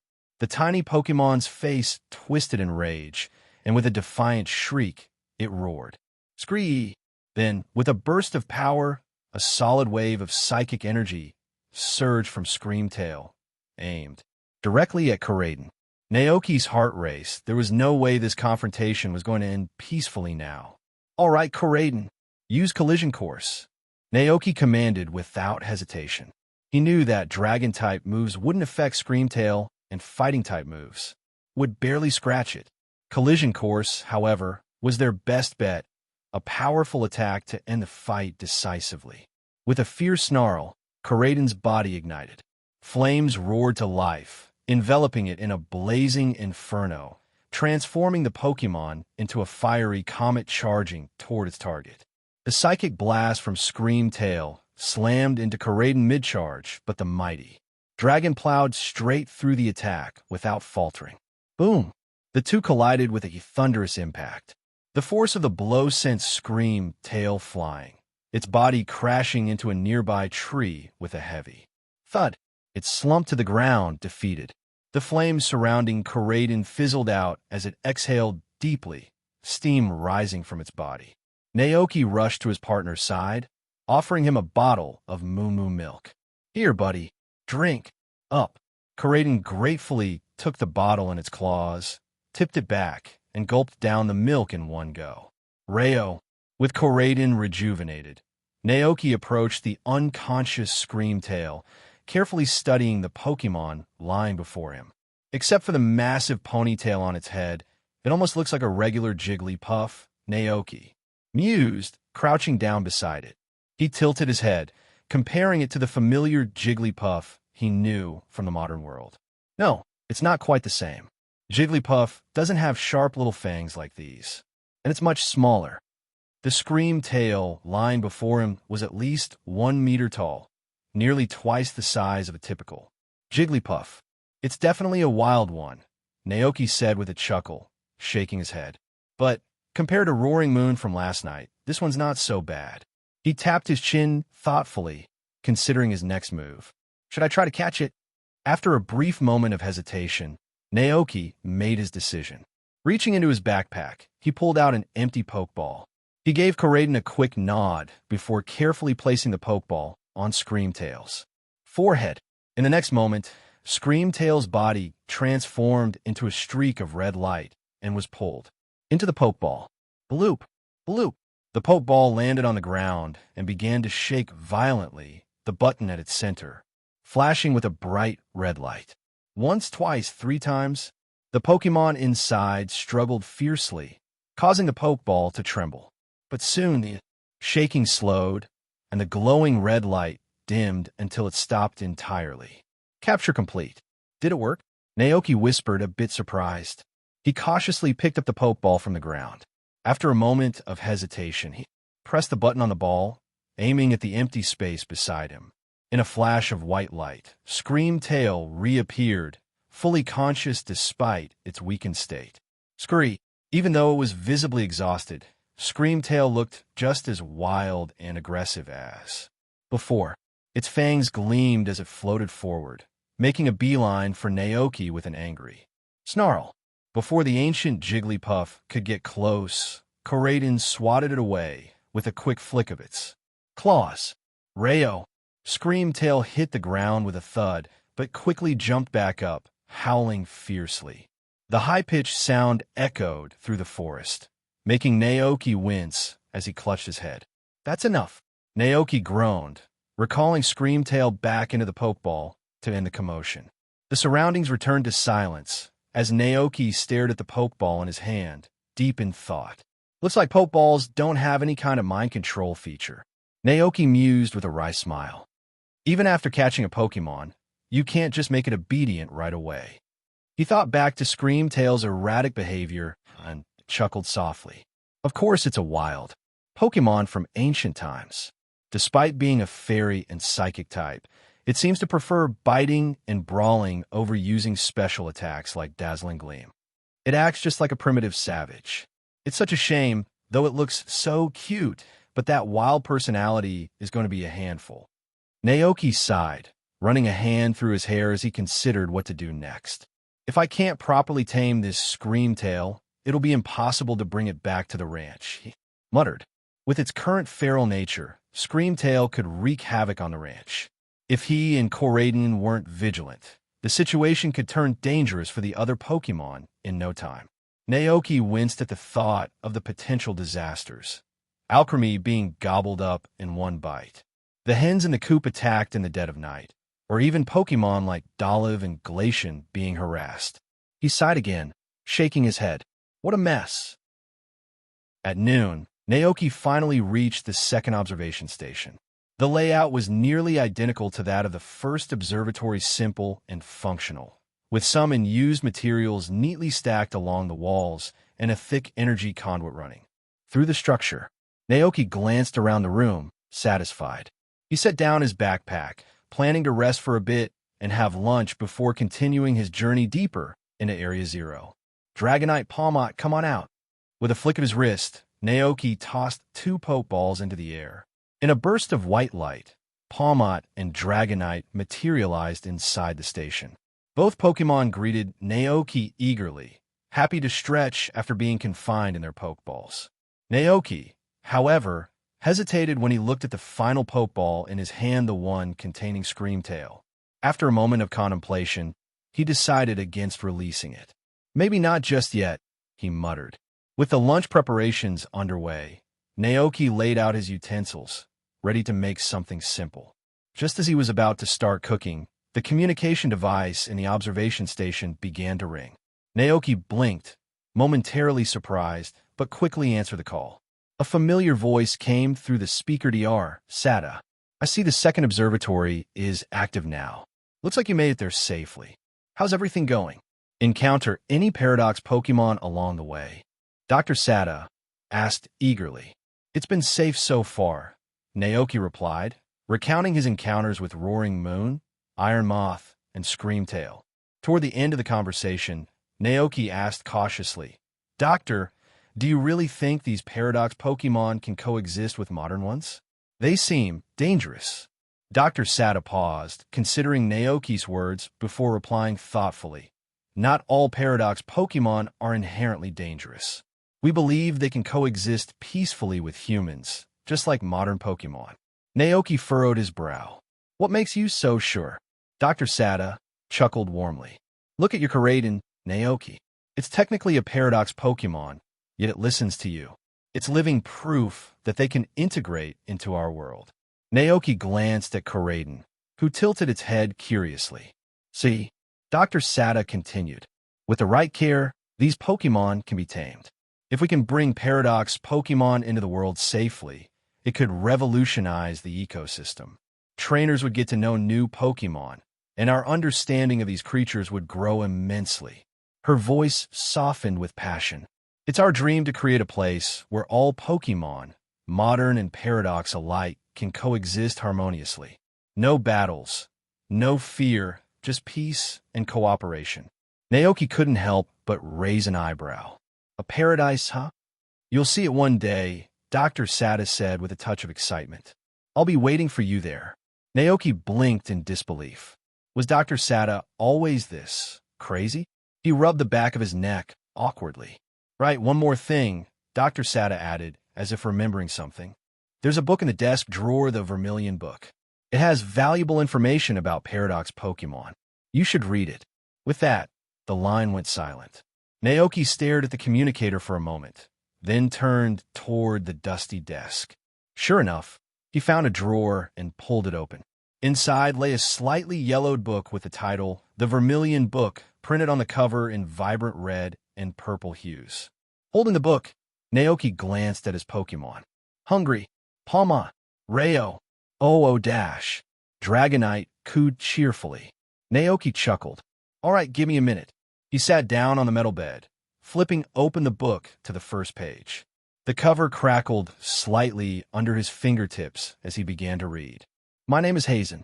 Today is July 8th, year 2 of the league calendar. Our team has begun its expedition into the depths of the great crater of Paldea. The Paldea crater is a dangerous place with very few towns nearby for resupplying. To transport goods for the observation team, my trusty Cyclizer worked tirelessly by my side. With the help of the Cyclizers, the team successfully entered the depths of the great crater. At first, the Pokémon in the upper levels of the crater were no different from those found elsewhere in Paldea. But as we ventured deeper, strange and inexplicable scenes began to unfold before us. We discovered odd markings on the ground, resembling circles. However, their origins remain unclear, whether they were created by ancient explorers or something else. Entirely, despite the lingering mysteries, we pressed forward. Eventually, we reached the heart of the crater, where dazzling crystals sparkled everywhere. Then disaster struck. We were attacked by a Pokémon that resembled a Donphan, but was far more savage. Several members of our team sustained fatal injuries. Our medical supplies were limited. 2 brave members of the observation team succumbed to their wounds, and we gathered to mourn their loss. Their names will forever remain in our hearts. Despite the tragedy, we continued onward. Somehow, when we reached the deepest point, I became separated from the others. I lost consciousness and fell into a strange coma. During this time, I had the odd sensation that I was conversing with someone or something, and I found myself writing notes without being fully aware of it. Later, my teammates found me unconscious and managed to rescue me. Our expedition ended in disarray, but we were determined to share what we had discovered with the world. If you want to know more, keep reading. Intrigued, Naoki flipped to the next page. There, a sketch of Screamtail greeted him. Beneath the drawing was a note detailing the observation of this Pokémon. This strange creature is called Screamtail. Though it appears cute at first glance, it has an extremely aggressive temperament. Observers noted that anyone approaching Screamtail is attacked without hesitation. Naoki turned the pages eagerly, discovering sketches of other paradox Pokémon such as Koraiden, Iron Moth, Brute Bonnet, Roaring Moon, Sandy Shocks, and Iron Hands. A special note was scribbled next to the sketch of Roaring Moon. From its behavior, I suspect that this creature's violent nature surpasses even that of a Tyrannosaurus Rex from the movies. Avoid contact at all costs if encountered. Naoki could see from the journal's tone that the team had faced terrible losses in there. Encounter with Roaring Moon. Rayo, Koraiden, curious, nudged its large head over Naoki's shoulder to read the pages with him. Naoki chuckled and flipped to the section documenting Karaden's entry. This mysterious creature closely resembles Cyclizer, but its demeanor is far more tenacious and wild. When we first encountered it, Karaden struck the ground with such force that it left a deep crack. Its strength was overwhelming, surpassing anything the team feared. The worst, that our expedition might end in disaster. But to our amazement, this powerful creature didn't attack us. It seemed cautious, but also incredibly curious. After observing us for a time, it even approached and began playing with the team, much to our surprise. Such a close encounter allows us to better understand this mysterious creature. It sits comfortably at the top of the ecological niche in this environment. Perhaps due to its confidence in its overwhelming strength, it did not immediately attack our observation team, seeing that we posed no threat. This is the kind of confidence that only comes from being an apex predator. There are almost no other creatures that dare challenge it where it resides. Its temperament is quite unpredictable. Like Cyclizer, it can shift between multiple forms depending on the situation. During our observation, we witnessed it push off the ground with immense force, leaping over 20 meters into the air before spreading its wings and slamming back to the earth with a tremendous impact. Due to these unique abilities and behaviors, the observation team decided to name it the Winged King. Naoki gently pushed away Karaden's curious head, which had been almost pressed against the pages of the book. He reflected on the peculiar contents of the Book of Vermilion. He recalled that the version sold on the market was incomplete. Key sections had been deliberately redacted or smeared with ink. From his perspective, the original book, written by Hazen, was an invaluable piece of research regarding the Paldea region. However, the world had dismissed it as little more than a collection of ghost stories, and the Book of Vermilion was slowly forgotten, collecting dust in second-hand bookstores. Yet, one thing still troubled Naoki deeply. It was known that Hazen's expedition to the Great Crater had taken place 200 years ago.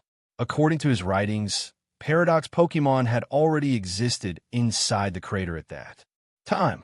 But Dr. Sada and Professor Turo had claimed that these Paradox Pokémon were summoned through their time machine experiments. Could it be, Naoki wondered aloud, that Professor Sada's time machine affected not just the present, but also the past?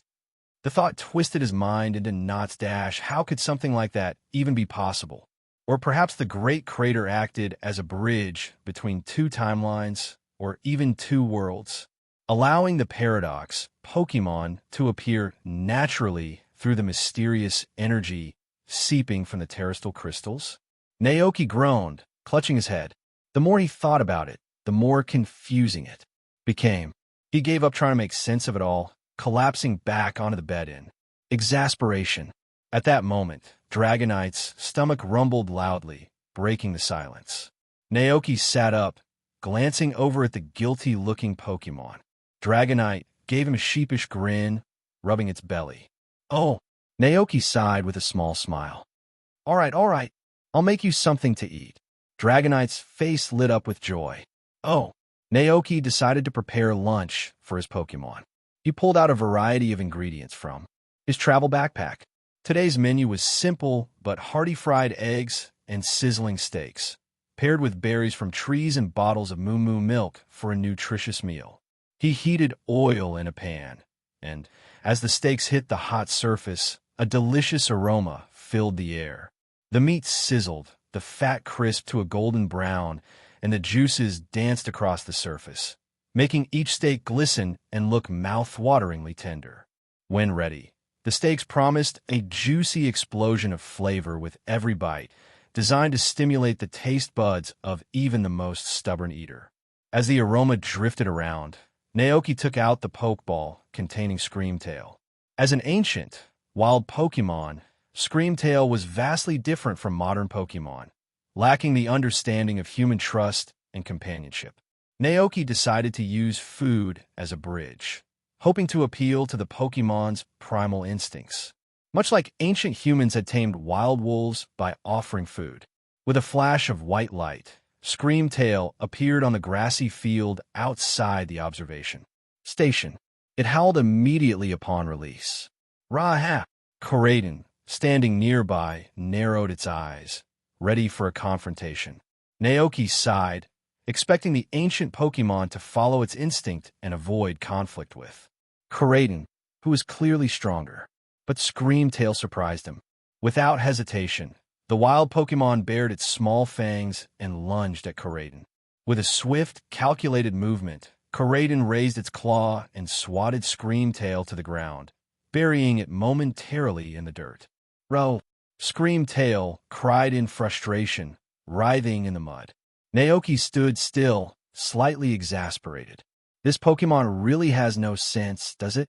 Wasting all that cuteness on such a wild, brainless attitude. With a shrug, Naoki motioned for Coraden to pin Screamtail down. Then, he placed a juicy steak in front of it, hoping food would shift its aggressive behavior. Screamtail's nose twitched as it caught the scent of the steak. Its eyes sparkled, and it eagerly opened its mouth, revealing sharp little fangs, ready to tear into the meal. However, just as it lunged forward, Naoki swiftly pulled the steak away. Screamtail snapped at the empty space, missing the meat entirely. It growled, glaring at Naoki. Rhea. Naoki crouched down and tried to communicate.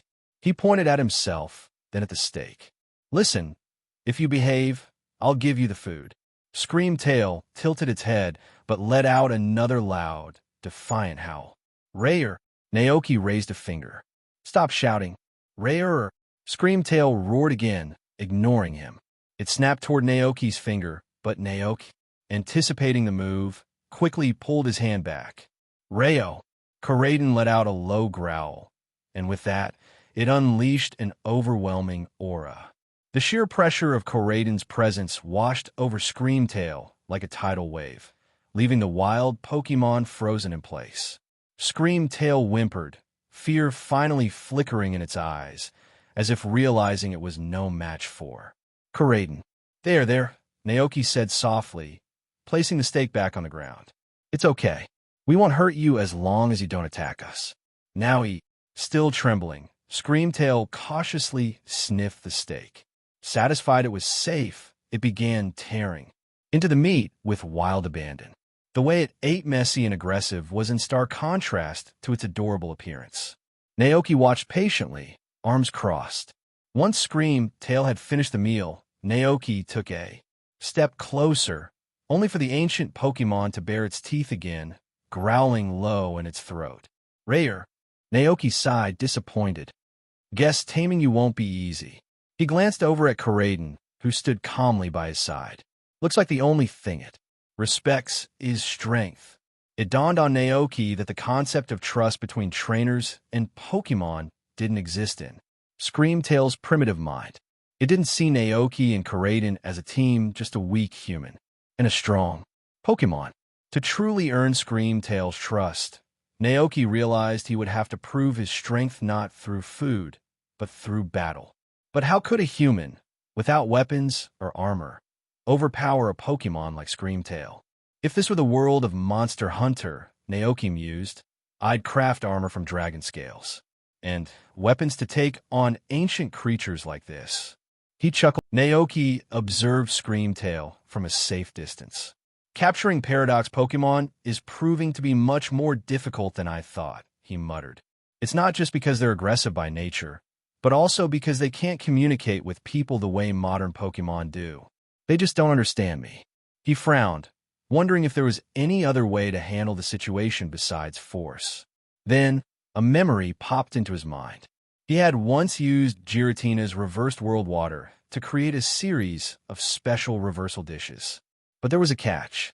Even though the reversal dish could temporarily alter a Pokémon's personality, the change didn't last.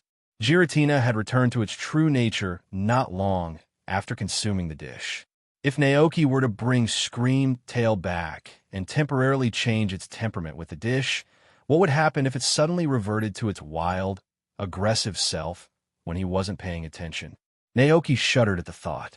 It was a risk he wasn't willing to take. After some internal debate, Naoki asked Koraiden to hold Screamtail in place. Carefully, he stepped closer and patted the unruly Pokemon's fur with both hands, as if hoping to bond with it through sheer persistence. After scratching behind its ears a few times to satisfy his curiosity, Naoki placed the Pokeball against Screamtail's body. The Paradox Pokemon was drawn back inside in a flash of red light, only to be released again with a second click of the button. A beam of red light materialized into the shape of Screamtail.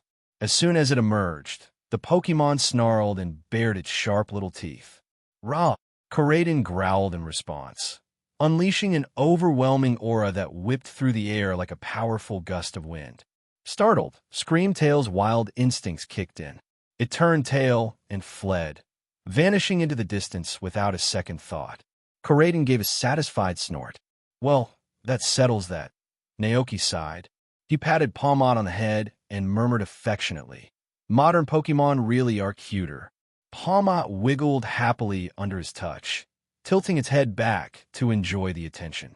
Noticing the pampering, Dragonite waddled over, nudging Naoki with its nose. All right, Naoki laughed. "Everyone gets a turn." He gave each of his Pokemon a quick massage, his hands moving expertly over their soft fur and scales. After their brief rest, Naoki packed up and prepared to continue the journey deeper into the crater. This time, he opted not to walk. Instead, he climbed onto Koraiden's back, ready to ride it down the steep cliffs and head toward the deepest part of Area Zero. Koraiden took off at a tremendous speed, the wind rushing past as the world blurred around them. The deeper they descended, the darker the environment became. They passed through narrow caves and alongside jagged cliffs, where waterfalls cascaded from high above, glimmering in the faint light. For a moment, Naoki felt as if he had been transported to an entirely different world. As they descended further, the crystals embedded in the walls and floors grew larger and more numerous, their light illuminating the otherwise shadowy depths. Finally, Koraiden landed gracefully on a massive crystal pillar. Standing atop the crystal pillar, Naoki gazed down at the structures nestled below. Those must be the research stations built by the Professor Seta and Turo in Zone Zero, Naoki thought aloud. "Let's head over there," he called, striding forward with renewed determination.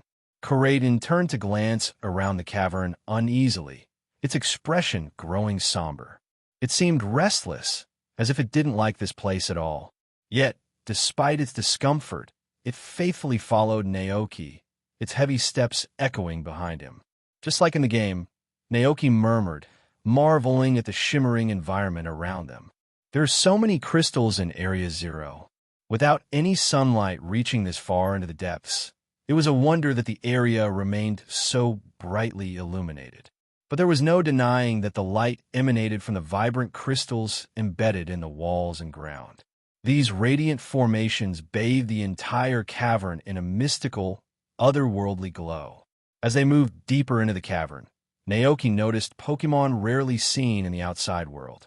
Naoki and Koraiden carefully maneuvered past the crystal blossoms. As they brushed by, the flowers rustled softly, their petals shifting in response to the movement. The beautiful blossoms of terrestrial energy blooming like enchanted flowers. Naoki shivered slightly. They're breathtaking but kind of eerie.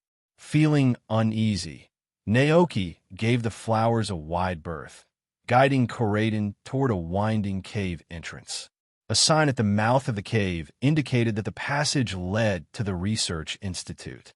All right, this should be a clear path, no more surprises. Naoki sighed in relief. With Koraiden at his side, he continued forward. But just as they were halfway through the passage, Naoki's eyes caught something unusual perched on a massive, solitary crystal pillar ahead. A strange Pokemon stood there, its body encased in sleek green metal armor. Sharp, thorny spikes protruded from gaps in the plating, forming intricate chains of barbs that wrapped around its frame. Naoki's heart skipped a beat. Is that a variant of Tyranitar, the paradox Pokemon known as Iron Thorns? At the same moment Naoki noticed it, the iron thorns turned its gaze toward him, its cold, metallic eyes devoid of emotion. Unlike the aggressive screamtail, Iron Thorns didn't attack. It simply stood still, observing Naoki in eerie silence. Its gaze followed his every step, tracking him like a machine. As expected, Naoki whispered. The records were right. Iron Thorns has a calm disposition and avoids unnecessary conflict. Just then, the soft sound of footsteps echoed from deeper within the cave. Naoki spun around and spotted a figure approaching a man in a white lab coat. It was Professor Turo. I saw you arrive through the Area Zero surveillance system, Turo said warmly, his voice carrying a calm, yet welcoming tone. I thought I'd come meet you in person. It's good to see you, Naoki. Come on, let's get you and Koraiden to the research station. Naoki glanced back at the Iron Thorns, still standing silently atop the pillar, its gaze never leaving him. As Naoki joined Turo, he couldn't help but glance back again. It's still watching us, Naoki muttered, a little unsettled. Noticing his curiosity, Turo offered an explanation. That Pokémon is called Iron Thorns. Its behavioral patterns are entirely different from the Roaring Moon you encountered earlier. This Iron Thorns has an incredibly calm temperament and dislikes unnecessary battles. It's a highly intelligent and perceptive Pokémon, Dr. Turo explained with a small nod. I've found ways to peacefully coexist with it, which is why it's remained in Area Zero without any issues. Naoki blinked in surprise. After witnessing Roaring Moon's vicious hunting, the wild behavior of Screamtail, and Iron Moth's eerie surveillance of Raichu, the concept of peaceful coexistence with a Paradox Pokémon seemed hard to believe. Peaceful coexistence? Naoki asked, his disbelief evident. Yes, Dr. Turo confirmed. But achieving this was no easy task. Before your arrival, we made great efforts to prove to Iron Thorns that humans pose no threat. We fed it regularly, day after day, until it finally accepted our presence. Naoki raised an eyebrow, still puzzled. Why are the ancient Paradox Pokémon so different? Why can't they be approached the same way? Dr. Turo paused, contemplating his response. It's likely that ancient Paradox Pokémon are born with a primordial, untamed ferocity. This innate power makes them wild and incredibly difficult to tame. He continued, future Pokémon, on the other hand, lack that wildness. But the unknown energy within them has evolved to such an extreme that their behavior is unpredictable. Their intentions and actions are full of uncertainty. Dr. Turo sighed. In that sense, the future Pokémon are just as dangerous as their ancient counterparts. He offered an example. Take Iron Bundle, for instance. It doesn't attack people directly, but it can transform the environment around it into an icy tundra, altering the landscape without warning. Hearing this, Naoki couldn't help but feel a spark of hope. After struggling with the aggression of the ancient Pokémon, the idea of capturing future Pokémon without fearing direct attacks felt like a relief. So, does that mean I can safely catch future Pokémon without worrying about them attacking me? Naoki asked, his eyes lighting up. Only to a degree, Dr. Turo said with a wry smile. Then, as if recalling something troubling, his expression grew serious. Also, if you encounter a Pokémon that looks like Gardevoir or Galade, avoid making eye contact with it. Naoki tilted his head. Why? Dr. Turo's voice dropped to a grave tone. For them, direct eye contact is seen as a challenge. Their temperament is fiercely brutal, and they won't hesitate to lash out with their blades if provoked. He let out a nervous chuckle. Thankfully, those future Pokémon don't know how to teleport. If they did, well, let's just say I wouldn't be standing here talking to you. Naoki clicked his tongue, still processing the information. That sounds intense. We were just as surprised, Dr. Turo admitted with a sigh, a trace of frustration in his voice. Their conversation carried on as they approached the entrance to the research institute. Naoki noticed there were more people than just Dr. Turo and Professor Sada. Several researchers in white lab coats bustled about, some holding notebooks, others peering through binoculars aimed at Iron Thorns in the distance. Two researchers standing near the entrance chatted excitedly, one scribbling notes as they observed iron thorns. "Look at the way it moves. Such precision and intelligence," one exclaimed. "You can tell it's analyzing everything around it." The other nodded enthusiastically. "Its gaze is so focused, so rational-like it's calculating every move. Truly a marvel of the distant future." As the two researchers heard footsteps approaching, they quickly set down their binoculars and greeted respectfully, "Doctor." "Yes." Dr. Turo gave a nod in acknowledgement. The door to the research institute opened slowly, and Naoki followed Dr. Turo inside. Just before the door closed, Naoki overheard the two researchers whispering, "That Kuraden is the first one, right? I can't believe Kuraden is so well-behaved. He really seems to like that trainer." "Yeah, but both Kuraden and Miraiden are unique. They're not like the other Paradox Pokémon. That's probably why the doctor was able to bond with them so quickly." The hushed conversation faded as Naoki stepped further into the building. For some reason, being inside the institute made Naoki feel nervous. He glanced at Kuraden, who stood beside him, and noticed it was also uneasy.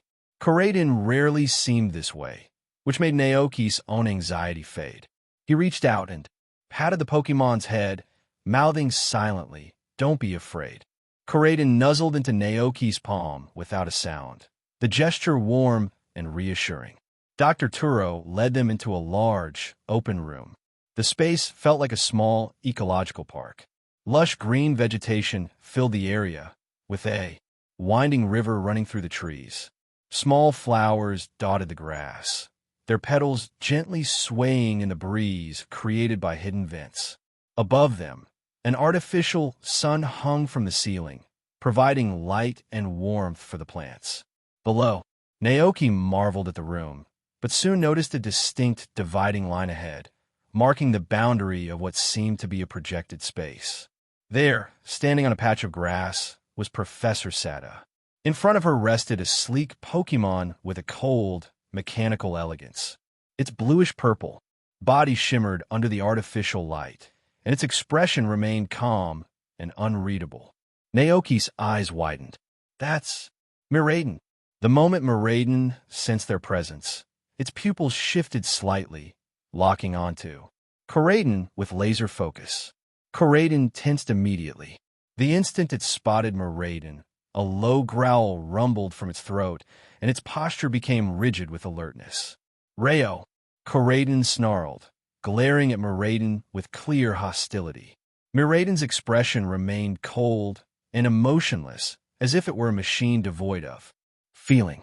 However, a spark of electricity danced along its metallic claws, revealing its readiness to engage. Naoki's heart skipped a beat. The air grew thick with tension as the two Pokémon stared each other down.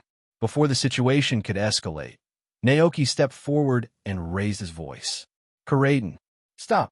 Dr. Sada stepped forward, reaching out gently toward Miraiden. She spoke softly, reassuring. This one isn't a threat. It comes from a distant place and won't compete with you for this territory." Miraiden's pupils shifted slightly, and the sparks dancing across its metallic claws faded away. Hearing Naoki's voice, Kuraden gradually relaxed as well. It lowered its head, looking a bit sulky, almost like a scolded child. Naoki couldn't help but chuckle, ruffling Kuraden's head affectionately. It's okay.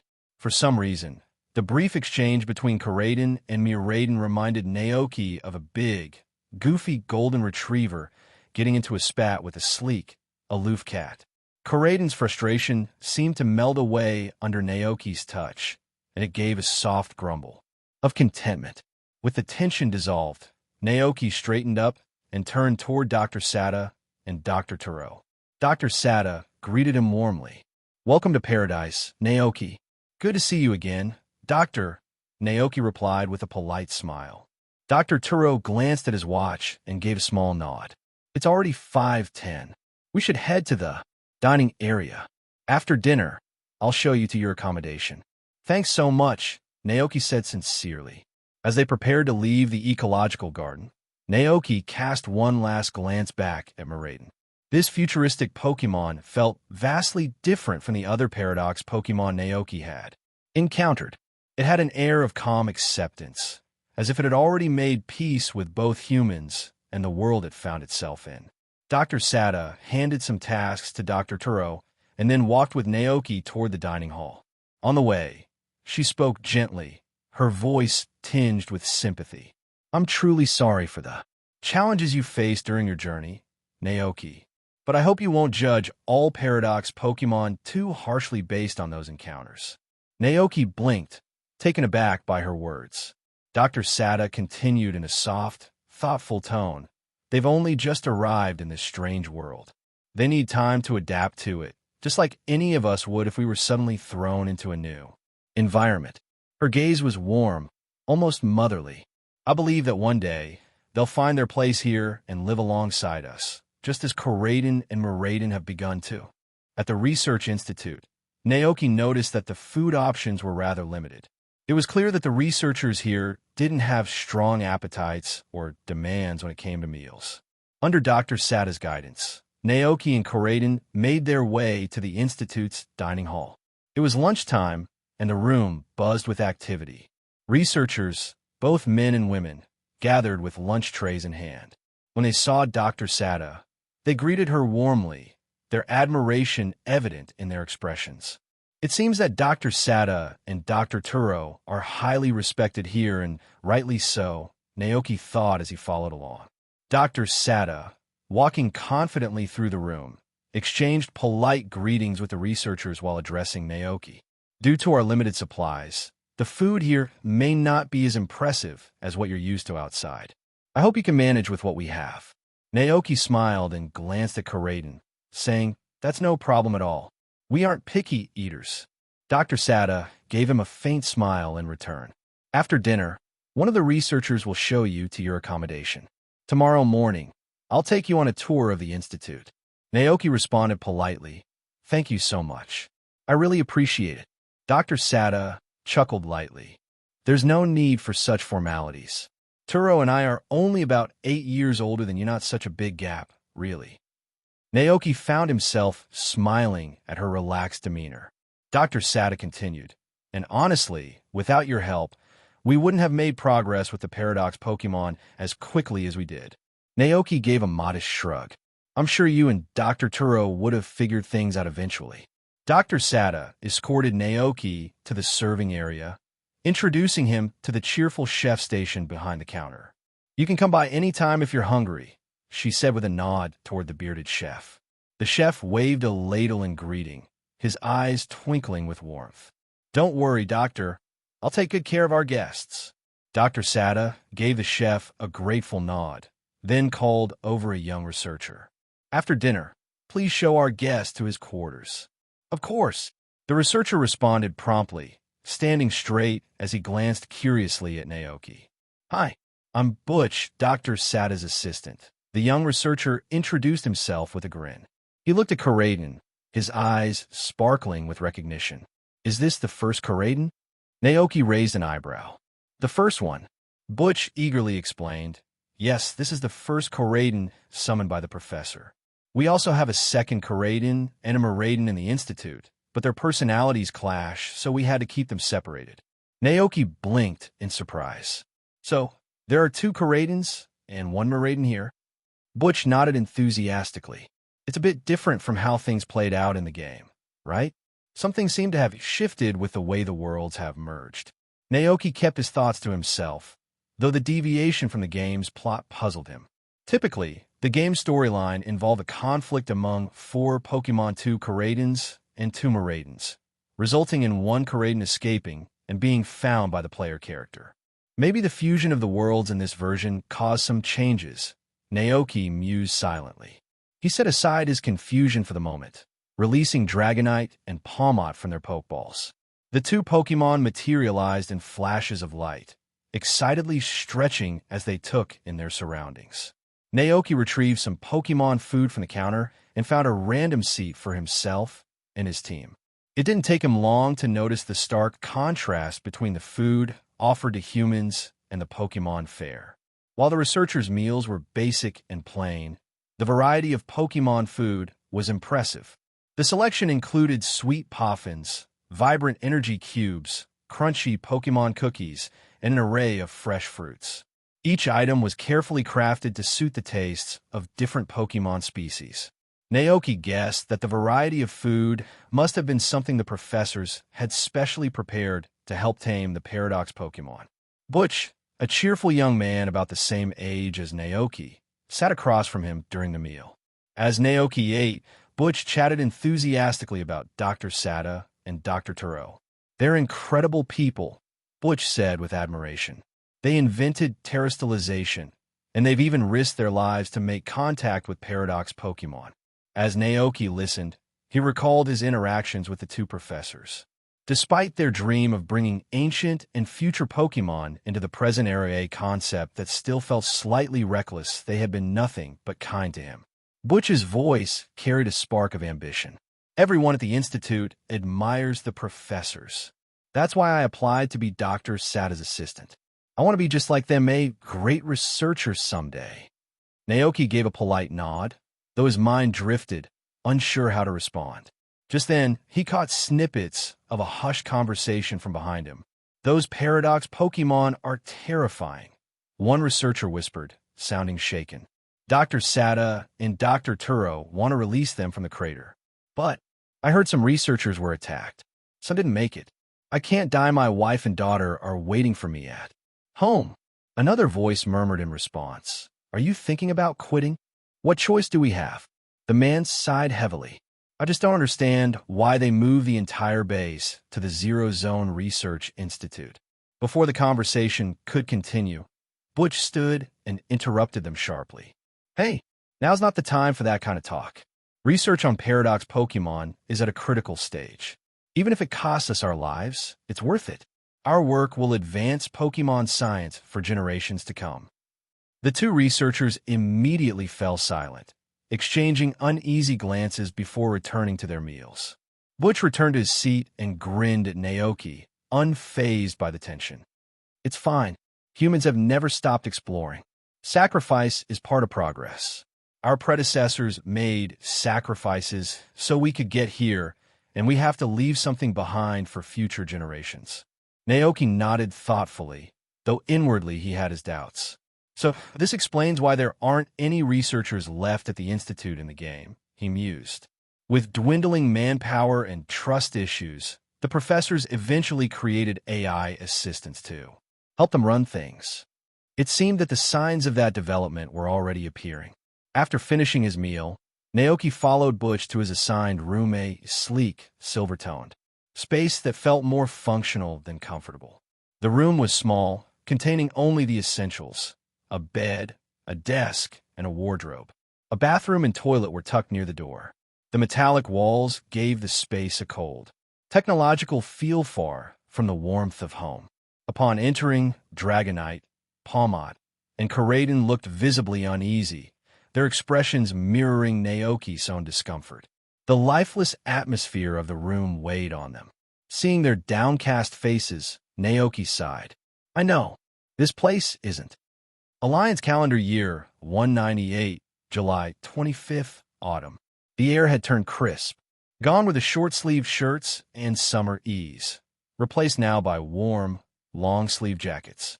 Naoki, like everyone else, had adjusted to the changing season. As a farmer, most of his wardrobe already leaned toward rugged workwear, thick shirts, jeans, and clothes made to endure the outdoors. Achoo! A sudden gust of wind made him sneeze as he stepped outside in the early morning. He was heading to the Gagote pen to begin milking, but the chill caught him off guard. He rubbed his nose and pulled his jacket tighter. The Pokémon on the ranch, however, appeared unfazed by the seasonal shift. Dragonite and Dragonair had thick scales built for any weather. Palmot was wrapped in a dense coat of fur, and Glacian, well, this was its kind of climate.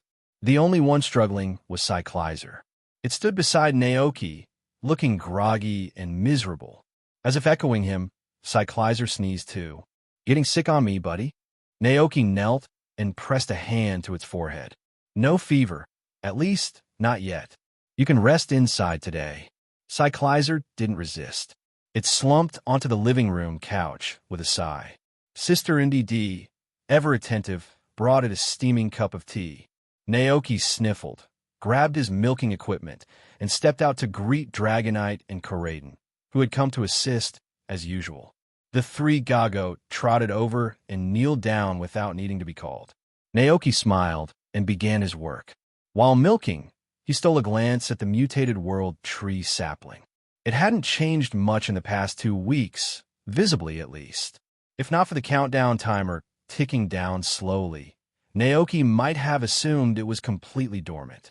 Even with the Gagoat helping tend it, the timer still read, time until maturity, 99,900 years. He sighed and patted the last Gagoat. The milking was done. The fresh moo milk mixed with Gagoat milk made a hearty blend. By the time he cleaned everything up, it was already 9:30. Back inside, Cyclizer looked no better. Feeling any better? He asked gently. Gow, came the weak reply. Naoki frowned and touched its forehead again. This time it was burning hot. His heart sank. He didn't waste a second. Ran to the bedroom, fetched Cyclizer's Pokeball, and returned to recall it. The rest of the Pokémon had gathered, concern written across their faces. Even Glacian looked worried. Naoki blinked. You guys really care about Cyclizer, huh? He had always thought of their bond as playful and casual, but seeing the serious expressions around him told a different story. Don't worry, he said reassuringly. Just a fever. I'll take Cyclizer to the Pokémon Center. We'll be back soon. Koraiden watched the scene in silence, a flicker of emotion in its eyes.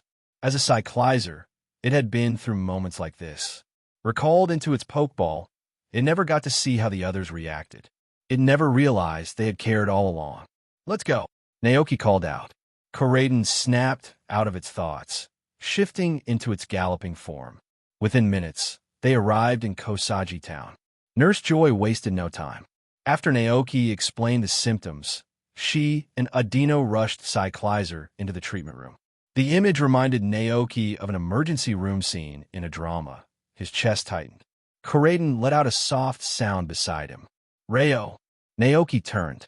You worried too? Koraiden hesitated. Naoki laughed quietly. Didn't expect you to be so close with Cyclizer. But Koraiden wasn't worried about Cyclizer.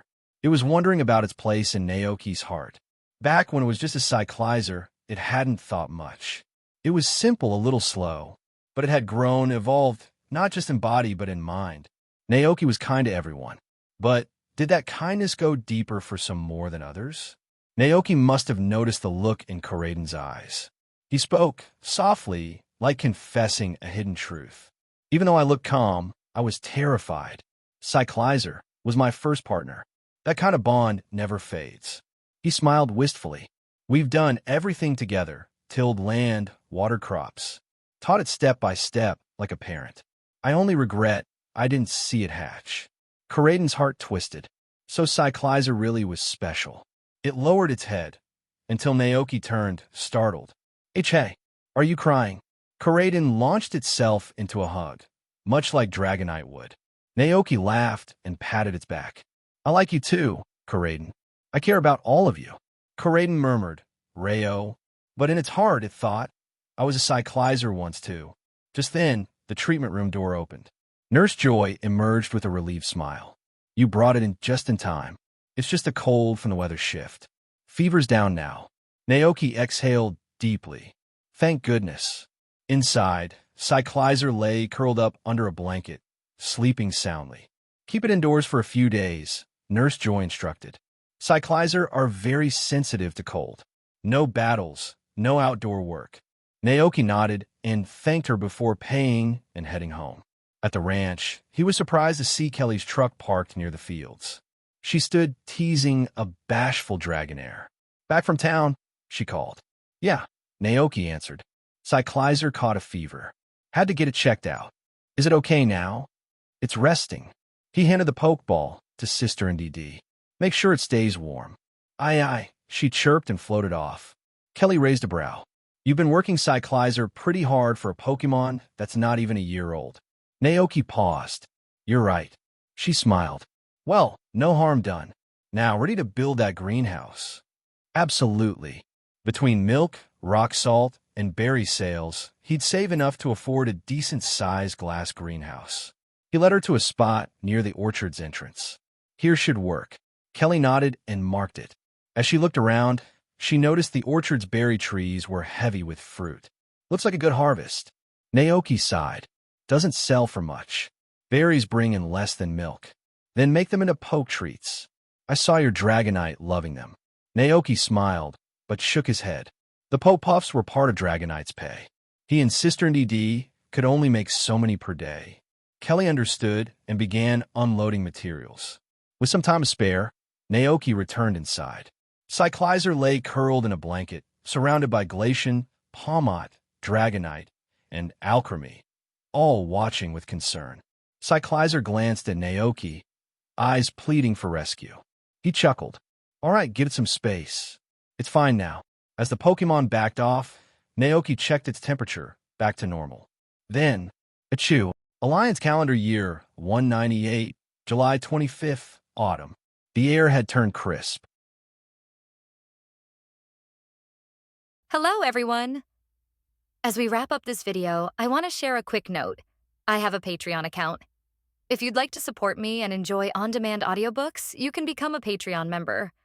Alternatively, you can check out my Google Drive link, which has 500-plus novel audiobooks available through my Ko-fi or Patreon shop. I appreciate your support.